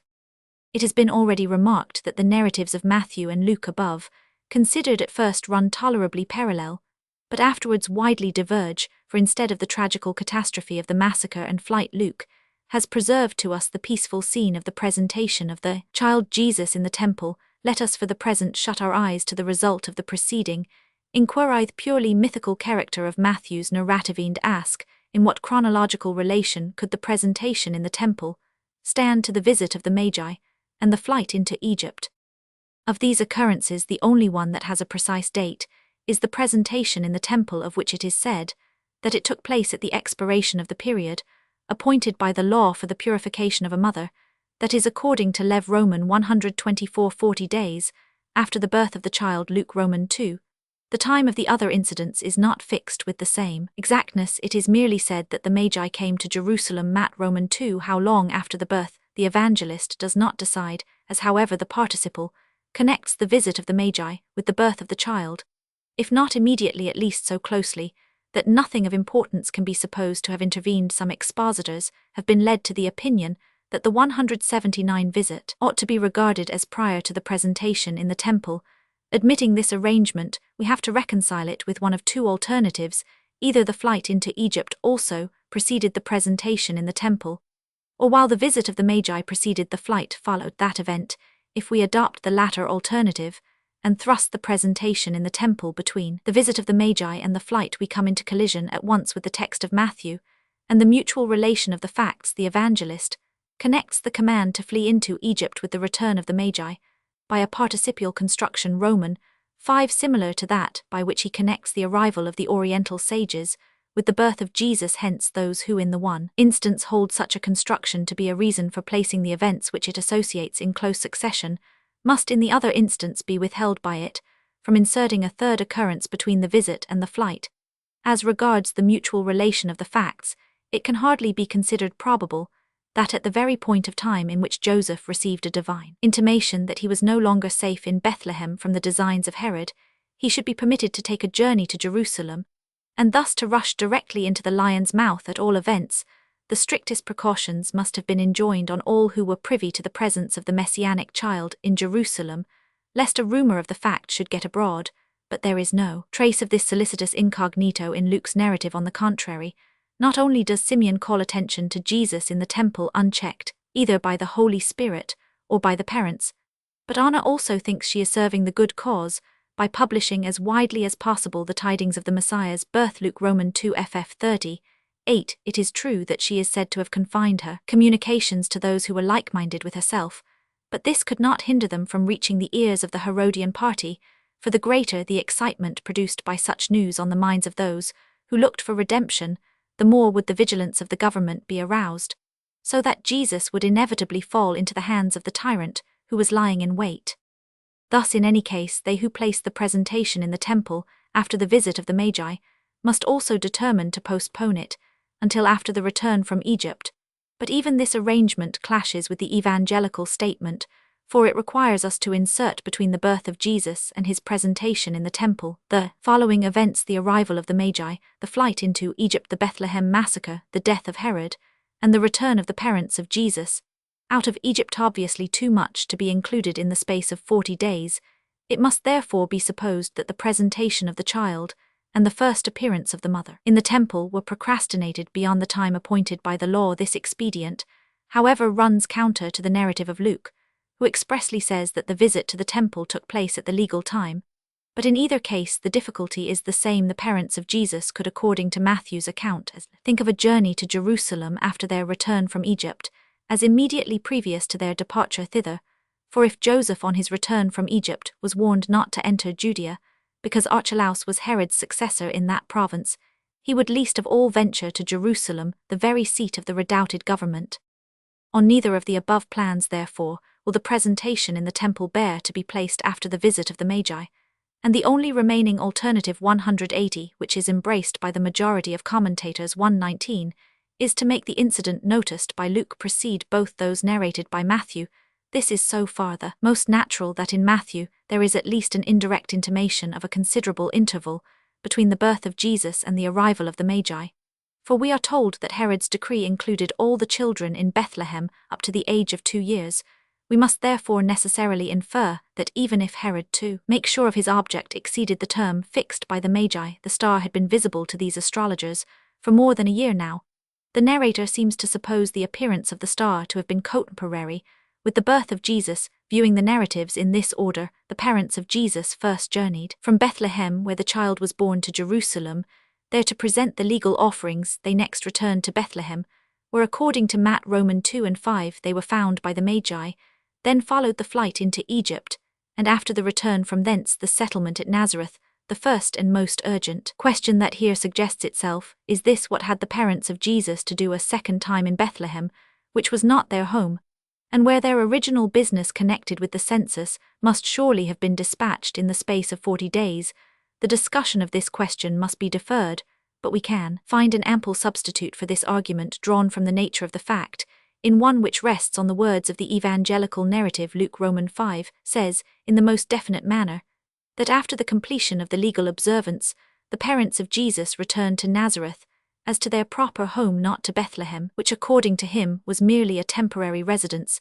If then the Magi arrived after the presentation in the temple, they must have met with the parents of Jesus in Nazareth, and not in Bethlehem, as Matthew states. Moreover, had the arrival of the Magi really been preceded by the presentation in the temple together with the attention which must have been excited by the language of Simeon and Anna, it is impossible that at the period of that arrival, the birth of the messianic child could have been so much a secret in Jerusalem that the announcement of it by the Magi should be, as Matthew relates, a source of general astonishment. If then the presentation of Jesus in the temple can have taken place neither earlier nor later than the visit of the Magi and the flight into Egypt, and if the flight into Egypt can have taken place neither earlier nor later than the presentation in the temple, it is impossible that both these occurrences really happened, and at the very utmost only one can be historical. To escape from this dangerous dilemma, supranaturalism has lately been induced to take a freer position that, by the surrender of what is no longer tenable, the residue may be saved. Neander finds himself constrained to admit that neither did Luke know anything of what Matthew communicates concerning the childhood of Jesus, nor did the Greek editor of Matthew, to be distinguished from the apostle, know anything of the events detailed by Luke. But he contends it does not therefore follow that both the different series of incidents cannot have happened. By giving this turn to the matter, 181, the difficulties arising from the words of the evangelist are certainly avoided, not so the difficulties arising from the nature of the facts. The first evangelist ranges in close succession the visit of the Magi and the flight into Egypt, as though no change of place had intervened. The author of the third gospel represents the parents of Jesus as returning with the child after the presentation in the temple directly to Nazareth. We cannot on this ground argue from one evangelist against the other, for it is inadmissible to maintain that certain events never happened because they were unknown to a remote narrator. But viewing the two narratives in another light, we perceive how improbable it is that after the scene in the temple, the birth of the messianic child should be so entirely unknown in Jerusalem, as the conduct of Herod on the arrival of the Magi implies. How incredible, reversing the order of the events, that Joseph should be permitted to go to Jerusalem with the child, which Herod had just sought to kill. How inconceivable, finally, that the parents of Jesus should have returned to Bethlehem after the presentation in the temple, of which more hereafter. All these difficulties lying in the nature of the facts, difficulties not less weighty than those connected with the words of the evangelists, still subsist in Neander's explanation, and prove its inadequacy.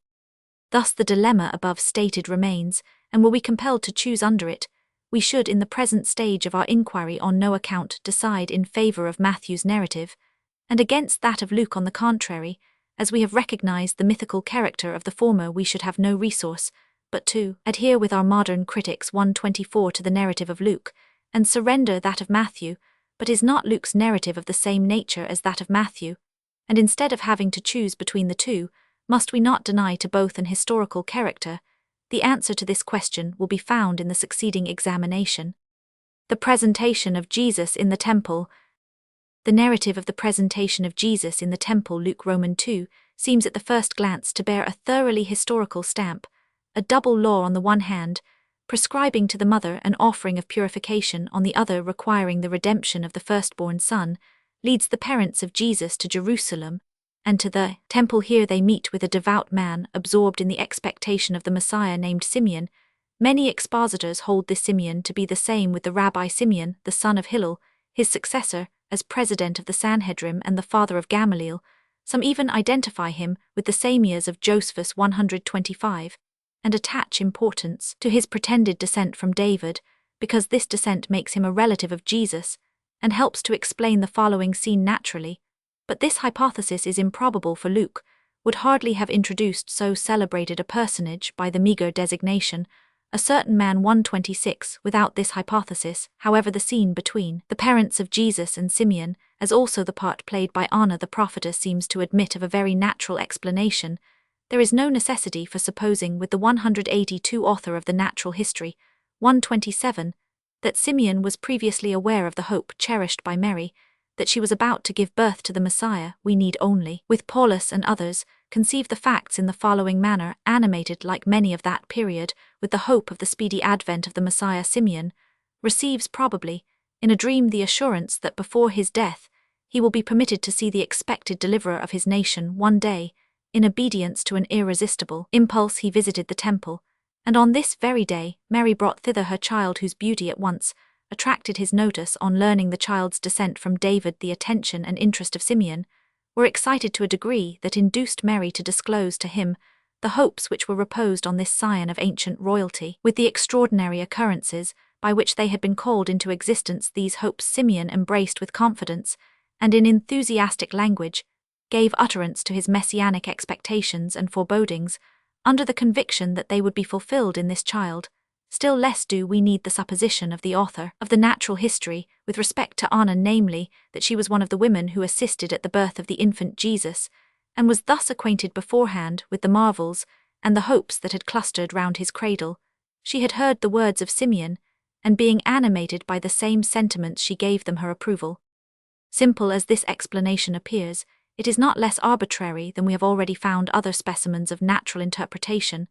The evangelist nowhere says that the parents of Jesus had communicated anything concerning their extraordinary hopes to Simeon before he poured forth his inspired words. On the contrary, the point of his entire narrative consists in the idea that the aged saint had, by virtue of the Spirit with which he was filled, instantaneously discerned in Jesus the messianic child, and the reason why the cooperation of the Holy Spirit is insisted on is to make it evident how Simeon was enabled without any previous information to recognize in Jesus the promised child, and at the same time to foretell the course of his destiny. Our canonical gospel refers Simeon's recognition of Jesus to a supernatural principle resident in Simeon himself. The Evangelium Infanti Arabicum refers it to something objective, appearance of Jesus 1:28, far more in the spirit of the original narrative than the natural interpretation, for it retains the miraculous element. But apart from the general reasons against the credibility of miracles, the admission of a miracle in this instance is attended with a special difficulty, because no worthy object for an extraordinary manifestation of divine power is discoverable, for that the above occurrence during the infancy of Jesus served to disseminate and establish in more distant circles the persuasion of his messiahship. There is no indication. We must therefore with the evangelist limit the object of these supernatural communications to Simeon and Anna, to whose devout hopes was vouchsafed the special reward of having their eyes enlightened to discern the messianic child. But that miracles should be ordained for such occasional and isolated objects is not reconcilable with just ideas of divine providence. Thus here again we find reason to doubt the historical character of the narrative, especially as we have found by a previous investigation that it is annexed to narratives, purely mythical. Simeon's real expressions, say some commentators, were probably these: would that I might yet behold the newborn Messiah, even as I now bear this child in my arms. A simple wish, 183, which was transformed ex eventu by tradition into the positive enunciations now read in Luke 129.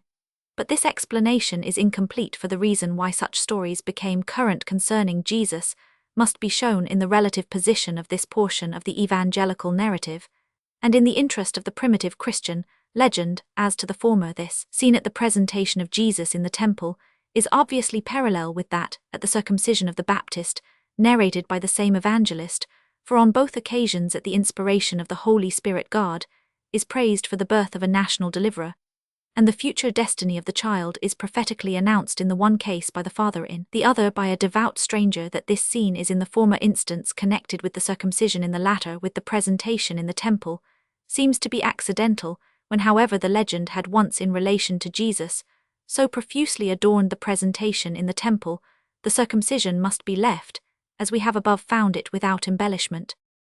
As to the second spring in the formation of our narrative, namely, the interest of the Christian legend, it is easy to conceive how this would act. He who as a man so clearly proved himself to be the Messiah must also, it was thought, even as a child, have been recognizable in his true character, to an eye rendered acute by the Holy Spirit.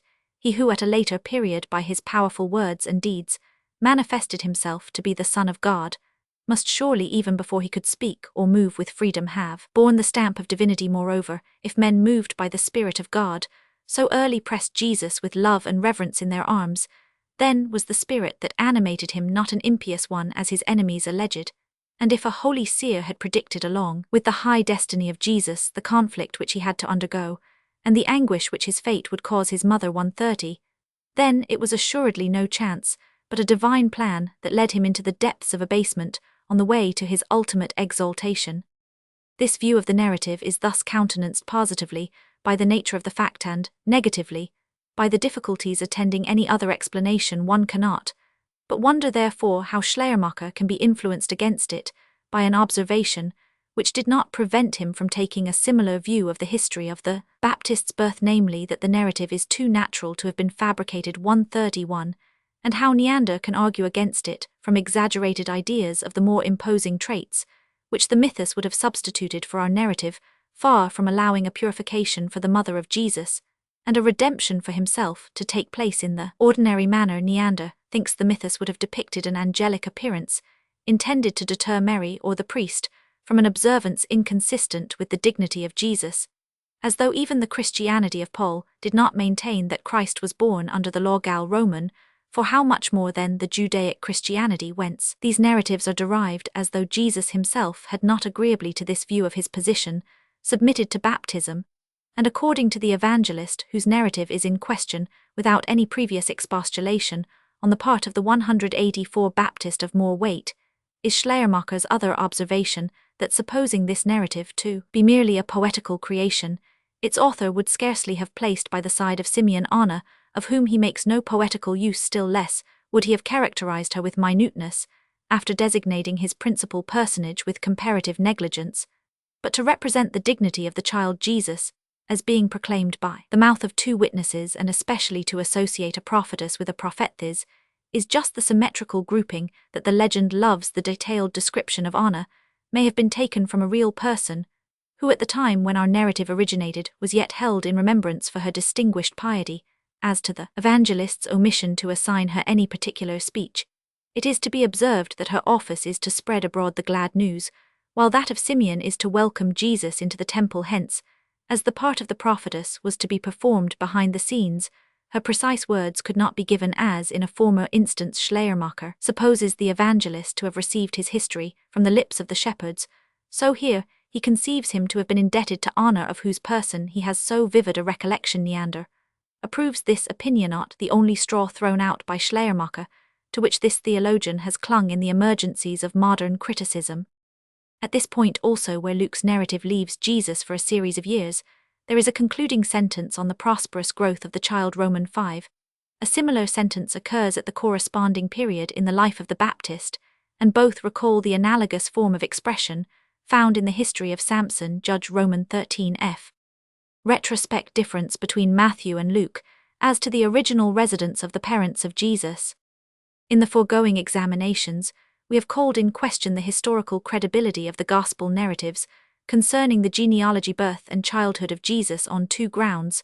First, because the narratives taken separately contain much that will not bear an historical interpretation, and secondly, because the parallel narratives of Matthew and Luke exclude each other so that it is impossible for both to be true, and one must necessarily be false. This imputation, however, may attach to either, and consequently to both. One of the contradictions between the two narratives extends from the commencement of the history of the childhood to the point we have now reached. It has therefore often come in our way, but we have been unable hitherto to give it our consideration, because only now that we have completely reviewed the scenes in which it figures have we materials enough on which to found a just estimate of its consequences. We refer to the divergency that exists between Matthew and Luke in relation to the original dwelling place of the parents of Jesus. Luke, from the very beginning of his history, gives Nazareth as the abode of Joseph and Mary. Here the angel seeks Mary. Romans 1. Here we must suppose Mary's house to be situated. Romans 1. From hence the parents of Jesus' journey to Bethlehem on account of the census. Romans 2. And hither when circumstances permit they return, as to their own city. Romans 5. Thus in Luke Nazareth is evidently the proper residence of the parents of Jesus, and they only visit Bethlehem for a short time owing to a casual circumstance. 185. In Matthew it is not stated in the first instance where Joseph and Mary resided. According to Romans 2, Jesus was born in Bethlehem, and since no extraordinary circumstances are said to have led his parents thither, it appears as if Matthew supposed them to have been originally resident in Bethlehem. Here he makes the parents with the child receive the visit of the Magi, then follows the flight into Egypt, on returning from which Joseph is only deterred from again seeking Judea by a special divine admonition, which directs him to Nazareth in Galilee. Romans 2. This last particular renders certain what had before seemed probable, namely, that Matthew did not with Luke suppose Nazareth, but Bethlehem, to have been the original dwelling place of the parents of Jesus, and that he conceived their final settlement at Nazareth to have been the result of unforeseen circumstances. This contradiction is generally glided over without suspicion. The reason of this lies in the peculiar character of Matthew's Gospel, a character on which a modern writer has built the assertion that this evangelist does not contradict Luke concerning the original residence of the parents of Jesus, for he says nothing at all on the subject, troubling himself as little about topographical as chronological accuracy. He mentions the later abode of Joseph and Mary and the birthplace of Jesus solely because it was possible to connect with them Old Testament prophecies, as the abode of the parent of Jesus prior to his birth furnished no opportunity for a similar quotation. Matthew has left it entirely unnoticed, an omission which, however, in his style of narration, is no proof that he was ignorant of their abode, or that he supposed it to have been Bethlehem. But even admitting that the silence of Matthew on the earlier residence of the parents of Jesus in Nazareth, and on the peculiar circumstances that caused Bethlehem to be his birthplace, proves nothing, yet the above supposition requires that the exchange of Bethlehem for Nazareth should be so represented as to give some intimation, or at least to leave a possibility, that we should understand the former to be a merely temporary abode, and the journey to the latter return homeward. Such an intimation would have been given had Matthew attributed to the angelic vision that determined Joseph's settlement in Nazareth after his return from Egypt such communications as the following: return now into the land of Israel, and into your native city Nazareth, for there is no further need of your presence in Bethlehem, since the prophecy that your messianic child should be born in that place is already fulfilled. But as Matthew is alleged to be generally indifferent about localities, we will be moderate and demand no positive intimation from him, but simply make the negative requisition that he should not absolutely exclude the idea that Nazareth was the original dwelling place of the parents of Jesus. This requisition would be met if, instead of a special cause being assigned for the choice of Nazareth as a residence, it had been merely said that the parents of Jesus returned by divine direction into the land of Israel and betook themselves to Nazareth. It would certainly seem abrupt enough if, without any preamble, Nazareth were all at once named instead of Bethlehem. Of this our narrator was conscious, and for this reason he has detailed the causes that led to the change. Roman 2. But instead of doing this, as we have shown that he must have done if had he with Luke known Nazareth to be the original dwelling place of the parents of Jesus, his account has precisely the opposite bearing, which undeniably proves that his supposition was the reverse of Luke's. For when Matthew represents Joseph on his return from Egypt as being prevented from going to Judea solely by his fear of Archelaus, he ascribes to him an inclination 186 to proceed to that provincian inclination, which is unaccountable if the affair of the census alone had taken him to Bethlehem, and which is only to be explained by the supposition that he had formerly dwelt there. On the other hand, as Matthew makes the danger from Archelaus, together with the fulfillment of a prophecy, the sole cause of the settlement of Joseph and Mary at Nazareth, he cannot have supposed that this was their original home, for in that case there would have been an independently decisive cause, which would have rendered any other superfluous. Thus the difficulty of reconciling Matthew with Luke in the present instance turns upon the impossibility of conceiving how the parents of Jesus could on their return from Egypt have it in contemplation to proceed a second time to Bethlehem, unless this place had formerly been their home. The efforts of commentators have accordingly been chiefly applied to the task of finding other reasons for the existence of such an inclination in Joseph and Mary. Such efforts are of a very early date. Justin Martyr, holding by Luke, who, while he decidedly states Nazareth to be the dwelling place of the parents of Jesus, yet does not represent Joseph as a complete stranger in Bethlehem, for he makes it the place from which he lineally sprang, seems to suppose that Nazareth was the dwelling place, and Bethlehem the birthplace of Joseph. 134. And Credner thinks that this passage of Justin points out the source, and presents the reconciliation of the divergent statements of our two evangelists. But it is far from presenting a reconciliation, for, as Nazareth is still supposed to be the place which Joseph had chosen as his home, no reason appears why on his return from Egypt he should all at once desire to exchange his former residence for his birthplace, especially as, according to Justin himself, the cause of his former journey to Bethlehem had not been a plan of settling there, but simply the censusa cause which after the flight no longer existed. Thus the statement of Justin leans to the side of Luke, and does not suffice to bring him into harmony with Matthew, that it was the source of our two evangelical accounts, is still less credible, for how could the narrative of Matthew, which mentions neither Nazareth as a dwelling place, nor the census as the cause of a journey to Bethlehem, originate in the statement of Justin, to which these facts are essential, arguing generally, where on the one hand there are two diverging statements, on the other an insufficient attempt to combine them, it is certain that the latter is not the parent, and the two former its offspring, but vice versa. Moreover, in this department of attempting reconciliations, we have already, in connection with the genealogies, learned to estimate Justin or his authorities. A more thorough attempt at reconciliation is made in the Evangelium de Nativitate Mari, and has met with much approval from modern theologians. According to this apocryphal book, the house of Mary's parents was at Nazareth, and although she was brought up in the temple at Jerusalem, and there espoused to Joseph, she returned after this occurrence to her parents in Galilee. Joseph, on the contrary, was not only born at Bethlehem, as Justin seems to intimate, but also lived there, and thither brought home his betrothed. But this mode of conciliation, unlike the other, is favourable to 187 Matthew, and disadvantageous to Luke, for the census with its attendant circumstances is left out, and necessarily so, because if Joseph were at home in Bethlehem, and only went to Nazareth to fetch his bride, the census could not be represented as the reason why he returned to Bethlehem, for he would have done so in the ordinary course of things. After a few days' absence, above all, had Bethlehem been his home, he would not on his arrival have sought an inn where there was no room for him, but would have taken Mary under his own roof. Hence modern expositors, who wish to avail themselves of the outlet presented by the apocryphal book, and yet to save the census of Luke from rejection, maintain that Joseph did indeed dwell and carry on his trade in Bethlehem, but that he possessed no house of his own in that place, and the census recalling him thither sooner than he had anticipated, he had not yet provided one. But Luke makes it appear not only that the parents of Jesus were not yet settled in Bethlehem, but that they were not even desirous of settling there, that on the contrary it was their intention to depart after the shortest possible stay. This opinion supposes great poverty on the part of Joseph, and Mary Alshausen, on the other hand, prefers enriching them for the sake of conciliating the difference in question. He supposes that they had property both in Bethlehem and Nazareth, and could therefore have settled in either place, but unknown circumstances inclined them on their return from Egypt to fix upon Bethlehem, until the divine warning came as a preventive. Thus, Alshausen declines particularizing the reason why it appeared desirable to the parents of Jesus to settle in Bethlehem, but Heidenreich 138, and others have supplied his omission, by assuming that it must have seemed to them most fitting for him, who was preeminently the son of David, to be brought up in David's own city.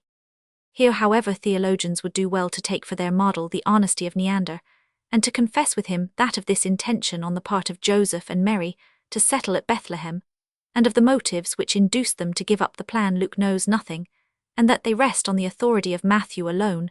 But what reason does Matthew present for this alleged change of place? The visit of the Magi, the massacre of the infants, visions in dream servants, whose evidently unhistorical character quite disqualifies them from serving as proofs of a change of residence on the part of the parents of Jesus. On the other hand, Neander, while confessing that the author of the first Gospel was probably ignorant of the particular circumstances which, according to Luke, led to the journey to Bethlehem, and hence took Bethlehem to be the original residence of the parents of Jesus, maintains that there may be an essential agreement between the two accounts, though that agreement did not exist in the consciousness of the writers. But once more, what cause does Luke assign for the journey to Bethlehem, the census, which our previous investigations have shown to be as frail a support for this statement as the infanticide, and its consequences for that of Matthew? Hence here again, it is not possible, by admitting the inacquaintance of the one narrator with what the other presents, to vindicate the statements of both, since each has against him not only the ignorance of the other, but the improbability of his own narrative. But we must distinguish more exactly the respective aspects and elements of the two accounts, as according to the above observations, the change of residence on the part of the parents of Jesus is in Matthew so linked with the unhistorical data of the infanticide, and the flight into Egypt, that without 188 these every cause for the migration disappears. We turn to Luke's account, which makes the parents of Jesus resident in the same place, both after and before the birth of Jesus. But in Luke, the circumstance of Jesus being born in another place than where his parents dwelt is made to depend on an event as unhistorical as the marvels of Matthew, namely the census. If this be surrendered, no motive remains that could induce the parents of Jesus to take a formidable journey at so critical a period for Mary, and in this view of the case Matthew's representation seems the more probable one that Jesus was born in the home of his parents, and not in a strange place hitherto. However, we have only obtained the negative result that the evangelical statements according to which the parents of Jesus lived at first in another place than that in which they subsequently settled, and Jesus was born elsewhere than in the home of his parents, are destitute of any guarantee. We have yet to seek for a positive conclusion by inquiring what was really the place of his birth. On this point we are drawn in two opposite directions in both Gospels.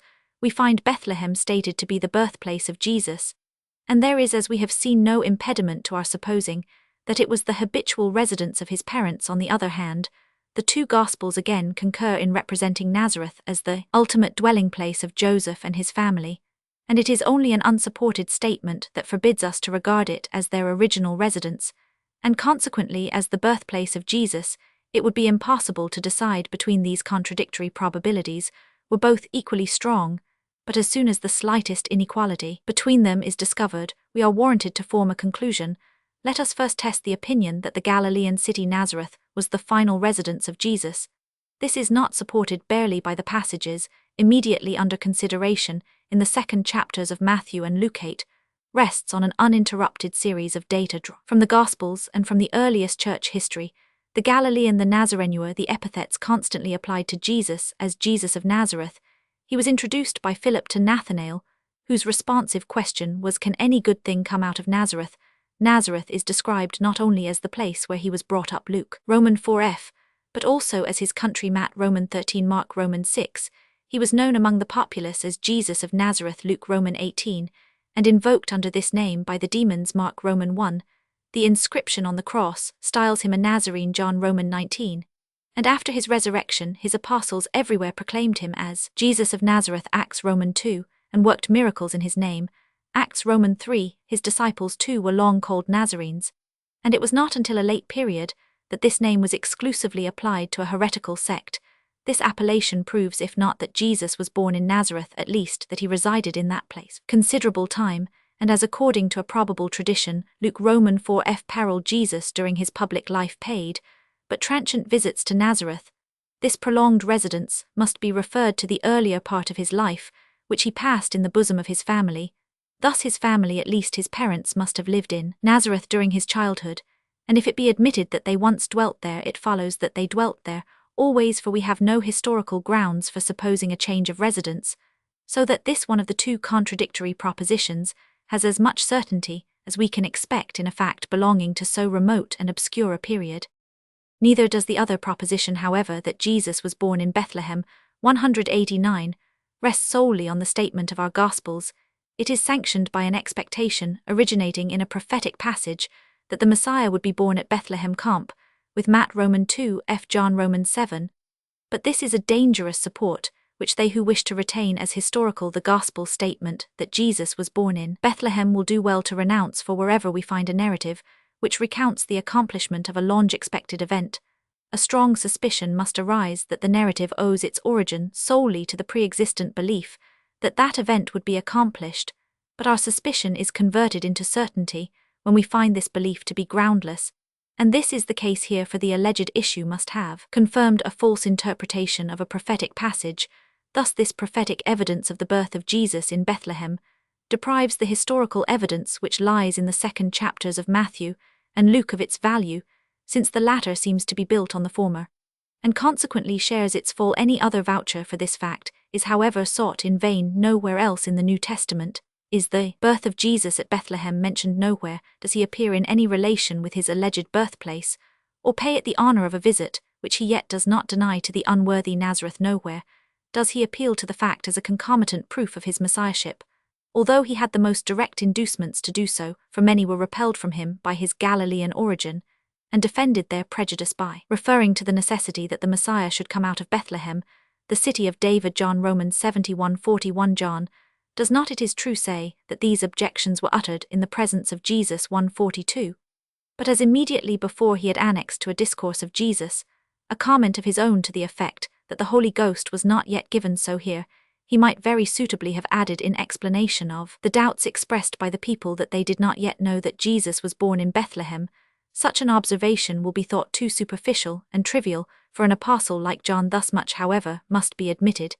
He had occasion repeatedly to mention the popular notion that Jesus was a native of Nazareth, and the consequent prejudice against him.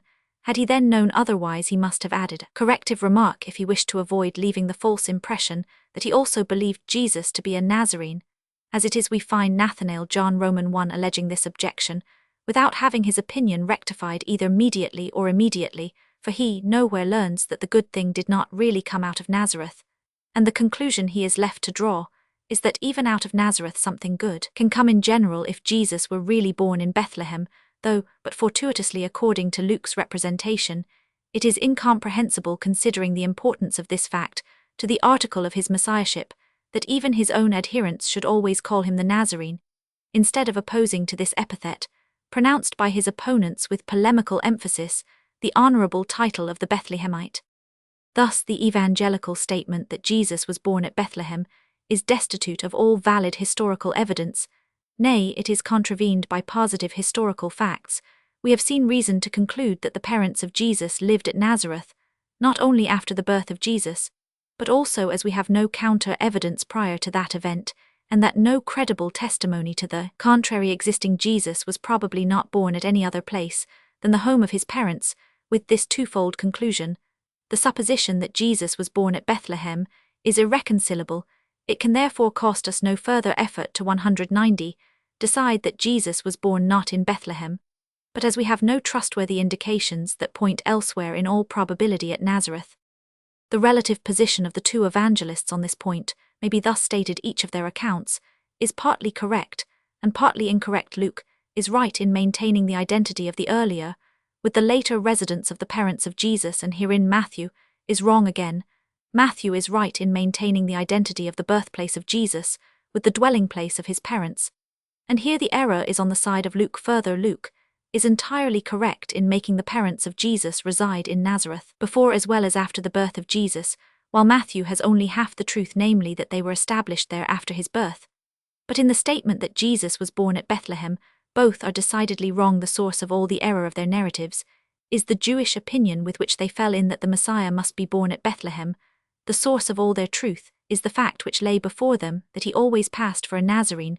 Finally, the cause of the various admixture of the true and the false in both, and the preponderance of the latter in Matthew, is the different position held by the two writers in relation to the above data. Two particulars were to be reconciled: the historical fact that Jesus was universally reputed to be a Nazarene, and the prophetic requisition that as Messiah he should be born at Bethlehem. Matthew, or the legend which he followed, influenced by the ruling tendency to apply the prophecies observable in his gospel, affected the desired reconciliation in such a manner that the greatest prominence was given to Bethlehem, the locality pointed out by the prophet. This was represented as the original home of the parents of Jesus, and Nazareth merely as a place of refuge, recommended by a subsequent turn of events. Luke, on the contrary, more bent on historic detail, either adopted or created that form of the legend which attaches the greatest importance to Nazareth, making it the original dwelling place of the parents of Jesus, and regarding the sojourn in Bethlehem as a temporary one, the consequence of a casual occurrence. Such being the state of the case, no one, we imagine, will be inclined, either with Schleiermacher 143, to leave the question concerning the relation of the two narratives to the real facts undecided, or with Seifert 144, to pronounce exclusively in favor of Luke 191.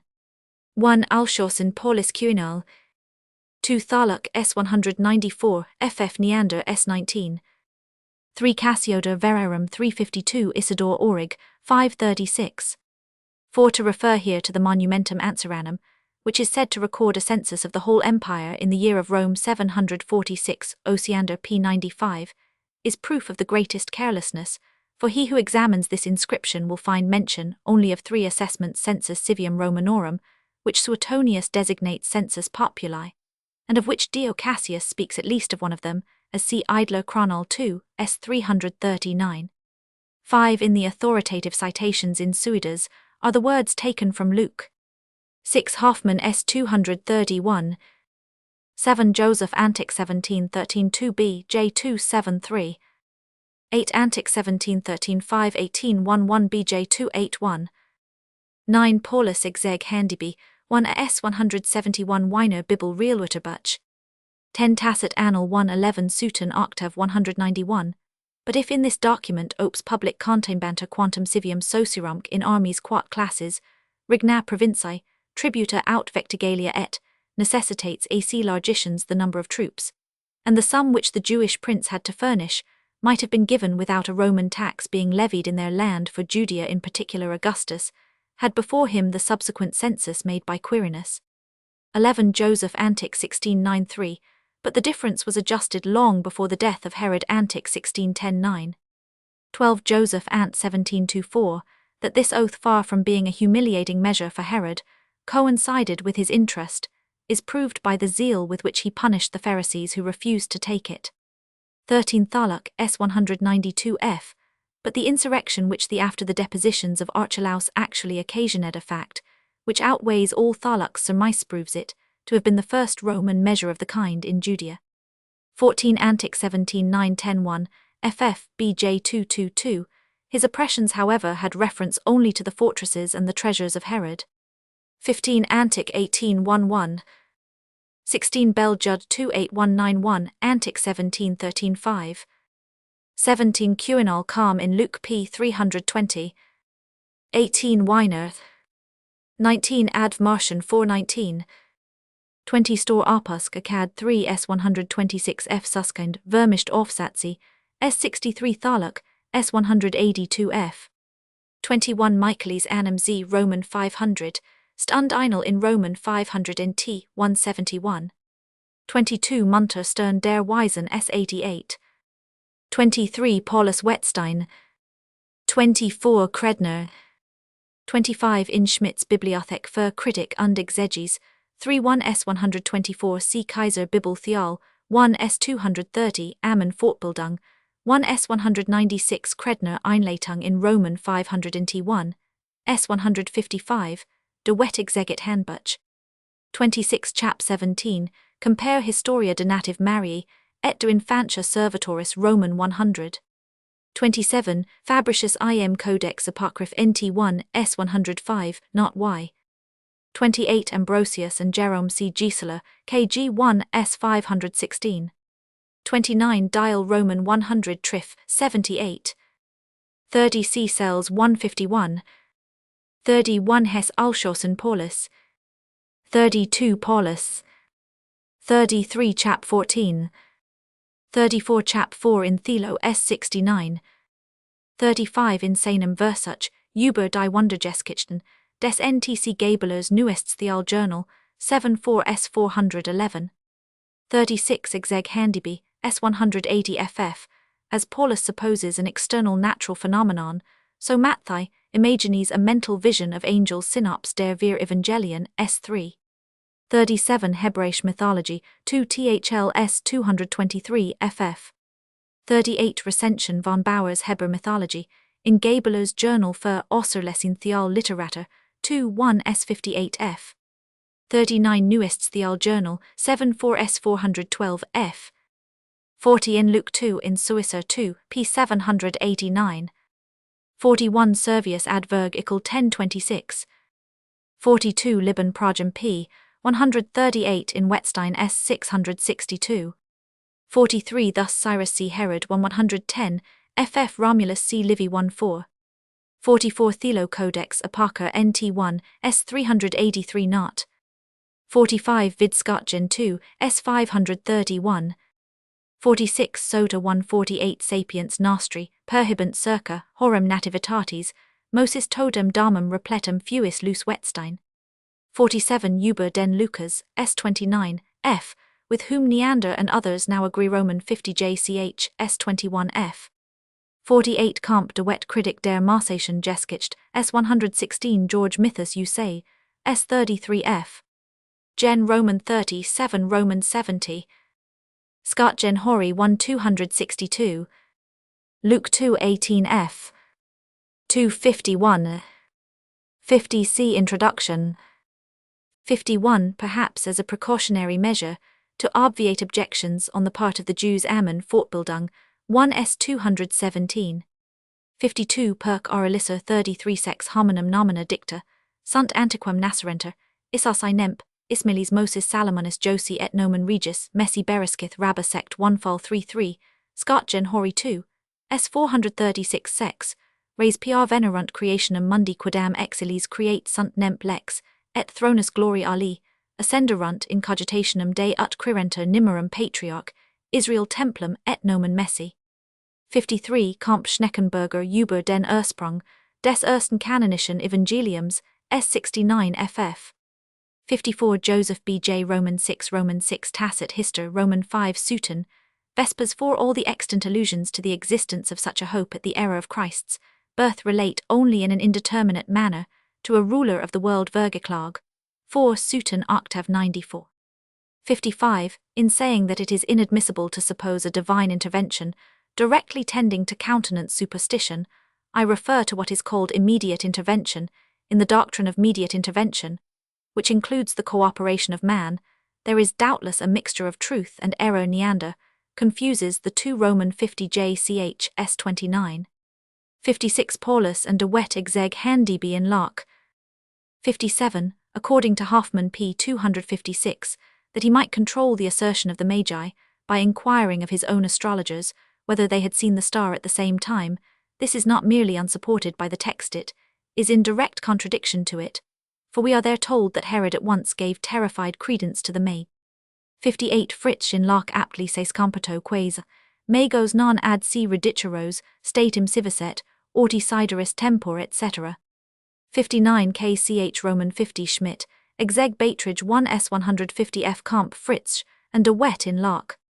60 Hoffman thinks that Herod shunned this measure as a breach of hospitality, yet this very Herod he represents as a monster of cruelty, and that justly for the conduct attributed to the monarch in chap. Roman 2 of Matthew, is not unworthy of his heart, against which Neander superfluously argues p. 30f, but of his head. 61 Schmidt ut sup p. 155f. 62 Stark Synops Bibel exeg in NTP 62. 63 This was the opinion of some of the fathers, for example Euseb Demonster, Evang 9 ap Suicer, 1s 559, Joanne Damask defied Orthod Roman 2. 64 Chrysostomus and others ap Suicer ut sup, and the Evang infant Arab Roman 100 Roman 7. 65 C. Quinol Carmen Math p. 23. 66 Vermischt Aufsatzi s. 8. 67 Bibel Calm in Locke Hoffman s. 261. 68 Schmidt exeg Batrage 1 152 ff. 69 This is shown in opposition to Alschossen by Studel in Bengel's archive, Roman 7 Roman 2, F Roman 8 Roman 3. 70 Schmidt ut sup p. 156. 71 Babylon Sanheder F Roman 107, ap Lightfoot p. 207, Comp Scotgen Roman 2 p. 533. According to Josephus Antic Roman 13 Roman 14, they were Jews of each sex, and of all ages and chiefly Pharisees. 72 Joseph B. J. Roman 1 Roman 30 Comp Antic Roman 17 Roman 4. 73 Macrob Saturnal Roman 2, quam audicet Augustus, inter puros quos, in Syria Herod's Rex Judorum intra bimatum jussit interfici filium quoque, ejus oxusum 8 melius est, Herodes porcum esse quam filium. 74 Vid Wettstein Quinol Alschossen in Locke Weiner Roman 500 A Herods. 75 Fritz Carmen Mat p. 93 f. 76 Chrysostom and others. 77 Vid Gratz Carm Zum Ev Math 1s 115. 78 Quinol ad Mats p. 44 f. 79 Wettstein in Locke. 80 Schneckenberger Batrage zur Einleitung in des T. s. 42. 81 Gisela Studien und Kritiken 18, 30 13 Heft s. 588 f. Fritsch s. 104, Comp Hieron ad Jesse, Roman 11. 82 For both these explanations see Quinol in Locke. 83 Kepler in various treatises, Munter der Stern, der Weisen Idler Handbuch der Mathemat, und Technischen Chronology, 2 BD s. 399, ff. 84 Alschossen s. 67. 85 Paulus ut sup s. 202, 221. 86 Bengel's archive Roman 7 Roman 2 p. 424. 87 At a later period, It is true this journey of Jesus was the occasion of calumnies from the Jews, but those were of an entirely different nature, as will be seen in the following chapter. 88 Über formell oder genetische Erklärungsart der Wunder in Henk's Museum, 13399, ff. Similar essays see in the Abhandlungen über die beiden ersten Kapitel, des Matthäus u Lukas in Henk's Magazine, 5-171 ff. And in Matthäi Religionsschule der Apostel 2, s. 422 ff. 89 LJCH, s. 29 ff. 90 Orig Roman 100 cells Roman 1 octa up, imperf in math, ap Fabricius Pseudepiger Roman 5 tp 807, ff. 91 Schmitz Bibliothek 31 s 130. 92 in Larknum Skatgen Hor Roman 2 p. 152 Multi, Interpretati sunt H.C. Demesha. 93 Justin Hist 37. 94 Sutanjul CS 88. 95 Jalkut Rubeni F. Roman 32 Ap Wetstein qua hora natus est Abrahamus Pater Noster super, quem sit pax stetit quadam sidus, in orient et deglutavit quatua astra cirant in quatua clai plagis, according to an Arabic writing entitled Malam. This star prognosticating the birth of Abraham was seen by Nimrod in a dream fabric card Pseudepiger Roman 5t Roman 1s 345. 96 Testamentum Roman 12 Patriarcharum Test, Levi 18 fabric card Sud Roman 5 TP 500, AD 4, F of the Messianic Pesicta Sartarta, F Roman 48 Ap Skatgen Roman 2 P 530, 1 et prodibit stella ab Orient Kest stella Messi et in Orient versibiter dies ex Roman 5 Camp Sohar Genes, F 74 Skatgen Roman 2, and some other passages, which are pointed out by Idler in the Handbuch der Chronology, 2 BD S 409 Annum 1, and Berthold Christologia Judorum 14. 97. Compare with the passages cited note 7 Protvang Jack Cap Roman 21, still more exaggerated in Ignat Ep ad Fs 19, see the collection of passages connected with this subject in Theological Roman 1 p 390 f. 98 Exeg Batrage Roman 1s 159 ff. 99 Fritsch in the paraphrase of Chap Roman 2 Etiam Stella, quam Judaica disciplina, sub messi natal visum iri dicit, quo Jesus nascibatur tempor exhorta est. 100 As in Mat Roman 2, it is said of the Magi so in Issa Roman 60 Roman 70, the third present is in Mat in Issa. 101 v1 und 3 LXX. 102 Need Roman 2 FF. 103 Wetstein in Lark. 104 Herod Roman 1, FF Roman 54 Roman 1. 105 Octave 94 Antipocos, quam nascereta mensis prodigum Rome factum publis, quo denunciabatur regem populi Romani naturam parturia senatum, exterritum sensuis ni quis illo, anno genitus educator iusque gravidas uxors, haberent quo ad si quisque spem, traherit curus, ni senatus consultum, ad rerium deferitor. 106 Bauer Über des Mythisch in der früheren Lebensbe des Moses, in the Entheal 176 Jern 13.3, had already compared the marvelous deliverance of Moses with that of Cyrus and Romulus.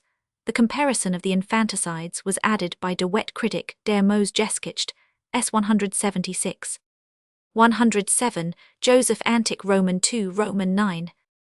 108 Jalkut Rubeni Kant of the passage, cited in Note 6 Dixerant sapiens Nimrodi natus est thar filius hac ipsa hora, ex quo egresurus est populus qui reditabit piarsens, et futurum seculum si tibi, placuit deter patri ipsius domus argento oroque plena, et occidat ipsum comp, the passage of the Arabic book quoted by Fabric card Pseudepiger ut sup. 109 Protiv Jacobi Roman 100 Roman 22 f. Ex Roman 4 LXX. Mat Roman 2.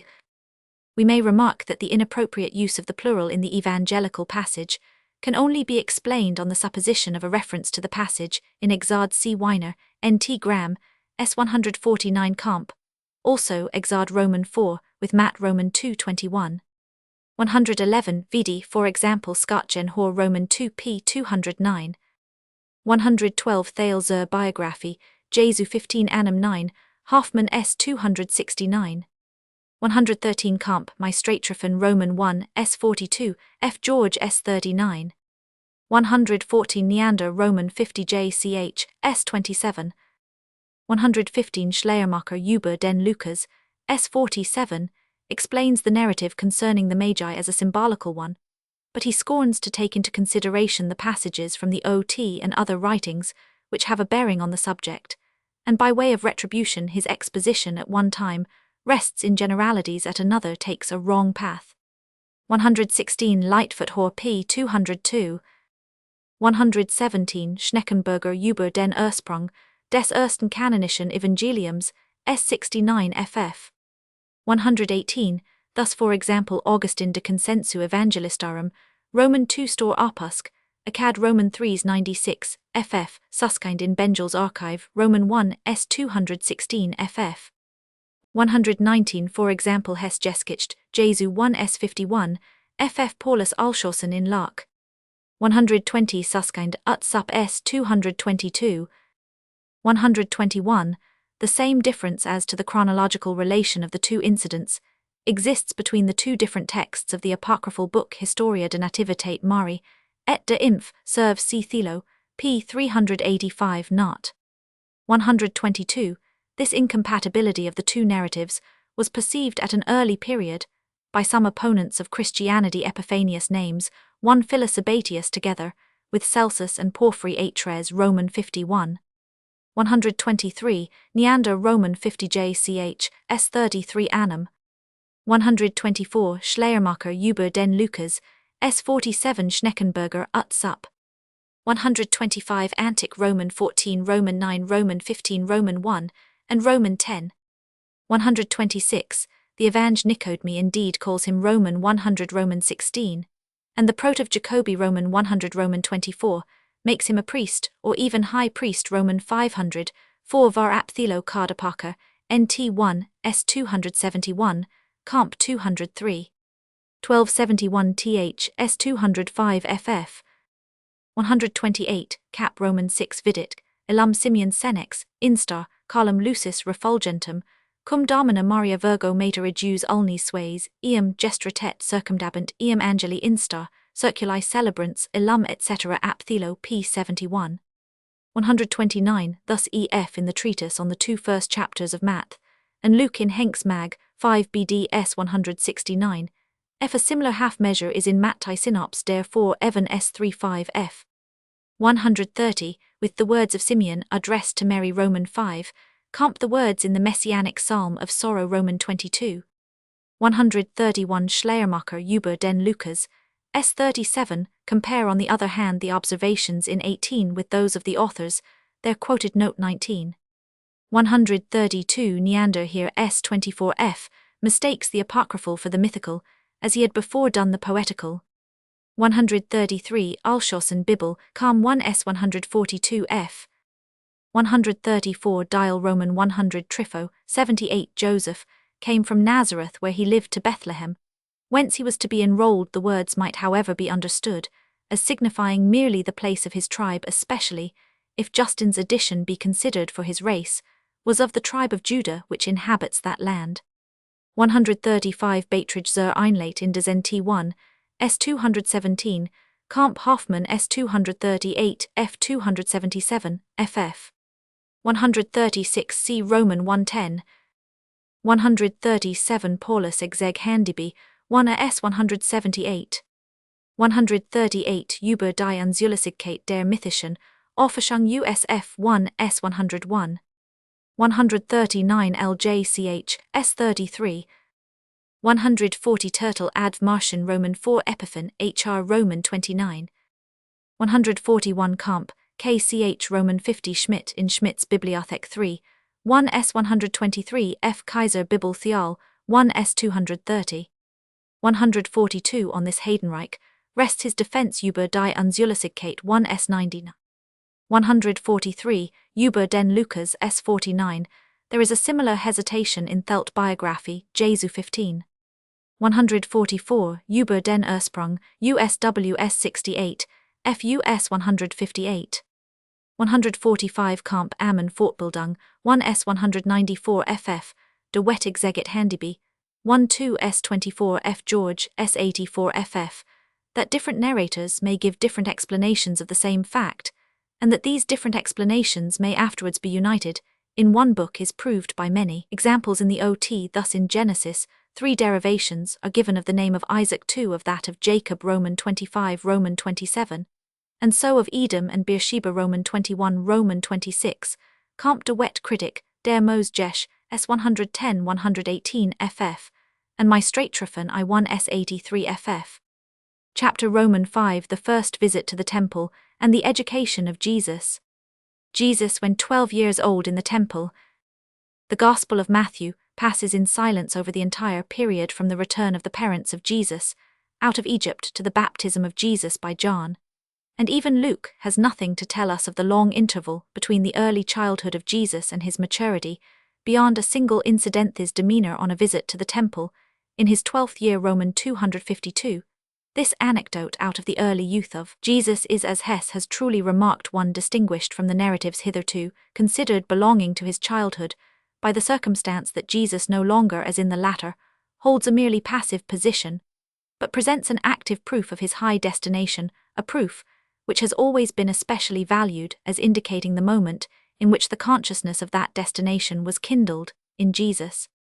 In his 12th year, the period at which, according to Jewish usage, the boy became capable of an independent participation in the sacred, writes the parents of Jesus, as this narrative informs us, took him for the first time to the Passover.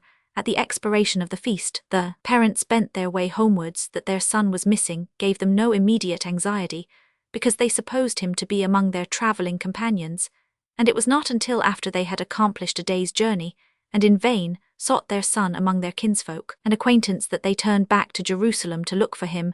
There this conduct on the part of the parents of Jesus may with reason excite surprise.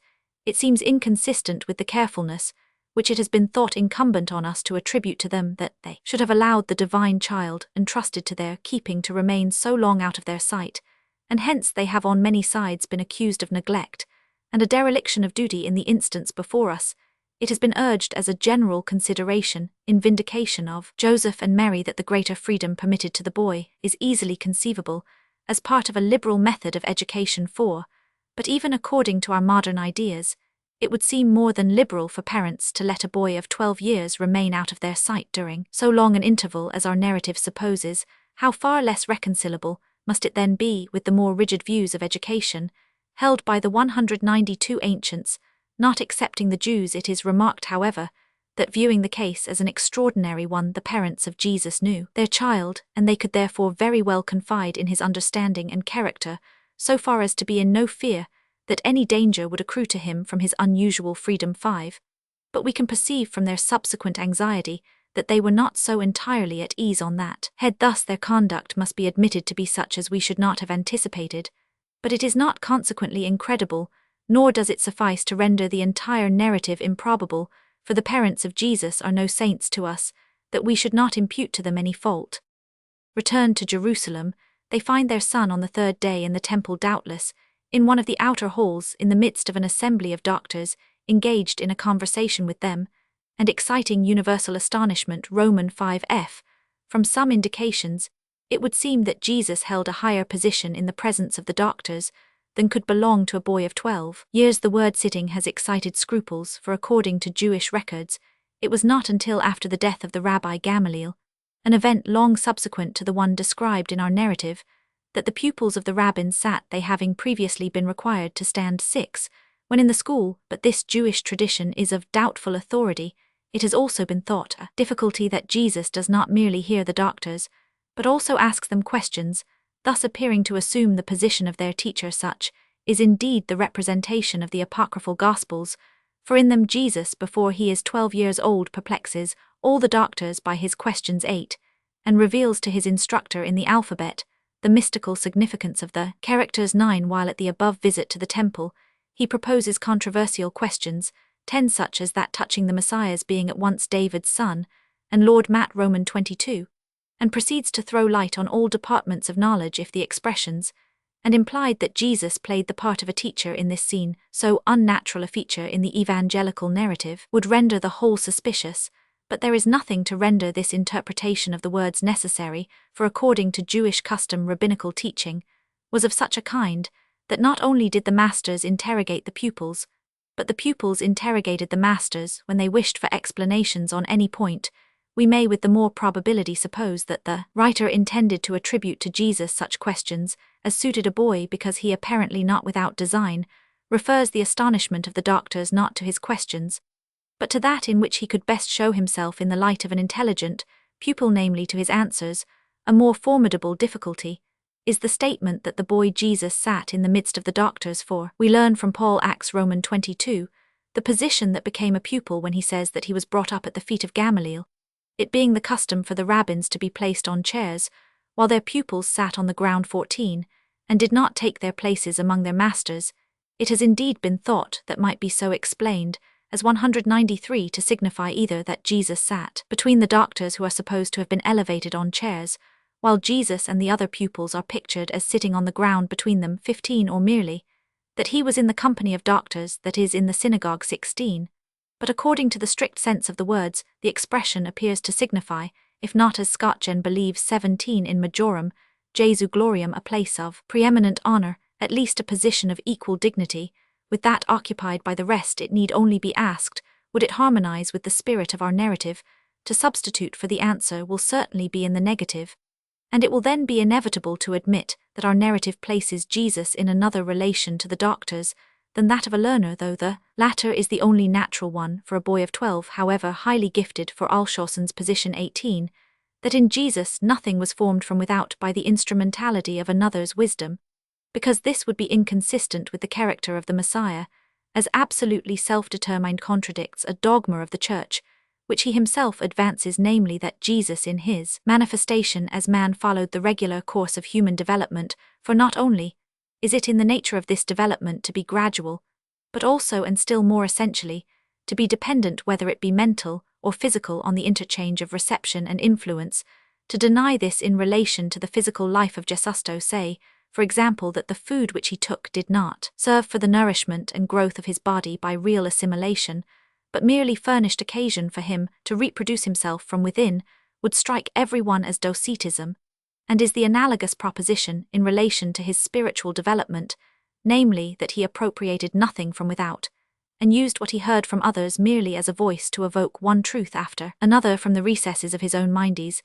This anything else than a more refined docetism. Truly, if we attempt to form a conception of the conversation of Jesus with the doctors in the temple, according to this theory, we make anything but a natural scene of it. It is not to be supposed that he taught, nor properly speaking that he was taught, but that the discourse of the doctors merely gave an impetus to his power of teaching himself, and was the occasion for an ever-brightening light to rise upon him, especially on the subject of his own destination.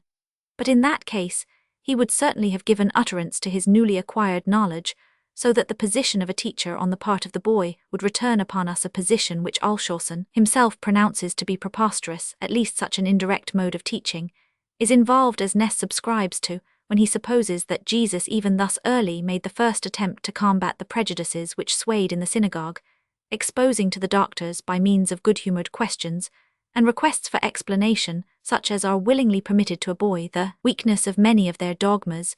But even such a position on the part of a boy of 12 is inconsistent with the true process of human development, through which it behoved the God-man himself to pass discourse of this kind from a boy, must we grant have excited the astonishment of all the hearers.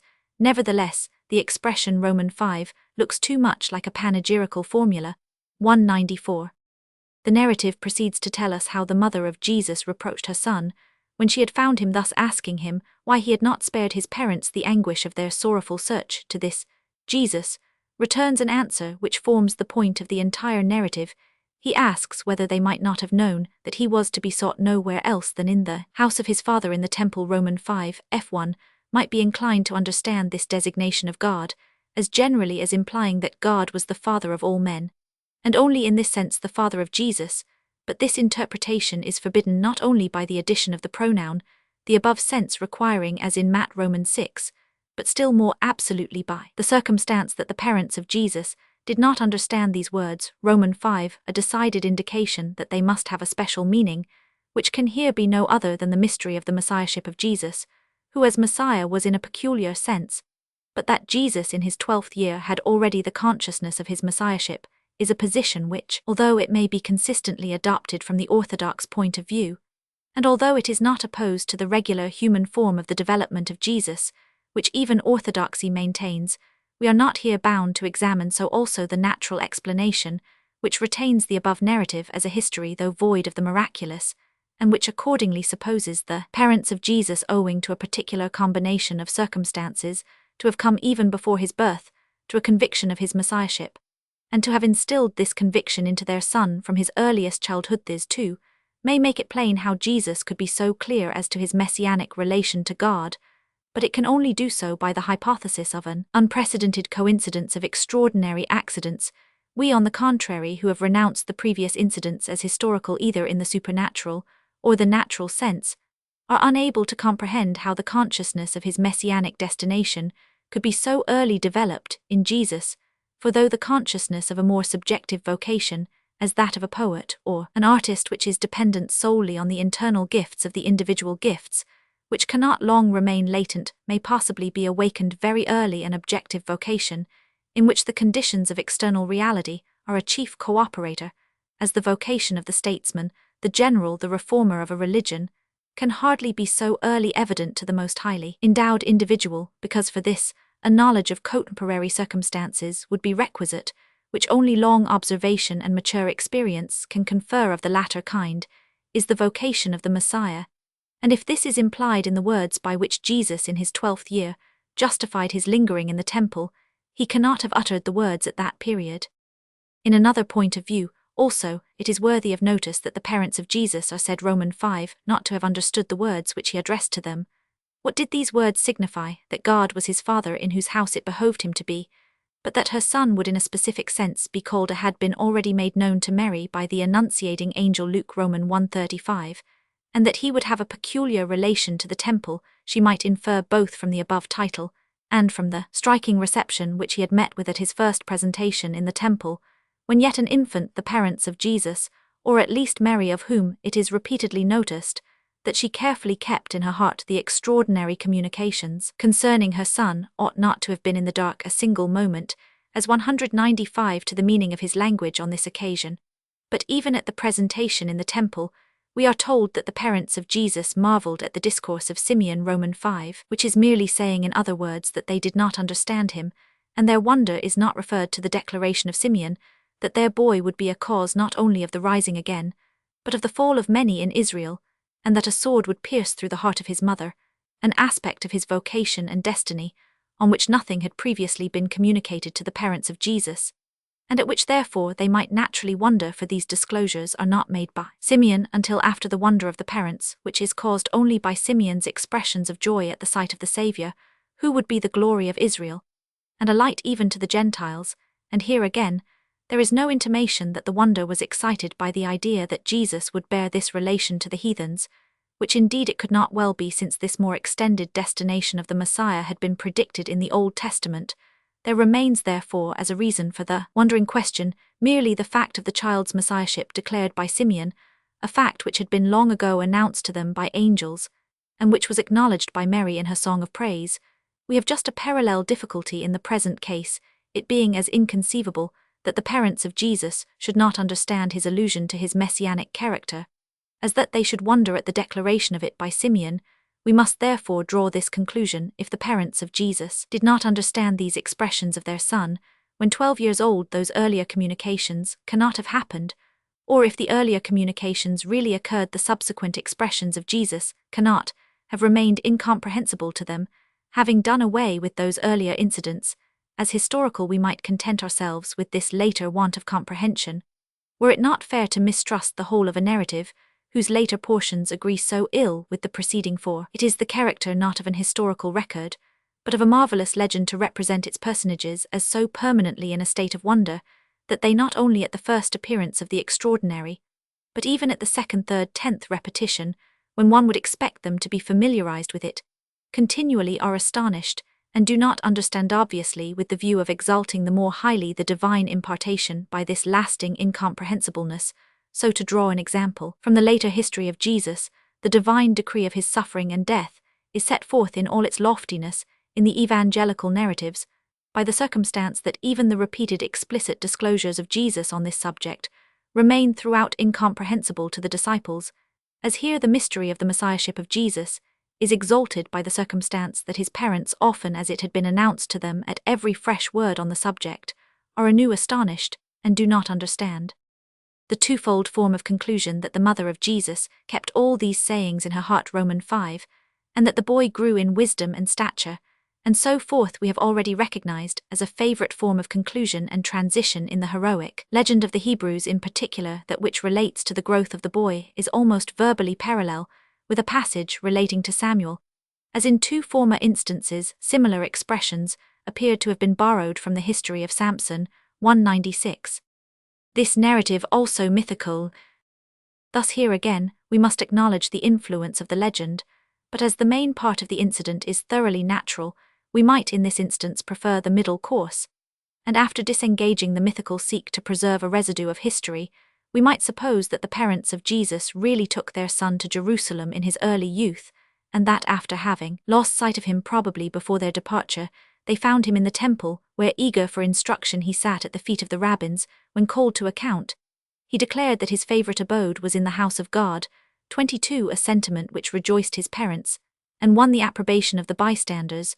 The rest of the story we might suppose to have been added by the aggrandizing legend after Jesus was acknowledged as the Messiah. Here all the difficulties in our narrative idea of the boy sitting in the midst of the doctors, his claiming God as his father in a special sense, and the departure of the parents without their son would be rejected, but the journey of Jesus when 12 years old, the eagerness for knowledge then manifested by him and his attachment to the temple are retained to these particulars. There is nothing to object negatively, for they contain nothing improbable in itself, but their historical truth must become doubtful if we can show positively a strong interest of the legend out of which the entire narrative, and especially these intrinsically not improbable particulars, might have arisen. That in the case of great men who in their riper age have been distinguished by mental superiority, the very first presaging movements of their mind are eagerly gleaned, and if they are not to be ascertained historically, are invented under the guidance of probability, is well known in the Hebrew history and legend. Especially we find manifold proofs of this tendency. Thus of Samuel, it is said in the Old Testament itself that even as a boy he received a divine revelation and the gift of prophecy, 1 Sam Romans 3, and with respect to Moses, on whose boyish years the Old Testament narrative is silent, a subsequent tradition followed by Josephus and Philo had striking proofs to relate of his early development. As in the narrative before us, Jesus shows himself wise beyond his years, so this tradition attributes a like precocity to Moses 23, as Jesus, turning away from the idle tumult of the city in all the excitement of festival time, finds his favorite entertainment in the temple among the doctors. So the boy Moses was not attracted by childish sports, but by serious occupation, and very early it was necessary to give him tutors, whom, however, like Jesus in his 12th year, he quickly surpassed. According to Jewish custom and opinion, the 12th year formed an epoch in development to which especial proofs of awakening genius were the rather attached because in the 12th year, as with us in the 14th, the boy was regarded as having outgrown the period of childhood. Accordingly, it 197 was believed of Moses that in his 12th year he left the house of his father to become an independent organ of the divine revelations. The Old Testament leaves it uncertain how early the gift of prophecy was imparted to Samuel, but he was said by later tradition to have prophesied from his 12th year 27, and in like manner the wise judgments of Solomon and Daniel, 1 Kings Romans 3, ff. Susan 45 ff. were supposed to have been given when they were only 12. If in the case of these Old Testament heroes the spirit that impelled them manifested itself according to common opinion so early as in their 12th year, it was argued that it could not have remained longer concealed in Jesus, and if Samuel and Daniel showed themselves at that age in their later capacity of divinely inspired seers, Solomon in that of a wise ruler, so Jesus at the corresponding period in his life must have shown himself in the character to which he subsequently established his claim, that namely of the Son of God and teacher of mankind. It is in fact the obvious aim of Luke to pass over no epoch in the early life of Jesus without surrounding him with divine radiance, with significant prognostics of the future in this style. He treats his birth, mentions the circumcision at least emphatically, but above all avails himself of the presentation in the temple there yet remained according to Jewish manners one epoch, the 12th year with the first journey to the Passover, how could he do otherwise than following the legend adorn this point in the development of Jesus, as we find that he has done in his narrative, and how could we do otherwise than regard his narrative as a legendary embellishment of this period in the life of Jesus 29, from which we learn nothing of his real development 30, but merely something of the exalted notions which were entertained in the primitive church of the early ripened mind of Jesus. But how this anecdote can be numbered among mythi is found by some altogether inconceivable. It bears, thinks Heydenreich 31, a thoroughly historical character.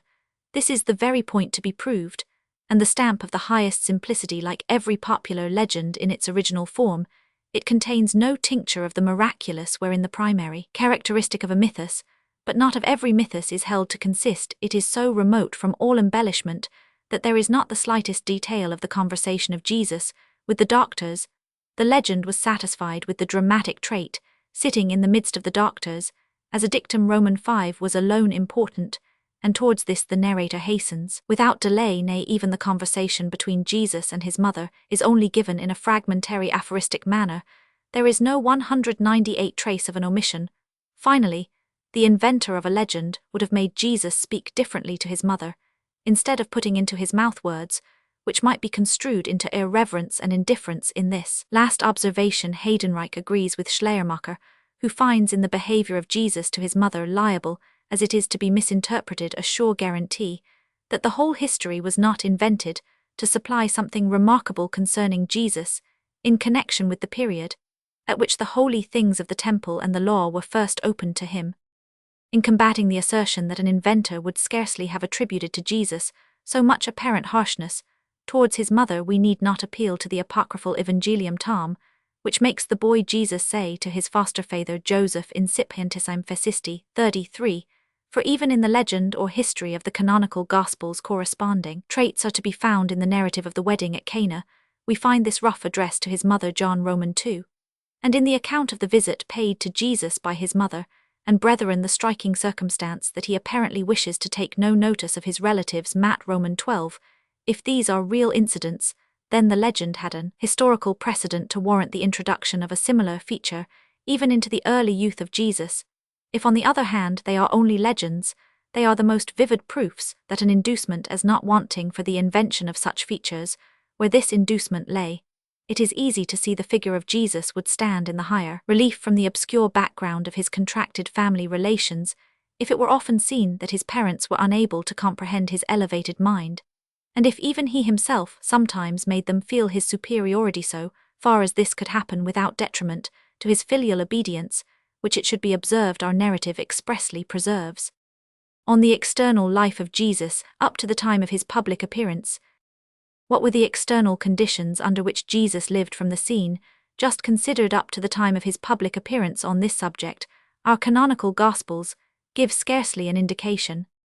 First, as to his place of residence, all that we learn explicitly is this, that both at the beginning and at the end of this obscure period, he dwelt at Nazareth, according to Luke Roman 2. Jesus, when 12 years old, returned thither with his parents, and according to Matthew Roman 3, Mark Roman 1, he, when 30 years old, comp Luke Roman 3, came from thence to be baptized by John. Thus our evangelists appear to suppose that Jesus had in the interim resided in Galilee, and more particularly in Nazareth.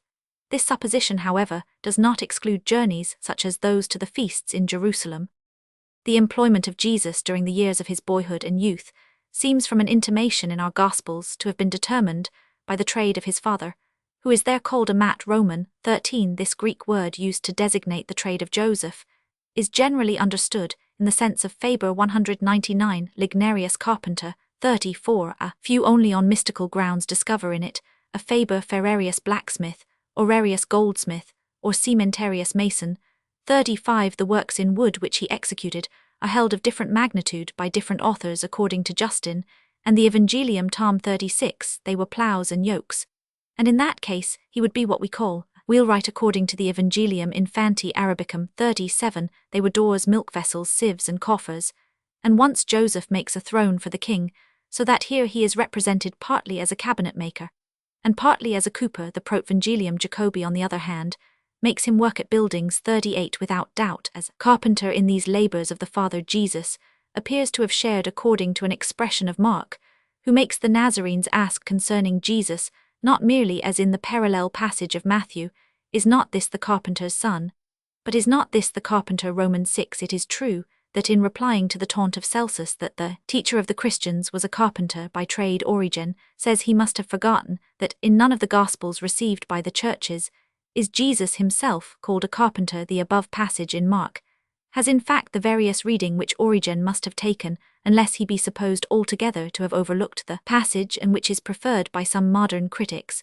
But here Beza has justly remarked that fortas mutavit aliquis existimens, henc artem Christi majestati parum convenia, whereas there could hardly be an interest which would render the contrary alteration desirable. Moreover, fathers of the Church and apocryphal writings represent Jesus in accordance with the more generally accepted reading, as following the trade of his father Justin, attaches a special importance to the fact that Jesus made ploughs and yokes or scales as symbols of active life, and of justice. In the Evangelium Infanti Arabicum, Jesus goes about with Joseph to the places where the latter has worked to help him in such a manner that if Joseph made anything too long or too short, Jesus, by a touch, or by merely stretching out his hand, gave to the object its right size and assistance, which was very useful to his foster father, because, as the apocryphal text naively remarks, nec ad modum peritus, erat artis fabriles.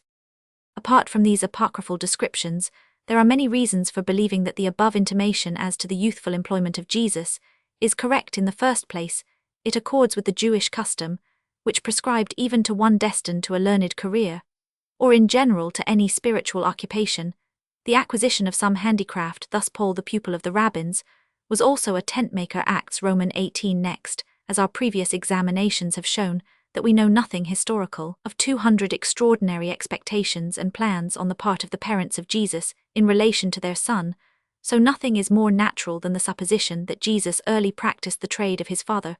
Further, the Christians must have had an interest in denying rather than inventing this opinion as to their Messiah's youthful occupation, since it often drew down upon them the ridicule of their opponents. Thus Celsus, as we have already mentioned, could not abstain from a reflection on this subject, for which reason Origen will know nothing of any designation of Jesus as in the New Testament, and every one knows the scoffing question of Libanius about the carpenter's son, a question which seems to have been provided with so striking an answer only ex eventu.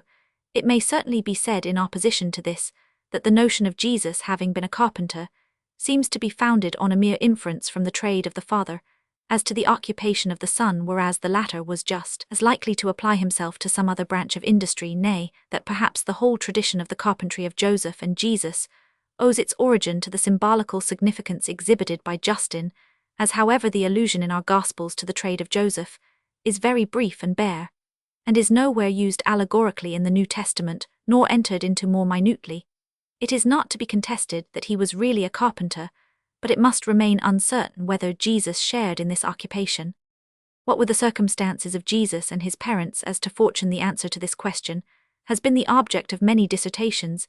It is evident that the ascription of pressing poverty to Jesus on the part of orthodox theologians rested on dogmatical and aesthetic grounds. On the one hand, they wished to maintain, even in this point, the status exinanitionis, and on the other they wished to depict, as strikingly as possible, the contrast between the form of God and the form of a servant. That this contrast is set forth by Paul Phil Roman 2 ff, as well as the expression which this apostle applies to Christ 2 Cor Roman 8, merely characterizes the obscure and laborious life to which he submitted after his heavenly pre-existence, and instead of playing the part of king, which the Jewish imagination attributed to the Messiah, is also to be regarded as established the expression of Jesus himself, the Son of Man hath not where to lay his head. Matt Roman 8 may possibly import merely his voluntary renunciation of the peaceful enjoyment of fortune, for the sake of devoting himself to the wandering life of the Messiah.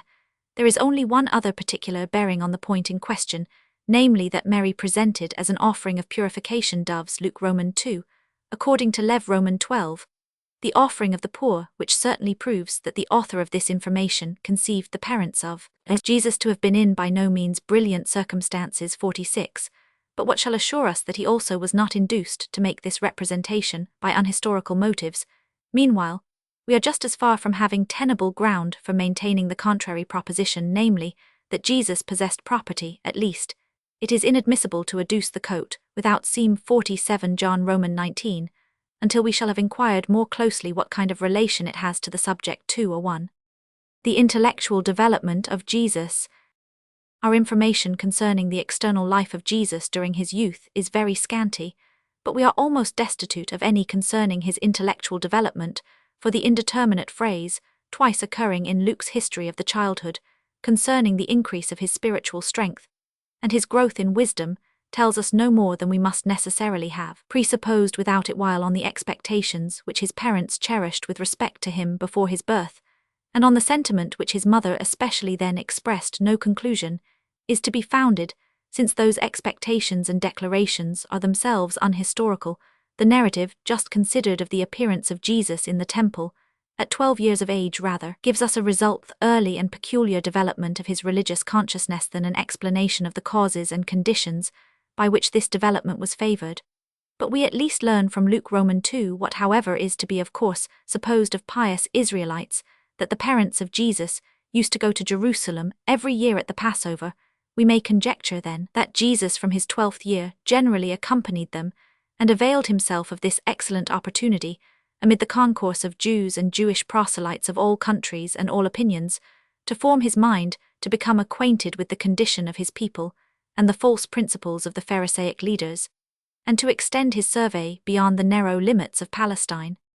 Whether or in what degree Jesus received the learned education of a rabbin is also left untold in our canonical Gospels, from such passages as Matt Romans 7, where it is said that Jesus taught not as the scribes. We can only infer that he did not adopt the method of the doctors of the law, and it does not follow that he had never enjoyed the education of a scribe. On the other hand, not only was Jesus called, and by his disciples Matt Roman 26:49, Mark Roman 9, Roman 11, Roman 14, John Roman 4, Roman 9, Roman 11, Roman 20, Comp Roman 1, 40-50, and by supplicating sufferers Mark Roman 10, but even the Pharisaic Nicodemus, John Roman 3, did not refuse him this title.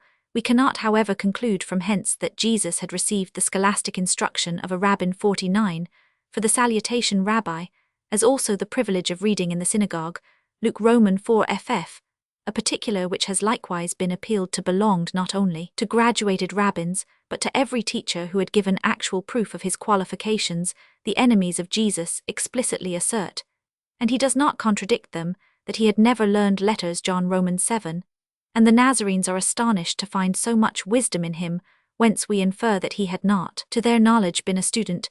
These facts cannot be neutralized by the discourse of Jesus, in which he represents himself as the model of a scribe, well instructed unto the kingdom of heaven. 51, Matt Roman 13, for the word here means a doctor of the law in general, and not directly a doctor qualified in the schools. Lastly, the intimate acquaintance with the doctrinal traditions, and the abuses of the rabbins which Jesus exhibits. 52, especially in the Sermon on the Mount, and the antipharisaic discourse. 202, Matt Roman 23, he might acquire from the numerous discourses of the Pharisees to the people without going through a course of study under them. Thus the data on our present subject to be found in the Gospels collectively yield the result that Jesus did not pass formally through a rabbinical school. On the other hand, the consideration that it must have been the interest of the Christian legend to represent Jesus as independent of human teachers may induce a doubt with respect to these statements in the New Testament, and a conjecture that Jesus may not have been so entirely a stranger to the learned culture of his nation. But from the absence of authentic information, we can arrive at no decision on this point. Various hypotheses, more or less independent of the intimations given in the New Testament, have been advanced both in ancient and modern times concerning the intellectual development of Jesus. They may be divided into two principal classes, according to their agreement with the natural or the supernatural view. The supernatural view of the person of Jesus requires that he should be the only one of his kind independent of all external human influences, self-taught, or rather taught of God. Hence, not only must its advocates determinedly reject every supposition implying that he borrowed or learned anything, and consequently place in the most glaring light the difficulties which lay in the way of the natural development of Jesus. 53, but the more surely to exclude every kind of reception, they must also be disposed to assign as early an appearance as possible to that spontaneity which we find in Jesus in his mature age. This spontaneous activity is twofold.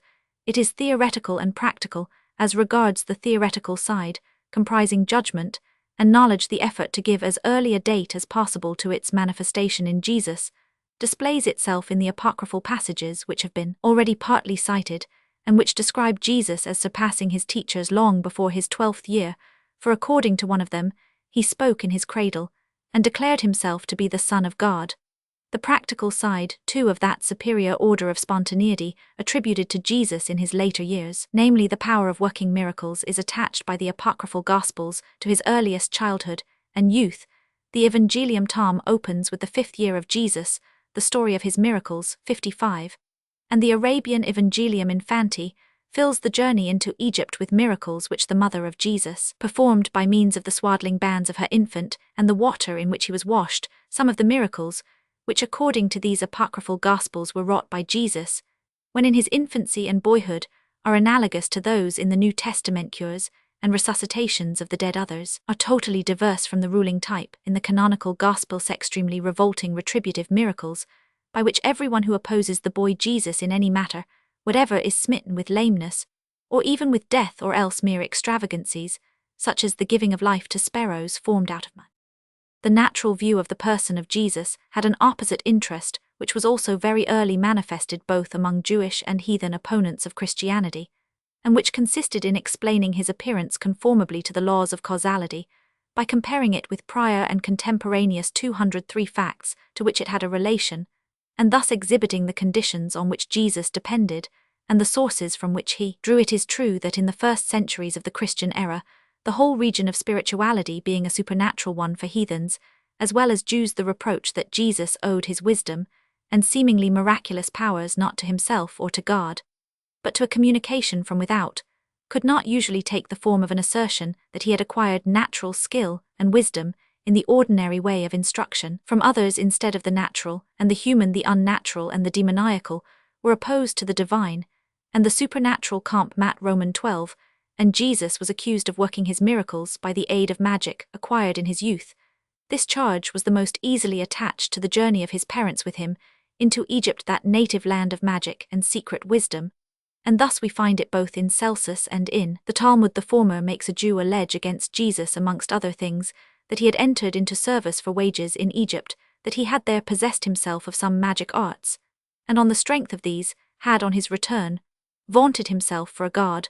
The Talmud gives him a member of the Jewish Sanhedrin, as a teacher makes him journey to Egypt with this companion, and bring magic charms from thence into Palestine.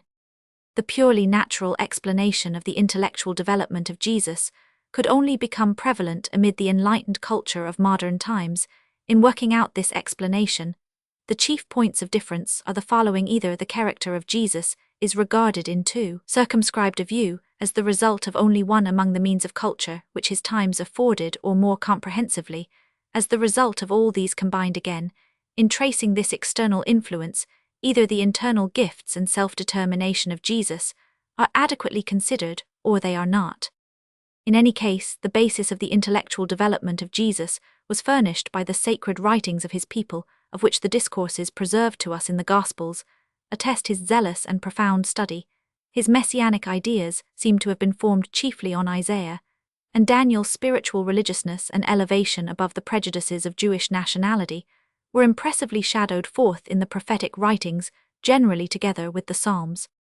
Next among the influences affecting mental cultivation in the native country of Jesus must be reckoned the three sects under which the spiritual life of his fellow countrymen may be classified. Among these, the Pharisees, whom Jesus at a later period so strenuously combated, can apparently have had only a negative influence over him, yet along with their fondness for tradition and legal pedantry, their sanctimoniousness and hypocrisy, by which Jesus was repelled from them, we must remember their belief in angels and in immortality, and their constant admission of a progressive development of the Jewish religion after Moses, which were so many points of union between them and 204 Jesus.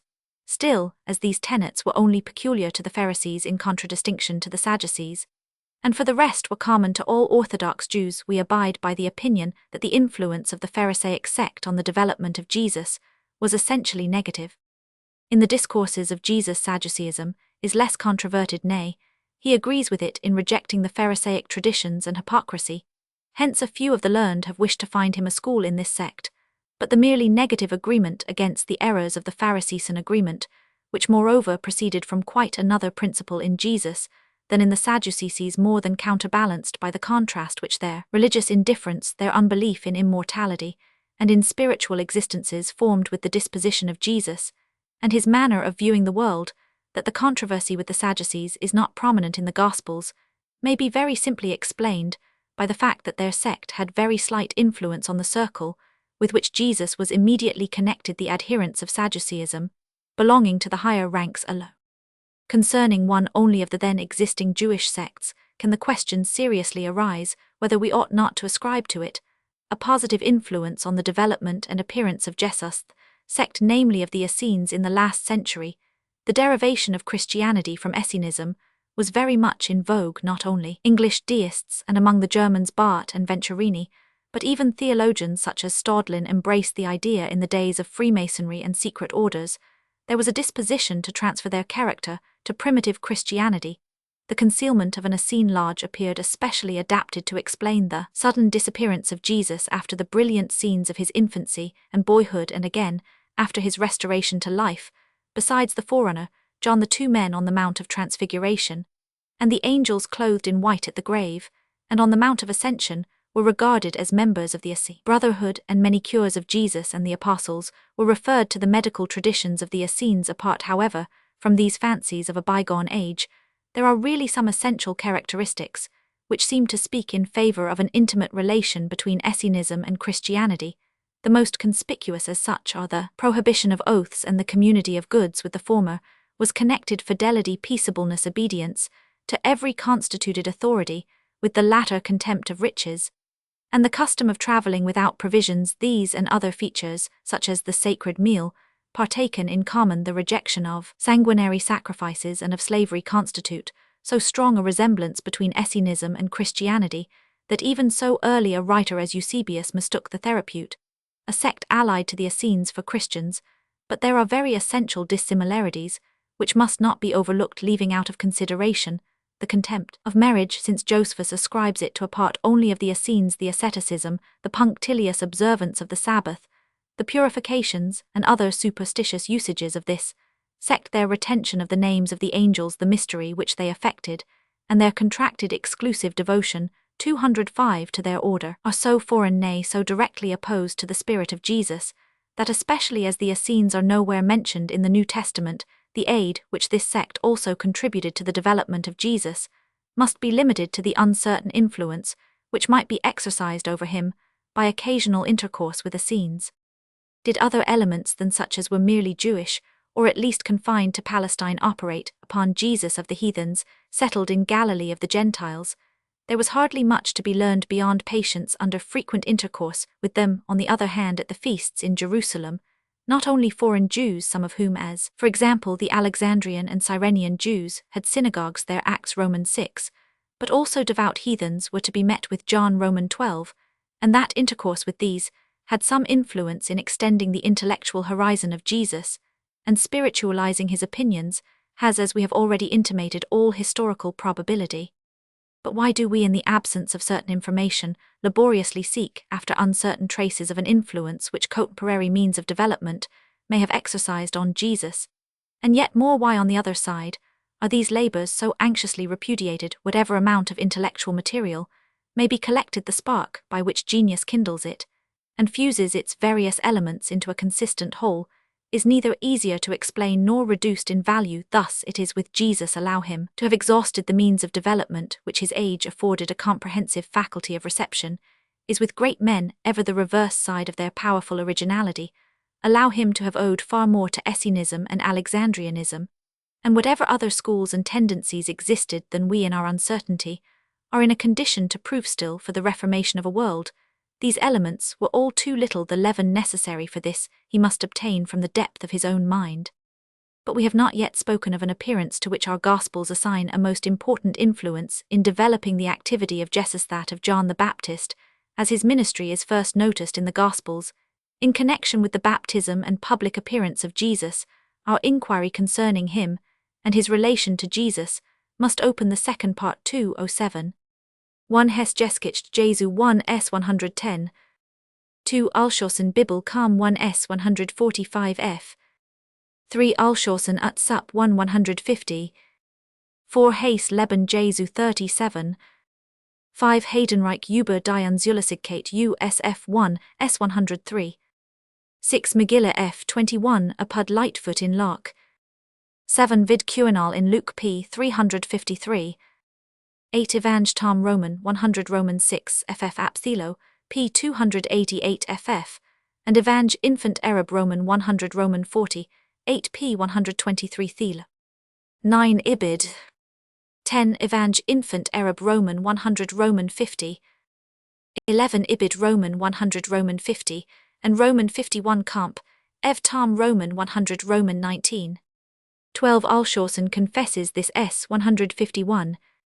13 For proofs, for example Hieros, Tarnith Roman 67, see Wetstein and Lightfoot in Lark. 14 Lightfoot Hor P 742. 15 Paulus S 279. 16 Communal S 353 F. 17 Hor Roman 2 P 886. 18 Bibel Calm P 151. 19 Jeskich Jesu 1 S 112. 20 In the similar account, also which Josephus gives us of himself when 14, it is easy to discern the exaggeration of a self-complacent man. Life 2 Moreover, when I was a 194 child, and about 14 years of age, I was commended by all for the love I had to learning, on which account the high priests and principal men of the city came there frequently to me together, in order to know my opinion about the accurate understanding of points of the law. 1 Sam Roman 2 LXX. Luke Roman 2. Compare also what Josephus says Antic Roman 2, Roman 9 of the of Moses. 22 Gabeler Neues Theal Journal 31 S39. 23 Joseph Antic Roman 2 Roman 9. 24 Philo de Vita Moses Arp ed Mangi Vol 2 P83 F. 25 Chagiga ap Wetstein in Larka Roman 12 Anno Filius Senseter Maturus, so Joma F Roman 82 Barachoth F Roman 24, whereas Bereschith Rabba Roman 63 mentions the 13th year as the critical one. 26 Schemoth R ap Wetstein Dixit R Chama Moses Dude Nereus Avulsus Est, Adomo Patris Sway etc. 27 Joseph Antic Roman 5 Roman 10. 28 Ignat ep Interpol ad Magnis Roman 100 Roman 3, but Solomon being king at the age of 12 years, gave that terrible and profound judgment between the women, with respect to the children Daniel the wise man, when 12 years old was possessed by the divine spirit, and convicted those calumniating old men, who carrying grey hairs in vain, coveted the beauty that belonged to another. This, it is true, is found in a Christian writing, but on comparing it with the above data, we are led to believe that it was drawn from a more ancient Jewish legend. 29 This Kaiser has seen Bibel Theal 1 234. 30 Neither do we learn what Hayes Leben Jesu 37 supposes to be conveyed in this narrative, namely, that as it exhibits the same union with God that constituted the idea of the later life of Jesus, it is an intimation that his later excellence was not the result of conversion from youthful errors, but of the uninterrupted development of his freedom. 31 Über die Unzulässigkeit USF 1 S92.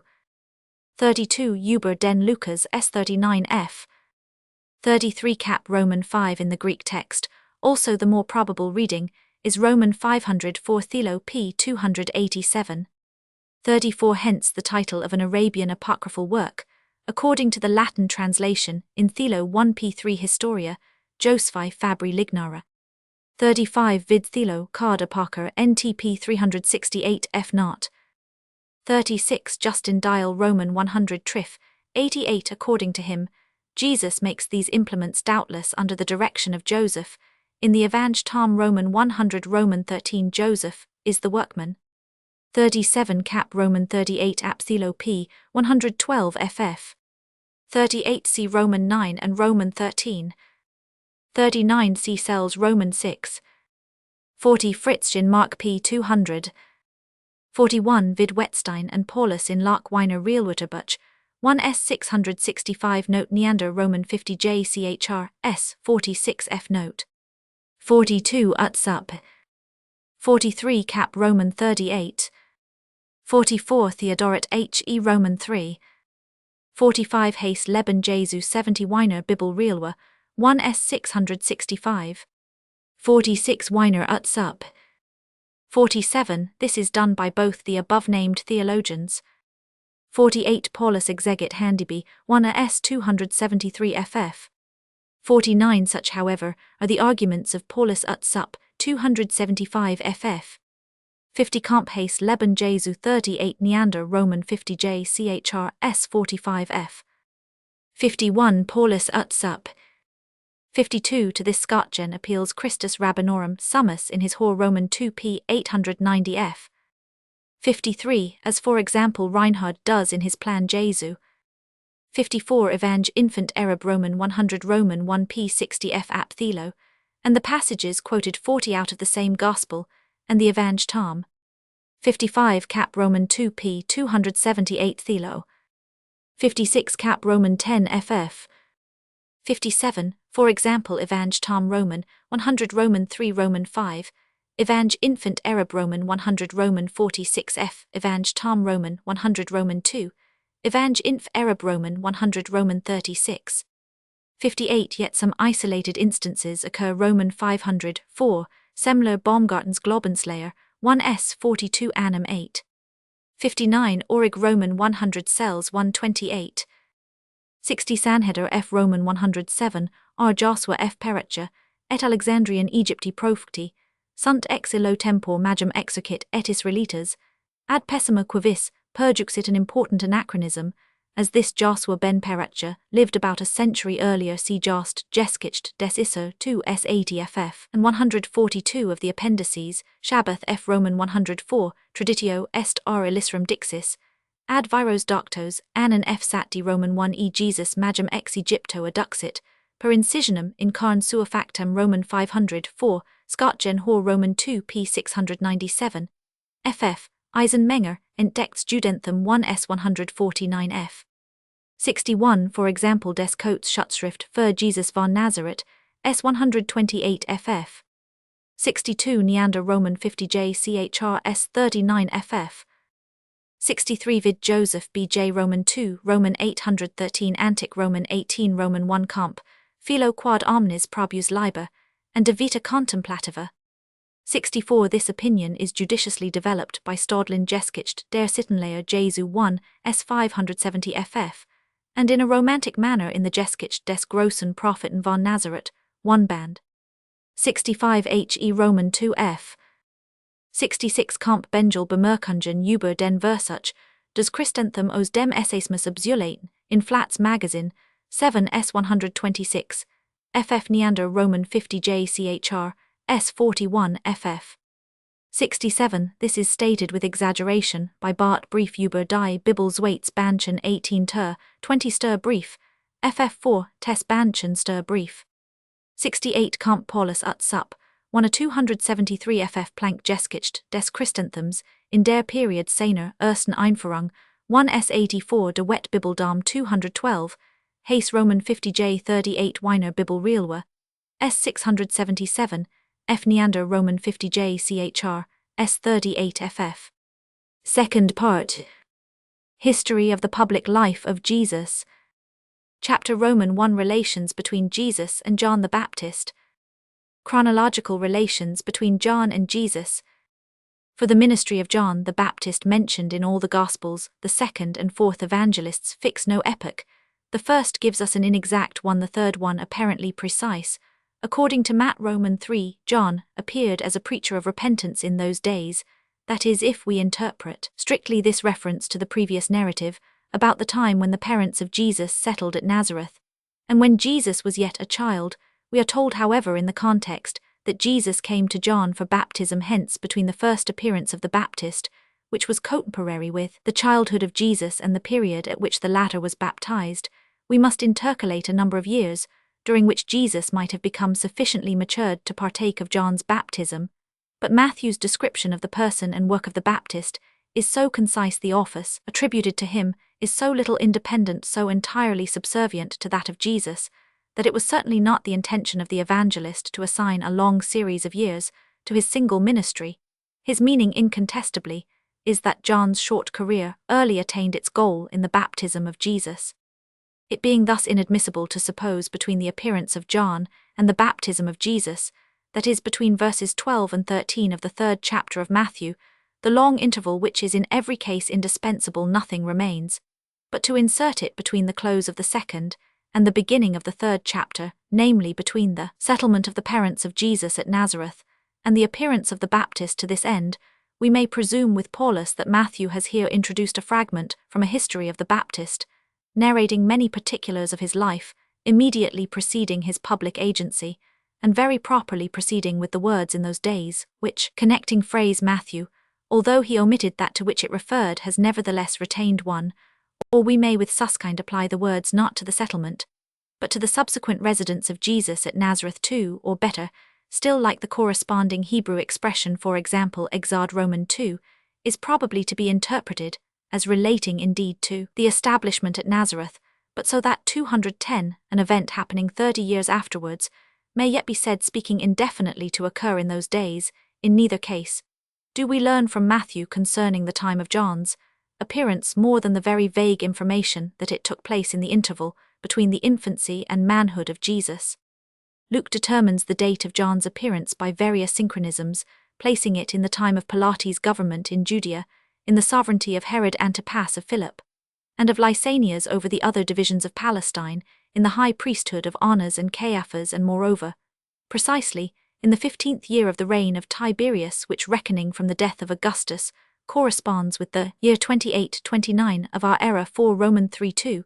With this last and closest demarcation of time, all the foregoing less precise ones agree even that which makes Annas high priest together with Caiaphas appears correct, if we consider the peculiar influence which according to John Roman 18 Acts Roman 4 that exi priest retained even when deposed, especially after the assumption of office by his son-in-law Caiaphas.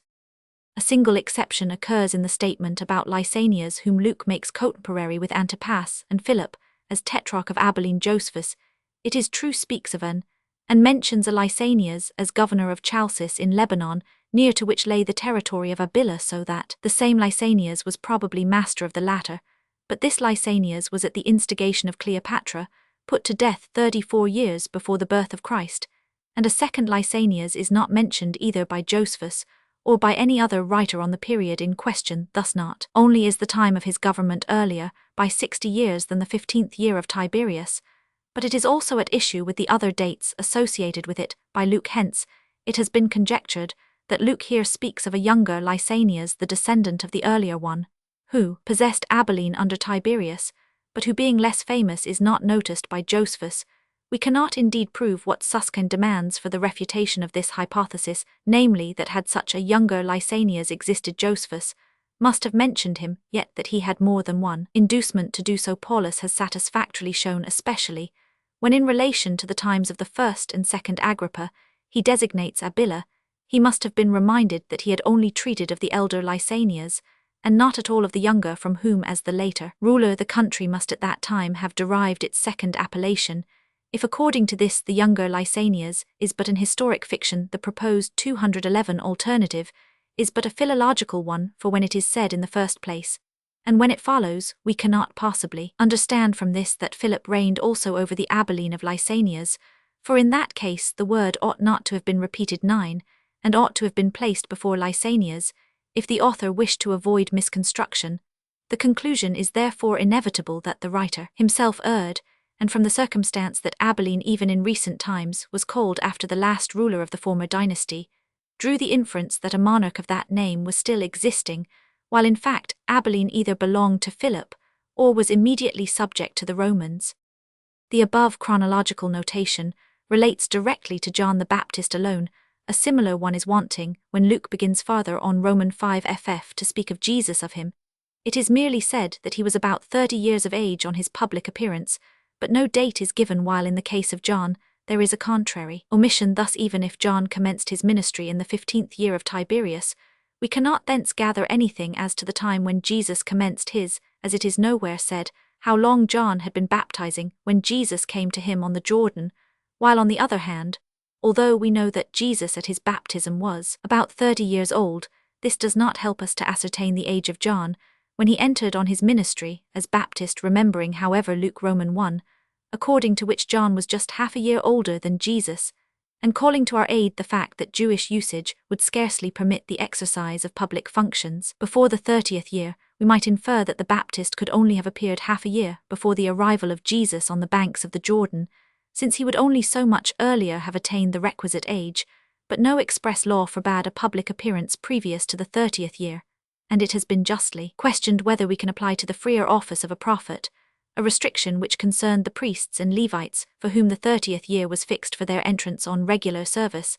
11 Num Roman 4:47 compare, besides 2 Cron Roman 31, where the 20th year is named.